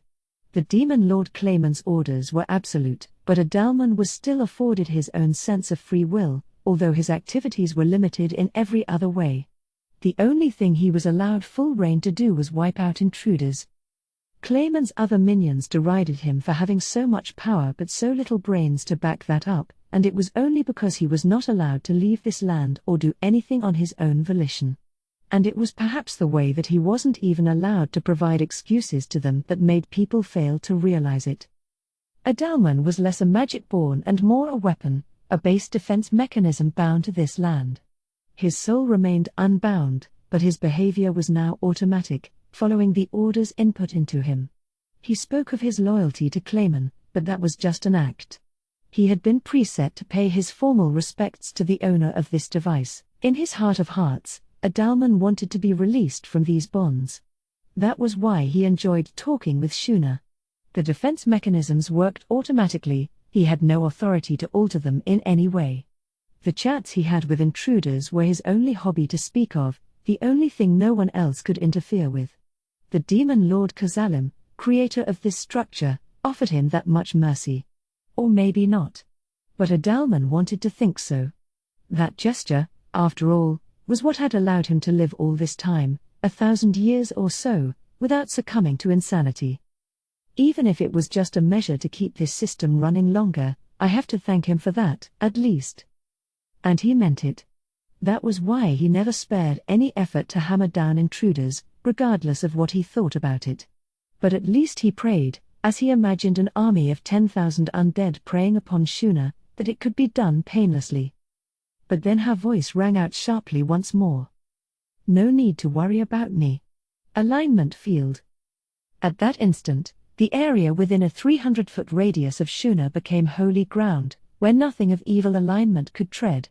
It was another original product of Shuna's mind, using her experience to analyze the anti-magic area and holy field, then fuse them together. This barrier obstructed all magicules, but it could also be set to block fire, wind, or any one of the other 4 major elements, making it a shockingly formidable defensive spell. Now we won't be distracted. If I defeat you, that will destroy the defense system with you at its core, right? Impressive. And you've seen through my secret as well. What is your name, girl? Shuna was absolutely right. If Adalman died, the whole base defense system would crumble. It was structured to bind Adalman's soul down, using it to circulate the large amounts of magicules it required. That would no doubt free the Death Dragon serving him, as well as the Death Knight, Alberto, who was once Adalman's friend and confidant. Shuna had seen all that at a glance, and Adalman offered her his honest respect for that. Respect and the ever-so-slight hope that she might be able to release him from this pain. My name is Shuna. Shuna. Lady Shuna. Then let us settle this for good. If you can defeat me, I will follow your wishes. Thank you for the polite request. However, all I seek is the destruction of the demon lord Clayman. If you stay out of my way, I could leave you alone to live on this land, perhaps. I'm not sure that's possible, I'm afraid. No? I thought you might be capable of conquering the ties that bind you, but perhaps I was wrong. Oh, well. In that case, she said without a moment's hesitation, I will kill you as I intended to. If I could conquer them, thought Adalman, I would have done it eons ago. Kazalim is a man to be feared, a foe no one can hold a candle to. The nickname Curse Lord is not just bravado. And she makes it all sound so easy. Then the time for talk is over, he declared, still having no ill will toward her. Try to resist me with everything you've got. Adalman was born a prince in one of the small nations under the jurisdiction of the Holy Empire of Lubelius. These lands were all too weak to have their own standing militaries, instead relying on the temple knights sent from the church's central headquarters. In exchange, they were required to adopt Luminism as the state religion and provide money and qualified personnel for their knight corps. The Western Holy Church of the time didn't enjoy the influence they wielded now. This was before the advent of their crusader groups. Practitioners who showed talent could be granted the name of acolyte, a non-hereditary title, but that was it.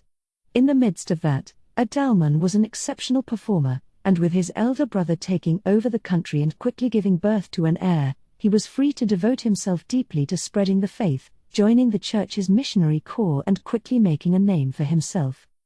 He was devout to the faith, constantly fascinated by the divine works of Luminous. Never once did he doubt the existence of this lone, true, powerful goddess. That devotion eventually led him to learn the divine miracles of the Church's archbishop class, making him the greatest master of holy magic in his era.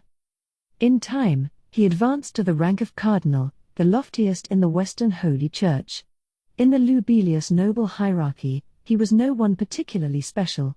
But he redoubled his efforts, extending his interests to magic beyond the holy spells he was familiar with.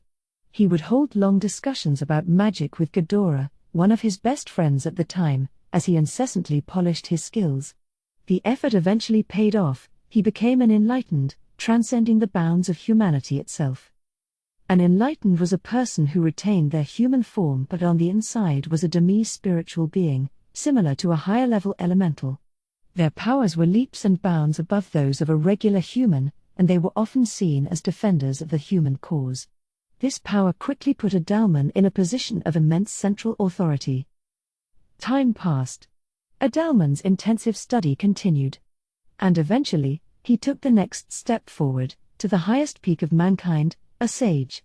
As he did, he was greeted with wondrous news: he would be called to the inner cloister, at the top of the Church's holy mountain. The offer filled him with joy. Finally, an audience with Luminous herself. He always believed that Luminous was real, an unwavering belief that served as the source for all his faith. So he promptly set off for the Holy Mount, not believing for a moment that it would lead to tragedy. That belief, sadly, would ultimately betray him. The intense magical battle continued. Melt all and wear it away, acid shell. The aspectual spell Adalman had just cast conjured balls of liquid in the air, each capable of melting flesh to the bone. They rained down upon Shuna. She didn't miss a beat. Flame wall. The barrier of fire deflected and vaporized all the magic-infused droplets. Between accelerating her mind to 1,000 times normal, possessing superior analyze and assess skills, and changing the rules with cast cancel and control laws, Shuna's unique skill parser was made for a clash of magic like this. From the moment Adalman began constructing a spell, she had a way to deal with it. Then how about this? Malicious dead, accept this sacrifice, curse bind. This was necromancy, an offshoot of elemental magic that took advantage of the negative energies from ghouls and the undead. Curse bind was a particularly nasty one, summoning zombies that latched onto anything living, human or magic-born, and drained away their life energy. Even that wasn't enough. Holy Bell. Shuna's refreshingly clear voice reached Adalman's ears, and right after came the tolling of bells he was once well used to hearing. That was all it took to send the grudgeful zombies to the afterlife. It can't be. Why? Why is a monster wielding elemental magic? Adalman's eyes shot open at the divine miracle playing out before him. The magic was deployed all too beautifully, reminding him of his youthful days spent studying. This was holy magic in the air, something a monster girl should never be able to weave. The unbelievable sight made him scream without thinking. Shuna smiled as she decided to answer Adalman's question, even though she had no obligation to. Do you find it strange? Perhaps you need a little more imagination. Holy magic is not the exclusive domain of humans, it will work with anyone who believes in the power of miracles, based on the strength of their belief. Conventional wisdom in this world stated that holy magic worked by forging a pact with an elemental spirit. This was both right and wrong. The fact that magic-born could cast healing spells indicated that holy magic was possible for them without any pact with a holy being. Most humans, and even monsters, didn't understand that. The sole condition for acquiring holy magic was having faith, believing in miracles. To put it another way. Good, or evil, didn't factor into it, the strength of one's emotions was directly converted into power. That was how this family of magic worked. This was also the reason why the dragon faithful that worshipped Milim could access holy magic. Hearing this terse explanation was staggering to Adalman. I was wrong the whole time? I was betrayed. I lost my faith in the goddess Luminous. I thought I would never be able to wield holy magic again. Luminous betrayed Adalman, or to be precise, he had been trapped by the supreme leaders of Luminism. He still didn't know why. Perhaps they feared his rise in power, Perhaps it was another reason. All he knew was that Luminous, his goddess, offered him no helping hand. It's almost comical, in a way. The 7 days clergy tricked me into setting off to quell a large army of undead attacking our people. I never could have guessed it was a trap. And thanks to that Ghidorah conducting magical experiments on me, I've been revived as this twisted, reviled figure. Unaware that he was being led to his grave, he waltzed right into the far edge of the great forest of Jura, where he still dwelled today. He was awaited by a legion of undead, led by a dragon zombie. He was accompanied by Alberto, acolyte and his closest friend, along with 4 knights and an expeditionary force that loved him, and they fought with all their might. It wasn't enough. Adalman fell to the ground, and died once. But then reincarnation, a mysterious art placed upon him by his other friend Ghidorah, activated and resurrected his soul, a soul that had already been poisoned by the miasma across the land, the malice of the dead around him. He was reborn not as a man but as a wight, transformed into a skeleton. The metamorphosis had caught the attention of the demon Lord Kazalim, and now here he was today. Thus, if you are incapable of handling holy magic, then I am positive you are incapable of beating me. Shuna's words hit home like a knockout punch, reminding Adalman that he was still in battle. Why? He instinctively asked. Why did you think I was a master of holy magic? Because of how you look, came the cold reply. That white vestment, which only high-level bishops and above are permitted to wear. You were worthy of such fine robes, and yet, you whine and carry on about being unable to conquer such a basic bind like this. I hardly needed to examine you closely to see that you wore that robe simply out of blind attachment to your former holy magic. She had him pegged the entire time. He could hear it in her voice. NNNHH. I have let you spout far too much nonsense. Adalman flew into a rage, not at Shuna but at himself. Seeing his true heart now, something he couldn't notice until it was pointed out to him, made him both exasperated and enraged at his own spinelessness. But he could also feel an inexplicably refreshing comfort in his heart, like the fog of 1,000 years had finally lifted from him. He let his raging emotions drive him to cast another spell. I offer this prayer to my God. I seek your divine powers. May my request reach your ears safely, yes. I simply lacked the resolve. Having my beloved friends turn into undead, I couldn't let myself die and leave them behind.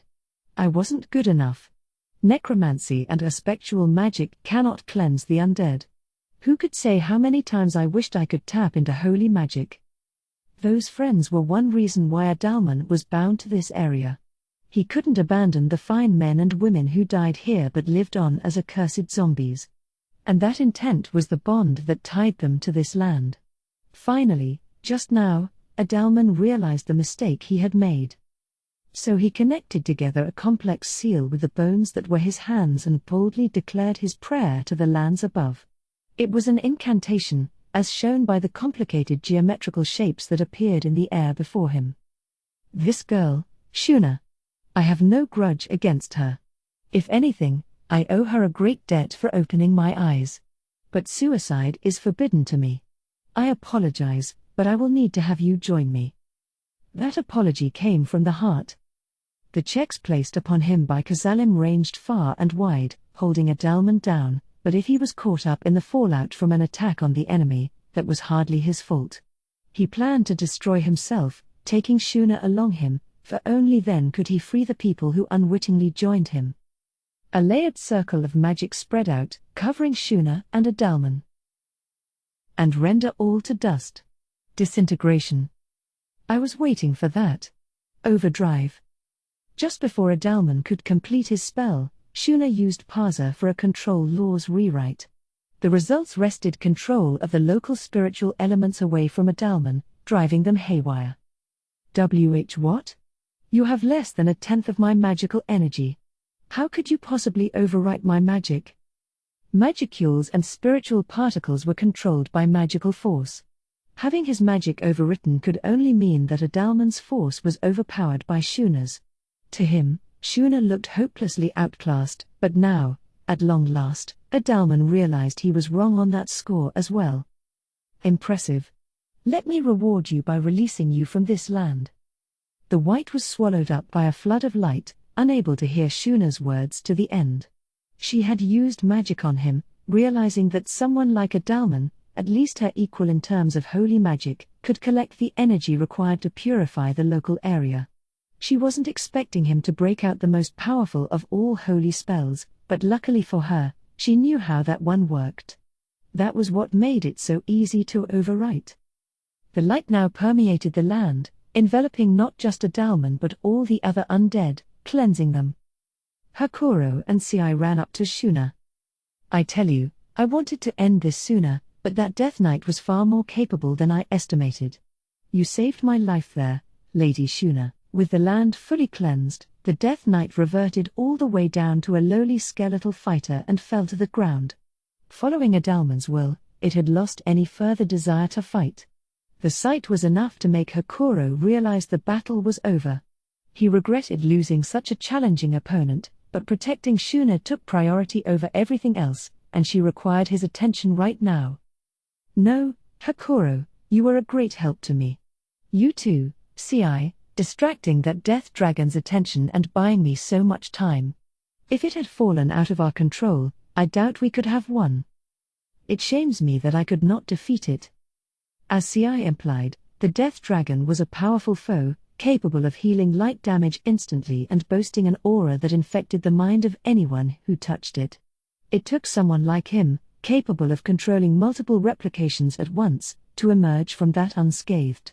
If anything, he deserved praise for holding out so long against a foe that shut down his decisive weapon. The death dragon, too, vanished upon a Dalman's defeat, unable to maintain its existence after the magicule supply that powered it was shut off. Ci didn't much like how it ended, but anything you can walk away from is a victory.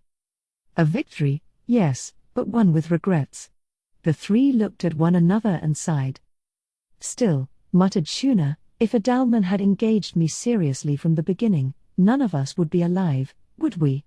I think I let my anger drive me to be a little too reckless.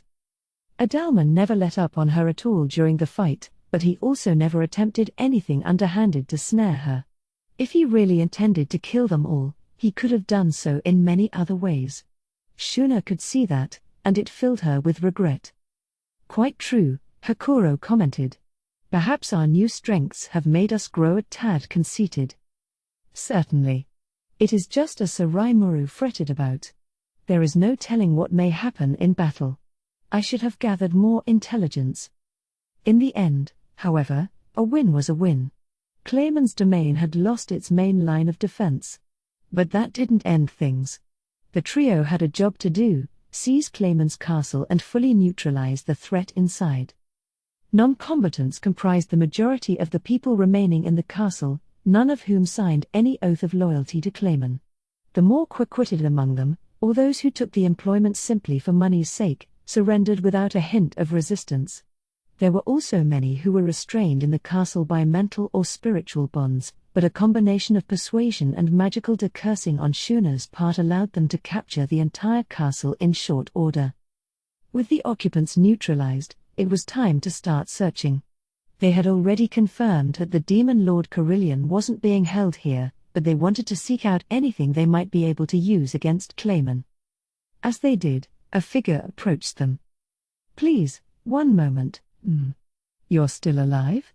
Did you need me to finish you off? Wait, Hakuro. He has no will to fight left. It was a Dalman, and Shuna had to calmly keep Hakuro from drawing his sword. The white fell to his knees, accompanied by a single skeletal fighter. Please, allow me to call you Lady Shuna. Thanks to your magic, all of us have been released from the bonds that tied us here. Perhaps it was fate that kept us alive without being cleansed. I have a request that I hope you will let me propose. What is that? A quizzical Shuna asked, fearing this would be yet more trouble for them. Thank you for hearing me out. I was hoping I would be able to meet the figure that you have devoted your faith to, Lady Shuna. When I lost my faith, I also lost the chance to ever reach the heights of my power ever again. My faith in my goddess Luminous is dead, and I need to find a new god for myself. The three each gave a Dalman incredulous looks. Well, we have a great respect for Sir Rimuru, yes, but we don't worship him, Shuna stammered in reply. Sir Rimuru, you say? Adalman was unfazed, still eager to sell himself. Truly a wonderful name, one fully worthy of describing the glories of my new god. We may merely be a pair of fragile undead, but I believe we may be able to offer you assistance. Lady Shuna, would it be possible to arrange an audience with this Sir Rimuru? Shuna wanted to remind Adalman of the difference between blindly, unconditionally worshipping someone and treating them with respect while dealing with your problems by yourself. But she didn't. It seemed like too much to get into. Instead, she conjured up a mental image of Rimuru, the boiny slime she knew. Well, why not? Once he sees Sir Rimuru in the flesh, that might be enough to make him give up. Adalman seemed to be the type who got the wrong impression of people easily.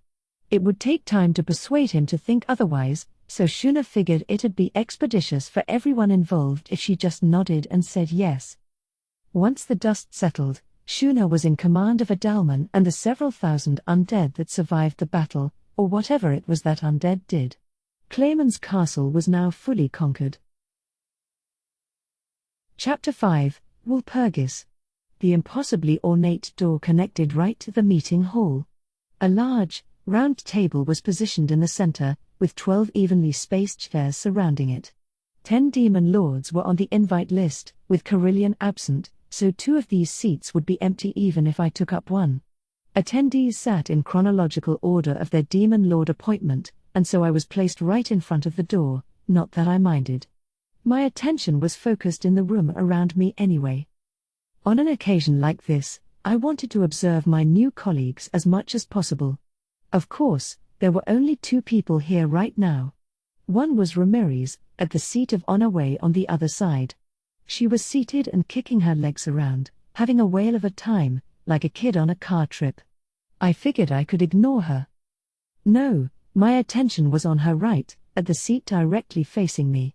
There I saw a man with bewitchingly attractive red hair. A man, definitely, but there was more than a touch of femininity to his dashing good looks. His eyes were shut, but I doubted he was napping. One look was all I needed to know, this dude was trouble.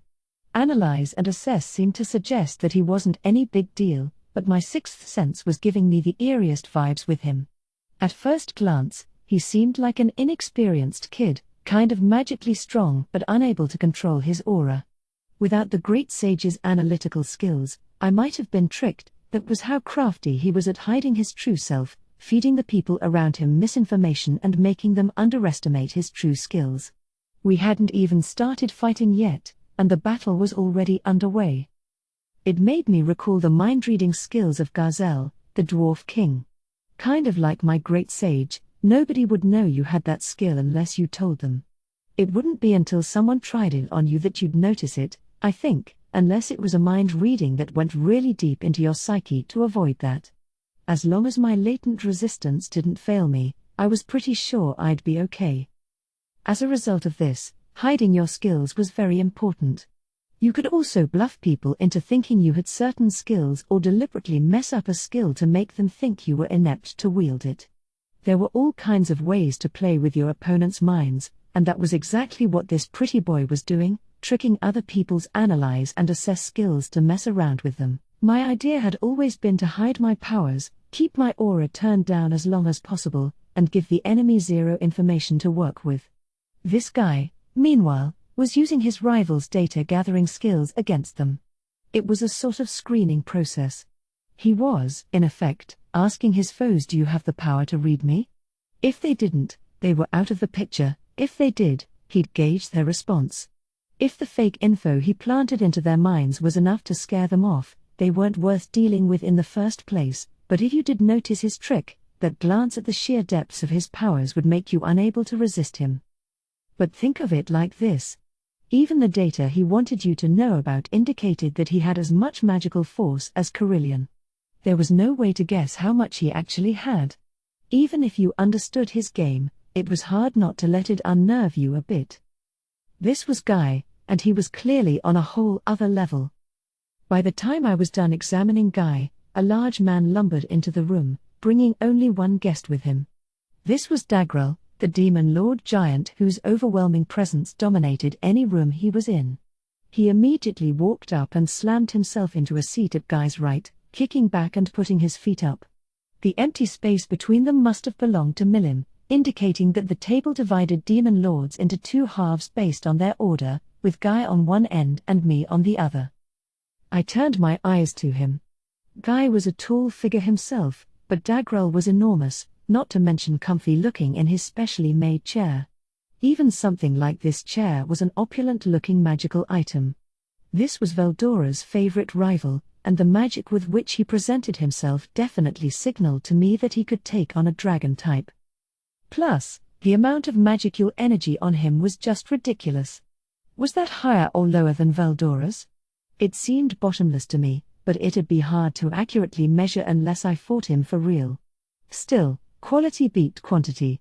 Just because he had a bunch of magicules on hand didn't make him seem that scary to me. The key was how well he used them. Differences in skill level were a vital aspect of any fight, of course, and a demon lord like Dagrel couldn't be that unskilled. I suppose I'll need to watch out for him, too. Now another one came in, a handsome, muscle-bound man decked out in some real fancy-looking threads. He was tall, if not as tall as Dagrel, and his facial features looked like they'd been chiseled. His short, curly blonde hair looked wild on his scalp, perhaps representing his violent personality. To put it simply, he had Hollywood good looks, and he knew how to charm people, I suppose. Of course, the thing that stuck out the most were the two fangs visible from his lips. He must have been the demon Lord Valentine, the vampire. He sat to Ramiris's left, so in terms of the seat order, he must have been about as old as Dagrel, or perhaps he just took over for whoever he replaced. Not that seat assignments mattered that much. What struck me more were the pair Valentine brought with him. One was an elderly man, kind of a manservant type. Definitely well-trained, unmoving and statuesque. His aura was restrained, revealing nothing, the same strategy I used. The second one, meanwhile, was an eye-catchingly beautiful silver-haired girl who seemed to shine like the sun. Her skin was pale, and she had one red eye and one blue. There was something oddly eerie about this girl, who appeared to be on the cusp of adulthood and was clad in a maid-style dress. Maid dresses are like battle uniforms, as they say, and it wouldn't be odd for this girl to be pretty strong. And these two were both working for this guy? That's a surprise. The girl, in particular, was just letting her gigantic aura out all over the place. But, hang on. When our eyes met, I was struck by the most uncomfortable feeling. Maybe I was imagining it, but it seemed like she was changing the nature of her aura at random. Understood. Analyze and assess indicates that the target likely bears more magicules than the demon Lord Valentine. Ah, I knew it. I couldn't read her overall energy count, but it's higher than Valentine's, the guy she's serving. It was very cleverly concealed. If you didn't have an ultimate skill like mine, you'd never spot it. But again, they weren't really intent on hiding it, like Guy, they wanted to assess you, see whether you spotted it or not. Could this girl be the real demon lord? Or perhaps the previous holder of this seat, the demon lord that retired out? Maybe this is that Milas, the vampiress that even Veldora had high praise for. The changeover happened more than 1,500 years ago, so perhaps not too many demon lords knew about that, or did but were keeping mum about it. Or didn't care. Either way, better be careful. Valentine, the current demon lord, was no pushover himself. He had a heroic sort of ambition, even more than an untransformed Carillion, so there was no reason to doubt his strength. And if that wasn't enough, she had that freaky girl with her. If it was her domain that got burned to ash, it wouldn't be strange for her to despise Veldora at all. I resisted the urge to yell, "Why'd you have to piss that lady off?" At least there was one saving grace, who wouldn't mind dying by the hand of such a beautiful figure. Quite a few people, I imagine, but I'll just have to hope she doesn't learn about Veldora and me, or if she does, that I don't have to clean up the mess. After a little while, the fifth person showed up, this one a loner, almost sleepwalking to his post. He had 2 swords on his belt, but that's it. Not much of an arsenal. I got a quick glance at his eyes, they were light blue. His hair was a very dark shade of purple with silver streaks in it. He still looked young to me, maybe even high school age, and he had well-defined facial features, although they were spoiled by his sleepy eyes and general listlessness. He stopped by Ramiris's seat to say hello. "Yo. Man, you're still, like, the size of a bug, huh? Oh, you trying to start a fight with me? Like you could even handle me, Dino." So person number 5 was Dino. He definitely seemed cut from the same cloth as her. Neither was seriously riled, they seemed to just be screwing with each other. Why would I need to, dumbass? Like, it's totally obvious who would win. PFFT. I didn't realize you were in that much of a hurry to die. I'm in perfect physical form today, I'll have you know. Uh-huh. Hey, haven't you shrunk since last time I saw you? What do you want from me? I only just got reborn recently. When I asked her about it, Ramiris said she had been resurrected around 500 years ago. It would apparently take her several centuries to fully mature. This seemed to convince Dino. Oh, that's why? That's kinda a pain for you, isn't it? But you kept all your memories, right? My memories, yes. But my spirits degenerated along with my body. Ooh, but I'm still the strongest out of all of you. I need a handicap like this, or it's no fun. Guy, I think Ramiris is saying something. Did you hear her just now? Buh? What are you, stupid? I know how to pick my enemies, all right. I'm not saying I could KO Guy in one punch or anything. A big mouth like her changed her stripes all too quickly. I guess that red-haired guy really was Guy, too, and judging by Ramiris's freakout, he really was a menace. I'll just write Guy equals dangerous in my internal notepad. It's little notes like these that have saved me from peril more than once. You can't underestimate the power of that. The two kept on talking in hushed voices so as not to rile Guy. They were discussing Beretta and Thraney, Ramiris's guests, and of course Ramiris was bragging up and down about them. What? Why's a total loner like you got attendance here? Dino complained. You're making me look like a dweeb for showing up alone. Hee hee. Now I can get back at everyone for calling me a little shrimp and a loner, you in particular. Wait till you see how powerless you are against these guys. Oh, you want us to fight? Is it okay if I rip 'em up? Huh? Of course it's not okay. If you break them, I'm seriously going to tell on you to Guy and make him make you pay for it. It's like Guy was her big brother or something. It was breathtaking how quickly she let other people do the dirty work for her, but really, man, these guys are the real deal. Like, I looked at 'em for real just now, and it's like, damn. Beretta and Thraney silently nodded at Dino. They were far too good for Ramiris, really. Right. You see? You see? You see? Now I've got some muscle to back up my words, know what I mean? Ramiris stuck out her chest, not that she had much of one, to show up Dino. Their upgrades were entirely my doing, but well. Beretta and Thraney remained silent. They were the perfect attendants. They didn't speak, and the dozing Shion behind me could definitely learn a thing or two from them. Once he finished saying his hellos, Dino stumbled over to his seat. It was next to Valentine's, making him another member of the old guard. Dino ignored Valentine entirely as he sat down, and immediately put his head on the table and started sleeping. That seemed kind of rude.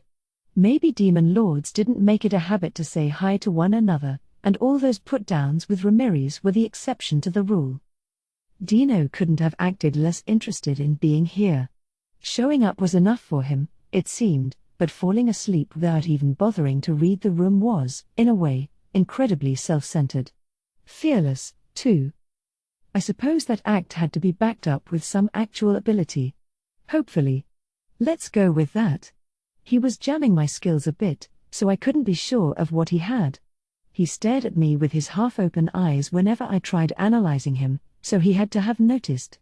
That banter with Ramiris made me think he was pretty chill, but I definitely shouldn't put my guard down. Given the rapport he seemed to have with Ramiris, though, I hoped I didn't have to make him my enemy. The next one through the door was the Empress of the Harpies, the Demon Lord Frey. Milim told me about her, and let me tell you, she was explosively erotic. I wondered how she flew with those breasts, they must generate a ton of wind resistance. Oops. My mind's going off track. But can you blame me? That was just the sheer impact of her appearance. Once she stepped inside, her eyes turned first to Milim's empty seat and then to me. Even the way she turned her head was mesmerizing. I mean, come on. And when she passed by, oh, what a wonderful aroma she had on her. As I basked in this, I felt something sinister behind my back. Xion was clearly peeved. Must have noticed I was letting that perfume get the best of me. Well spotted, Xion. Riling her any further was too scary a concept to entertain, so I reset my mind and got back to business. Her magicule count wasn't anything to write home about, maybe smaller than Xion's or Benimaru's. Of course, Xion could probably line up well with Valentine at this point, so I'm not saying it was that tiny. Quality, not quantity. It'd be foolish to judge on this alone. In terms of chest size, meanwhile, it was really hard to pick a winner. Oops. Better not think about that. If I had to guess, maybe she had a lot of hidden skills. That was the kind of concerning vibe I got. What was worth noting were her attendants. One was another big-breasted harpy, on the same level as Frey. She was young, and her body was about as lascivious as they come. The other was a large man, his magical energy on par with Frey's. He had huge, eagle-like wings sprouting from his back, so he must have been a male harpy. He was a measure smaller than Dagrel but otherwise could give Valentine a run for his money in muscles and good looks, although the lion mask on his face made the latter part unclear. Wait. Lion? Report. According to my analysis and assessment. Yeah. No way, right? I mean, this guy felt totally different from Carillion. It had to be some other guy. I didn't need Raphael to spell it out for me. I'm not that dumb. There was no way the AWOL Carillion would attend Walpurgis with such an obvious ploy. He'd be more careful with it, taking pains to act prudently. They say there are at least 3 people in the world who look exactly like you, and I'm sure that's the story with this guy, too. As I observed them, I was struck by the odd feeling that a chilly wind was blowing over me. I turned to find a blonde-haired beauty coming in, blessed with looks that only the gods themselves could have given her. She walked right up to me. You are Rimuru? Yeah, but... I thought about saying yeah, but who are you? At first. I definitely didn't know her, but then it dawned on me. There were 4 demon lords left. Carillion was missing, and that just left Clayman, Milim, and Leon. Leon was blonde-haired, I think, and beautiful enough that people called him the Platinum Devil. Oh, you're Leon? Did you need something? Yes, I am Leon. And no, I need nothing from you. The sight of you brought back some memories, is all. It was him. He was beautiful, so much so that you could easily mistake him for a woman. In my past life, I probably would have been jealous enough to wish for him to get hit by a truck. He was formerly human, I was told, but kept a majestic presence about him, the majesty of a demon lord. And I brought back memories? I suppose my face was essentially Shizu's at a young age.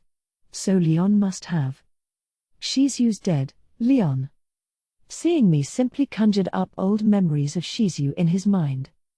I know, he coldly stated. And of course she would be. She took in Ifrit but refused to become a magic-born. She asked me to punch you out for her. Mind letting me do that? I just kind of blurted it out. I wasn't trying to start stuff, I just didn't like how Leon was talking about her. It was maybe a little too direct, but Leon handled it with calm composure. No, thank you. I wanted her to live as a human being. I even gave her Ifrit as a farewell gift. I see no reason why I deserve a beating for it. What a disappointment. I figured he'd be enraged, but he just calmly fired back at me. But I do have a bit of an interest in you. If you have an issue with me, I'll happily invite you to come visit. You can turn down the offer, of course, if you think it's a trap. Talk about a one-sided deal. He was basically daring me to chicken out. I had to accept it. All right. I'll do that. Feel free to send an invitation, if you get around to it. I didn't say anything more after that. Leon nodded, looking a little annoyed. I will. Assuming you walk out of this meeting hall alive, that is.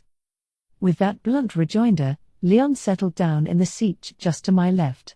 It was his way of saying our conversation was over. For now, I was fine with that. I got to tell him about Shizu, and I now knew that Leon wasn't out to antagonize me. At least not here at the council. He wouldn't have said yes to that invitation thing if he was.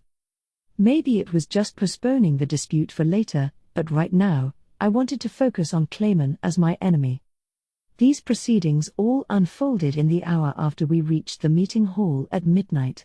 It looked like the older demon lords had been guided in first, with me getting a head start because I happened to be traveling with Ramiris.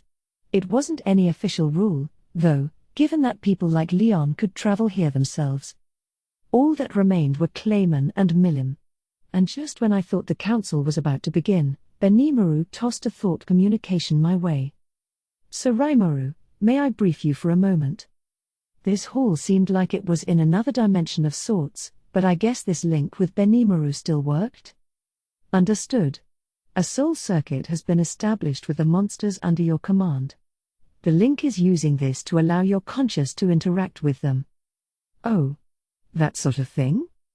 I guess this soul circuit got hooked up with the gifts I handed out to everyone for my evolution.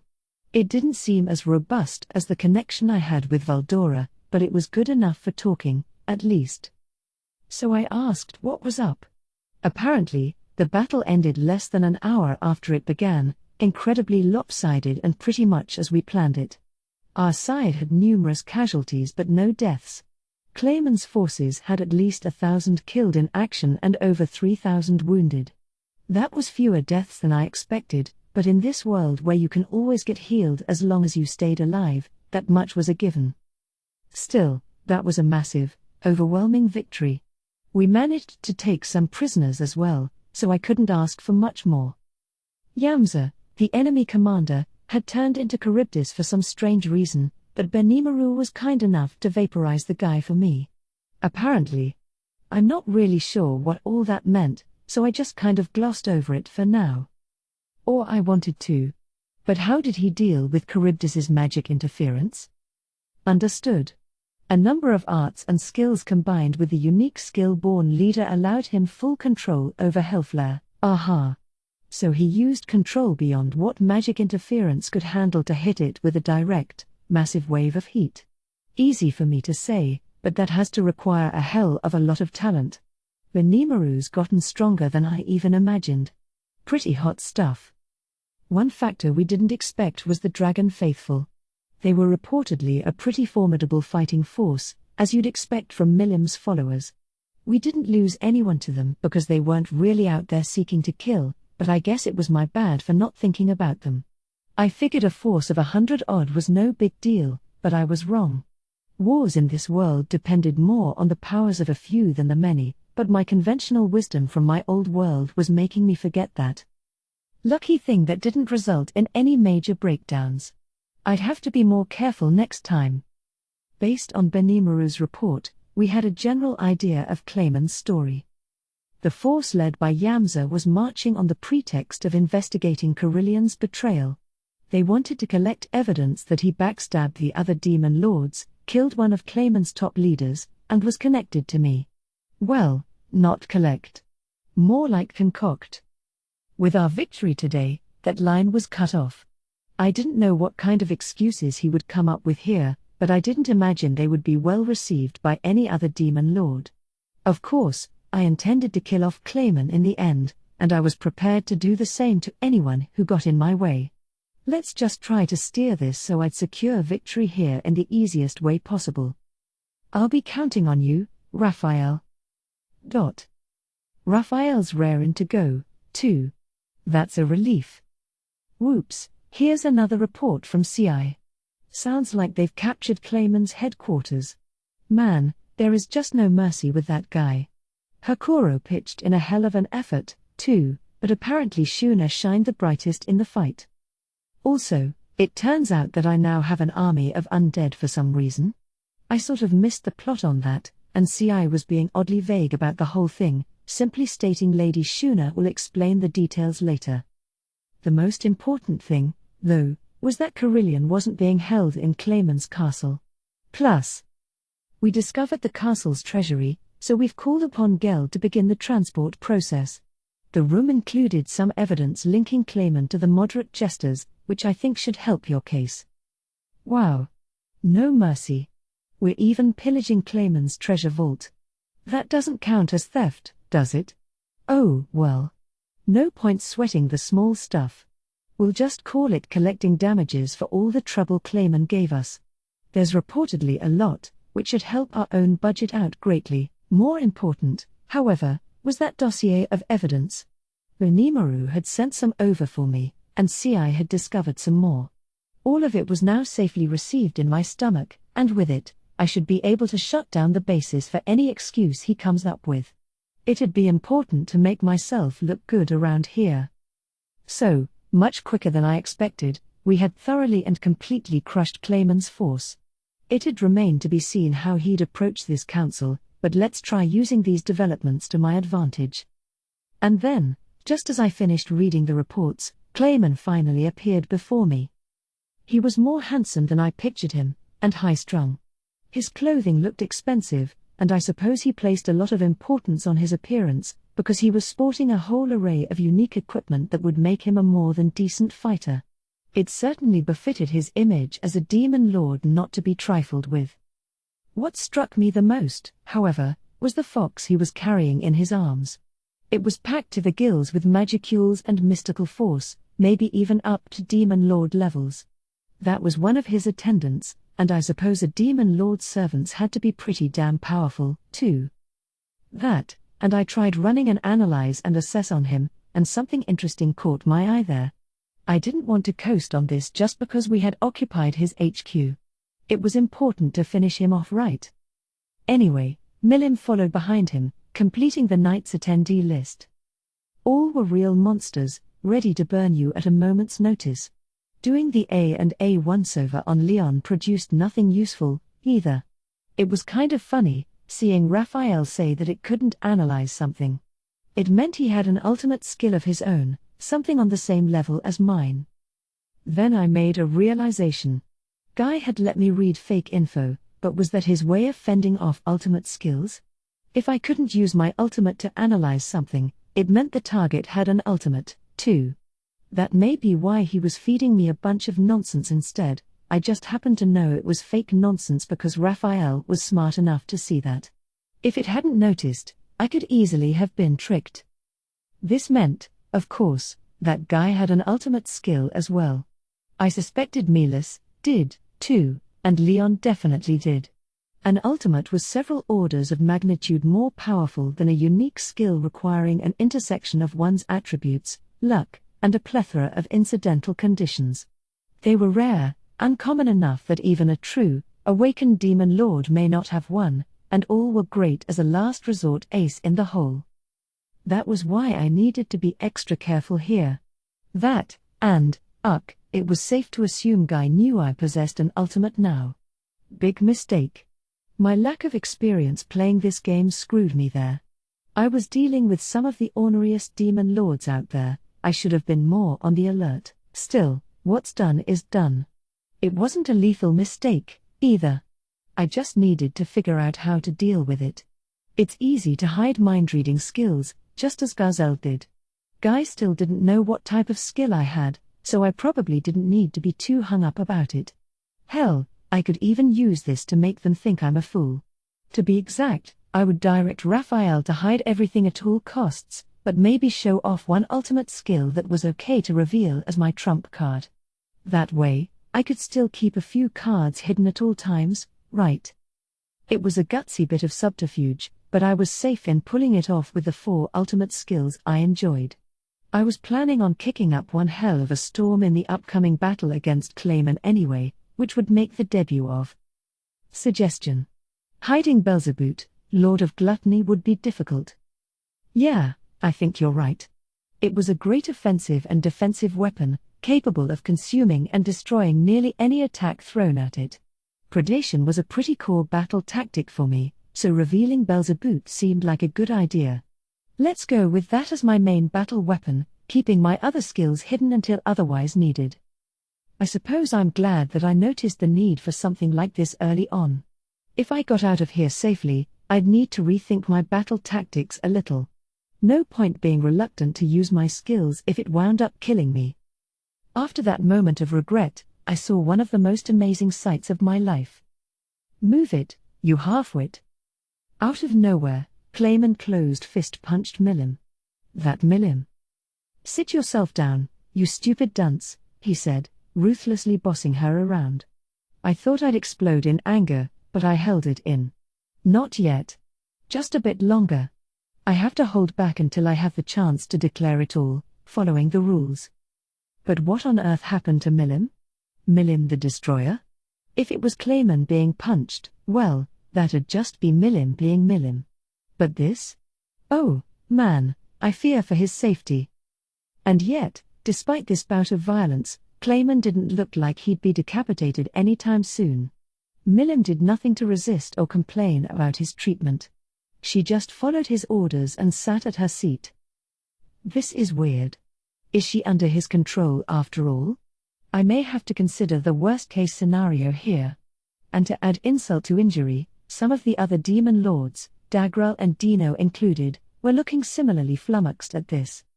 Guy was stone-faced. I don't know what he was thinking. Clayman, meanwhile, was looking like he was king of the world, his superiority complex written all over his face. It made my anger burn all over again. Don't expect your death to be an easy one, Clayman. You'll pay for hitting my friend. And with that oath to myself, Clayman's death was now set in stone. I had no intention of forgiving him, no matter the excuse. But there was no need for panic. The council had only just begun. The event was attended by a total of 9 people, minus Carillion. Lord of Darkness Guy Crimson, Demon Destroyer Milim Nava, Dragonoid Labyrinth Master Ramiris, Pixie Earthquake Dagrel, Giant Bloody Lord Roy Valentine, Vampire Sleeping Ruler Dino, Fallen Sky Queen Frey, Harpy Marionette Master Clayman, Walking Dead Platinum Saber Leon Cromwell, Ex-Human, and then, me, the subject of this council, the slime who'd dare call himself Demon Lord. Rain, the maid in Guy's service, made all the above introductions in her clear, loud voice. Leon was the one who piqued my interest the most. I seem to remember his nickname being the Platinum Devil, but now he was acting all cool and calling himself the Platinum Saber. He certainly looked more the part of a dashing swordsman, but who thought up these nicknames anyway? They didn't make them up themselves, did they? Well, I probably shouldn't comment, given my track record for naming things. Let's let that topic die on the vine. After the intros ended, Clayman stood up as the host. All right. First, thanks to all of you for answering my invitation and coming here. It is now time to begin our festival. I hereby declare this Walpurgis Council convened. Thus, with the chance for cataclysmic events electrifying the air around us, the event kicked off. Taking advantage of his position as chairman, Clayman started things off by going into a speech, eyeing all of us in order and looking supremely satisfied with himself. His eyes stopped for just a moment when they reached Valentine, but maybe I imagined it, that's got nothing to do with me anyway. Leon was seated to my left, the chair on my right was empty, and to its right were Clayman's and the absent Carillion's seats. Clayman went on for a while, explaining matters with an obvious sense of pride, and I diligently listened to all of it. Here's the executive summary. The Demon Lord Carillion enticed me into declaring myself a Demon Lord. This allegation is backed up by the fact that Carillion's armies are stationed in our town. He then incited the Kingdom of Farmus into attacking the Great Forest of Jura, requesting my cooperation to fend them off and using that as an excuse to meddle with human nations. After defeating Farmus, I assumed the title of Demon Lord, enjoying Carillion's support behind the scenes. This kind of unauthorized collusion violated the Demon Lord's agreements. He was better prepared to make this argument than I gave him credit for. It was all a bunch of nonsense, totally ignoring the actual timeline of events, but proving that would be difficult. All of this happened at the same time as the demon lords withdrew from their mutual non-aggression agreement for the Forest of Jura, and, as he bluntly put it, there was no excusing that. As if, I cared about that. That is the testimony I have received from Juran, one of my advisors. However, upon briefing me about this, she was murdered by that fool over there, Raimaru. Thus, I decided to exact my revenge. What is he, a thespian? If not, he missed his calling. He almost convinced me, even. Almost. I mean, Juran's pretty alive right now. Raimaru was conspiring with Carillion to make an attempt upon my life. And with her last gasps of breath, Juran sent me a magical missive to inform me of the plot. He paused a moment, pretending to be overcome with emotion. His handsome looks certainly made it a moving sight, but it mostly served to rankle my nerves. So he's saying I tried to kill him to claw my way into a demon lord's seat? And it was Carillion who engineered it all? I have to say, that's a pretty impressive story to make up. If you actually knew Carillion and how relentlessly in your face and warlike he was, it'd be enough to make you blurt out laughing. Clayman's tales continued, meandering here and there, but basically, he was accusing Carillion of betraying the council. This enraged Milim enough to destroy the beast kingdom of Eurasania, and Carillion was now dead. Dead? Not missing? That seemed unnatural enough to worry me, but I kept on listening. Milim had taken action out of concern for Clayman, but he had rebuked her, since wrecking nations without any evidence was generally frowned upon. Ever since, she had fostered an affinity for Clayman, relying on and trusting in him, and with his advisor Juran dead, Clayman decided to send out a force to secure evidence linking me to Carillion. In addition, he wished to use this council to discuss how to handle me, after I tried to kill him and declare my rights as Demon Lord. The tale he wove couldn't have possibly painted him in a better light. I was impressed. But, man, he just kept on talking forever. I wanted to counter his excuses with a little logic of my own. My intention was to show my innocence, prove that my actions were justifiable, and then crush Clayman, after all. That was why I was sitting here politely and hearing him out, but my patience was reaching its limits. Could we maybe get started soon? Listening to his tale, I had noticed a pretty decisive hole in his logic, his evidence. His entire dossier of evidence was made up of testimony, all from a single witness, Juran, the ring finger, who had sworn absolute loyalty to Clayman. It made me laugh. Not only was she alive, but the Juran-related evidence he presented was as flimsy as a plastic bag. I suppose he ran out of time to fabricate anything more substantial than that. All in all, it seemed like I could build a pretty credible case for myself. I already had all the evidence I needed. That concludes my case, Clayman bellowed, looking all self-important. Hopefully, everybody in the room now fully understands that Raimaru, the trifling magic-born over there, is nothing more than a charlatan posing as a demon lord. I believe that a purge is in order here. The other demon lords must have been pretty darn patient if they were willing to put up with all this prattling. Some of them had already nodded off, it seemed. I guess it was okay, as long as you didn't bother anyone. The only rule, I surmised, was that you had to shut up and listen to the guy who convened the council to start with. Now we were all free to state our own opinions, and I was ready for it. Rain, who must have been taking the MC post, turned her eyes to me. We will now listen to testimony from our visitor. Finally. I had been patient long enough. No more of this clowning around. So, Clayman, right? You're a liar. What? I mean, honestly speaking, I don't give a crap about demon lords. That story about Carillion luring me into this is a load of BS, and farmers attacked us out of their own greed. Those two things aren't related to each other at all. Clayman gave me an irritated sneer. Who would ever believe trite excuses like that? One of my most senior advisors has been killed.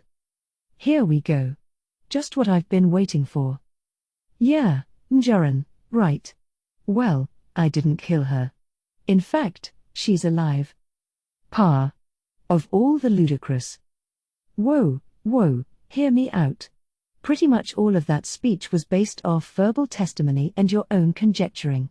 And maybe that'd be enough to deal with some rank and filer, but it won't work on me. Mjuran, your supposed tipster, is under my protection. That's why I'm not letting you mess with me, and that's why your testimony has absolutely no credibility whatsoever. Going into that much detail made even Clayman go a bit pale. But he had no intention of ceding his point. Heh. You're willing to stoop to such lows, then? Did you meddle with her corpse and install some evil spirit inside? It was a spur-of-the-moment accusation, but not an insane one. In a world as rich with magic as this one, you could even make the dead seem alive if you wanted. Talk about freaky, and another reason why you couldn't trust oral testimony like that. Well, I said, I wasn't planning to believe anything you said anyway. That's why I figured I'd come over there and beat you up myself, but I wound up changing my mind. Before this council began, my forces gathered some evidence of their own. I flashed a smile as I attempted to show him up. This enraged him, I could tell. He was easier to toy with than I thought. What are you trying to say? If you want to die that badly, just come out and say it. Calm down a second, I said, cutting him off. I told you, I have evidence. I then produced several crystal balls from my pocket, teleporting them to the center of the round table and magically triggering them one after the other. Each one contained its own video image, including one featuring me fighting the Orc General and another shot from Gelmud's point of view. Shuna had found them all in the ancient castle Clayman called home. One of them, meanwhile, contained footage from the battle fought just today. It was taken by Benimaru, from his vantage point overseeing the entire landscape, and it contained some really juicy stuff. Stop. Stop that. Please, Sir Clayman, stop this at once. Right there, in the ball, Clayman's field general was screaming and being transformed into an incomplete Charybdis. And that wasn't all. This is quite a surprise. I was expecting Yamza to turn tail and flee. But imagine. Clayman's forces are destroyed. The mission's a failure, the loss is immense. Well, Laplace warned him. Clayman can't blame anyone for it but himself. We'll need to brief him about this. That conversation between the two weird jesters Geld and Phobio had witnessed was all on video. Probably Footman and Tyr from the moderate jesters, I assumed. With Laplace's name popping up, it had to be them. That and him. I thought Clayman was behind all this, but it seemed like there was someone else. Maybe. Understood. It is estimated that all of this is connected. I thought so. Whoever it was that tried to make me fight Hinata was also controlling Clayman. That explains the timing. While I was busy fighting the Western Holy Church, this figure had Clayman spur Farmus into combat, and then that whole tragedy unfolded.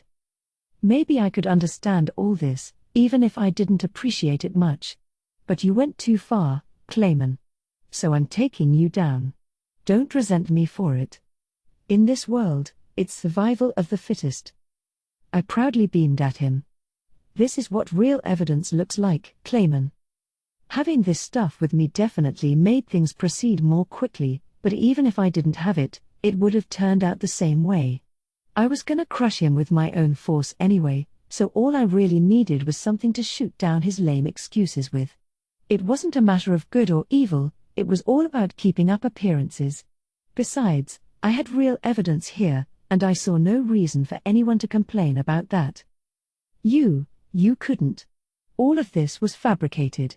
Fake images, built with magic, to prop up your lies. How could you be so base, you slime? Lies? They aren't lies, you dummy. Your army's all done. And you're joining them next. Clayman turned toward me, face scrunched up in anger. Everyone, you can't listen to this trickster. This slime, Rimuru, is a notorious bluffer. He undoes the seal on Veldora to destroy the Farmer's force, and then he parades around pretending he did the act himself. He's just a little slime, all bark and no bite. And it is simply outrageous that he dares to deceive us all in the proud Demon Lord family. It was an impassioned speech. As if he wasn't the one relying on others to save his ass. As if he wasn't the little one. If he was acting right now, like I said, he was a pretty good actor. Look, Clayman. This was Dagrel, his voice just as grounded and dignified as his appearance. Wasn't expecting him to speak up. Didn't you say just now that Raimaru goaded the kingdom of Farmus into attacking? If the news of Veldora's resurrection is true, why would he execute it in such a roundabout fashion? All right. Allow me to explain. Clayman looked lost for a moment but then opened his mouth again, ready to commit to this tale, the story of the attempt to collect people's souls to awaken into a true demon lord. I suppose he wanted to keep that under his hat so that the other demon lords wouldn't get the jump on him, but Dagrel had forced him to fess up. This low-class, unwitting slime must have had the incredible good fortune to acquire the traits of a demon lord. But he must have let it go to his head, for he then traveled to the human realms to investigate the truth behind what he obtained. That drove him to set off a war with the humans on a whim, using the banished Veldora to stage a brutal genocide. He was doing his best to convince the table, complete with overblown, theatrical hand motions. Leaving someone like this free to maraud again would damage our very reputations as demon lords. I believe he must be purged, but what is your opinion? So cough up some evidence, I retorted. Not that you have any, do you? Everything you said was just a bunch of wouldn't it be nice if junk, and you still think they're all gonna swallow it? Clayman gave me another unamused glare. It didn't bother me. I was already sick of putting up with his pathetic accusations. NGH. Why does some slime claiming the might of a dragon for himself think he has the right to defy us? There is no way you could ever become a demon lord. Whether I'm a slime or not doesn't matter, and besides, Veldora's my friend. I'm not here to listen to you go on with your bullshit, all right? Can we get to the point, please? Just admit it. Phobio, the magic born in that video, just showed us how Charybdis was resurrected at your demand, right? As those jesters guided him to. And now one of your own men transformed into Charybdis and went insane. That's what I'm talking about when I say solid evidence.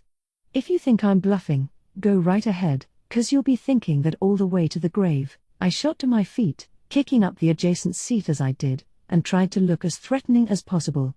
Casually, I placed my hand on part of the round table in front of me, and in an instant, the large table disappeared.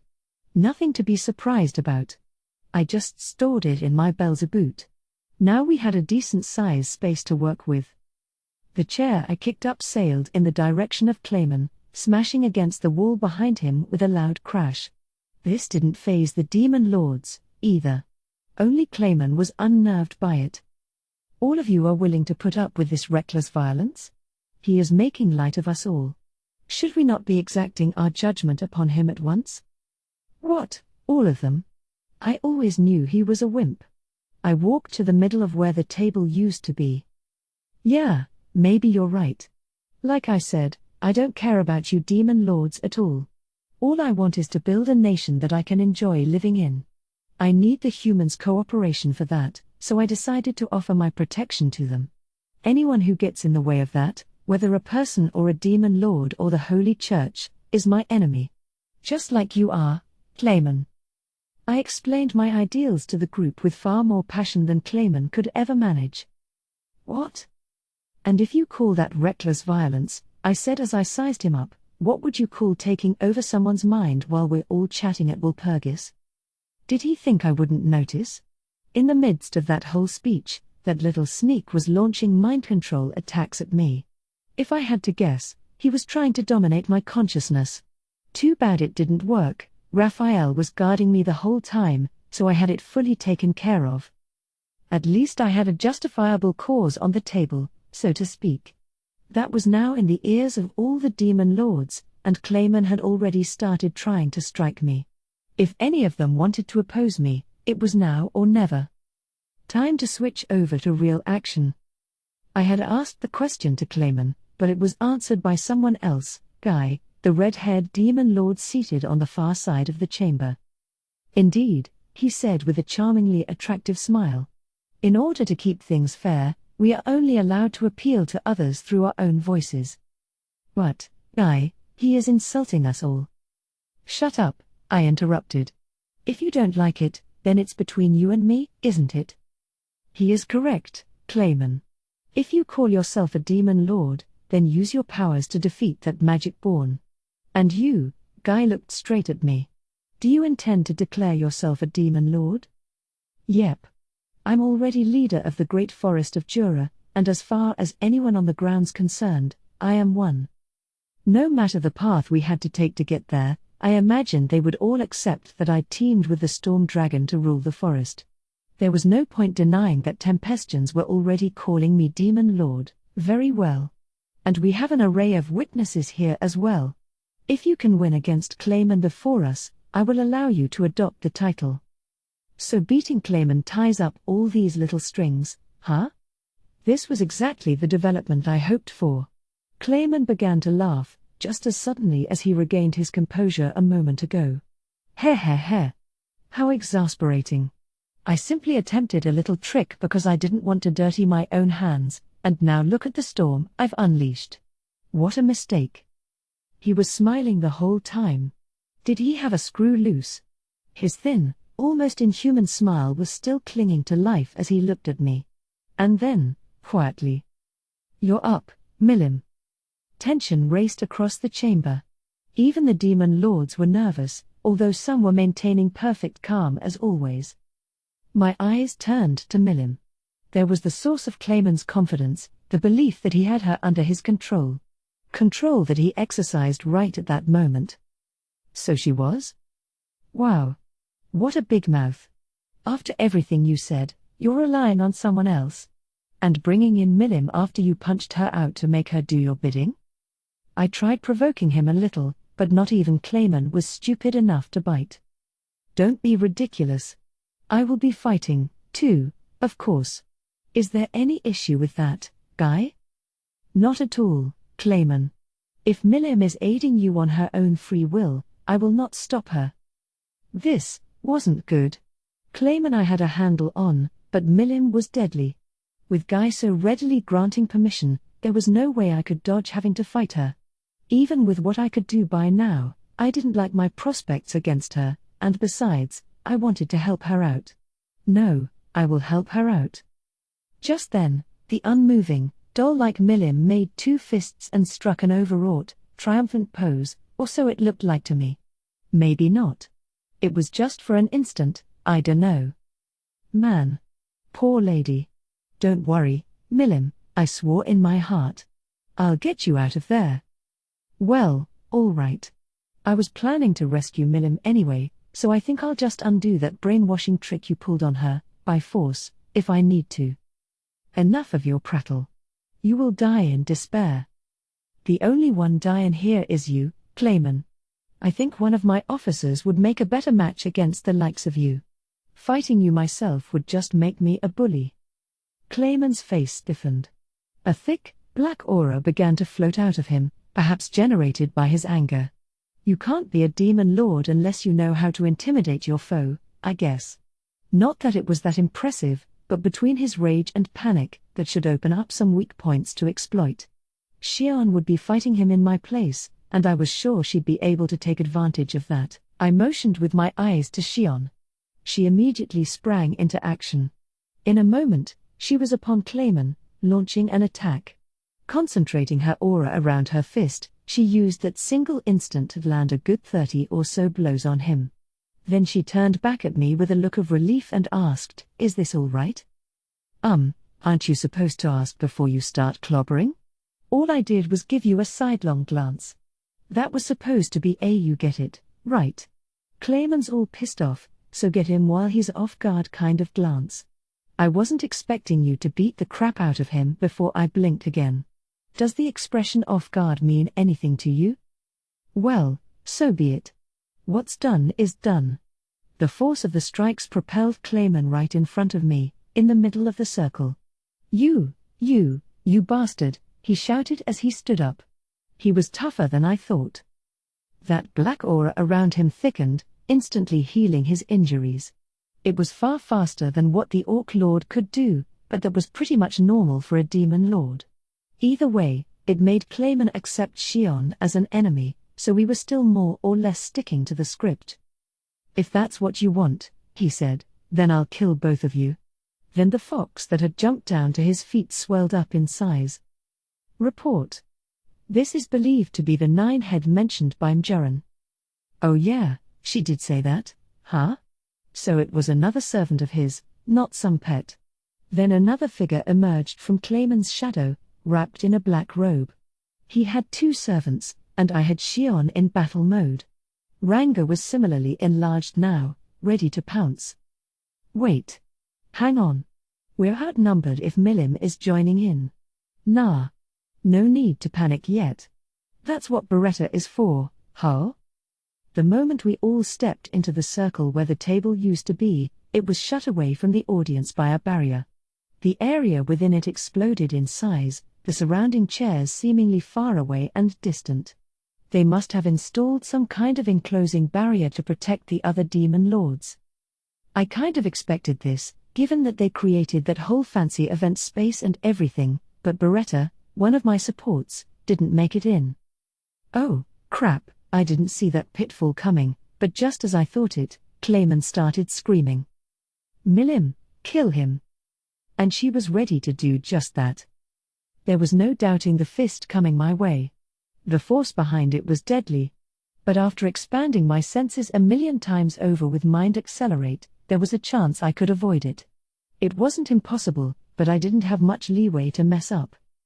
A white-hot ball of energy scraped past my cheek. The speed amazed me. Even with Raphael running at full speed, I still couldn't fully avoid it. If I even thought about a counter, it'd leave me open enough for a lethal strike. The only thing I could do, then, was try my hardest to keep up with Milim while I concentrated on breaking her mind control. Even so, my detect magic was telling me about events in the circle. It was almost scary, the way I could juggle all of that. Too bad I couldn't bask in it right now. Xion was fighting Clayman, but it was 2-on-1 with that black-robed figure in the mix, so I couldn't say she had the advantage. Ranga, meanwhile, was pitted against 9-head, and I thought he was winning, but then those 3 tails on the fox spirit transformed into 2 magical beasts. All of a sudden, it was 3-on-1. I, meanwhile, had Milim to deal with. There really was nothing I could do. Nothing, besides pray that everyone stayed alive until I could finish running Analyze and Assess on her. So, you guys take care of yourselves. Got it? Beretta quickly set to action, asking Ramiris if it could join the battle. Ramiris, for her part, wasn't about to turn her toy down. Whoa, guy. I'm with Rimuru, all right? So I want my Beretta to be part of that, too. No, he coldly replied, paying her as little attention as possible. Why not? Mere attendants aren't allowed to join a battle between demon lords. This is a dispute between that slime and Clayman, is it not? You have no reason to join in. What are you talking about? Milim's in there, ain't she? Oh, she's fine. So what's with that? Why is she fine, and I'm not? Guy rolled his eyes, tiring of this. Ramiris was always something of a loudmouth. Once he got started, it was hard to make her stop. She had never brought attendance to a council before, so Guy realized she must have had some reason to do it this time. Considering Milim's involvement, letting Ramiris join in would just add to the chaos. He had isolated the battle zone in part to prevent this. Because Milim likely has her own motivations for this. Now will you shut up? Oh, so you think there's not a thought in my mind about it at all? Is there? Besides. Guy gave Beretta a look. Who has your attendant sworn its loyalties to? Your other companion seems ready to devote her all to protecting you, but I'm not so sure about this Beretta. It's faithful to you, but not completely so. You want me to trust someone so suspicious? He had spotted the truth. Beretta's loyalties weren't only to Ramiris. And as one of Ramiris's closest friends, he wasn't willing to allow an attendant who was weighing its master on the scales against someone else. My master is on the balance, yes, Beretta freely admitted. There was Rimuru, its master. Rimuru, its creator, but also Ramiris, its current leader. She was a ridiculously optimistic, rash, curious, even cowardly demon lord, but Beretta had grown to love her. It didn't even mind all that abusive manipulation. Rimuru had wished for Ramiris to be protected and for Beretta to serve her as well. There was no contradiction at all in its mind. There was just one thing: Beretta wanted to repay the favor to Rimuru. It was once a demon, and Rimuru had granted it both a new life and a new mission. It felt a need to make up for that. And if Lady Ramiris wishes to save that figure as much as I do. It spoke to Guy without any fear. Ho? Audacious enough to address me, are you? Interesting. May I trust this golem at its word, Ramiris? The fairy gave him a look that indicated no answer was needed, but she gave one anyway. Ooh yeah, of course. So you go help out Rimuru in my place, all right, Beretta? So it will take action if you wish it to, then? You've obtained quite a good attendant for yourself, Ramiris. Nah, not obtained. We're friends. Me, and Beretta, and Thraney, and Rimuru, too. She smiled contentedly. Like, everyone, a whole lot. Guy wasn't quite sure what Ramiris was trying to say, but if she was fine with that, so was he. Well, all right. He reluctantly extended a hand to open a hole in the barrier. I thank you, Ruse, Beretta said. Sure. Don't call me that. I'll allow you to call me Guy. But I refuse to allow you to recognize another master apart from Ramiris from now on. Is that all right? Granting this honor meant Guy saw Beretta as strong enough to live up to his own standards. Now, he was asking it to pick a master. If it attempted to weasel out of the question, he intended to smash it up on the spot. But it immediately agreed. In that case, Guy, I will swear my loyalty to Lady Ramiris exclusively from now on. So please allow me to be of service to Sir Rimuru at least once. Guy was a tad surprised. Demons, as a rule, wanted to be recognized by their masters for their strength. Beretta, meanwhile, didn't seem to see strength as too important. Its standards had gone all haywire. It was a nonconformist. You are fine with that? Yes. Sir Rimuru has servants stronger than myself. That made sense to Guy. But it also confused him, someone this powerful admitting to not being the strongest out there. I also enjoy conducting research, Beretta continued. The research I do with Lady Ramiris on a daily basis is truly like a dream. Oh, pardon me. My serving Lady Ramiris is part of Sir Rimuru's request. There is no need to worry about that. The words reminded Guy of a demon he knew, the very definition of strange, one who pursued only what personally interested him. If they were part of the same lineage, perhaps demons with dispositions like Beretta's shouldn't be so unexpected, but the demon in Guy's mind rarely birthed other family members. Only an elite few were aware of him at all. Let me ask, what is your lineage like? Beretta winced underneath its mask and laughed. I was one of the least of the greater demons. However, I think you will find very few demons in the same family tree as I. A small lineage. That has to be it, then. Beretta's hair was grey, the color gone from it, but once upon a time. I see. No wonder you didn't fear me. That family always was self-centered, curious. So someone like you admits there are stronger creatures than yourself? Guy shot a passing glance at Shion and Ranga fighting away, then turned back toward Beretta. Yes, Shion and Ranga were powerful, but he didn't think Beretta was at all behind them. I thank you for the honor, but I still have far to go. As long as the two of them serve Sir Rimuru, if I miss this opportunity, I may never have another one. Yes, true. I understand how you feel. You may go. The barrier already had a hole large enough to wriggle through. Excuse me, then. With an elegant salute, Beretta plunged in. Guy cracked a smile as he watched it go. He had an idea who this would be. So that's it. You're on the move as well, Noir. This was an old friend, one who went away from him ages ago. If this was the type of people he was serving now, The slime fighting Milim in front of him must be quite the fascinating figure. A nonconformist serving a nonconformist. He basked in joy as he watched the battle, even as he thought he could see its conclusion already. Raimaru was his name? I will have to remember it.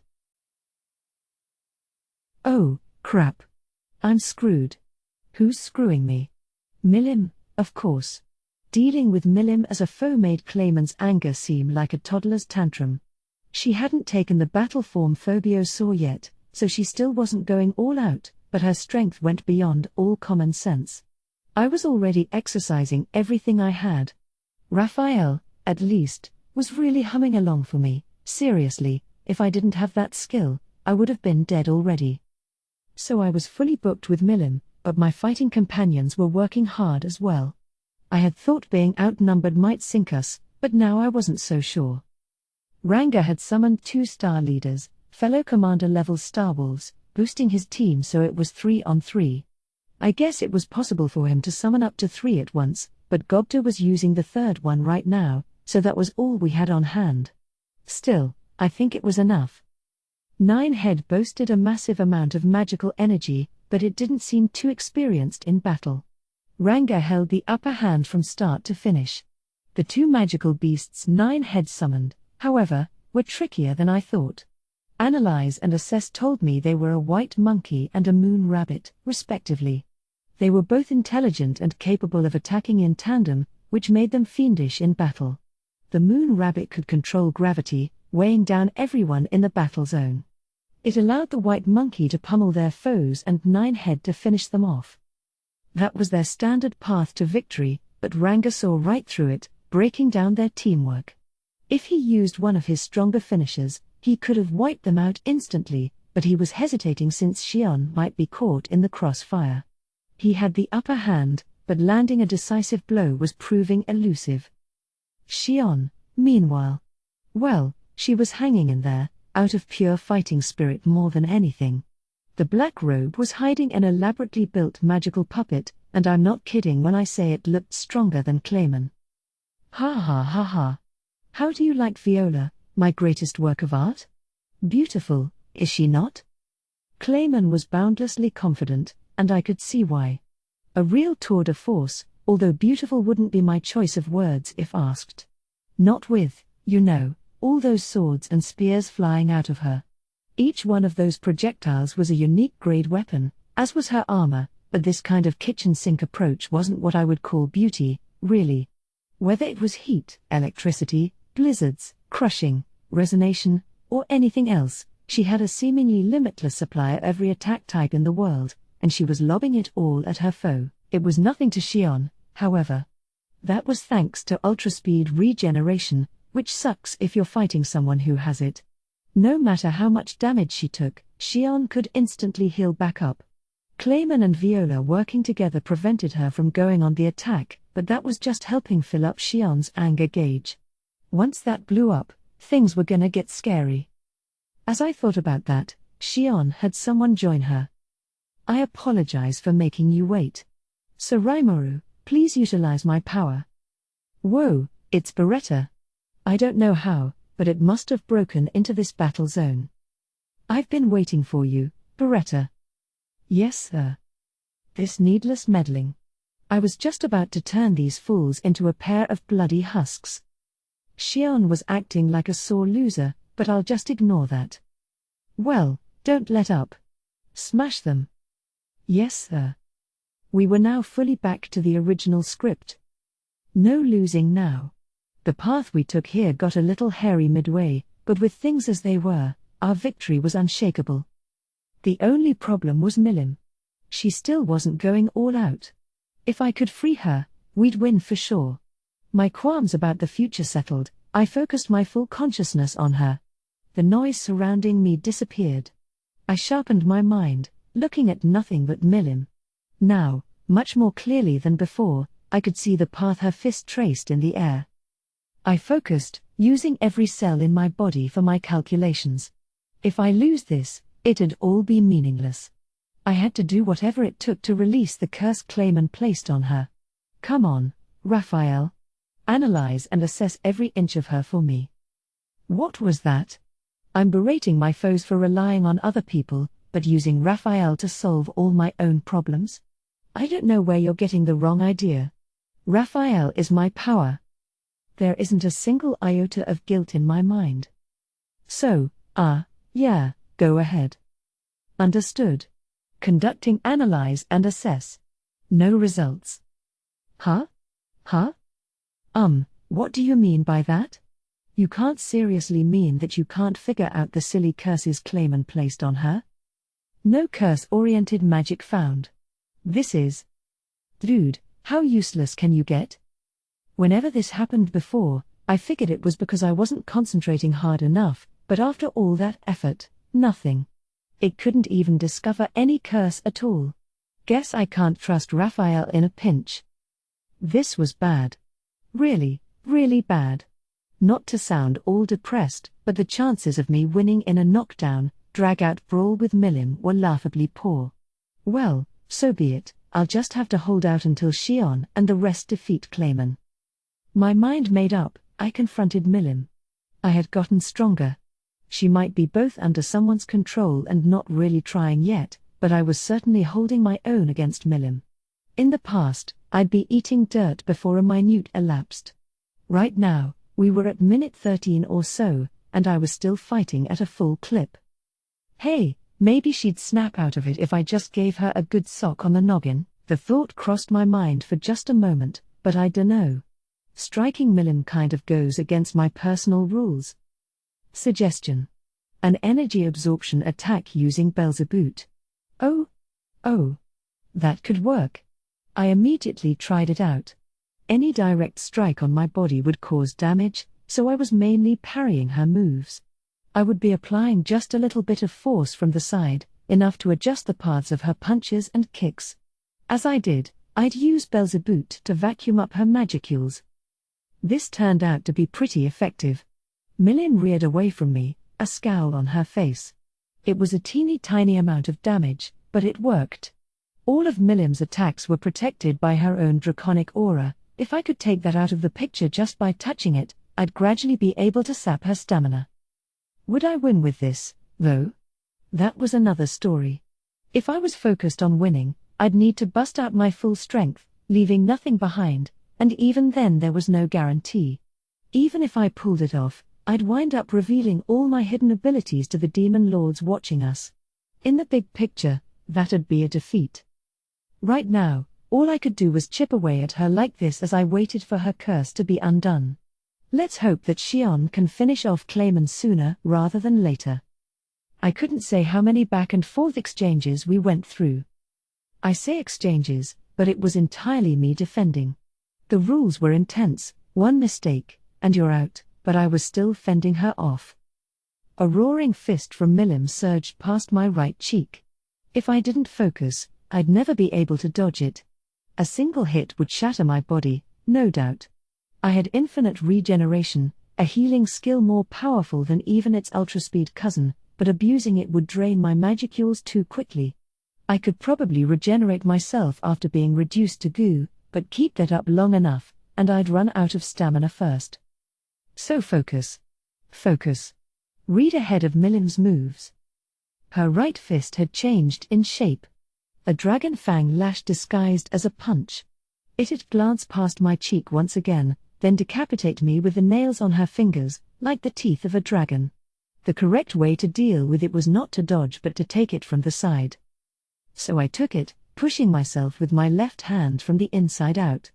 I could feel a burning pain sear through that hand, an explosion of energy that left it heavily damaged. And that was me avoiding the attack. Trying to take a full frontal blow from her would have been crazy. Absolute power, on this level, was a kind of finisher in itself, crushing its opponent. I had just learned that the hard way, but if I didn't sacrifice my left hand, I would have been mortally wounded. I was fine with that, but I was really starting to resent the sheer unfairness of this. Then, as if reading my mind, I had an unexpected chance. Right there, as Milim lost her balance, she forced her remaining left hand to snap off a punch. Here we go, report. It is believed to be a trap. Huh? I thought, but it was too late.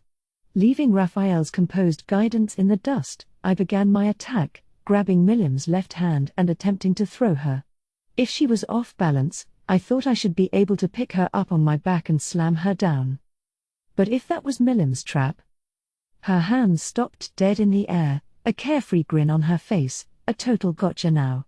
Smile. Oh, craw up. I was attempting to twist my body in front of Milim, both hands reaching out for her left arm. I could see all of that with detect magic as if watching it on TV, but it left me totally open. Cornered. Game over. Her fist moved again, and just before she smashed it right against my head, something cut in between us. A dull thud rang out. GNHH? Where did that come from? That was just mean. I was greeted by a dark-skinned man with blonde hair. Looked a little bit like me, actually. Wait, Veldora? He was curled up on the floor, grabbing at his head and looking like he was in at least some pain. But if taking a punch from Milim only did that to him, I didn't see much need to worry. I took the moment's delay to rebalance and steel myself toward Milim. Hey, Veldora, why are you in here? Grnn, what a cruel blow. You'll be fine, all right. What's happening in town? Nothing. That man, Diablo or whatever it was, came back, so our defense is as strong as ever. Huh? Diablo was back? There's no way they could have captured Farmus that quickly, but let's focus on Veldora for now. So what are you here for? If it's to whine at me, then go away. Why are you being cruel, too, Rimuru? Uck. Look, it's about this. He thrust his hands out at me, as if a tar-day sound effect should have been playing behind him. He was holding one of the volumes of manga I gave him, the final volume of a long-running series. What about this? I asked, confused. He looked at me, positively indignant. What do you mean, what about this? The story in here's completely different from the rest of the series. Were you playing some kind of trick, taking the ending away from me? Ah. Yes. Now I remember. Yes, it was a trick. I kind of pulled a prank on him, the idea being that I'd give him the rest of the manga if he followed my orders. Kind of like training a pet, really. I had no idea that was the series I left for him. So he traveled all the way here just because he wanted to read the ending? In this enclosed space in an alternate dimension? I knew I could summon unlimited imprisonment with my ultimate skill Veldora, Lord of the Storm, but I guess he could, too. That'll learn me, I guess. But that didn't matter. Diablo was already back in town. Might as well make lemonade out of this. All right. Before I give you the real ending, I need you to do me a favor. What? Play with Milim over there for a while. But don't hurt her. Milim? Ah, yes, my brother's only daughter. I haven't met her before, but she's still just a child, isn't she? Very well. I am on my way. I didn't know whether it was the manga or Milim that captured his interest the most, but either way, he agreed. The my brother's only daughter bit captured my interest, but again, everything in due time. Milim herself was looking our way, steeled for anything, and Veldora seemed to be capturing her interest. I could see it in the twinkle in her eyes. Hopefully that meant I was safe leaving for now. Which one was stronger anyway? I was kind of interested to see, but if Veldora was stronger than me, I was sure he could buy me enough time. There's just no way I can't take advantage of this chance, so with my newfound freedom, I wanted to defeat Clayman and settle the score for good. So how had things gone while I was occupied with Milim? Leaving her and Veldora behind, I turned toward Ranga first, since things seemed the most intense with him. Ranga, you all right? Ah, Sir Rimuru. I am fine, but I have a little situation here. Something was up? There didn't seem to be much life to his attacks, and I didn't think it was because he was losing interest. Just as I was about to ask what was up, I picked up on the cause. LP me. Help me. Help me. This childlike wailing was leaking out to us, via thought communication, from Ninehead. The white monkey and moon rabbit were merely trying to protect their shivering master, hence why they kept resisting without admitting defeat. Now I see. Let's help him out. Ranga, hold back the monkey and the rabbit. Don't let them get in my way. Right. He took the monkey, while his 2-star leaders handled the rabbit, and I walked toward the snarling nine-head, this poor young child, controlled by Clayman. Report. Analysis indicates a demon-dominate curse. Remove? Yes. No. This time, at least, the curse was discovered and removed quickly. Wish I could have seen some of that talent when I was dealing with Milim. Ah well. The moment I undid the magic, Ninehead gave a joyous yelp, then settled down to sleep, no doubt exhausted. It was as cute as any baby animal video I had ever seen. Apart from the 3 tails and the golden color to its fur, it looked exactly like a little fox cub. Ranga was right next to me, growling as menacingly as he could, and, all right, that was pretty cute, too. In a cool way. Keep this cub safe. Yes, my master. I gave the cub over to Ranga as I petted him. That took care of his foe. Next, I turned to Beretta, and that confrontation was already over. It was lining up all the unique weapons and armor on the floor, practically beside itself with excitement. Hey! Hey! What are you doing? Oh yes, hello, Sir Raimaru. It gave me a joyful salute. It is a pity I could not show myself in action to you, but I have prepared some spoils of war for you. Spoils? Viola, Clayman's greatest work of art, had been taken apart, its pieces strewn all over the place, and now this was Beretta's gift to me. I knew it was pretty strong, but it took down that arsenal like magic born without suffering a scratch. And that wasn't even all. Ah, Beretta, no offense, but are you imitating all of Ramiris's bad habits or what? Huh? It looked at me, surprised, I think. Its face was hidden behind that mask, so that was only my impression. I thought a word of advice was in order. If this keeps up, Beretta's going to pick up on nothing but her negative traits. I mean, hopefully this is just my imagination, but what are you going to do with all that booty? Well, this. I thought I would present it to you, Sir Raimaru, and I thought you would accept it and, in exchange, provide a place for Lady Ramiris and me to live. A place to live? I knew Ramiris had an urge to live in our town, but why Beretta? What made you worry about that? Actually, Beretta's explanation floored me, and not in a good way. It sounded like Guy cornered it into choosing a master before allowing him to enter the battle zone. Beretta responded that it would serve Ramiris after helping me out in here, but clever demon that it is, it thought about a way to wiggle out of that. If Ramiris were to move to our town, Beretta would be obliged to follow her, and then it could go through Ramiris to serve me as well. That was its plan. It was one of the flimsiest excuses I ever heard, and it was laying this out like supreme gospel. The word demon couldn't have described him more accurately. Look, I'm serious, you're really starting to resemble Ramiris. It is an honor to hear, although it feels rather little like a compliment. That's 'cause it's not. I swear, I take my eyes off you for a second, and you've grown incredibly shameless. Kind of neat to see this maturation take place, though. Well, we can save that for later. I'll have to think about it. I can't set up something for you guys that easily. Understood, sir. It seemed happy enough with that. I figured we were good for now. That left only Xion to check up on, and that confrontation was right on the cusp of its climax. Clayman was panting for breath as he glared at her, a loathsome look on his face. Xion had all but made him admit to her strength.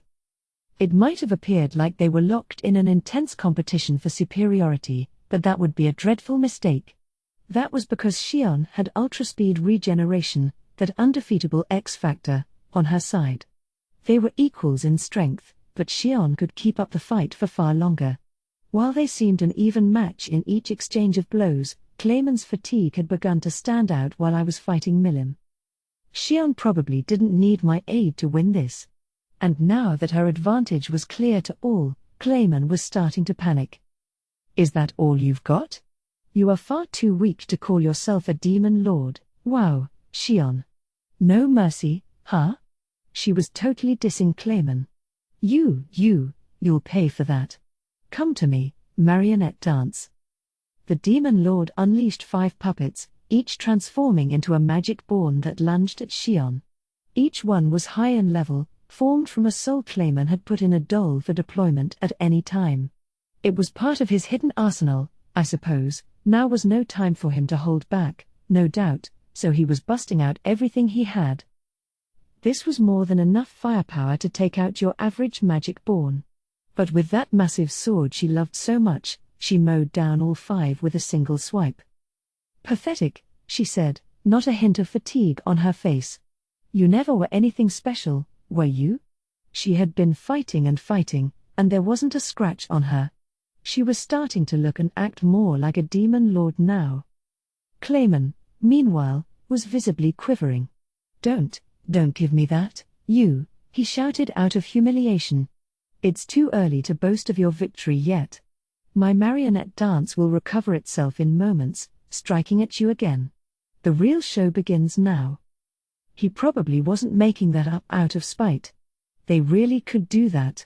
Xion waited for them, a thoughtful look on her face, but the dolls showed no sign of getting back up. There was a good reason for that. Panic crossed Clayman's face again. No, he whispered. Why aren't they reviving? I could understand the shock of having your beloved tools of battle fail you like this. I decided to provide a little color commentary. How about I just reveal it to you? Xion's greatsword is a type called a Soul Eater. Those puppets didn't have any physical and spiritual defensive spells applied to them, right? You cheaped out on creating them, so she broke them in one hit. That much wasn't worth keeping under wraps to me. Clayman was going to be my prey anyway. If he wanted to know, then let him know. A sword with spirit-based attacks? It's not that rare. There's a human with one out there, you know. No. That's one of the least common traits, even with uniques. Oh? Well, what's it matter? One of my friends forged it for us. Xion's sword was a modified blade created using Hinatas as a reference. It had the power to attack the spiritual body itself, not literally eat souls or anything but deal damage to spirit-based life forms. There were no restrictions like that 7 hits thing with Hinata. Depending on the force applied, it could kill instantly unless successfully resisted. It wasn't guaranteed to kill all the time, but Xion wasn't exactly a delicate fighter, so it didn't matter. Since it dealt both spiritual and physical damage, she didn't need 7 hits to finish foes anyway. Oh, I see. So this is Gariki Maru version 2. She didn't know? I'm pretty sure we went over all this when I gave it to her. Whatever. Xion was never one to sweat the small stuff, so setting her up with this was the right idea. Heh. I see. It was the power of that sword that allowed you to fight against me. Then allow me to add that dirty little blade to my collection. Take this, demon marionette. Sounds like Clayman had misread her. The ominous strings of black light that streamed from both his hands wrapped themselves completely around Xion's body. She didn't move. Kinda wish she tried to dodge it or, something, but I guess she didn't need to. Clayman, assuming Xion didn't react in time, found this much to his liking. Heh. Behold, the ultimate cursing magic, with the power to rule over demon lords themselves. It seems a waste to squander it on magic born like you, but so be it. I have some slots to fill in my 5 fingers, and you would be wonderful to take under my wing. He totally had the wrong idea, if that's what he was saying, poor guy. It wasn't that Xion couldn't move, she just didn't move. Despite all of Clayman's lofty words, he was probably freaking out over why it wasn't working at all. Complete memory, one of Xion's skills, was the power to record memories into her astral body. In layman's terms, it let her retain her memories even if her brain was destroyed. Combine a conscious soul with a set of memories, and you could regenerate the physical body even if it was vaporized. This made Xion into a special sort of race. Call her a demi-spiritual life form if you want, but essentially, it allowed her to think with her soul, and that meant any effect that tried to take over her spirit was neutralized. Against Xion, no mind takeover curses could ever work. "Hey," an annoyed-sounding Xion called out from within her cocoon of black string, "what are you trying to do with this? It's not hurting me at all, but should I wait a little longer?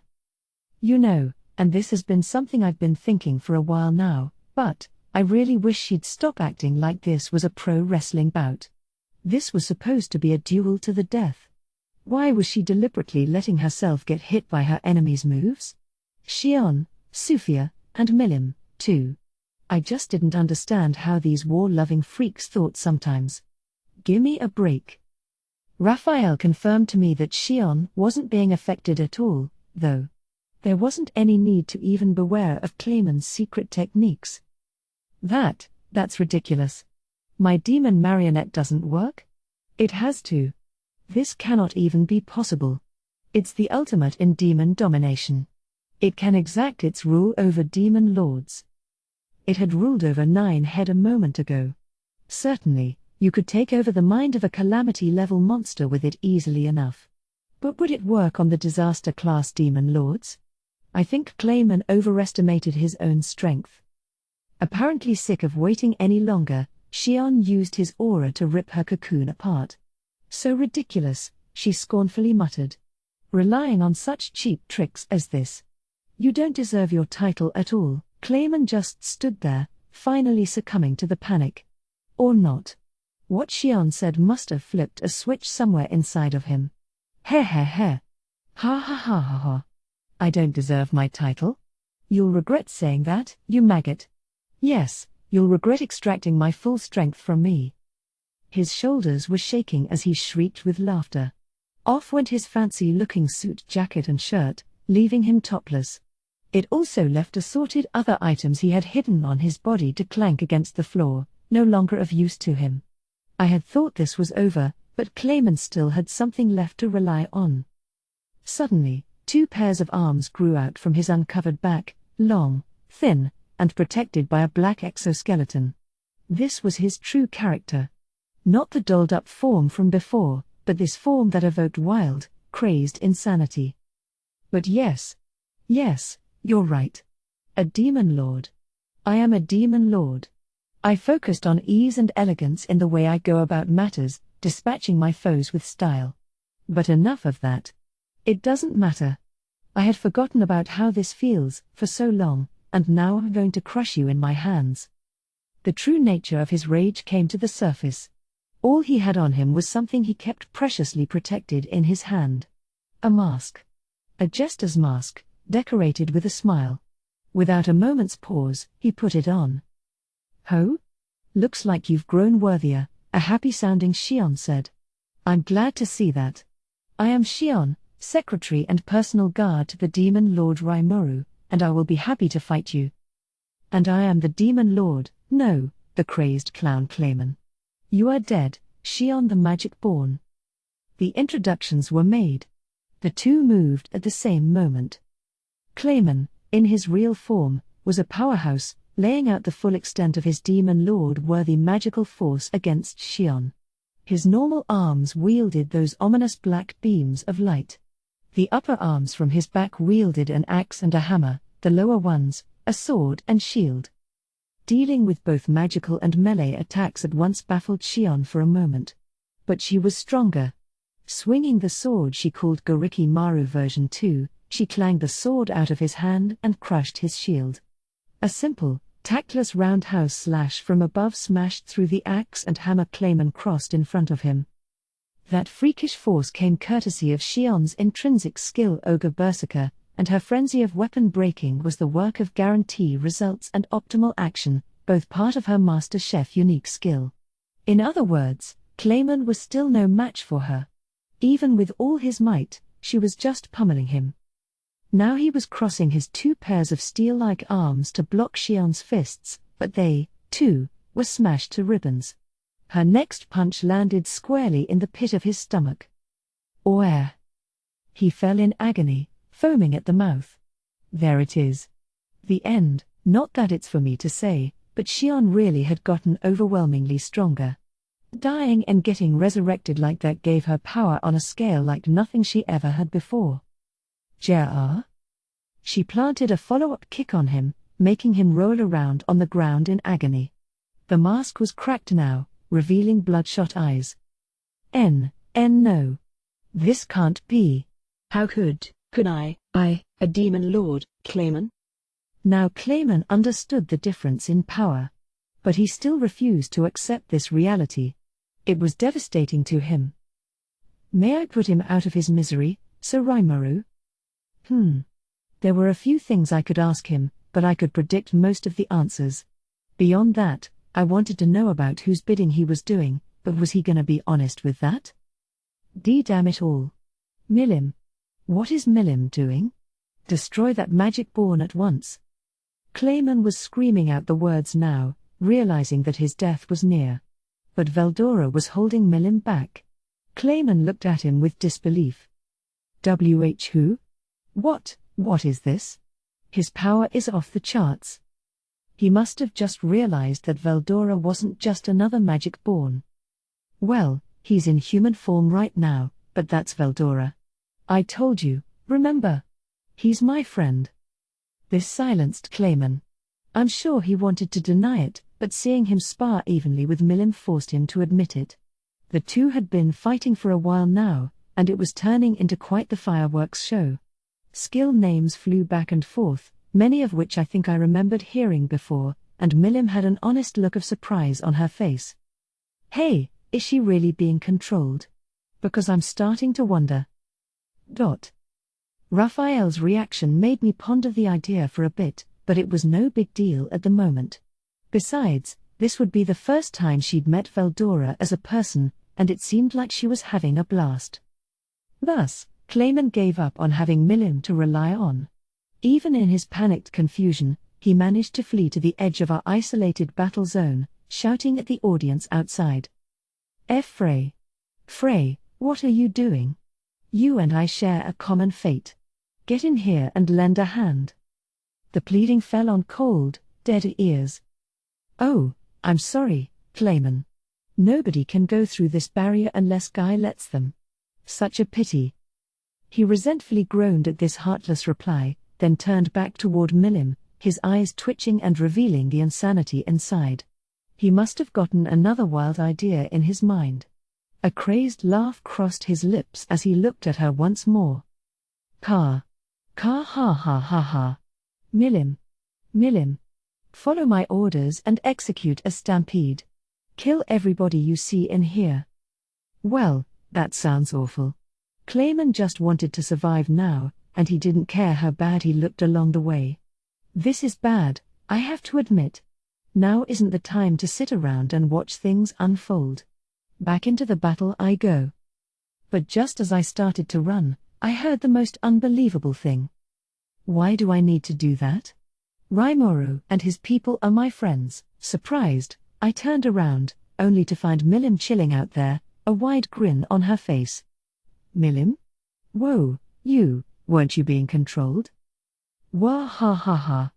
Thanks a lot for getting tricked by that, Raimaru. You know someone like Clayman would never take over my mind. What? I can't articulate why, but I had the strangest feeling Raphael had been angry at me for a while. But back to Milim. So Clayman didn't seize your mind? What's going on here? I felt obliged to check one more time, but Milim just gave me a proud smile. I could hear at least one demon lord in the audience say, huh?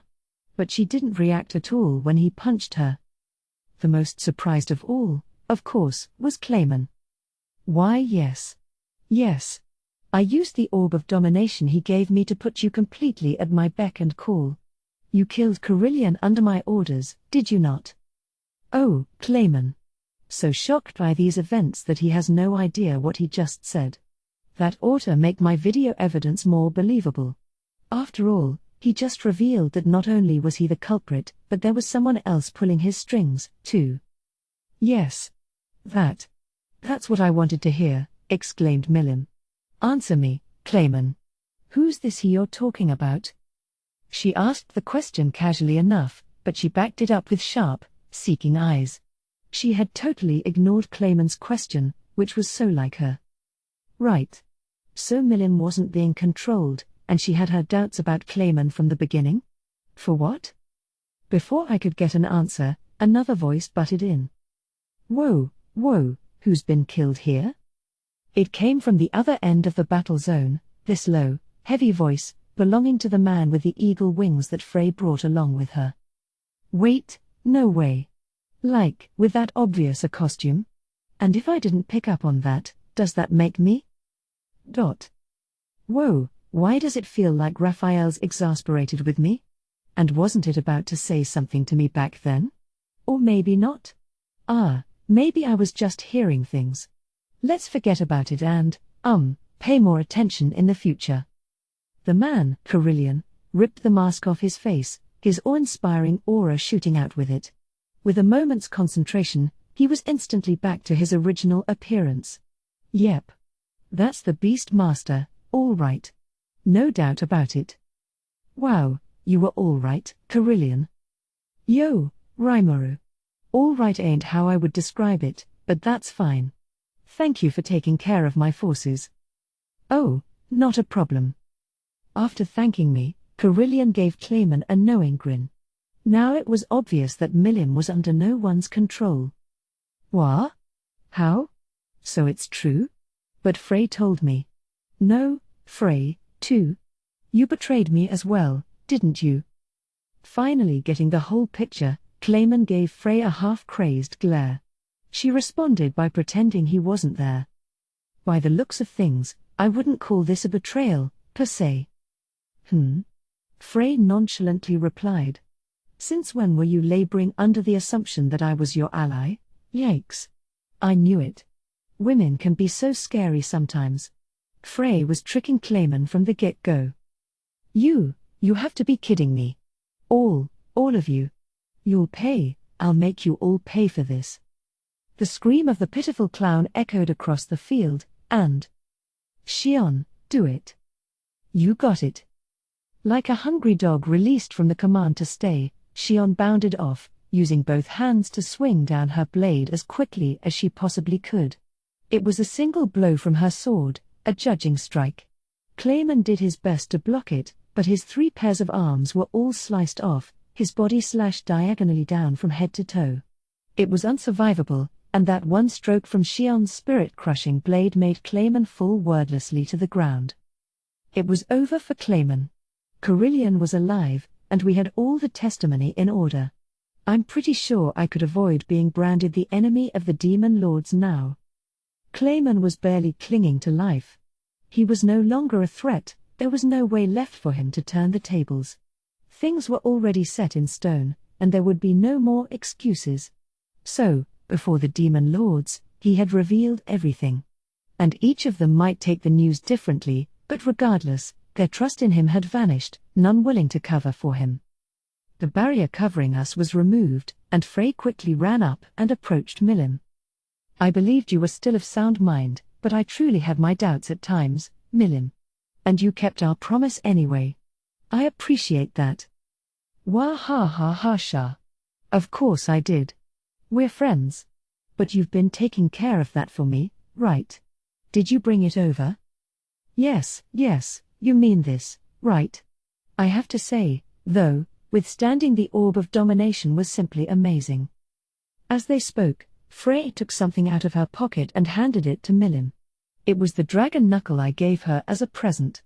Milim accepted it like a kid on her birthday and immediately put it on, beaming ear to ear. The rest of the Demon Lords, seeing this, finally put 2 and 2 together, and I could hear whispers all around the room. Such a cheap performance. I saw through it the whole time. Yes, I assumed as much. Yeah, I figured. I don't think I was the only one Milim tricked, but everyone else found the results just as plausible as I did. Then I heard a groan from below, like the sound of blood being coughed up. When? Since when were you deceiving me? It was Clayman. He was still breathing, still incapable of grasping the unbelievable reality before him. And it was Milim who revealed the cruel truth. You know, I had a real hard time doing it. With that promise I made with Frey, I had to pretend you tricked me. Then I put on that pendant and made you think it was working on me. You couldn't.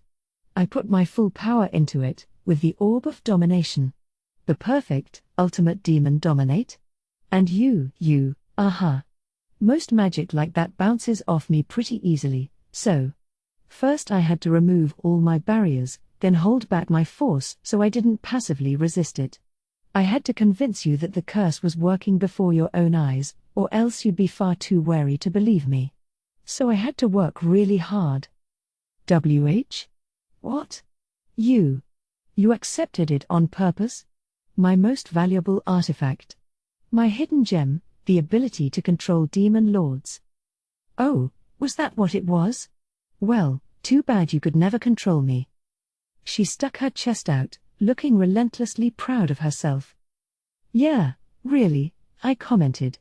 I feel stupid for worrying about you. And between that two-fisted sports pose and the smile you had on your face, your acting abilities really suck. What do you want from me? I was just glad to see you were all angry for me, Rimuru. Frey just shrugged at this. Still, she said, when Clayman punched you, I thought I was going to lose my composure. If you decided to fight back against him, you would have destroyed my home. Great job putting up with him. That, at least, I have to compliment you for. An interesting revelation. So that wasn't the first time Clayman physically abused her? What a nutcase. Was he actively trying to get himself killed? I'm all grown up now, too, you know. So I can deal with stuff like that. That obsession with being grown up indicated all too well how childish she still was. Oh, how? Frey protested. Well, that's fine, but you couldn't have dealt with all that just because of our promise, could you? What do you really want? Well, you know, I remember Clayman talking to me about some weird stuff before. Like, about making Rimuru into an enemy of mankind and triggering a war between humans and monsters. If he did that, that wouldn't be too fun for me, so I thought I'd meddle a bit. Heavens! Imagine, you lifting a finger for somebody else. Wah ha ha ha ha. I told you, I'm all grown up now. Yes, let's just call it that. Well, I suppose Milim was sharp enough to realize Clayman was doing someone else's bidding. So she pretended to be brainwashed in order to find out who it was? She had some kind of promise or deal with Frey, too. Let's just ignore the fact that she totally tricked me. The thing to focus on was, that orb didn't hypnotize her at all. She didn't struggle out of it midway, it never worked once. It was all an award-winning performance. As she later explained to me, she had been consuming bell peppers to maintain her poker face. The blank expression that resulted from eating this detested food of hers made everyone think her mind had been erased. It wasn't enough to trick Veldora, but he played along, enjoying the combat session as a way to get limber in his new body. Maybe he was a lot more adaptable to things than I thought. Like, seriously, Raphael, you never saw it. Oh, okay. Guess you did try to tell me something. I suppose it telling me no results should have been pretty bleedingly obvious, looking back. Of course it couldn't find any curse effects on her. I was just jumping to conclusions. I should really adopt the habit of listening more carefully to people, and hearing them out until the end. I wasn't about to tell anyone about it, but, yes, I had my personal regrets. By the way, Carillion asked as he strode up to Milim, if I could ask you something. She smiled back with the dragon knuckle eased into her fingers. Sure. Anything. I just wanted to be sure. You weren't under anyone's control. So that was all you when you were whipping the life out of me? Carillion was smiling, too, but I could see the veins on his forehead bulging. Yeah, I'd be wondering about that, too. Huh? That, It's fine. It just means I'm weaker than you. But, he added, no longer hiding his anger, you willfully blew up my entire nation, didn't you? Milim was caught off guard for a moment, before immediately raging back at him. Oh, come on, Carillion. that's the kind of small stuff you're preoccupied with? What's it matter? Yep, that's the real Milim, all right. It's not small stuff. You know I could have died back there? Oh, don't give me that. Just shut up. I was so passionate about my performance, passionate about deceiving Clayman that I was trying really, really hard. It's all Clayman's fault. His fault? Ugh. Well, whatever. Not that you'll ever listen to anyone else's complaints. I was starting to feel a little bad for Carillion. Seeing those tears appear on his rugged, masculine eyes, I wanted to console him as best I could. She tricked me, too, so I thought we had something in common. Now, Carillion. Your lycanthropeers and everyone else are safe, and they all put in a hell of an effort, fighting for your revenge. It wasn't all bad, was it? Ah, Rimuru. Thanks for the thought. Yeah, so don't worry about it. Besides, you can always build another town. I even had our forces capture Clayman's magic born to serve as your labor force. Huh? Whoa, are you serious? Yep. I'll provide any technical expertise you need, and all of us at Tempest will help you out as best we can, too. So let's make it a better, happier Eurasania than ever before. We had time for it. Time, and funds kindly provided by Clayman. Considering our future trade prospects, it'd be strategically beneficial for us to have Carillion owe us a favor. It seemed like a great opportunity to exploit, and I wanted to maybe make friends with more beastmen through the work, too. Wah ha ha ha. Isn't that great, Carillion? You have me to thank for that, too. Her to thank for what, I wondered. Maybe for completely flattening the land around the capital and thus saving us the trouble of hauling away the rubble? I'll really owe you one, the surprised yet thankful Carillion replied. And you know, Rimuru, or maybe Sir Rimuru?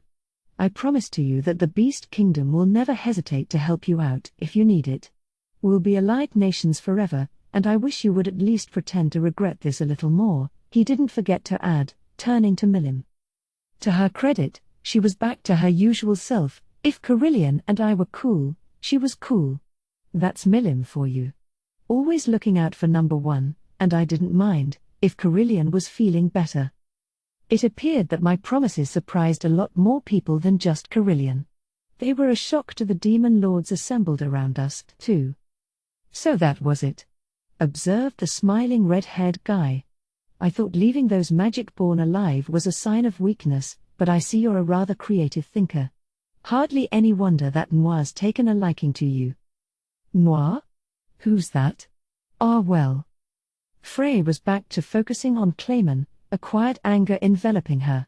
So, Clayman, she said. You always were the sort to domineer over weaker people, or those who couldn't resist you. I don't think you have any right to call yourself a demon lord.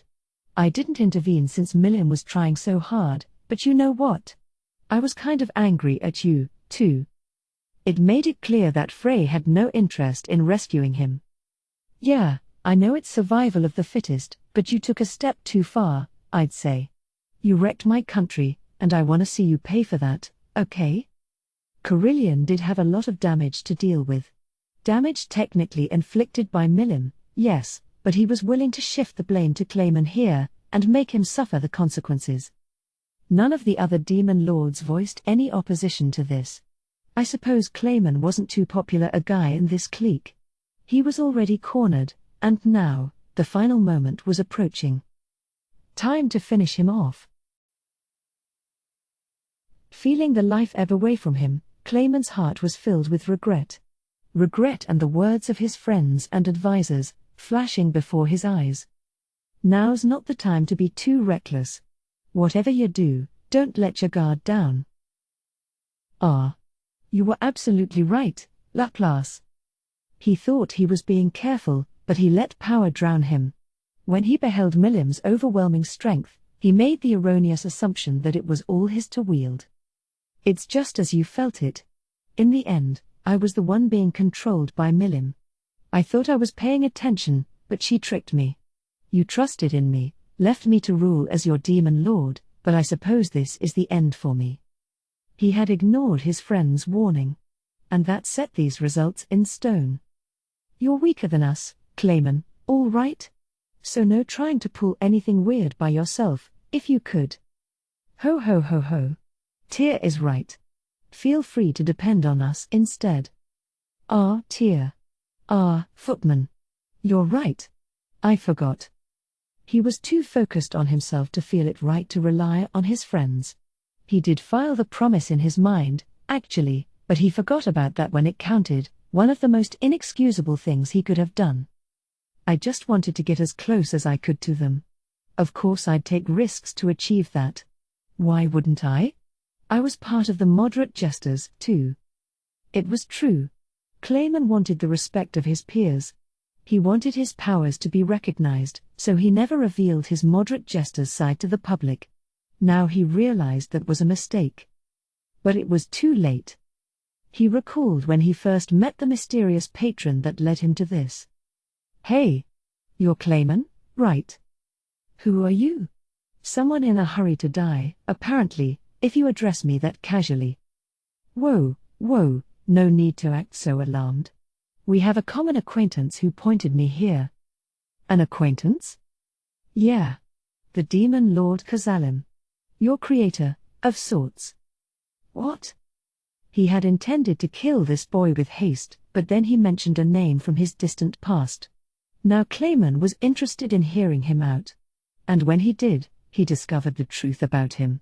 His ambitions and his power. I'm going to take over this world, Clayman, and I want you to help me. Hair. Ha ha ha ha ha. I like it. So that's your request? Yes. A job for the moderate jesters. And what are your terms? How does resurrecting Kazalim sound to you? It was beyond all expectations. There was no reason to refuse. The powers the boy displayed to him made it clear beyond doubt. He immediately accepted the job. I thought you'd agree to it. Now the world can be ours together. It's gonna be one crazy place for us to live in. Seeing this boy, living life as if it was all some kind of wonderful game, Clayman honestly thought he could pull it off. There were obstacles in their way, massive ones, but that made it seem all the more fun. It seemed that way, but now, his mistakes had crumbled the foundation of their whole strategy. And after the boy had fulfilled his part of the bargain and revived Kazalim. My thoughtlessness led to this. There is no defending me to him now. Kazalim was alive and well, and he had no way to congratulate him. More just deserts for him. He had been ordered to sit tight and watch how things unfolded, and he ignored those orders for his own petty reasons. The last thing he recalled were the words of the man himself, the advice his beloved demon lord Kazalim gave him. Clayman. I see much of myself in you. And you may imitate me if you like, but do not imitate my negative aspects. It was wise, all too wise, and something he should have recalled quicker. Ah. Sir Kazalim. I apologize. I forgot your advice, and I committed the gravest mistake possible. Yes, it was Clayman's mistake, made in the worst possible fashion. And just like Kazalim, he was defeated in the most shameful way, by a freshly born demon lord. Karma in action, one could say, but to Clayman, it hurt more than anything else. And I even lost the army you granted me through my mistakes. I cannot die. No, I cannot die yet. If I die here without atoning for this at all, I'll never be able to forgive myself. If it had come to this, he at least wanted to pass on what he knew. The thought kindled the light of life in Clayman before he could completely resign himself to his fate. You are a walking dead, created by me from a dead body, but I have placed special weight upon your brainpower. You are not geared for combat, unlike Footman and Tyr, but no one can use strategy and artifice to command armies the way that you can. That, Clayman, is why you shall become a demon lord. Kazalim had high hopes for him, and he betrayed them all. But if it was power he lacked, all he needed was to obtain some. Then he could stand tall with Footman and Tyr, surpass them, even. If only Clayman had some power to back up his intelligence, he could have sprung past them all with ease. Yes, indeed. There was no need to awaken to a true demon lord at all. So give it to me. Give me power. Give me the overwhelming power I need. Confirmed. Converting the soul into magical energy. Successful. Disassembling and reconstructing the receptacle body. Clayman wasn't expecting the internally shouted wish to come true. But the world language had other plans for him. Right here, at the last moment, his wish had been granted. So heaven hasn't forsaken me yet. In which case, Clayman's answer was obvious. Heh. So you treat me like a fool? Well, I'll repay you for all that. For now, though, I've got to get out of here. He was weak, too weak to even use his voice, but Clayman's soul was burning bright, his life was a raging flame. And now, with a coolness that was quite the opposite of what was in his heart, Clayman resolved to retreat. The older demon lords, Guy, Milim, and Dagrel, in particular, were too much to handle. Simply awakening wouldn't give him the winning edge against them, and now was no time for recklessness. First, he would report back to the boy. That took precedence over everything. The despicable slime he looked down upon was still a question mark, but even the magic-born that served him was stronger than Clayman, and he was on good terms with a revived Veldora, a point he couldn't afford to ignore. Anyone who survived a confrontation with Hinata couldn't have done so out of sheer luck. He needed to abandon his rose-colored glasses and analyze things for what they were. And that was why he had to take the information he learned here and bring it back. Quickly, he assembled a plan. His idea, to release a massive ball of magical force, as much as he could manage, and slip out of this chamber in the chaos. I will need to watch out for Guy. Guy had no time to deal with weaklings. He probably wasn't even paying attention to Clayman any longer. It's all right. I'll get out of here, I promise. And if he could take out a few demon lords along the way, he thought as he scrambled to his feet, all the better. Among the demon lords watching, I was probably the first one to notice. I had my eyes on Clayman the entire time, never giving up the watch. Shion, get back. Quickly heeding my command, Shion fell back to my side. Immediately after she did, the area around Clayman, including the spot she stood on, was swept over by a huge quantity of magicules. The storm gathered even more energy from the chamber, focusing itself squarely upon Clayman. If I had yelled out a moment later, Shion would have been caught up in it. Looks like it's really happening. Sir Raimaru. What is? The sight of me keeping my cool appeared to relieve Shion. There was no reason to panic. And I wasn't panicking, woo it. Clayman's awakened. Just as planned. Just as planned? Well, great. I was glad to earn Shion's full trust, but I wasn't quite so assured myself. This is all according to Raphael's plan, but are we really okay with this? 'Cause if we lose, it's gonna stop being funny real fast. When I first laid eyes on Clayman earlier, I could see a large number of rifts in the air around him, as if they were attached to his soul. It was malice personified, the remains of the souls from the people he had killed up to now. But I couldn't just take them from him. They couldn't go on to the afterlife, and they couldn't dissolve into the air. If I killed Clayman, they'd go down with him. As I thought over what I could do about this, Raphael suggested a plan of action: force Clayman into a corner and make him awaken to a true demon lord. Suggestion: if you use Beelzebub to consume the energy Clayman releases upon awakening, it will be possible to restore your magicules. It was easy for Raphael to say, but there was a litany of problems with that. I didn't know if Clayman would awaken, and if he did, he'd undoubtedly be powered up. But hey, wouldn't he just fall asleep, like with my harvest festival? Understood. Since Clayman's evolution did not follow the standard procedure, the process will not be fully complete. As a result, it is believed that he will not require sleep. So sort of a limited power-up, then. I guess I'll just have to defeat an awakened Clayman, then. According to Raphael's predictive calculations, defeating him would be a breeze no matter how much he was enhanced. That was based on everything from his core strengths to the power he could earn and the skills he was likely to acquire. Even at the maximum threat level, its answers indicated I was still on top of him. No point worrying about it, then.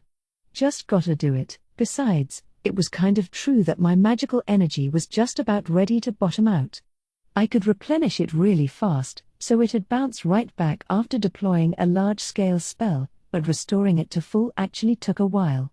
Although I had more energy than my awakening took, I was also using Veldora this whole time as a fuel tank to restore it. With him no longer part of me, it was natural to want to keep my own magicules topped off. It had also earned me some street cred with the other demon lords. As the new recruit, I needed to seize a seat at the round table with my own power. Showing off my battlefield skill was the best way to earn their acceptance without stirring up trouble in the future. If I didn't want 'em wheedling me later, I wanted them to think that I shouldn't be messed with. Let's use this awakened claimant to show off my power. It'll save everyone a lot of trouble as time goes on. And the power to show off? The ultimate skill Belzebuth, Lord of Gluttony, of course. Hey! Raimaru. Clayman's awakened? I can't believe it, but look at all that force. Let me help with. You're fine, Carillion. I'll take him on. I'm calling myself a demon lord, and I want to earn my way into the club. I'm gonna dispatch him and make them all accept me. Carillion shrugged and stepped aside. Well, don't blow it, he said, and I definitely didn't intend to. The enemy had to be crushed, that was the only reason I needed. I was more pissed off at Clayman than anyone else. It was time to settle this. So I walked toward Clayman, now fully on his feet. The other demon lords were content with watching, seemingly all right with me fighting alone. I was sure they wanted to gauge what I had, so I assumed they wouldn't complain. Milim was brightly smiling at me, and Ramiris was happily humming to herself. Nobody was doubting my chances, which I took as them believing in me. Shion, Ranga, step back. But I've got this. Why yes, sir. Good luck, Sir Raimaru. The other lords gave them enough distance to retreat away so that I wouldn't unwittingly hurt anyone else. Now I was alone, and Clayman gave me his sickly little laugh. He he he, ha ha ha ha ha. Look at me. I've obtained the power. You thought I was finished, you worm. Now prepare to be crushed. The laughter grew louder as he looked down at me. But it was all an act. It was sad how well Raphael had predicted all his moves. As it described matters, there were two potential strategies Clayman could take. One was a desperate bull rush to kill me, the other was to snare at me, make me lose my cool, and search for a path of escape. Evidently, he chose the latter, and that meant I knew what he'd do next. I grimaced at him, keeping my eyes firmly on every move he made. Clayman was looking for an opening. So I played along with his performance. I told you, you're cornered. I'm stronger than you. Give it up and tell me whose bidding you're doing. Of course, in my case, it wasn't a performance, it was what I really wanted from him. Perhaps that was why Clayman so easily took the bait. He he he. Impertinent to the end, I see. Once I release my... He kept up the act as he suddenly took action. He must have figured I was off my guard, because he fired a massive ball of magical energy from out of nowhere. Must have been building it up as we talked. It was a huge, superpowered blast, one that contained all the energy he had just awakened into, and it was hurtling straight my way. Clayman assumed I would dodge it.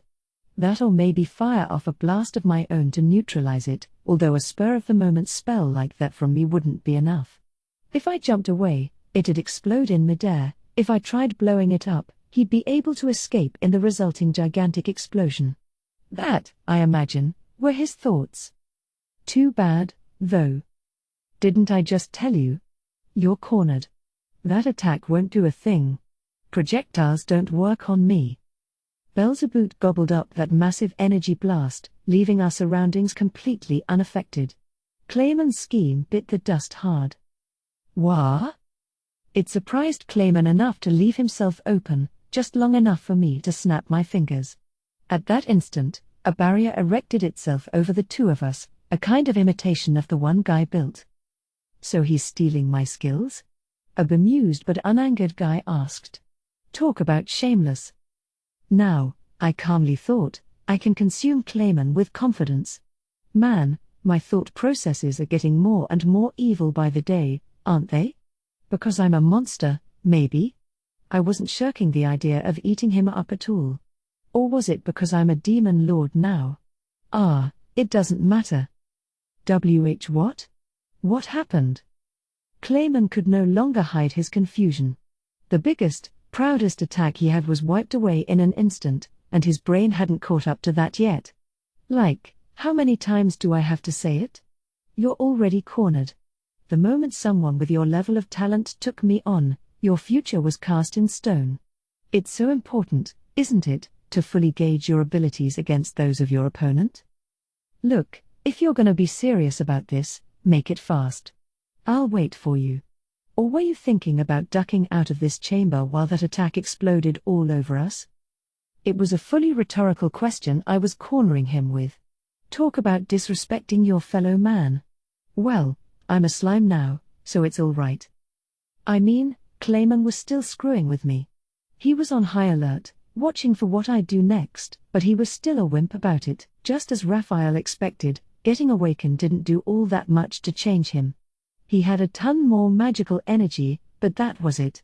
Apparently, he hadn't obtained any ability to control it or new skills to take advantage of it with. His awakening was a far different thing from mine. I could use Mind Accelerate to speed up my brain 1,000,000 times until it felt like time stopped. I could even cast spells in that state, making it look like I could just think of a magic spell to set it off. Kneading together a big ball of magic was a terribly inefficient use of my time, so I didn't opt for that here. Unlike a full spell, which could be conceived and cast through one's will, or knowledge, in other words, controlling one's aura always led to a time lag. Of course, I could handle that because I had cast Cancel and all of creation. No matter how long and intricate a spell was, living life 1,000,000 times slower than normal made it simple. 1 second, after all, now felt like 277 hours. Even the fanciest of spells could be pulled off in less than a day, so that meant I could trigger them in less than 1/10 of a second. With regular magic, it was simple for me to set off multiples at the same time, even. Thus, if I were in Clayman's shoes, I'd use multiple layers of magic to throw the chamber into confusion, then attempt to run as fast as I could. He didn't choose that, which meant he didn't have the strength for it. He hadn't even noticed that I built a barrier around us, one that cut off any escape route. If he wanted to get out, he'd have to do it over my dead body.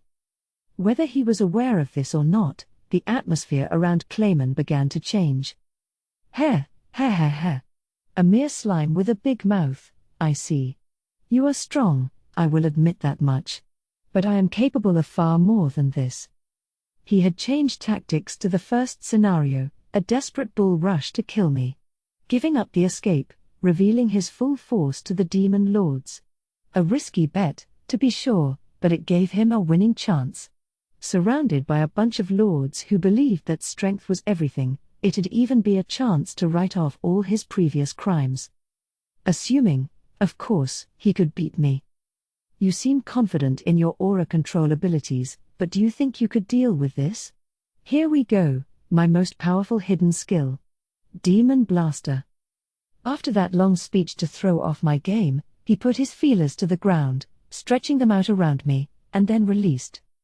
The attack harnessed the ley lines under the ground, stacking them together and mixing in his own magicules to amplify them, then released it as a destabilizing ray of light. That was the long and short of it, and anyone caught in it would have their arrangement of magicules thrown into chaos, destroying them from the inside. Physical resistance would be useless, and even a magical barrier would be instantly smashed. This was the natural enemy of any monster, and I had to hand it to him. This was real demon lord stuff. But it didn't work on me. Swallow it all down, Beelzebub. The demon blaster light beam looked like a herd of dragons rising up from the ground, but now they were caught up in a rift before they could reach me, screaming their last as they were sucked inside. There was no escape, almost like a black hole that consumed all light around it. Forget it, Clayman. You're weaker than me. I had to crush him and hopefully make him reveal something about his patron. The best way to do that was via terror. No. That's not possible. That was my secret weapon. Secret or not, projectiles just didn't work on me. Maybe if he used his head and did something to land a direct hit on me, things would be different. Do you see that you can't win now? So let me ask you. Tell me what you know and who you're cooperating with. Be honest with me, and I'll give you a painless death. Ha ha ha ha ha. I am a walking dead. Kill me all you want, I'll just resurrect myself and come back later to kill, Boone. I punched him. Then again, and again and again, without a word. I also applied Mind Accelerate, speeding it up 1,000,000 times for him. Raphael could influence not just my perspective but those of people around me. In the real world, it lasted several seconds. But in Clayman's mind, I was continually punching him, tormenting him with pain and terror, for several dozen days. So I could carve that pain and terror into his soul. And in those few seconds, the terror made Clayman's hair fall out, transforming his visage into the ghastly, bony gaze of the actual dead. Clayman, I quietly called out. His body convulsed, then froze out of terror. I'm going to ask you one more time. Who are you getting your information from, and how is this person related to you? Tell me, and I'll make it easy on you. But Clayman had more backbone than I thought. Don't treat me like a child. I would never betray my friends, and especially not my clients. That, and that alone, is the ironclad rule of the moderate jesters. Ha! So even villains had certain unbreakable rules. All right. Well, so be it. I casually changed my tone. Oh, right, I should probably tell you, you realize you aren't gonna be resurrected, right? He had talked about doing that a few seconds, or days ago, but it wasn't gonna happen. Being consumed by Beelzebut was an even more tragic fate than being caught in the inescapable unlimited imprisonment Veldora was locked in. What? What are you talking about? Was he keeping up that macho act because he was counting on a new life later on, then? The moment he heard me, Clayman began to quiver. Look, what you told me earlier? About how Walking Dead can come alive again after they die? And that's why you wanted me to focus on killing you, so you could pluck out your astral body and try to run away. Right? He was an underhanded sneak, but I had to applaud him for his single-minded devotion to his cause. But my observation made his face pale. What did you? He tried to cover it, but I could tell I was right. Not even I needed Raphael to figure it out, but Raphael had even more amazing stuff for me. So you can connect your astral body to the ley lines here to keep your consciousness and memories protected, yeah? So even if you lose your physical body, you'll never truly die. That's why you were pretending to die there? Ah. Now I see. And just parroting out what Raphael told me made Clayman convulse before me. I was absolutely correct. Wait. I knew his game. And now it was time to end it. I turned toward the demon lords surrounding us, ignoring the gibbering Clayman. Well, I guess I won't extract anything else from Clayman, so I'm going to execute him shortly. Anyone have any objections? 'Cause if you do, I'll be happy to take you on, too. It would suck if someone did, but I doubted it. Do as you please, Guy answered, speaking for the council like I thought he would. No one else voiced any complaint. Stop. Wait, stop it. Now Clayman was loudly pleading for his life, finally realizing there was no escape. After all the grief you gave me, I'm absolutely sick of you. Don't expect your death to be all sunshine and rainbows, all right? With that, I placed my hand on his head. I thought I'd make it quick and easy on him if he coughed up some info on his master, but Clayman never sang. I really wanted him to, considering what I'd have to deal with in the future, but hey, I'd probably manage without it. There might be some more leads in his castle to explore, and given the testimony I had that the modest jesters weren't a monster ring, it was obvious that Clayman had worked with humans. I didn't know if that meant the Eastern Empire or the Western nations, but either way, if he knew about my own movements, he had to have connections in the West. Track those down, and I should find a trail to follow before long. In a way, relying on the not too credible Clayman's testimony might just lead to more confusion. So, Clayman, I hope you'll spend the last few moments before your soul vanishes regretting what you've done. No. Wait. Stop. Stoop. Help me, footman. Tear, help me. I can't die yet. I can't die here. It was pathetic, watching him try to flee. But I wasn't about to allow it. No matter how much he carried on, none of it would ever touch my heart. Leaving someone like this alive would just be planting the seed of disaster. Plus, thanks to you, the naivete in me just died. There was no way I could let that get one of my companions killed again. Please, Lord Kazalim, help me. He reached out to his broken mask, clutching at it as if in prayer. Crunch, in an instant, the wailing, howling, resisting Clayman disappeared from sight. Body, soul, and all were greedily consumed by Belzebut. And now it was converted into pure magicules inside me, where he would get to experience the torments of hell. And whether a dirtied soul like his, a tainted, evil soul, or a sensible, good soul, death treated them all equally. And for a moment, I thought I heard his voice. Ah, Laplace. You were exactly right. I think I went a little too far. I should have waited and bade my time, like you warned me to. You always were right. Was that regret? I suppose even a villain like him feels regret. Let's hope that the death I gave him helps him get more familiar with that emotion. Chapter 6, The Octagram. The moment I consumed Clayman, the red-haired demon Lord Guy stood up. An impressive feat, he solemnly intoned. I hereby recognize your right, from this day forward, to call yourself a demon lord. Does anyone disagree? Nobody appeared to. I had passed the exam. That's a relief, because, to be frank, goading the other demon lords into combat with me felt like suicide. I guess I never had much to worry about. I undid the barrier, allowing Ramiris to fly right up to my face, like she always did. Ha ha. I always knew you delivered the goods when the time came for it, Rimuru. In fact, I'd be happy to hire you as my apprentice. Ah, I'm good, thanks. Find yourself another one. Why? She grumped. What's the big deal? Why won't you just say yes like a good kid? Humph. Milim proudly sniffed. Rimuru's my friend. I heard he doesn't even want to get along with you. What? No way. Hey.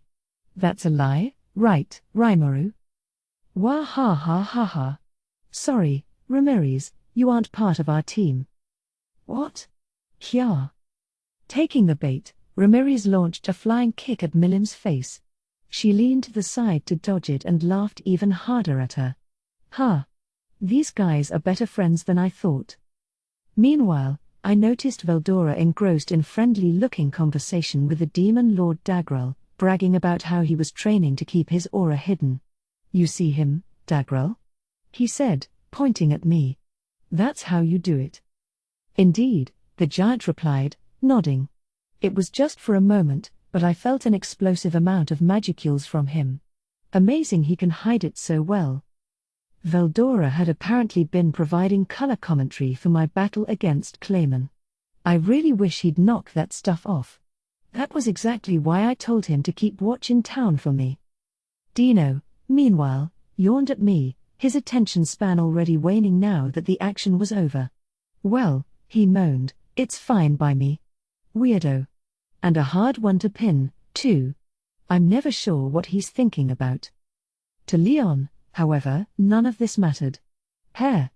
I don't care who becomes a demon lord. Do whatever you want. Talk about cold. Frey and Carillion had no objections to my new title. Which left one person. Valentine, who had remained silent until now, lumbered up to his feet. Personally, I would never want to allow a low-born slime to ever become a demon lord, but... Dressed as gaudily as a mighty emperor, Valentine sneered down at me. Guess he was a no, even if I was guaranteed to win by majority vote. No worries, then, I thought as I was about to turn my attention elsewhere, when... Qua ah ha ha ha. Are you insulting my friend, you lackey? Veldora turned his casual attention on the maid next to Valentine. Come on, Milas, you really need to train your servants better. Want me to provide a little education? Whoa. Hey. What the hell, man, what are you talking about? Milas returned Veldora's gaze, her voice frigid and her expression icy. I am simply a faithful attendant of Sir Valentine's. Hey, don't do that. Valentine's hiding the truth, Veldora. You can't say that. Milim? Did you just kind of blow the door open on that, or what?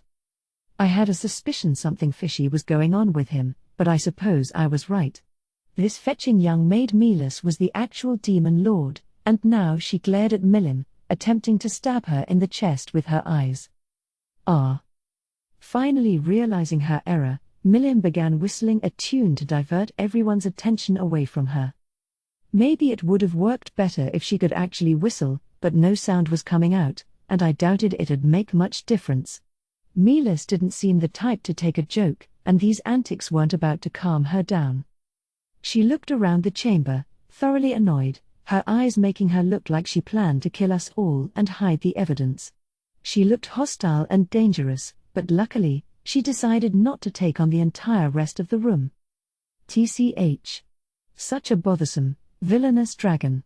How long will he insist upon meddling with me?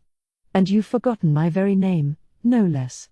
How can anyone have such a gift for aggravating me? Now the atmosphere was very different as Milas, well, the demon lord Valentine, that is, spoke. It seems that Veldora was dunderheaded enough to misremember her name entirely, which did a lot to push her buttons. Enough of this, she huffed. You may call me Valentine. Then, with a massive outburst of magical force, her appearance transformed, her maid outfit turning into a fancy Gothic-style dress. It was changed dress in action, a neat trick Milim was adept at as well. Yep. This was the real thing. The stand-in Valentine was a remarkable specimen himself, but his maid was on another dimension. Now we were greeted by a demon lord among demon lords, the ultimate personification of strength and beauty. You can leave ahead of me, Roy, she ordered the kingly ex-Valentine. But Lady Valentine. If I've been unmasked in front of this many people, there's no point keeping up the charade. She glared at Veldora yet again. It's not my fault, I didn't know, he stammered, feeling out of sorts and trying to avoid her gaze. To Milim, meanwhile, it was already someone else's problem. The topic was over in her mind. Selfish as always, I could see. Perhaps understanding that more than most, Valentine seemed ready to drop the subject, as peeved as she was about all this. Shaking off her anger, she stood before Roy, now comfortably back in the servant role. Anyway, she intoned, there is something that concerns me. When Clayman looked at you, his eyes stopped for a moment, did they not? He might be involved with those cockroaches that invaded my domain earlier. I want you to return home and inform my people to step up our security. Guess Carillion and I weren't the only guys Clayman picked a fight with.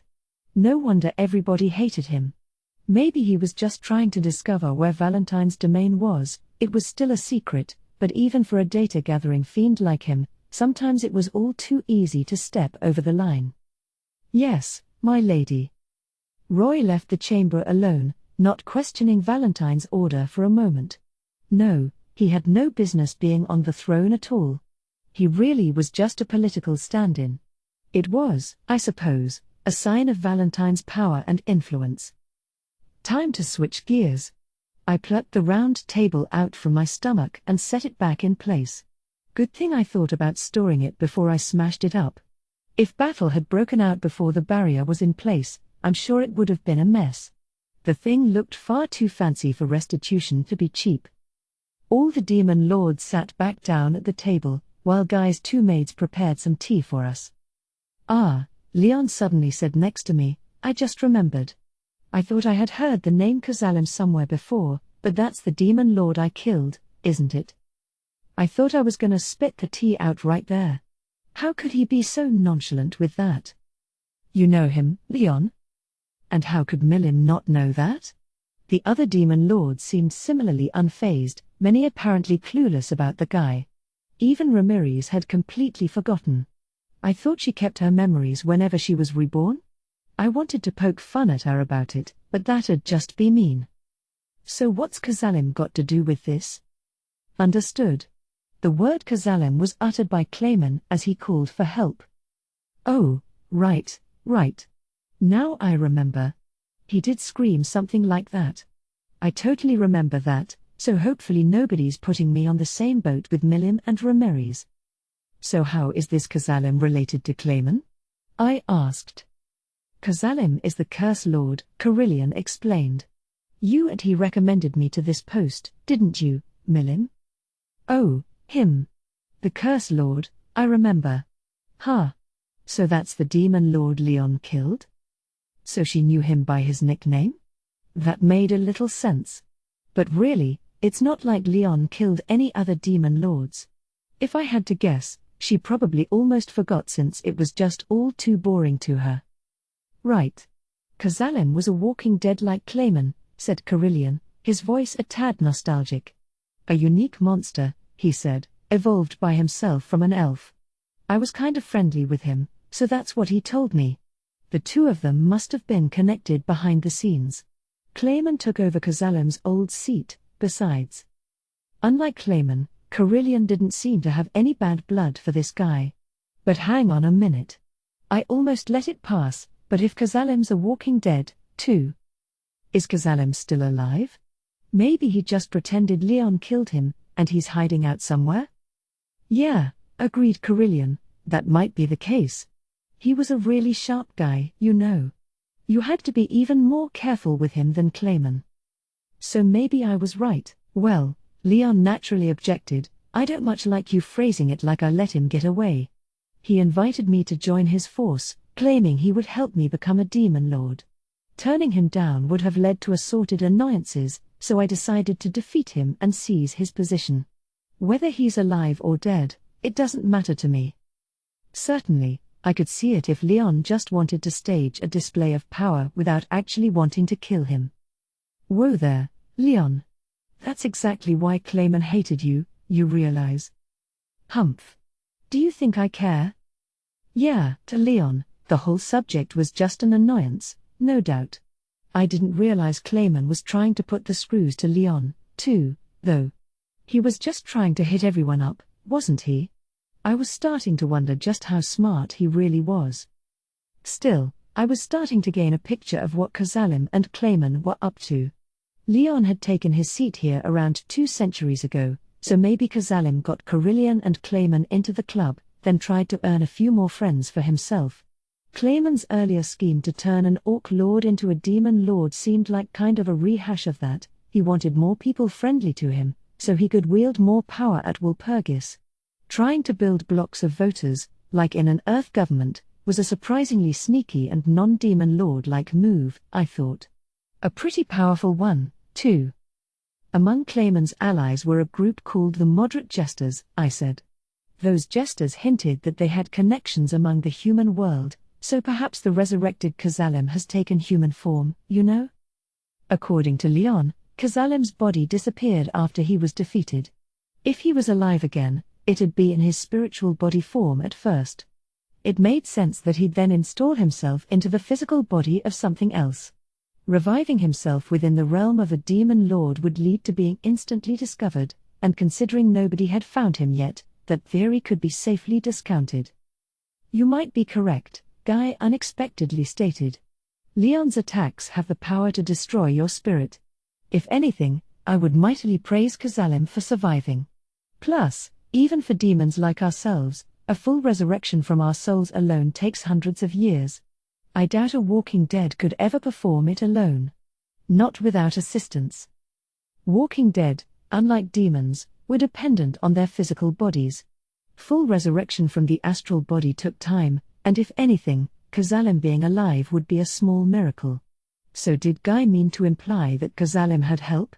It all seemed connected, but for now, we had no further evidence to go on. Well, either way, I'll just assume he's alive and stay on my guard for him. If I just killed Clayman, he might be out for revenge. Wah ha ha ha ha. Why worry, Rimuru? You're a lot stronger than him now. Milim, I shouted, that's the exact kind of cockiness that leads to getting killed. Thanks to my victory today, Clayman's forces were out of the picture. I didn't think our foes would make any moves for a while, but we still had to keep a sharp watch out. Me alone was one thing, but I now had legions of friends to keep safe. We'd have to devote more resources to our defense and think up ways to handle the threats ahead. After some more chatting, the council continued. With the one who called it out of the meeting, Guy took over in his place. The main subject of this council was Carillion's betrayal and the rise of Rimuru over there, but those issues have been settled. Carillion has betrayed no one, and Rimuru has demonstrated ample power to join our ranks. Personally, I'd be happy to adjourn this session here, but an opportunity like this doesn't come along every day. Does anyone have something they'd like to say to the other demon lords? Could I, perhaps? Since we're in the middle of this council, I have a suggestion to give, or really, more a request, Frey said. Certainly. Go ahead. Frey nodded at Guy. Starting today, I've decided to serve Milim. As a result, I want to abdicate from my seat as a demon lord. Well, that was a bombshell. Whoa, that's kind of sudden, isn't it? Wait, Frey. I didn't hear anything about that. No, because I didn't say anything about it. But I've been thinking about it for a while, do you see? She squinted, as if looking at some faraway point. Then she laughed, like she was recalling something amusing. Frey recalled a conversation she had with Milim, the one that made her decide to place her trust in the girl. Hey, Frey, you wanna be friends with me? Why are you asking me that? Well, Rimuru and I just made friends. Friends are really great. If you ever have any trouble, you both help out each other. Oh, really? Well, Milim, if you're willing to help me out, then all right, I can be your friend. Really? Oh, I totally promise, of course. You do? I'm glad to hear that. But I'm a pretty wary woman, so I'll trust you only if you keep that promise. All right. Hooray, we're friends now. Frey had no trust in Clayman. That was why she believed in Milim, putting her own safety in the balance as she pretended to accept his terms. What if Milim broke that promise? What if Milim's mind really was under his control? The questions worried her, but Frey still placed her chips on Milim, and they paid off, big time. That was the reason. The reason why Frey put all her trust in Milim, volunteering to become her servant.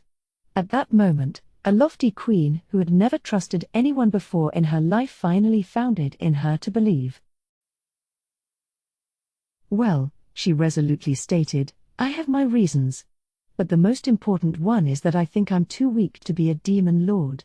I realized that for sure watching that battle just now, if I fought against Clayman, I'd be lucky to even match him. As for an awakened Clayman, I don't see how I could win. But, Frey, Dagrel interrupted, you specialize in high-speed aerial combat, do you not? I see no reason to depreciate yourself like this. You're right. If it was in the air, I would have the advantage. But demon lords don't have the right to make excuses. Besides, I know quite well how having an advantage doesn't mean anything, at times. She paused to give me a look, her voice resolute. So I've decided to become one of Milim's followers instead. Plus, Milim can't afford to be as selfish as she is forever, can she? She needs to think about managing her domain, sooner or later. In other words, Frey wasn't just thinking for herself. Milim was a wild child, and you couldn't just let her off the leash. Someone to both support and keep an eye on her was definitely needed. Despite Frey's own admission, I really couldn't see her as being that weak. If anything, she was a strategist in a different way from Clayman, a strange, eerie leader who never let you see what she thought about you. The type that reminded you just how formidable her sex could be. What would happen, though, if this actually happened? Thinking of Frey in terms of a servant, not as a demon lord, she definitely had enough power to be an aid to Milim. She didn't really have a nation of her own, but if Frey joined her, they'd no doubt have a formal territory in place before long. We'd have to think about building political relations soon after, and with Frey handling them, I bet the negotiations would get pretty thorny. Thorny, but still fun. Frey turned toward Milim. What do you think? Will you accept my suggestion? Ooh, I don't really like to keep a citizenry to rule over. Wait a second, Carillion said. I got something to say about that, too. You know, I've already lost to Milim in a one-on-one match. I'm honestly starting to think now's a pretty good time to hang up my cap as a military leader. On paper, all us demon lords are equal. If we're all for Sinner Hero, that's one thing, but if I lost to another demon lord, I really ought to do away with the title, you know. So, I dunno, it just felt absurd for me to keep calling myself a demon lord. So I think I'll join Milim's faction starting today. Great to be on the team, boss. He wasn't asking for feedback. I could understand the logic. With these guys, might always makes right. Still, though. I mean, Milim didn't have anyone under her, no advisors or officers to go out against this, but was it really okay for two demon lords to step down and join her side? Wait a minute, Carillion. That one-on-one was all Clayman's fault. I was under mind control. I don't know anything about it, Ish. I really don't think that excuse is gonna work, Milim.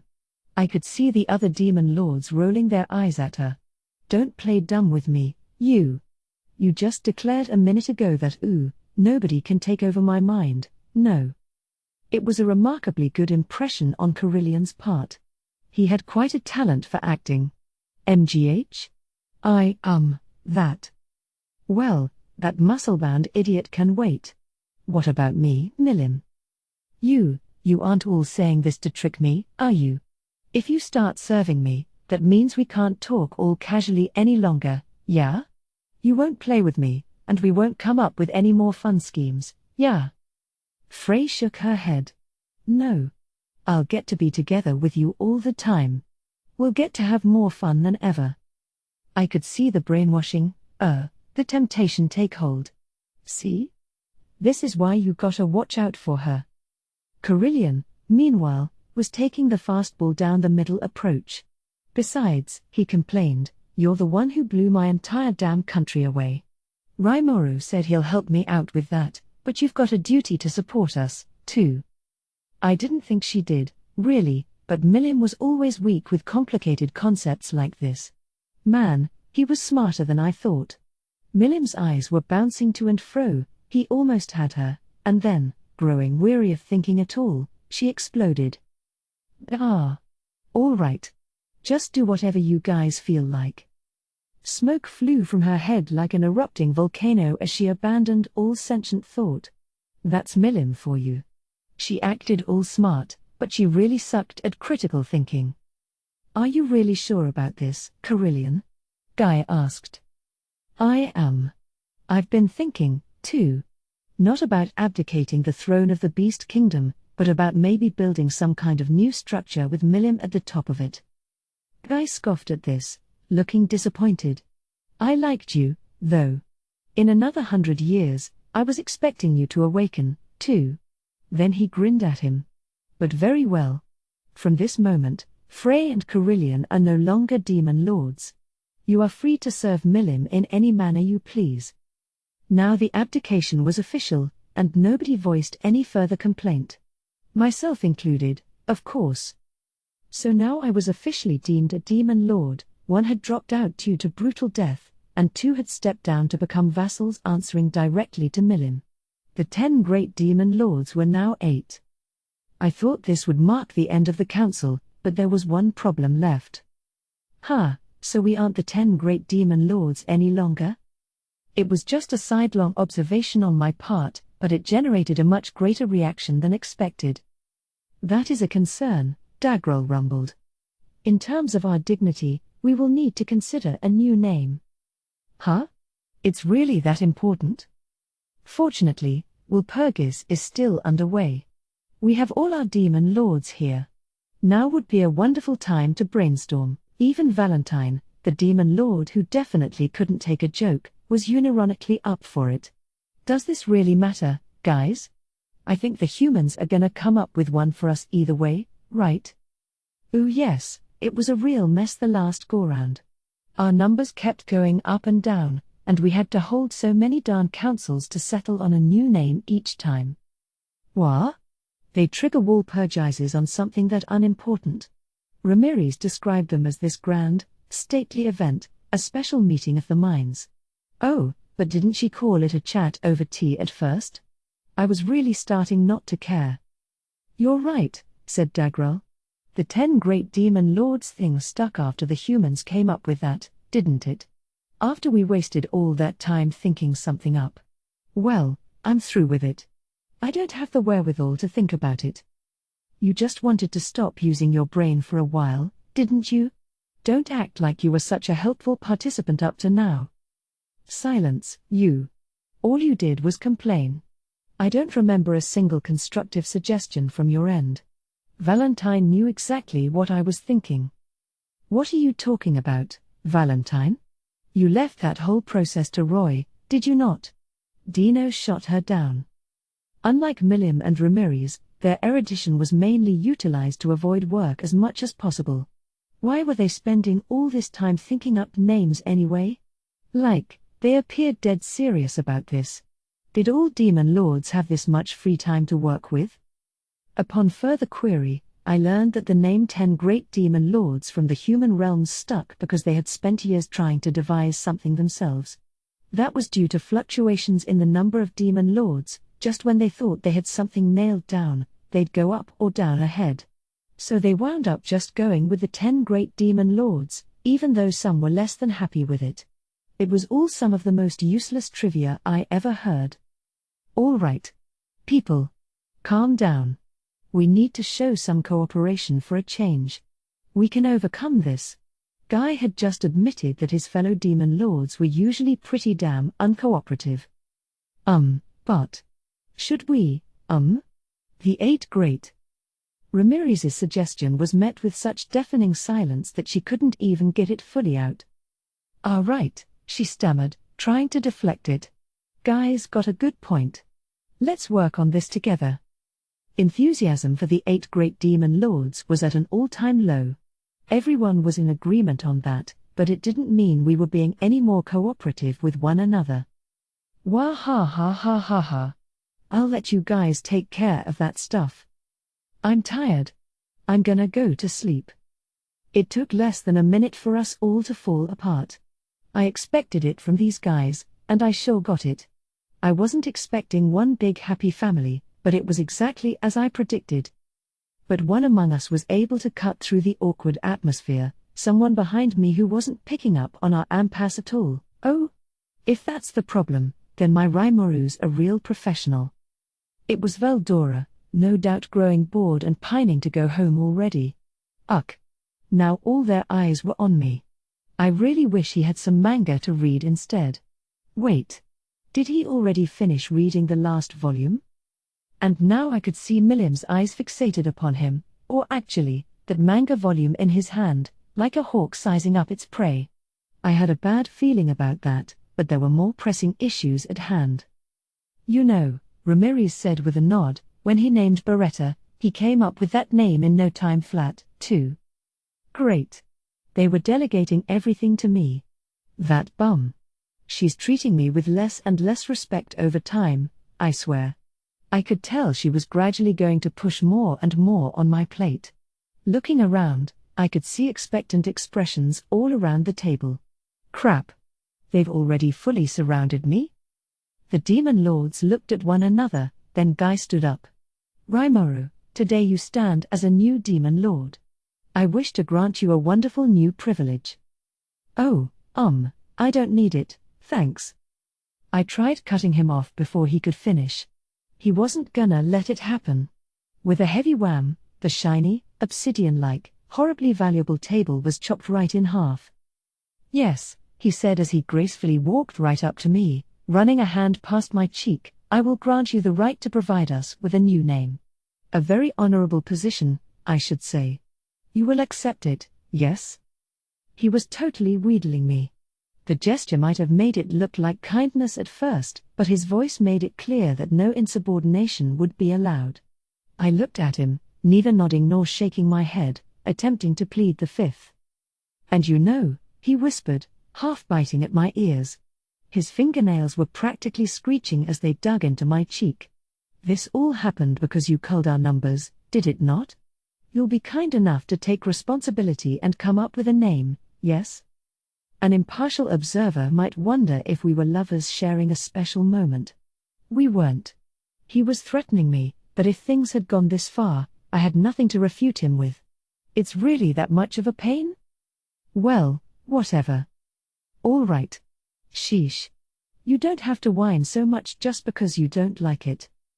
Resigning myself to my fate, I grudgingly took up the post. The looks of relief on my colleagues' faces spoke volumes. Some were even kicking back and accepting refills on their tea, like this was already over. Well, screw them.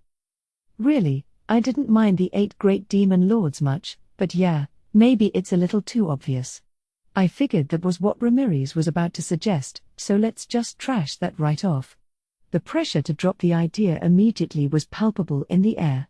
No way I wanted to have those frowning faces upon me. Which left?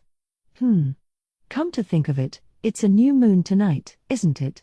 A night sky, full of beautiful twinkling stars. Hey, how about the octagram? You know, like an 8-pointed star. It was greeted by silence, the demon lords closing their eyes and scrutinizing the word. Then they all reopened them in unison. Settled, then. Quite lovely. See? I told ya. I just knew Rimuru would pull it off for us. Impressive. I can see Veldora's recommendation was an apt one. Humph. Well, so be it. Perhaps you are slightly talented. Dang. Just like that. Wow. Like, what was with all the trouble we had last time anyway? No negative feedback. Well, great. If anyone did voice a complaint, I was thinking I'd throw the job over to them instead. I don't know why Millim's acting like she engineered all this, though, and that's the question I'd want to ask you, Dino. What were you talking about all those times before? I had a lot of questions, but as a mature adult, I had the composure to just pretend my problems didn't exist. From this point forward, we would be feared and revered under a new name. We were called the Octagram. Lord of Darkness Guy Crimson, Demon. Destroyer Millim Never, Dragonoid. Labyrinth Master Ramiris, Pixie. Earthquake Dagrel, Giant.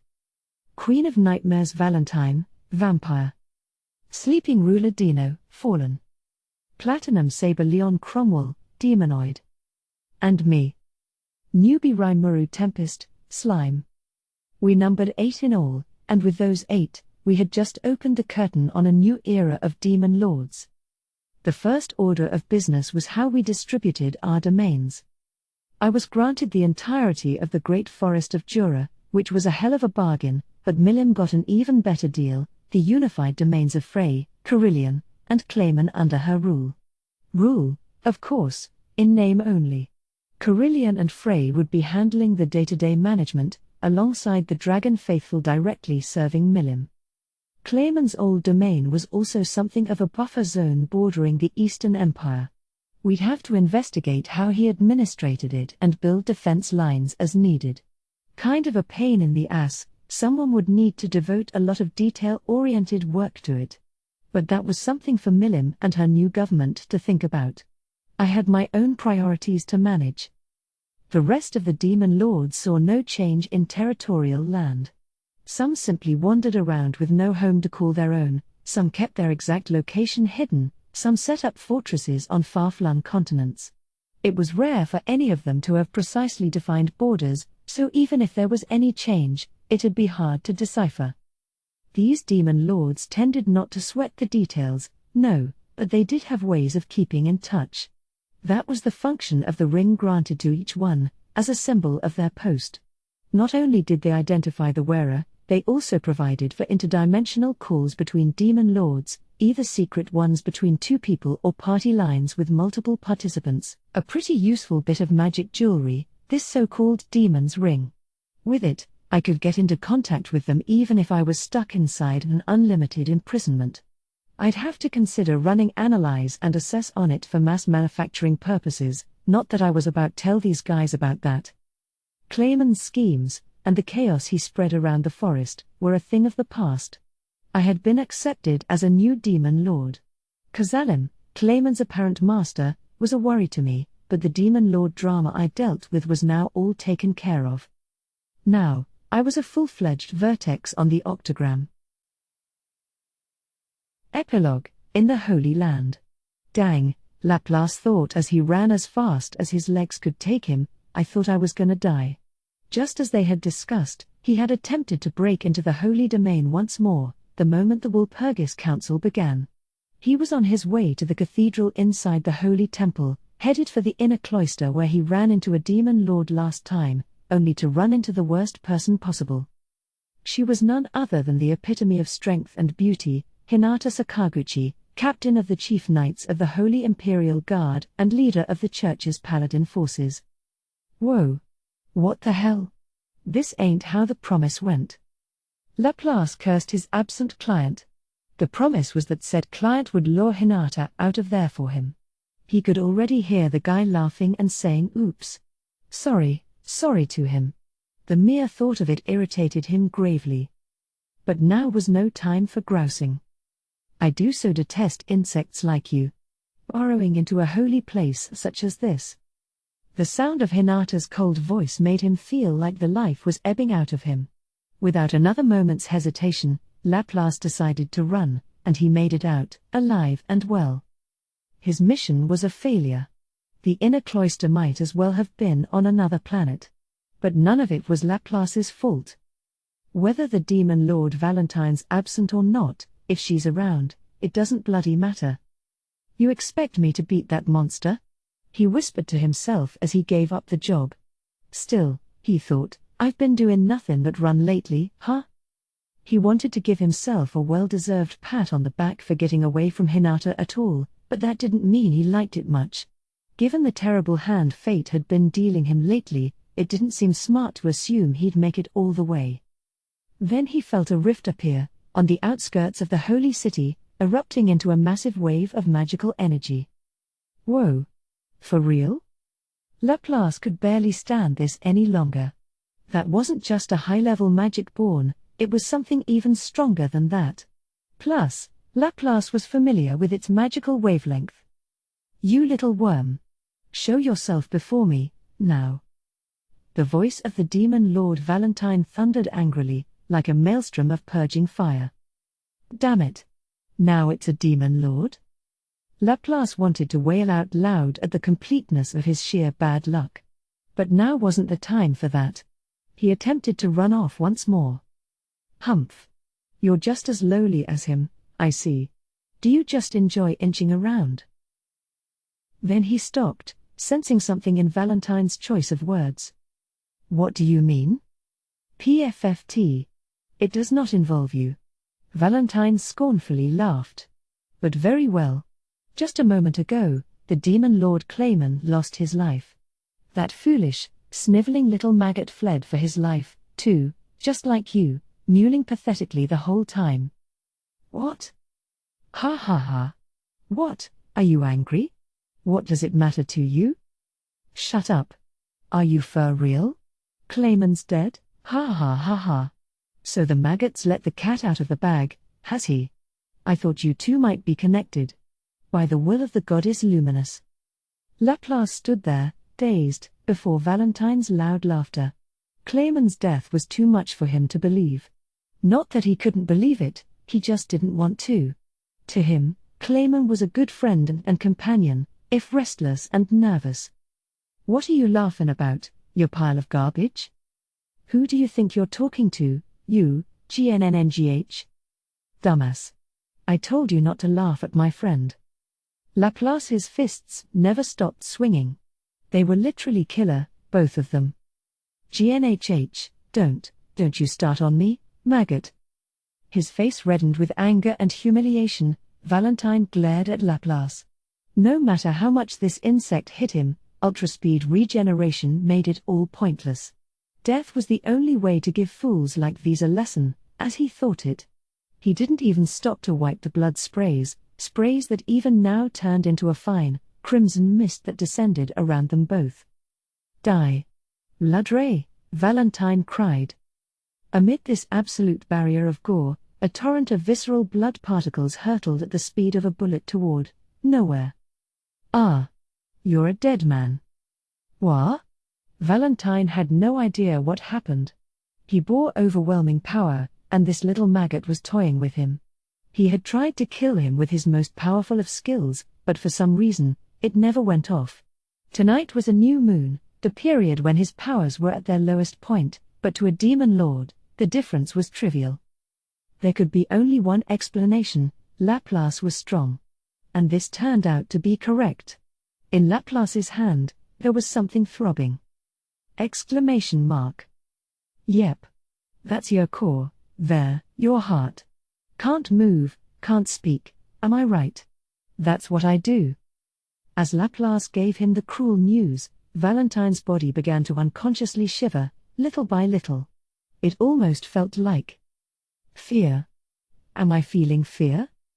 You were just a little late on the uptake there. But you got it now, yeah? I'm a strong one. Valentine's face turned pale, wincing in desperation. He realized that Laplace really did have his core in his hand. All was lost. The expression made Laplace whoop in crazed laughter as he crushed it with his fingers. The battle was decided in a single moment. Laplace didn't stop smiling for a while after. Ooh, Footman's not gonna like this. He had massacred all the guards who spotted him. Ooh, and Tear's probably gonna cry, too. He had attempted to flee straight out of there. And that's exactly why I'm laughing. Laughing at you, Clayman. For being such a perfect idiot. The crazed clown, in his estimation, had experienced exactly the death he deserved. Laplace wasn't angry, he wasn't crying, he was just laughing, in commemoration of a friend who would no longer laugh with him. Afterword. Hey! It's been a while. About 5 months since the previous volume. Yes, it's volume 6 of that time I got reincarnated as a slime, and it's time for the traditional afterword. This volume is the result of yet another epic battle between my editor, Mr. I, and me over what to write and what to cut out. Mr. I was a lot nicer to me back in volume 1, you know. I remember one conversation. You know, if you really don't like writing an afterword, it's okay if you don't. Really? Thanks a lot. I don't know what I should write in it. I'm just not very good at that kind of thing, so I really appreciate you saying that. However, flash forward to this volume. I'm putting the pages together, and it looks like we're gonna need about 8 pages of afterword. Huh? 8? Isn't that a lot? I mean, seriously, 8 pages is a crazy amount of afterword. You can see why I was aghast. Well, there's just no getting around it, I'm afraid. With the binding we're using, if we cut out all the blank pages, we won't have space for an afterword at all. Oh, okay, let's go with that. No. What are you talking about? I really need an afterword from you. Once upon a time, he gently whispered to me that he didn't need any afterword for volume 1. Where did that kindly Mr. I go? Sure, I look forward to the afterwords of novel series I have a thing for, but once you're the one writing them, you quickly defect to the don't need 'em crowd. That's one of my special, if distressingly awful, skills, the ability to freely change my mind based on my current perspective. I tried using that superpower to have Mr. I see things my way, but whether it means more pages or not, I've got to have you write it. The no afterword choice is not on the table. With a single roar from the editorial office, the option of skipping the afterword was crushed to oblivion. So I gave up, and after several more rounds of negotiation, we successfully managed to cut a couple pages. I tell you, though, it's starting to become a regular exchange between us. I think the page count's gonna go up a little this time, too. That's fine. Don't worry about it. Just keep on writing. And then there's the afterword on top of that. And here I was worried about the manuscript ballooning too much. This volume's already thicker than normal, and now I had to cough up more afterword pages. Mr. I must be nuts. By the way, when I submitted my first draft, Mr. I's first piece of feedback was, "The scene with censored isn't there, but what's up with that?" Ooh, well, the page count was going up too much, so I very reluctantly had to cut it out. You can't do that, can you? That's a really vital scene. Yeah, but there's nothing else I can cut out. Seriously, man, I don't want you worrying about cutting your own content. Just write it. When it comes to slime, we've decided to just let you write as much as you've got. Thanks to that, despite the first draft already being the longest manuscript in slime history, it wound up being expanded a good several thousand words more. In Japan, this series is published by GC Novels in the Shinshu format, which features 2 separate columns of text per page instead of one, so more can be crammed in. Thanks to that, I had already published the novel with the highest word count in GC history, but with this volume, I am now number 1 in page count, too. It's a new record. Mr. I crowed. I have no idea what he's aiming for with that. But anyway, the result of all that silly back and forth is Volume 6. It's thicker than anything that came before it, and I hope you've enjoyed it for a lot more than just its size. Now let's cover a bit of the content. As I mentioned in Volume 2, I'm the kind of guy who peruses the afterword first, so I just want to warn you that I'm not gonna be shy with spoilers ahead. Proceed at your own risk. I mentioned this topic in the afterword to Volume 5, but number 6 is full of original content not in the web version, too. It should be quite obvious from the table of contents, but this is the volume where Ramiris is recognized as a demon lord in name and deed, and the term Octagram is coined for the whole gang. Volumes 5 and 6 cover everything in Chapter 4 of the web series, the Birth of a Demon Lord arc, and given how Birth of a Demon Lord's events wouldn't even fill up all of Volume 5, you can see how almost everything in this book is new material. The exchanges Mr. 1 and 1 had about this were discussed in Volume 5, and I tried my best not to have the results read like a watered-down bottle of Culpis. Speaking of that content, well, as always, I'm running a large cast of characters. Perhaps readers of the web version have a head start, but if you're following the printed novels alone, it might be pretty tough going. If you think about it, though, this book has over twice the word count of your typical paperback light novel, so maybe it's not that bad, proportionally speaking. I wanted to fill it in with some illustrations, of course, so Mitzvah's put in a hell of an effort for me this time, too. All 10 demon lords, what? There's 11? Well, that's weird, show up in this volume, and I think they're all looking really cool. There was another heated battle between Mitzvah and Mr. I over how large to make the female characters' breasts, but that wasn't anything for me to get involved with. I'll have to wait for the final illustrations to see how the results of that debate turned out. Oops. Getting off track here. Thanks to those wonderful illustrations, though, I think they make it a lot easier to picture the cast in your mind. Regarding conflicts between the web and print versions, well, I think we're somehow managing to keep the overall story arc identical, you could say.